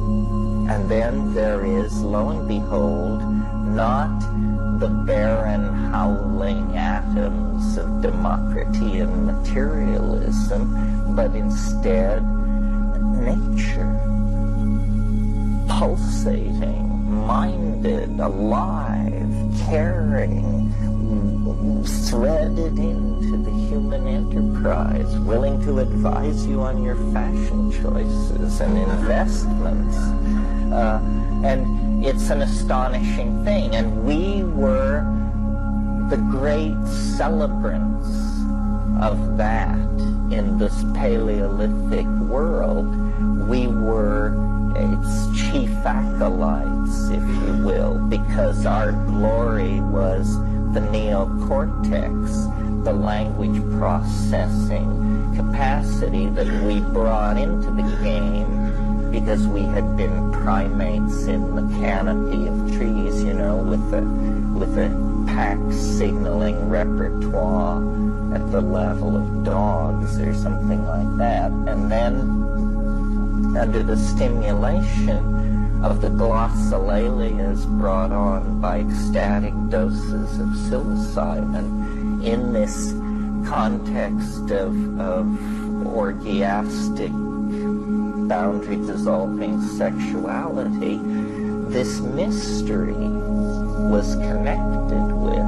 And it is exactly the same mystery that you hit at 5 grams in silent darkness.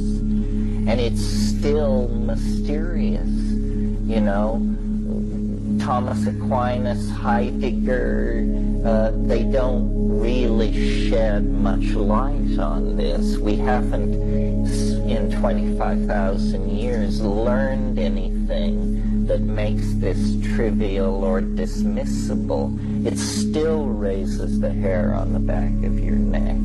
It still feels like the true indwelling of a metaphysical essence. It turns out that all the careful deconstruction of living nature by materialism was in vain. I mean, nature is alive and minded. I don't know what this means. I myself, as I sit here, not loaded particularly, cannot grasp the implication of a minded nature. It means that we're living in a world much closer to the spirit of early Greek mythology than the spirit of our own materialist philosophies. And I suppose that's why there's an argument for being courant in your philosophical biases, because from places in our cultural canon like quantum physics and chaos mathematics, places which are very like early Greek philosophy. I mean, Heraclitus speaks for chaos, and I suppose Parmenides or Thales speaks for some of these other points of view. Quantum physics, the discrete nature of the world. These things, if you can assimilate them, are very close to what is perceived with psychedelics, but very, very far from the models that are being inherited from the past. And at the very center, you put your finger on it to bring it back around to that. At the most confounding center of this mystery is the presence, the voice, the companion, the ally. I mean, it's crazy. It literally is impossible within the context of the cultural expectation, and yet it's real. I mean, this was what got me on to all this years and years ago, because somehow I had friends early on who said, these plants talk to you. And I just thought, my God, they're losing their marbles. And I would take LSD and smoke cannabis and do these things, but it never, and have all kinds of strange experiences, but I never got what this thing was about how the plants talk to you until I got to psilocybin. And then it's just like, but you have to invoke it. You have to speak to it. It doesn't speak until spoken to. They're shy. They're like fairies. Hell, they may be fairies. Who knows? You have to coax it out, and then it will just come forward. It's the damnedest thing. I mean, as I sit here, a man of 46, earning a living by telling people how you coax fairies out from under invisible bushes, I wonder myself at what the cultural crisis has come to. Nevertheless, it's true. It's as true as anything, and it's more confounding than most things. I mean, I don't know what it means. I've been through the possible explanations, Jung, autonomous psychic entities escaped from the controlling influence of the superego, yes. But when you're talking to a gnome, saying that to them is absurd as suggesting to a Javanese person that they're an autonomous portion of the psyche that has escaped from the control of the ego. It doesn't wash. I think that somehow we, unlike shamans, we haven't taken these worlds seriously enough because we have a materialist basis. You know, one of the things, this is maybe a point worth making, and then I'll stop raving about this, but one of the things that quantum mechanics has secured is the necessity of the observer for the ongoing unfoldment of phenomena. And to me, that means that hallucinations have undergone an ontological shift of status. Hallucinations are now part of reality. They are primary data for theory making in the same way that the movement of the stars is, or the changing of the tides. Quantum mechanics secures the mind as the necessary agent in all process, and so hallucinations are no longer off the table or out of evidence in terms of trying to understand what's going on with reality. Yeah, that brings up the question I first posed before. Sometimes it's on people's minds and they don't want to say it, and that is, why should people believe this Irish raving called human evolution? I mean, after all, I have to admit, I am awed by your intellectual prowess. I mean, I figure, and everybody knows, the guy talking about stories, a guy that can convince his girlfriend to bring his lover on the trip down to Putumayo could talk a whole generation into anything. Well, your powers of persuasion are fantastic. Thank you. I appreciate that.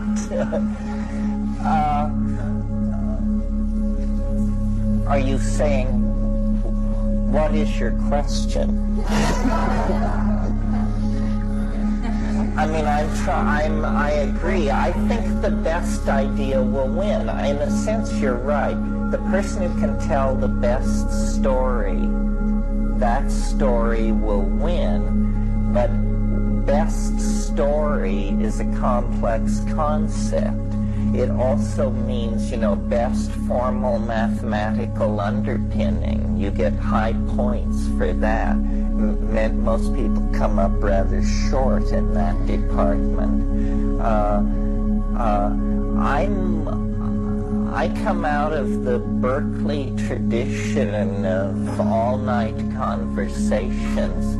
I think often in arguments you don't make progress till the 9th hour. And I'm willing to debate all this stuff. As far as my theory of evolution is concerned, first of all, you might suppose there is a large and established body of theory that has to be exploded. What the straight people say about how we doubled our brain size and got culture and mathematics. It turns out, no, they haven't got a clue. There is no big theory which has to be blown up. The best shot the straight people can give it is they say that we were puny and small in a world of the large and the lumbering, and so we learned to throw rocks with great precision and accuracy. They would essentially make the big league baseball player the pinnacle of human evolutionary development, and then say, and then once we'd done that, we had so much brain capacity left over that the plays of Shakespeare and modern mathematics were no problem. Well, this seems, I say, this is hokum, you know, and that obviously they've done these experiments where they raise identical rats in environments which are very rich in experience and then poor in experience, and the ones raised in the rich environment, when, hang on folks, sacrificed, exhibit in the brain slices a much more complex arborization than the ones that were in the learning poor environment. So I think, you know, that one way of thinking about these psychedelics, and especially the psilocybin family coming out of these mushrooms, is that there were catalysts for the human imagination. They catalyze cognitive activity, whatever it is, counting your toes, painting on your friend, playing around in anthills, making funny noises in your off hours, arranging the roots you've collected in different categories. I mean, it just promotes cognitive activity, which you then take back into the group, yeah. Well, is there a different effect, metabolism effect? The fresh mushroom, let's say, the bubble hop, takes the heat right off, don't have these dried mushrooms. I don't think particularly. I think you mean like, is the spiritual intelligence present in the dried stuff? Well, the fresh ones definitely are kickaroo, just simply because the psilocybin isn't bound up in dried cellulose matrix. It dissolves much quicker. That's probably what that's about. One of the things that I think happened, you know, I've spent a lot of time trying to understand this scenario of transition from what I call the mushroom partnership paradise to the historical bummer that came down when all that blew up. And well, I can imagine, you know, as Africa grew drier, it became, the mushroom would have perhaps over millennia slowly faded in availability. It would have, instead of being all the time everywhere, it would go to being seasonal, and then to be only in the rain shadows of mountains and stuff like that. And I'm sure a certain amount of cultural specialization would take place, i.e. you would appoint shamans to be the people who take the mushrooms in order to keep the connect open. And the other thing that would go on is there would be anxiety about preservation to try and keep a supply available for human use. Well, perversely, the most obvious method of preserving mushrooms or any other delicate foodstuff in that kind of an environment is to desiccate it in honey, put it into a crystalline honey, and the sugar will draw the water out of it. This is why you heard about the Romans eating hummingbird tongues pickled in honey. It was because the honey made the whole process possible. The problem there in our scenario where we're talking about how drugs shape culture is that honey itself has the perverse ability to become a psychoactive substance, to ferment into mead. And if you've ever been in the tropics and experienced aboriginal honeys, they have a much higher water content than what you're getting at the A&P, and they quickly do ferment. When you're offered honey, it's often a completely baffling and horrible thing that you can't really associate to what you know at home. And as an example there of how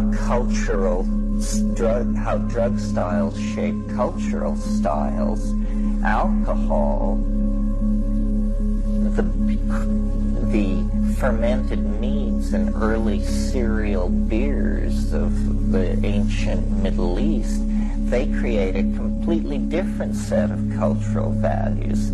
Gone is the orgies, gone the connection to the Gaian mind. Now what you have is an increased sense of verbal facility and a lowering of sensitivity to social cueing, the kind of behavior you see in singles bars on a Friday night, and a lot of negative imprinting goes on around alcohol, or in the past has gone on around alcohol.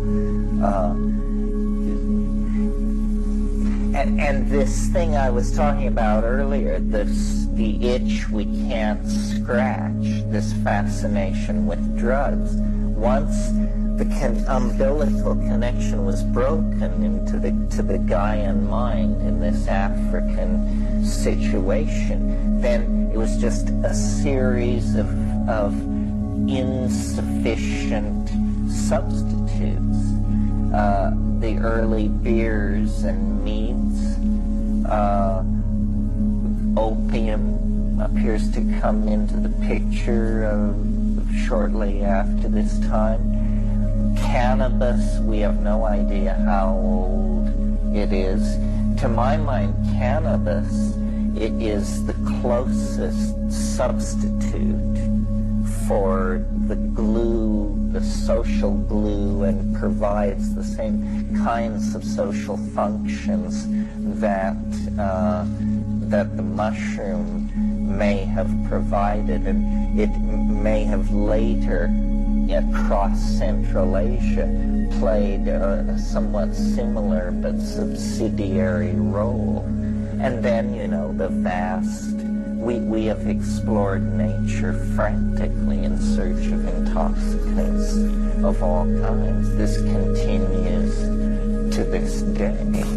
The old style primate dominance hierarchy reemerged, and what it brings with it is moral cruelty, is what it brings with it, and an insensitivity to suffering, and a willingness to sacrifice others for grandiose political schemes, and a willingness to let dogma rule over common sense, and so forth and so on.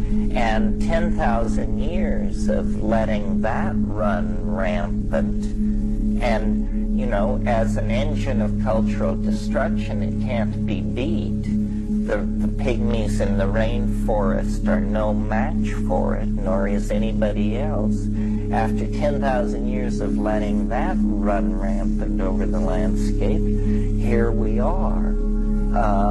And strangely enough, then, here we are, gathered for the deathbed scene of Western civilization.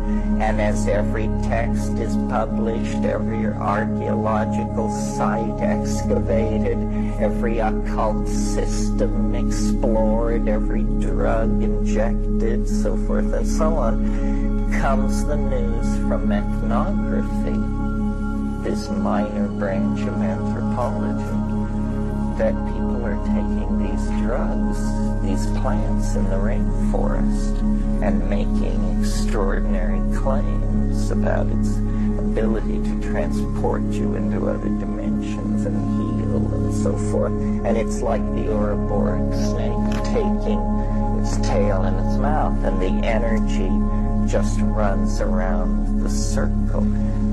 History is somehow redeemed, I think, by this return to the archaic. The question of what history was for, I'm not sure, but what caused it, I'm pretty clear on. It's a pathology, or it's a series of behaviors that are a response to the tremendous trauma and stress of the breakup of this symbiotic relationship with nature.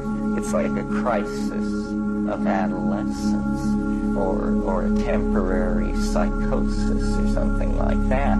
And now, strangely enough, we have gained through the peregrination of history enough vast knowledge about forbidden and dark subjects, the control of matter, the control of the genetic units of life itself, the building of instrumentalities that can survive flight to the stars, so forth and so on. But to this point, this has all been in the service of some weird Faustian conqueror complex.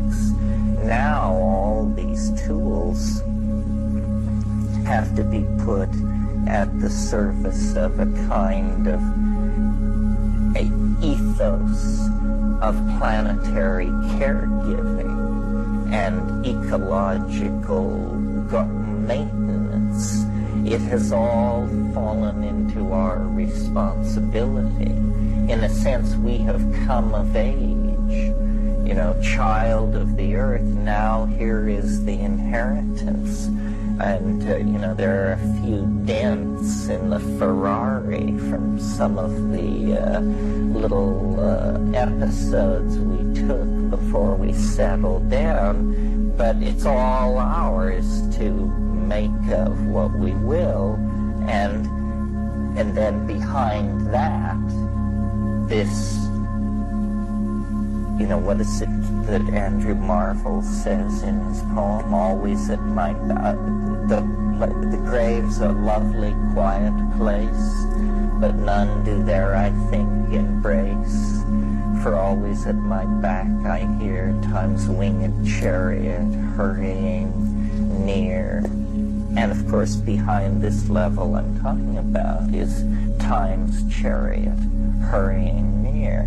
The fact that rising over our world is the black sun of the incomprehensible event of our cultural transformation that has been built into our cultural mythology, since Abraham hesitated to slay his son. I mean, this is our thing, the finite apotheosis of the world, and we've now all these as yet unintegrated, but soon to be integrated technologies, control languages, understandings are leading to the transformation of the human self-image. And really, the psychedelic experience is just inoculating yourself for the onslaught of transformation that is going to be rolling toward you through 3D. It's not going to come entirely through drugs, it's going to come through the culture. It already is. It's batshit weird out there, You don't have to have a bone through your nose to pick up on that. Did you have a question? I've read a theory that primates rose four legs to exactly why I don't remember, but once up in the higher air, the brain enlarged and prospered more rapidly, and the number of neurons in the brain increased so that we now have 100 billion neurons, and that was the real origin of civilization. The complexification. No mushrooms. Oh, I see what you're saying. Well, it is true that if you've ever observed even squirrel monkeys, which are a fairly primitive primate, squirrel monkeys would, if they want to run quickly, will rise up off their front legs. There's a lot of question about bipedalism and when it came in. Some people think it didn't come in until we leave the trees. We were a complex animal, there's no doubt about it, when we were in the arboreal canopy. But we were probably no more complex than the prosimians that exist in the world today. You see, the real challenge for evolutionary theory is not that the human brain could evolve at all. That seems reasonable and somewhat inevitable. But the speed is really shocking. And a transformation of a major organ like that, when charted in some other animal order, it occurs on a scale of 50 million years. In the human beings, it occurred in 1.5 million years. And if you're just going to limit yourself to the rules of ordinary evolutionary theory, then when you look at that transformation of that major organ in 1.5 million years, then you have to say there was an extraordinary selective pressure operating there that apparently operated on no other species at no other time in the history of the Earth. And I think, to generalize a bit here, that the undiscussed dimension of evolution is diet. You see, if you study evolution without great depth, what they tell you is that mutation is acted upon by natural selection, and that mutation is caused by gene breakage and the gene modification, and the gene modification is caused by radiation, cosmic radiation reaching the Earth. Now, that part of the story is a gross simplification. Gene breakage is actually caused by stress of all sorts, and incidental cosmic radiation reaching the surface of the Earth is only one kind of stress. Another kind of stress is chemical toxins in the environment, especially chemical toxins in the diet. And so if you have an animal that, a species which comes under nutritional pressure, it has two options. It can either go extinct, or it can begin experimenting with its diet. And if it begins experimenting with its diet, there's many a slip before it gets it sorted out. Many exposures to toxic and poisonous substances or quasi-toxic substances that skew the ovulation cycle or affect expression of body hair or cause the retention of juvenile characteristics. So when an animal is undergoing dietary transformation, it's in a situation of extraordinary mutational flux. An example that I think makes this perfectly clear is sweet potatoes. foods are a big part of human diets in many tropical parts of the world, and many primates are keen for sweet potatoes. But orthonovum and birth control drugs like that are made from those same sweet potatoes, from Dioscorea vines, which are grown on huge mechanized plantations in northern Mexico. That's where the birth control hormone comes from. Well, now, here's the scenario. A hungry band of foraging primates comes upon a big patch of looks like our favorite food, sweet potatoes, and everybody chows down, and it turns out it's jammed with these hormones, and lactation, ovulation, menstruation, fertility, fetal formation, all of these things, you just shuffle the deck, folks. You know, you don't know what you're going to get out of that. And if the animals are sensitive enough to the situation to stop eating it, well, then it's just a localized catastrophe. But if they persist, they will be mutational or extinct within several generations. So I think, you know, I'm suggesting that at this moment when we left the trees, there was a great deal of dietary experimentation going on, and psilocybin was a factor in there. You know, looking at us and trying to understand our relationship to the other primates, one of the things that evolutionary primatologists have always noted is that human beings exhibit what is called neoteny. Do you all know what this is? Neoteny is the preservation of juvenile characteristics into adulthood. We all do this. If you look at our skull proportion to our bodies, it's an infantile proportion when you compare us to other primates. We look, human adults look like the fetuses of other primate species.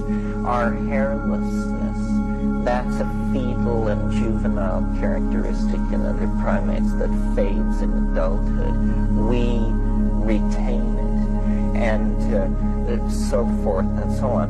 This is the kind of thing that we see in other species that are reacting to toxic episodes in their earlier evolutionary history. And we are a funny-looking monkey, you have to admit, and ugly suckers, too.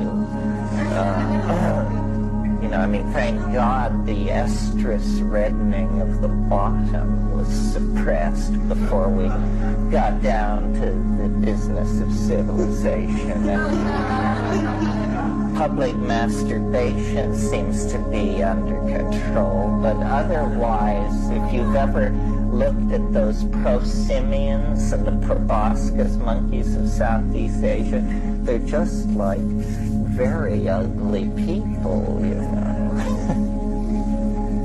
Anyway, enough about that. Yes. The predatories that were likely or subject to having the bodies still alive and the same conditions that we find. Well, no. Well, possibly. I mean, see, the thing is, animals tend to specialize their food supply. An animal will not explore a new food unless it's under nutritional pressure. I don't know if there were other animals, you know, being pushed out of that same environment. A sort of parallel family that, if the primates hadn't seized the golden ring, might have gotten somewhere. I forget what they're called, but the raccoons. The raccoons have a pretty advanced optical system a pretty adaptable hand, a reasonable level of socialization, and would make a cute movie, I suppose. What? Bears also have been suggested as one of the lines from which an intelligent species might emerge, yeah. That's the natural experience. These mushrooms in the wild, they're just decompose eventually, or asexual? Well, they persist. They are not the kind of mushrooms that auto-digest. Some kinds of mushrooms just turn into slime. Most of the psilocybin mushrooms, especially the more palatable ones, persist. And, you should understand that the mushroom that you see, which mycologists call a carpophore, is just a small part of what a mushroom is. A mushroom is really a very fine network of spider-like material, cobwebby material that's under the soil.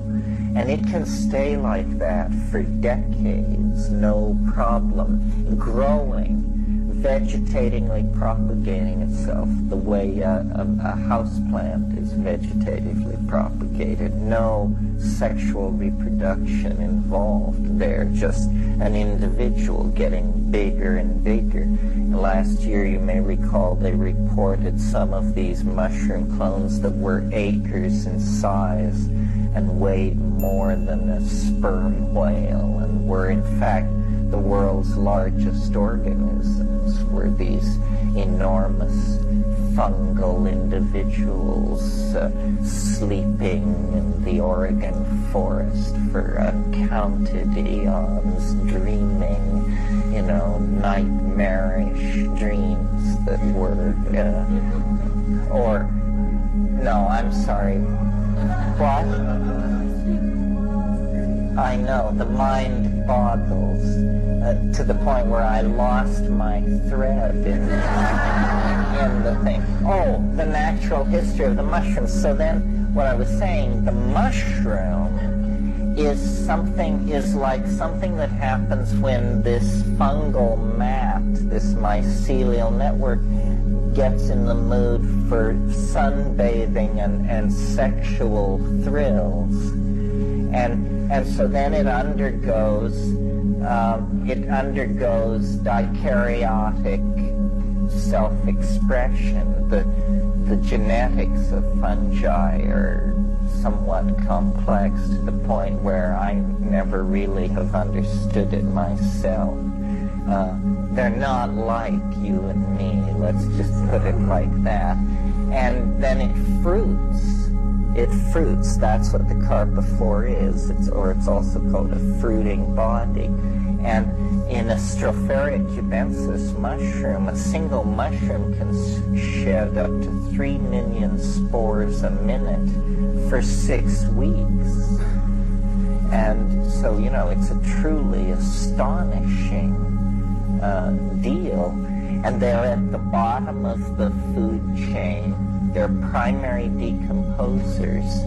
If you were a Buddhist with a hyper degree in molecular biology, you were trying to design a karma-free body, you would have to become a fungus, because they are the only blameless members of the food chain, because they exist on dead matter. They don't destroy anything. They don't live off living material. And the spore is this tiny microscopic capsule of genetic material that is surrounded by an organic layer of material that's as electron dense as many metals.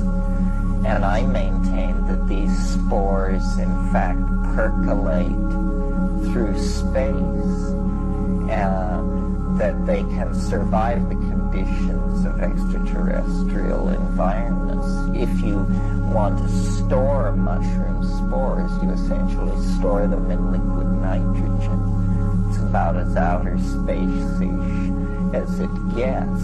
And you can calculate, if a single mushroom sheds 3 million spores a minute for 6 weeks, I'm telling you, there are a lot of spores being shed into the terrestrial environment, and then they percolate, and some percolate out into the outer atmosphere, where they become involved in highly energetic events that actually detach them from the terrestrial environment. And I think one of the easy predictions you can make, it's like a knockoff, and yet it would be the cover of Time magazine.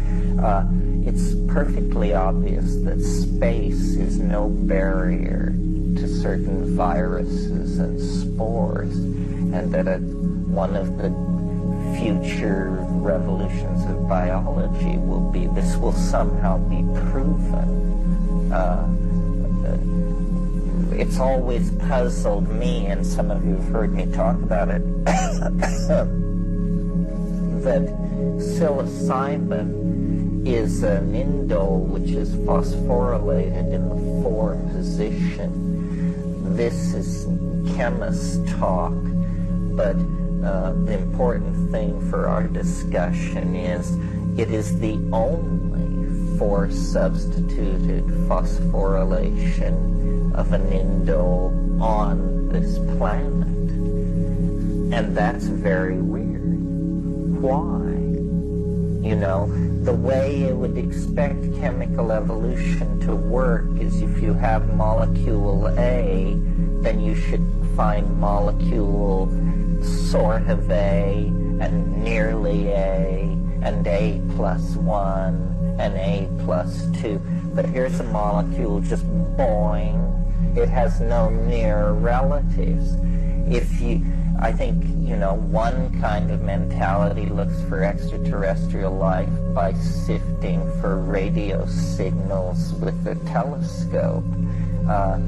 I think one way to look for an extraterrestrial thumbprint would be to search, make a thorough molecular category of the categorizing of the molecules on this planet to see if there's anything that looks like it blew in from somewhere else.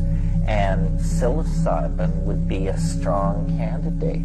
What is it doing in some 40 species of mushroom? There are hundreds of species of mushrooms which do not contain psilocybin, proving, therefore, that psilocybin is not somehow a necessity for fungal existence. Well, then, if you believe that evolution operates with a certain economy, then why do these 40 species furiously dedicate a major portion of their metabolic budget to making a metabolite that seems to have no purpose? I think when we finally if we ever tease apart this psychedelic thing, what we'll discover is it's an interspecies communication system, that life is a seamless web of signal transduction, and that we somehow have become isolated from this process by our historical pathology. And so for us, the voices have grown mute. We can't get the signal, and consequently, it's a pretty grim row to hoe.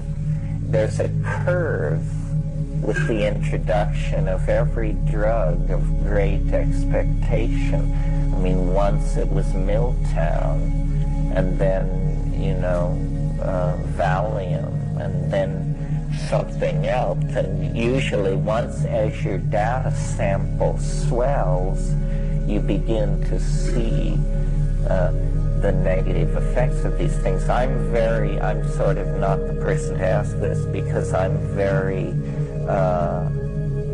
some people have said, blindly prejudiced in favor of plants.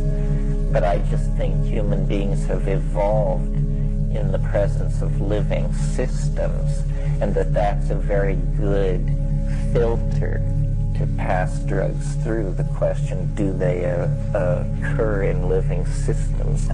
I mean, God knows there's enough stress built into modern life. It's like a stress production machine. I'm constantly trying to tell myself that, you know, we're having a good time now, and that this is what it's all about. I had, this is, if I may go off on a tear here, I followed with interest the crop circle phenomenon in England, and recently a book has been written by an American called Around in Circles, and it basically buries the crop circle phenomenon. If your metaphysic was hanging on this, you better head for cover in a hurry. But the most interesting figure to me in the controversy was this British meteorologist Terence Meaton, who at the beginning his position was, this is the wind. These things are vortices caused by heat convection, and they are capable of swirling the wheat into these patterns. He was, you see, a reductionist. He was saying there's nothing unusual going on here, so forth and so on. Well then, as the phenomenon got rolling, the circles became more and more elaborate, and Meaton, always being asked by the media to explain these things, came to insist that once he eventually electrified his vortices, and they became plasma vortices, a rare natural phenomenon disputed by some whether it even exists or not. And once he had in place the concept of the plasma vortex, no matter how elaborate the crop circles became, straight lines, triangles, triangles in triangles, Meaton could always explain that if you were cognizant of the higher mathematics which ruled the world of plasma physics, this was all perfectly straightforward and in fact predictable from theory.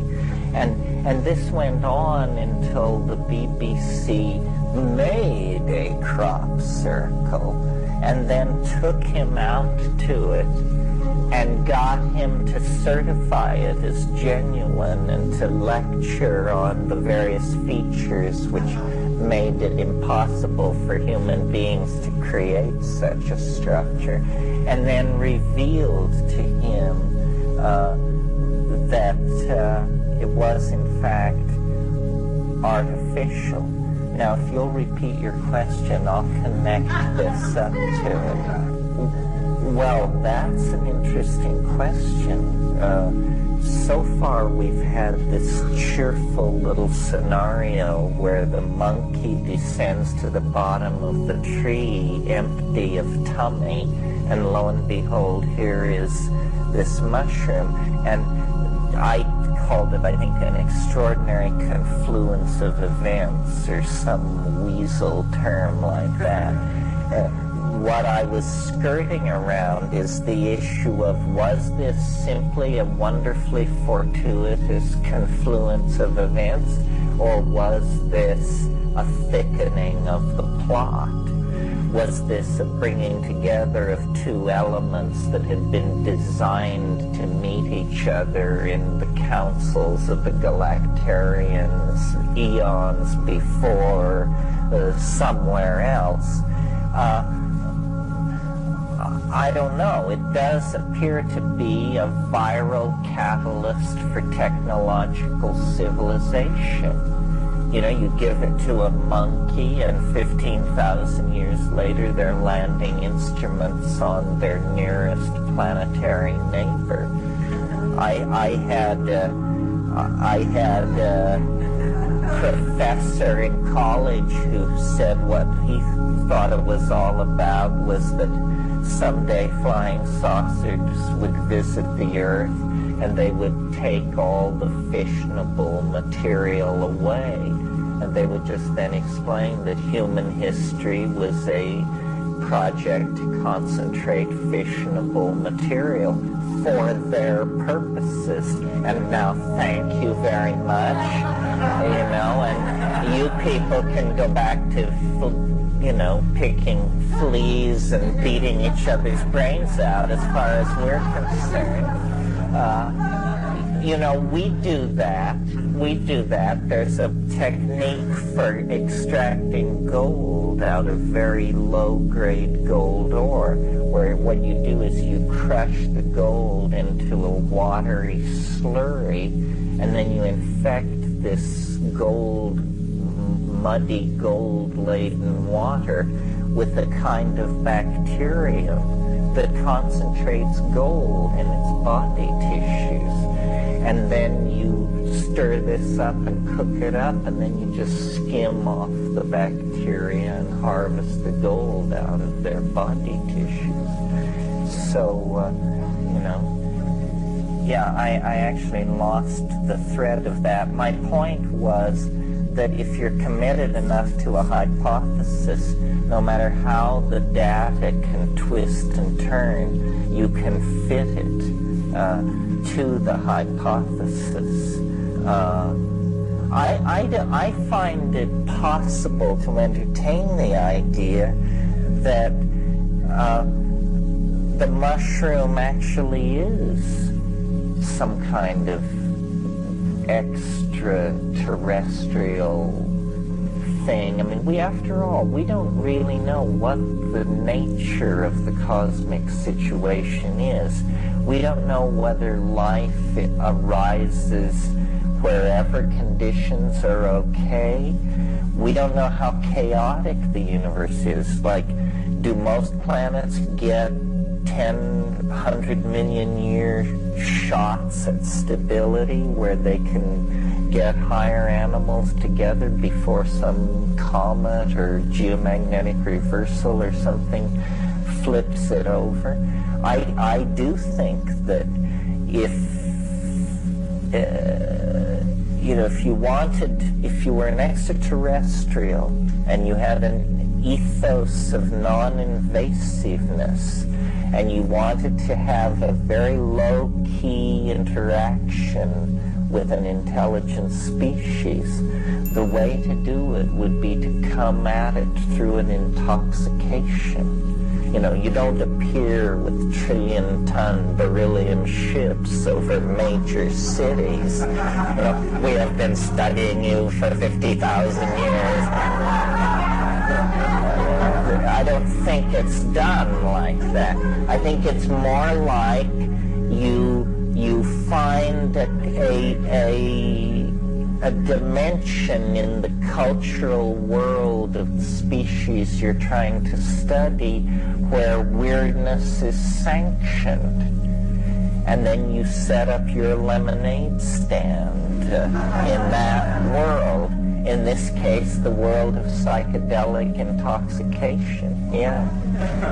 Well, I'm not sure it's all about their purpose.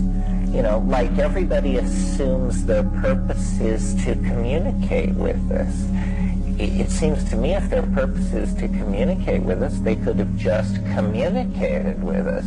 Their purpose appears to be to influence or to observe. My purpose is to tell all secrets. I'm at war with the keepers of the secrets. It's one way of looking at it. I don't think they've done it to another species. It seems that, what they are is they're meme traders on one level. And they've blown in here, and they have this intentionality to communicate.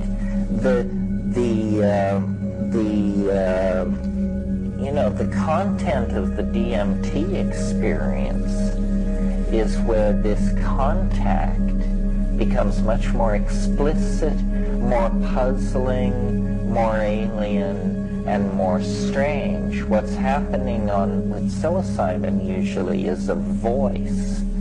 And a voice you can handle, because if it doesn't speak in English, you can't understand it.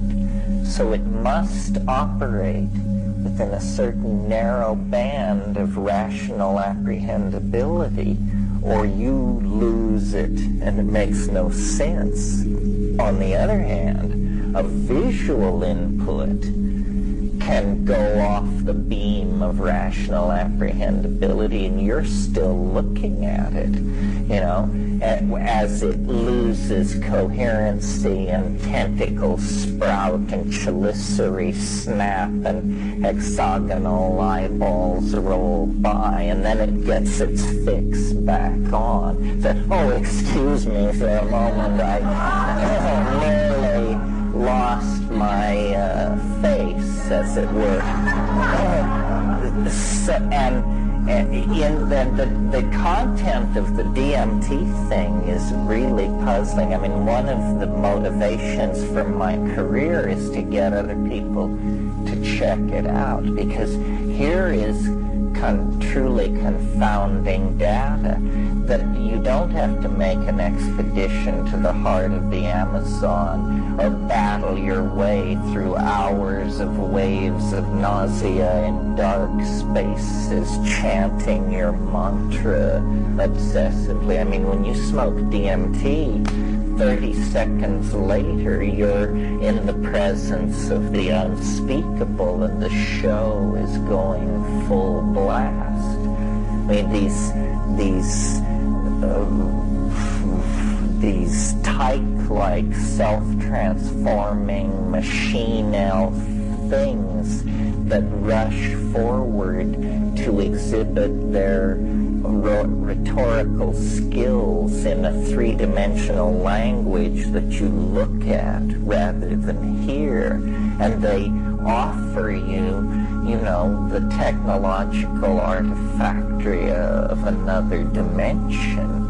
Fabergé eggs and Ming Dynasty orreries and just the most amazing fabricated objects which they make out of language.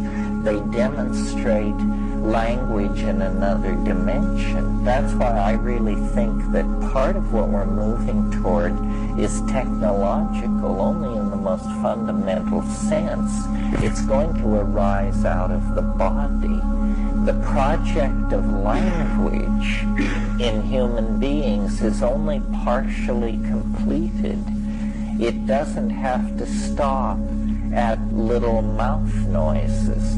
There's a way to pass over into something more grandiose, more enclosing, more boundary dissolving, more emotionally intense. What I always tell to people who are really dedicates, and it's deep advice, is, go to the Amazon. And the mere act of placing yourself in the Amazon is pretty psychedelic in and of itself.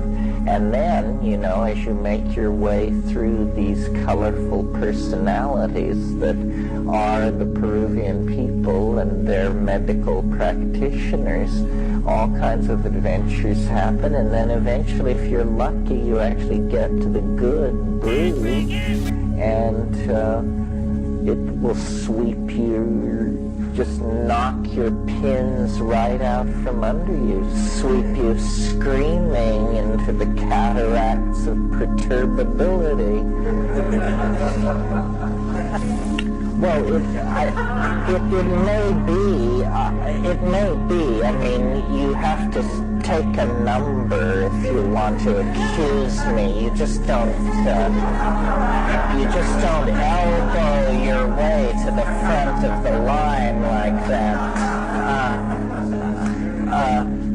I don't have any problem with the idea that dance is the primary language.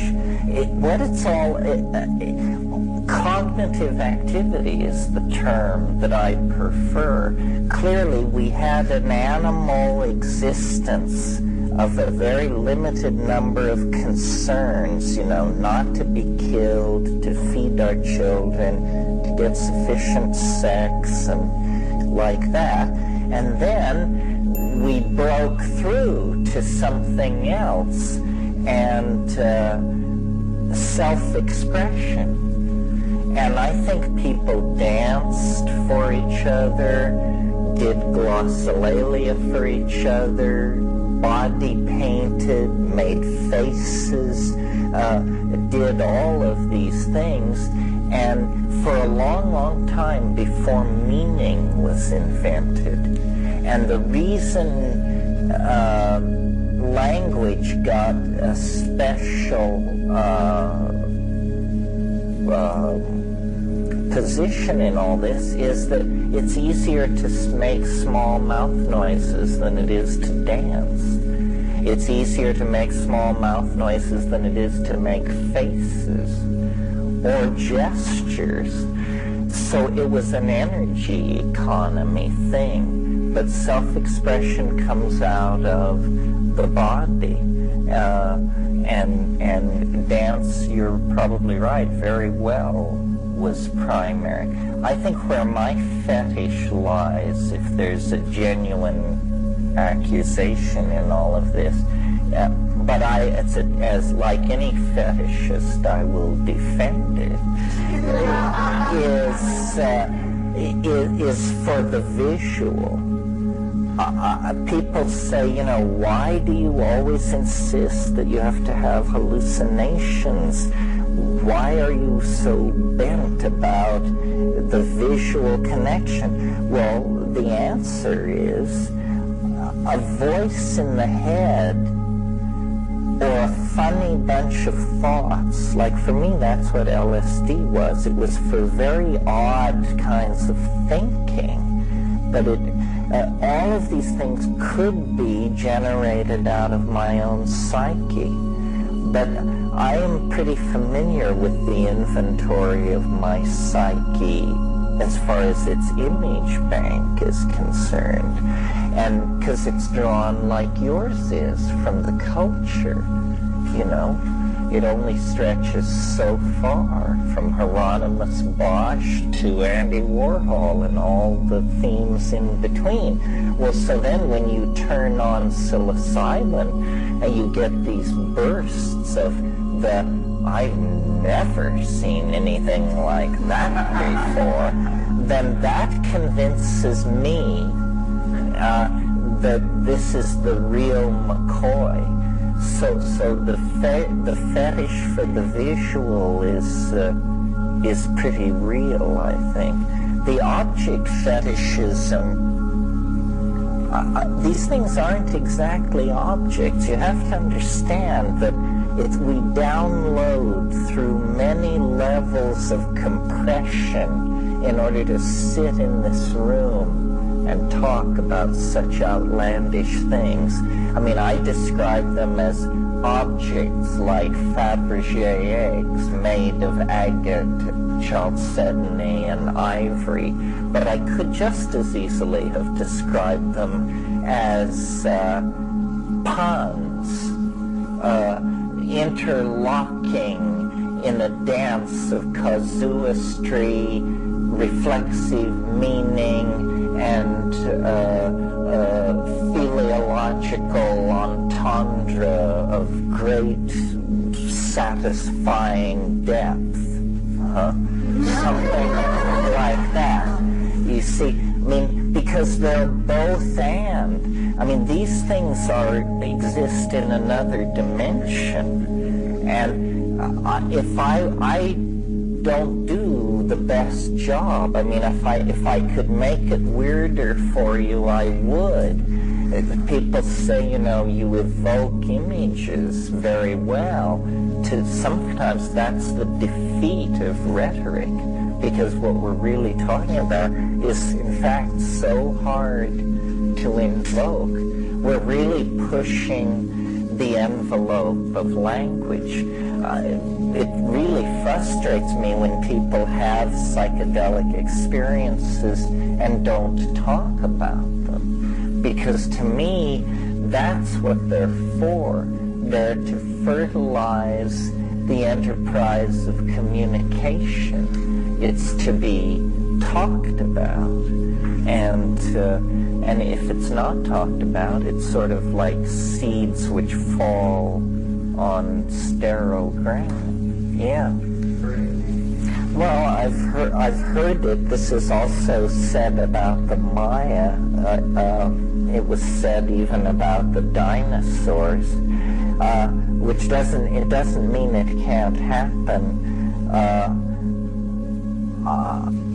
I don't know if I believe it ever has happened. Obviously, I believe in principle it can happen. I believe, you know, it has always seemed to me that this used to be the motivation for my LSD taking. It seemed to me that you could sit down in a room with someone and begin to, this is maybe what I'm trying to do with you, but we never get there. Sit down in a room with someone and begin to have a conversation that would take it apart. Take it apart and leave nothing there. You know, at the end, no guru, no method, no teacher, and no nothing else either. I think that the world is held together by a misunderstanding, and that if you could overcome that misunderstanding, it would just fold up and deconstruct. And that in a sense, this is what the concept of enlightenment is. I think it's a series of insights or thoughts or revelations, one which projects forward into another, which leads you to just say, oh, it's not this, and it's not that, and it's not this, and then, yeah. Well, I guess the mundane plane is the misunderstanding. And I guess then if we analyze the mundane plane, we see what constitutes the misunderstanding. A belief in three-dimensional space and time, a belief in the finite life of the organism, and then the rupture of the mundane plane leads to this kind of platonic superspace where there seems then to rest incontrovertible truths. They are not truths approached by logic and argument. They are self-evidently true. So they're either true for you or they're not true. And shamanism then sort of views all this very optimistically, takes the existence of this transmundane world as a higher world, a world in which healing can be done and the community can be made to cohere. And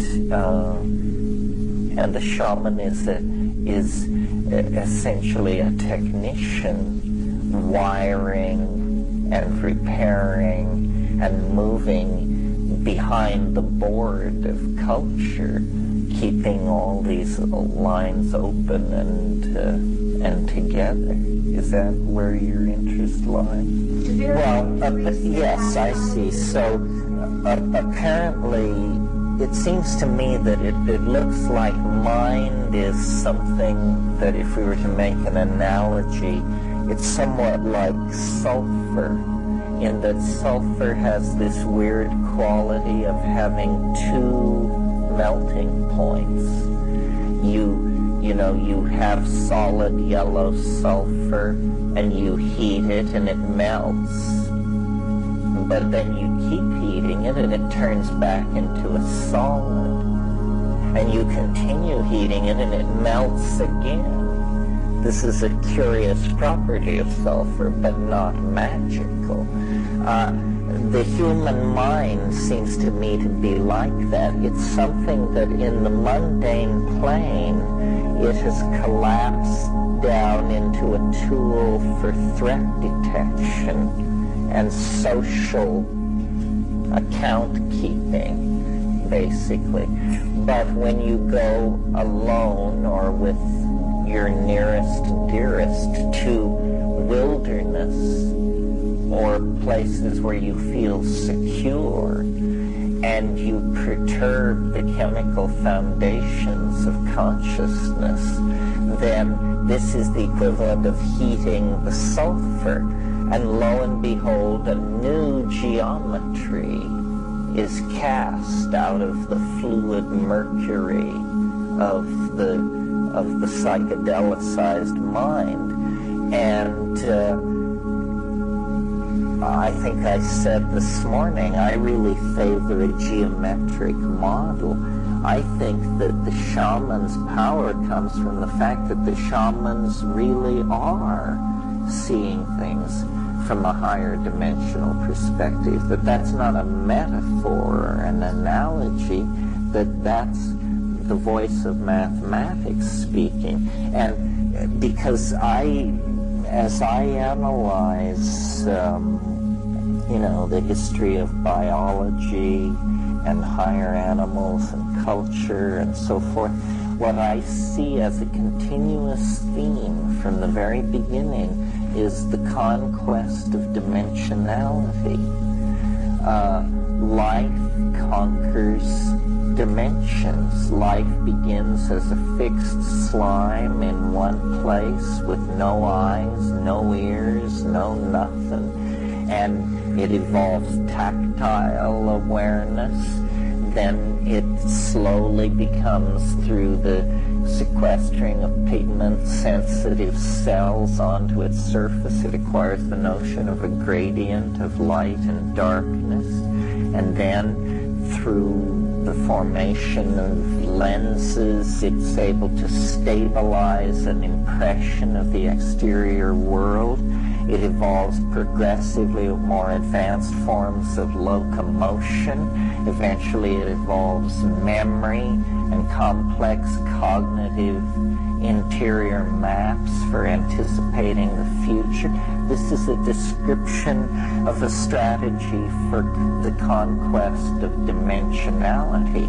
And I think really the shamans are the people among us who represent the next evolutionary level.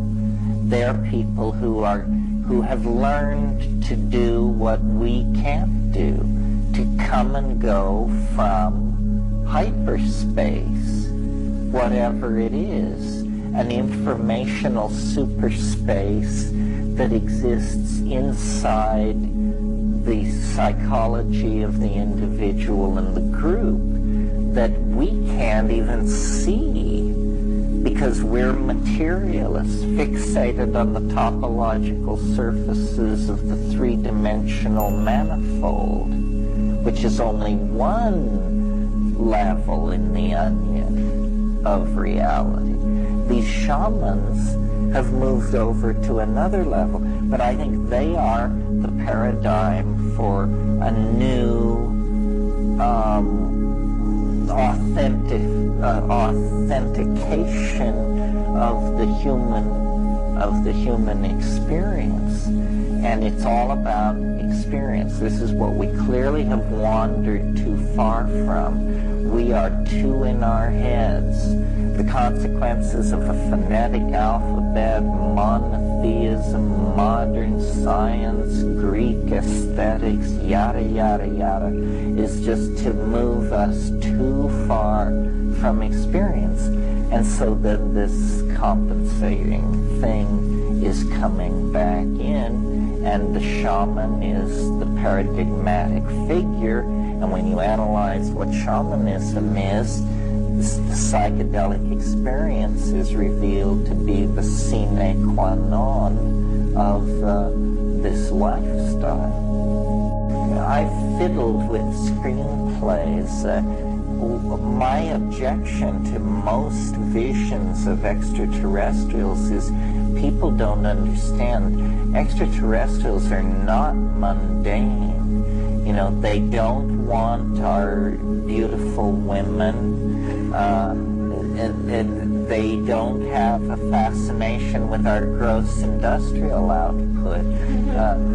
The real trick with an extraterrestrial is to know when you're in the presence of one, because it is going to be so strange and of such a different order of magnitude in many parameters that the trick is recognition, I think. I mean, eventually we may come to see that many life forms that we are not all to be traced back to one blob of germplasm, that, you know, the warm pond theory. I think the warm pond theory is in for serious revision. I think interesting genes have blown in here every once in a while over the millennia as the Earth has ground forward, and of course those genes get embedded in living systems. The mitochondria, which power the animal cell, were originally free-swimming bacteria that got into a symbiotic relationship with some kind of membrane-like matrix, and before they knew it, they had been incorporated as subcellular organelles of a larger system. Mind that this doesn't happen to you.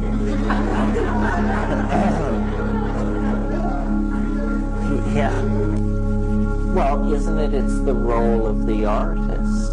It's to stretch the envelope. It's to bring the news from the edge. I mean, the musician, the shaman, the smith, the physician, these were all originally combined, you know, because the mystery of creation and the mystery of the human body, this was all spun together. That's why when people say, you know, what is the proper response to the culture crisis, I think the response is to shamanize. And that means, you know, to help with the healing, to explore the invisible world, and to make art, to try to make art, to try and anticipate the revelatory process by which the transcendental other is drawing the historical matrix into an ever clearer reflection of its identity, whatever it is. I mean, it's going to come through us somehow. We invoke it. We're boring toward it through the mountain of human history. It's boring toward us. We can anticipate it. It senses us.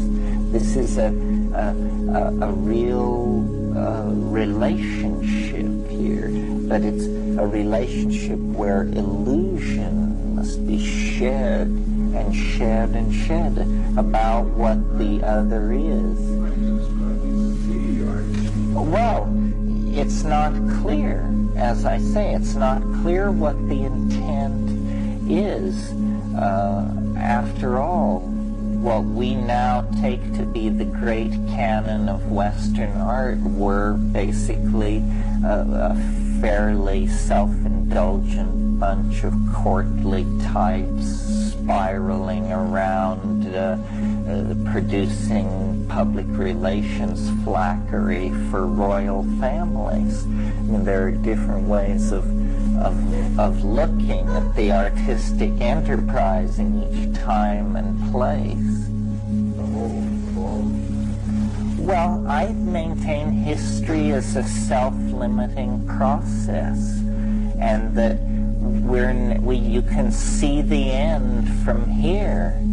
You know, you have to have a pretty complicated rap to deny that we are in some kind of unusual situation here, folks. Well, that suggests to me that this is awfully close to the surface of ordinary metabolism, considering what a shocking shift of consciousness it is. I mean, millions of people go to the grave without ever having a DMT trip unless they have it at the brink of the grave. That we don't know about.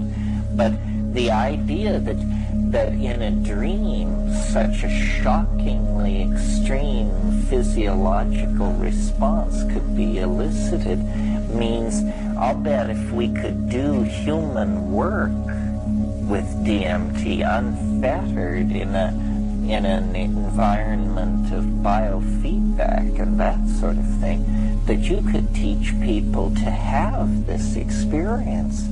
Well, that may be what it's all about. It is, you know, a non-invasive, non-drug technique for just opening up a portion of your brain that somehow cultural abuse has closed off to us, and that if we could access it, that would be the dream time, and that would be the entry into the domain outside of history. The Seth material. Well, I used to say if you can do this without drugs, you're probably mentally ill. I tend to take a hard view of it. I don't exactly understand the razzmatazz that surrounds it. I mean, I've talked with many entities. I've never felt the need to establish the spelling of their English name, or, you know, this wish to name the entity puzzles me, or whatever.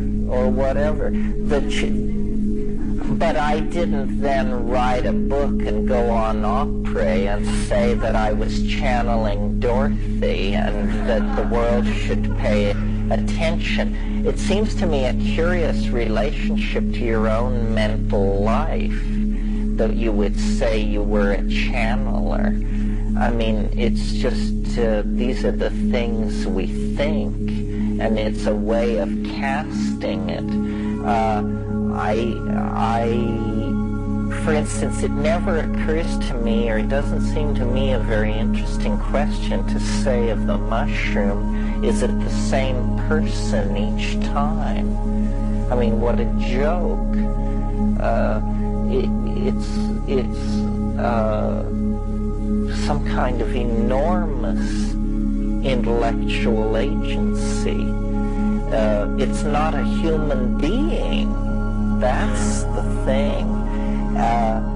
The channeling, I guess my take on channeling is, and it will come out maybe tonight when we talk about the time wave, is that the real skinny is that you have a connection to everybody who ever lived.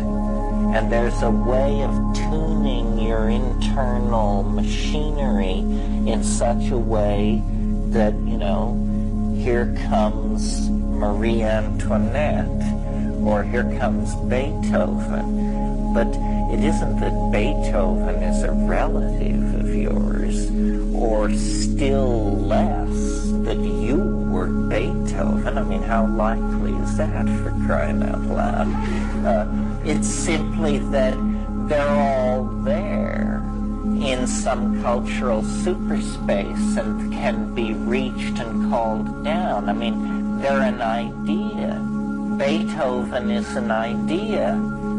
His grumpiness, the hands behind the back, the da-da-da-da, we know Beethoven. And so he lives in some kind of superspace. And I think people are just much too literal.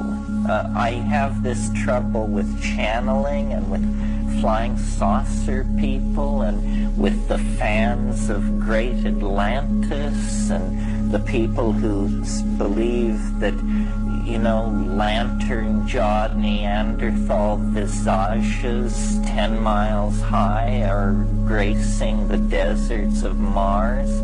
All of this, the attraction of this kind of thing completely puzzles me because it's so hokey. And if you want the real thing, it's just 5 dried grams away. The real thing. I mean, so that, you will have done with anecdotes by the denizens of trailer camps in Florida about, or all of this other stuff. I mean, it's not that the woo-woo isn't out there.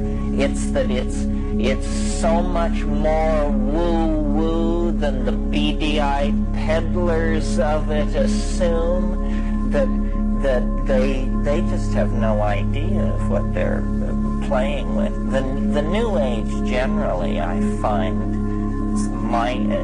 somewhat obnoxious because it's a flight from the psychedelic experience. I mean, what you can safely say about the New Age is if a technique doesn't work, they'll proclaim it.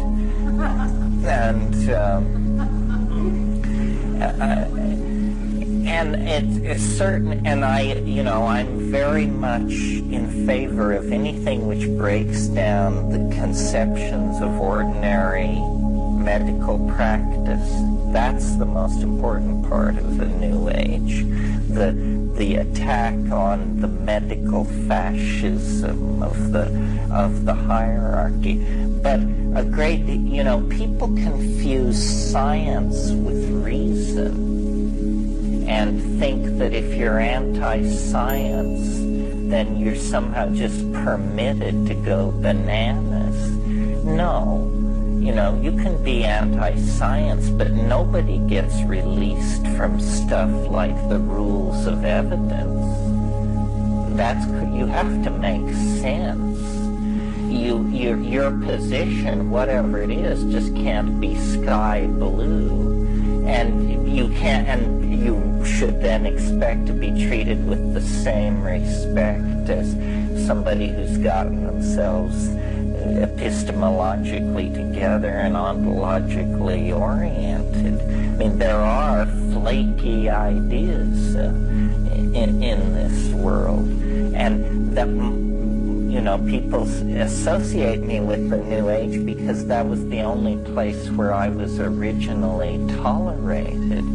but I really want my ideas to be tested in the ordinary way, by the ordinary methods. I mean, I offer a mathematical formalism, and then surrounding that a bunch of arm-waving verbal exegesis. The core thing is the mathematical algorithm to be tested by the ordinary rules of evidence and falsification, and you can read Karl Popper to figure out what all that's about. I love science. I just think it's incredibly pretentious and has claimed too much. Its methods are great. Its constipated conservatism is maddening. Because what it deals with is the most interesting thing there is, nature. Nature is very, very interesting, complex, and permits all kinds of radical speculation about what has happened. It's just that science is also a business, and also a priesthood, and also a men's club, and also the plaything of certain classes. So all that has to be overcome.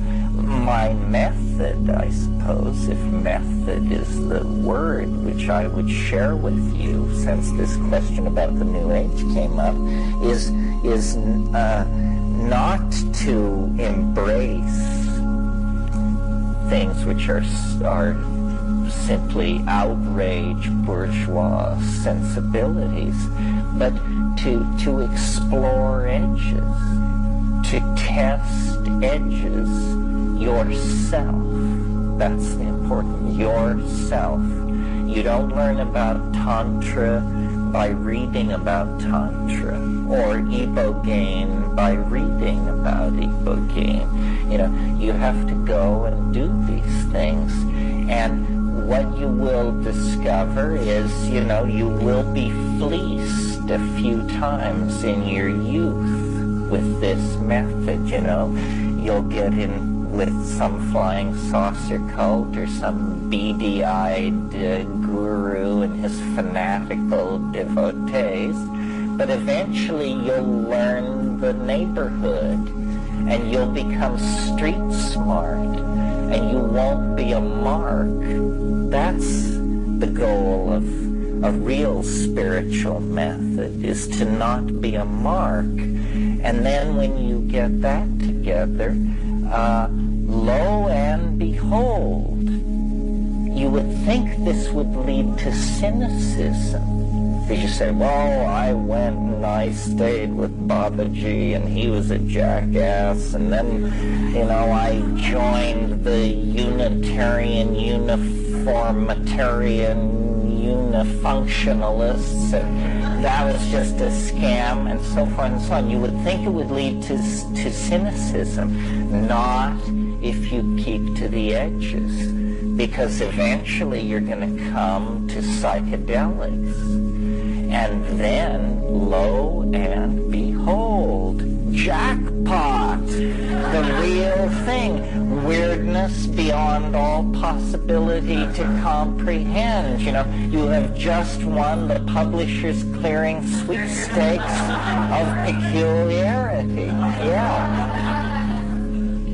I had this happen in the 60s. I got into a place with LSD where I had this LSD, and I would give my friends one, and I would excuse myself, and I would take one, and then I would excuse myself to the bathroom and take 5 more. And then I would end up holding their hand all night long, and I felt weird about it. I felt like, where is all this stuff going? It's like it's not working.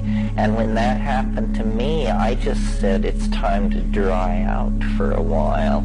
And I did, and then everything worked normally later. One of the weirdest things I've encountered is about 1 in 20 people don't react to DMT.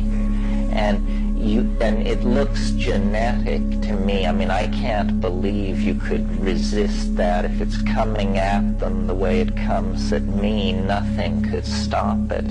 And yet they will do it and take, enormous inhalations and then say, is this it? Or, I don't know, it's kind of strange, but it doesn't seem, and you're just like, oh my God, what is this?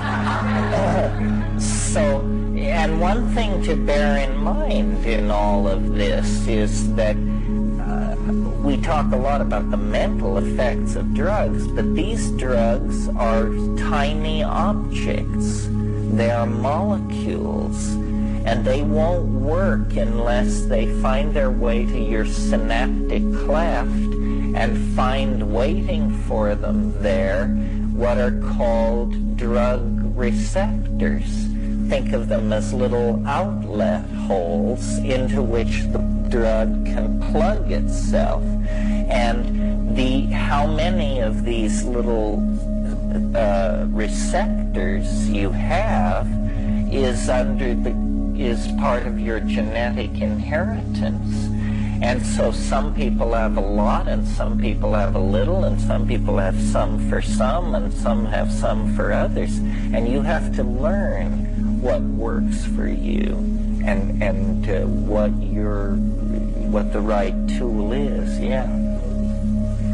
Yes, toad is 5-methoxy-DMT. It's an exudate of Bufo alvarius, a large southwestern toad. So it is DMT? No, it is not DMT. It's 5-methoxy-DMT, and it doesn't cause the same thing that DMT causes. It causes an intense, void-like emotion that is very dissolving, but it is not accompanied by the kind of visual activity that DMT. The visual activity on DMT is astonishing. I mean, it conveys you into a world more complex than the world we're living in, a world of brilliant colors and faceted surfaces. Yes, but on ayahuasca, unless it's really horrendously strong, you will never reach the kinds of places you reach on a DMT flash. Smoking it? No, there is nothing like that this side of the yawning grave, I hope. I mean, I don't know. Is everybody cognizant of what that's like, about how fast the world can be rearranged and how totally replaced it can be by something that you not only hadn't imagined until 30 seconds before that, you couldn't imagine. And now here it is. And you just you gape in slack-jawed disbelief at what has happened to reality. Oh no, it doesn't induce, somebody asked, is it dangerous? The danger with DMT is death by astonishment. This is an entirely possible outcome of your involvement with it, especially if you're intelligent. I think the more intelligent you are, the more at risk you are for death by astonishment, because you just say, good grief. But I see that it's 6:04 and time to knock off. We'll do the time wave tonight. It's a kind of indulgence of me because it's the only original idea I've ever had. So you're forewarned if you have something better to do. The hardcore will assemble here at 8. And will there be a technician to boot the disc? Or is there somebody here who's DOS? Cool. Good. Okay. Well, I'm pro-virtual reality just in the sense that I don't think it should be made illegal and stamped out. I think it should be a legitimate area of research. I certainly don't think most people should plan on decamping to virtual reality land for the rest of much of their lives. That wouldn't be a good idea. I see it primarily as a tool for studying language and communication. You never know where a technology is going to lead. When Edison invented the phonograph record, his sincere belief was that its major application would be in the making of wills. Because you would have an incontrovertible record of the person's voice speaking, and so it wouldn't be legally contestable in court. Well, I don't know if anybody has ever made a will on a phonograph record, you know. It clearly had an entirely different use and application. So, here we've arrived at Sunday morning. This is basically loose ends, complaints, resolution, that whole bit. So let's work our way into it, and then if need be, I'll harangue. So anybody have anything they want to, yeah. I like understanding. I think, Whitehead said that understanding is the apperception of pattern as such. That's all, as such. And so you can look at any situation and see different patterns. I mean, like in this room, if we were sociologists, we could analyze where the women are and where the men are, and that would be a pattern, and we could talk about that. Then we could switch our field of interest and talk about where the men and women over 40 are and the men and women under 40, an entirely different pattern. Where the people wearing socks are and the barefoot people. And you realize that in any assemblage of objects, there's an infinite number of patterns of connection. And the more of them you see, the more you have this feeling which we call understanding. And it's a feeling of having assimilated the object to yourself. And the great mysterious assemblage, the mother of all weird assemblages is history. You know, the peregrinations of our species through time, and the detritus of that journey.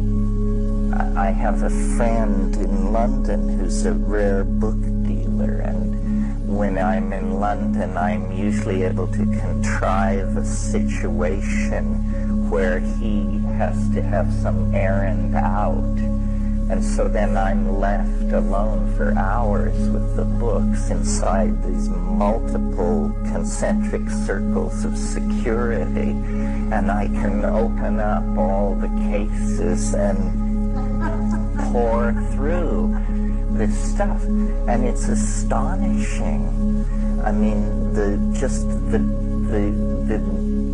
cul-de-sacs into which the human mind has wandered, you know, phlogiston theory, the Chaldean oracles, the Wunderkammer, the hollow earth thing, and then all this literature of exploration. I mean, the stratigraphy of the human experience is maps and machines and diaries and blueprints, and out of all this, if there can be a pattern, then there's a kind of an epiphany, a kind of a sense of order, of it does make sense. It isn't simply a chaos.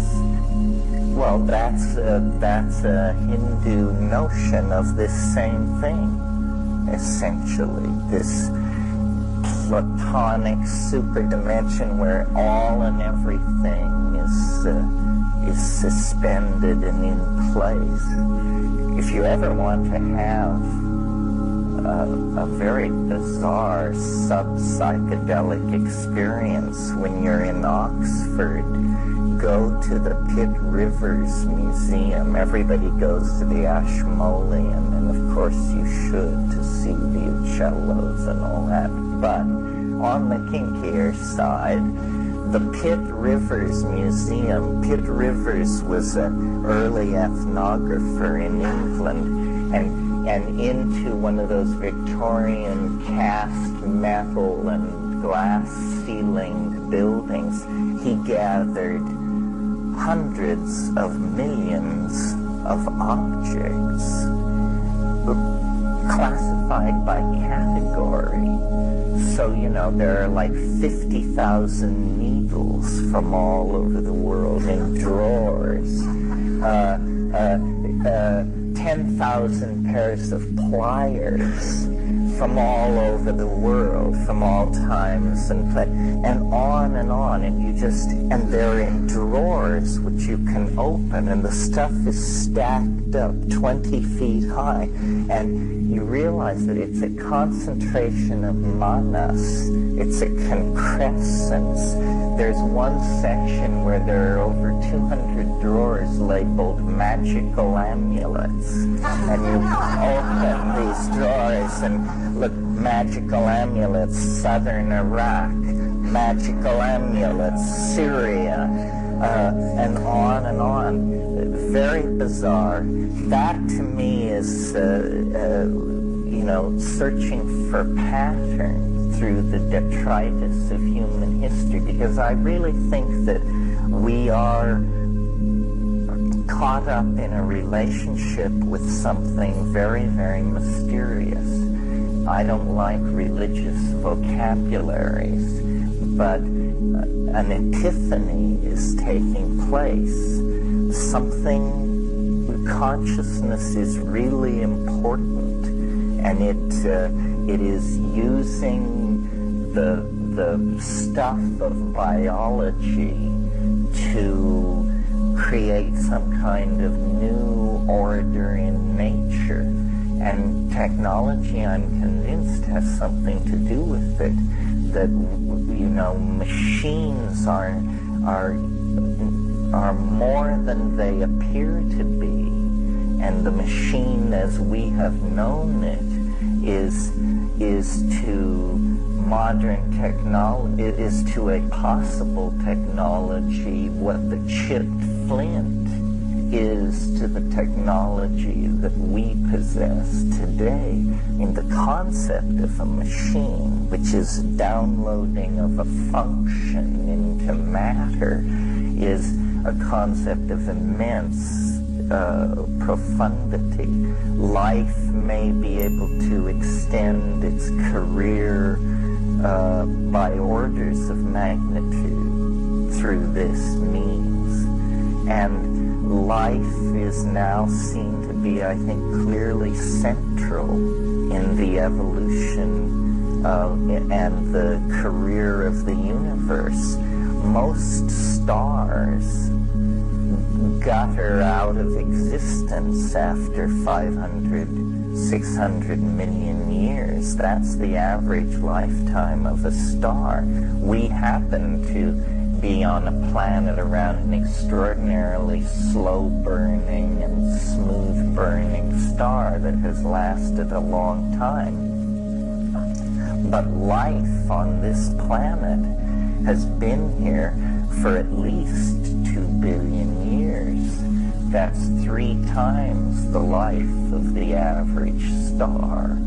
Biology is persistent. Biology is a major player. And biology is not entropic. You know, a star, no matter how smooth burning and self-sustaining, is on a downward energy curve toward heat, death, and extinction. Biology, on the other hand, it pumps itself to higher and higher levels of complexity, faster and faster. And it uses the dying stars as stepping stones from one to another. The way, you know, for instance, in the Hawaiian Islands, there's 30 million years of evolution visible, but no island out there has been above water more than 6 million years. The islands keep slipping beneath the sea and rising at the western edge of the complex, and the life keeps stepping from island to island and perpetuating itself. Hans Moravec has done calculations of the kinds of computational simulations that could be carried out if you had a computer where every atom was a switch and the computer was the size of the solar system. With a computer of that size, you could resurrect every DNA sequence that has ever existed on this planet. And he feels that you would feel a moral obligation so to do, and that the resurrection of the dead would become a social project pursued with government funding. Yeah. Well, I don't think Rupert would agree that biology is entropic. The way biology works is by being what's called an open system far from equilibrium. You see, a closed system, like a star or a fire, will always drift toward equilibrium, which is entropic. But the miracle of biology is that by taking in matter, by being an open system and allowing matter to come into the system and then breaking down that matter and extracting energy from it, the biological organism achieves the miracle of evading equilibrium. It hovers off the main curve of equilibrium. So people who talk about the third, what? Well, this is debatable at the highest level. There's a problem there because for some weird reason, the identifiable amount of matter in the universe falls so close to the cusp of whether of either it is open or it's closed that they can't tell. And why this is probably means there's something wrong with the theory. You know, Bridgman said a coincidence is what you have left over when you apply a bad theory. But I want to go back for a moment to this question of the open system far from equilibrium. The second law of thermodynamics, which was thought to be inviolate, states that all systems run down into entropy. But in practical terms, given the facts I just stated about how life is 3 times as persistent than the average star, and that if you view life on this planet as a single unified system of genes, then we have to say that there has been a dissipative structure, and a far from equilibrium. For 2 billion years, it's been able to maintain itself well off the entropic curve. So I think the second law of thermodynamics looks much more provisional from that light. Well, but see, it's been the third law that has been the downer. I mean the second law, because it seems to dictate some existential terminus to everything. But see, that's when you view the universe as matter. Here's another thing you have to lay over this. That all comes out of a materialistic view of the universe. If you view the universe as information, the picture becomes much more complicated. We don't really understand what this process is of symbolic signification, of arbitrary assignment of significant association. And it's not simply something done in human language. The codons of the DNA that code the 3 nucleotide codons that code for amino acids that build proteins are arbitrarily assigned at the molecular level.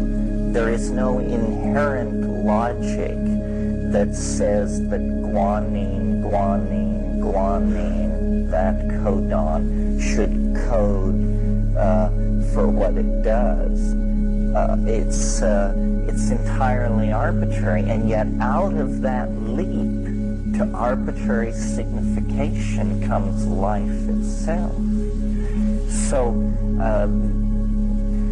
we shouldn't assume, and it's a natural tendency to fall back into it, that we know what we're talking about. You know, that our intellectual journey through time has taken us to the level where we can actually glimpse what the basic ordering principle is. It may lie in language, not matter, yeah. I'm waiting for you to get to the political implications of all this. Oh, well, I think I passed through it lightly, but let me take another stab at it. If my picture of things is correct, or even close, then the future is going to become considerably more dramatic from the middle 90s on. What we have directly in front of us is sort of the long golden garden party afternoon before the news arrives. And as the world gets more and more peculiar and improbable, and given the kind of things going on out at Jupiter that I talked about, this seems to be arriving on schedule, all this chaotic activity, there's going to be various political stances arise in relation to all of this stuff. For instance, one faction will say that nothing at all is wrong. This is, I think, what we see going on now, that there's a kind of collusion by governments and institutions to manage apocalyptic awareness and to say, well, you don't need to worry about the fact that ozone is disappearing from the atmosphere, because by 2000 we will have a 7% reduction in output of CFCs, and by 2050, we're planning a further 7%. And you say, no, these are crazy people, obviously. There's a lot of arranging the deck chairs on the Titanic going on.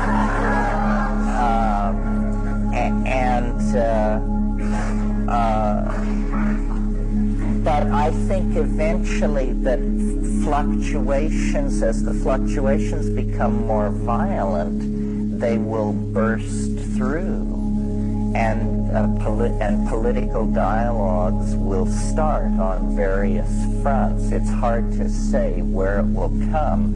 For instance, historians of the breakup of the Soviet Union can reasonably argue that what actually the hole in the dike there was the Chernobyl explosion, and that actually set off a series of thoughts of awareness.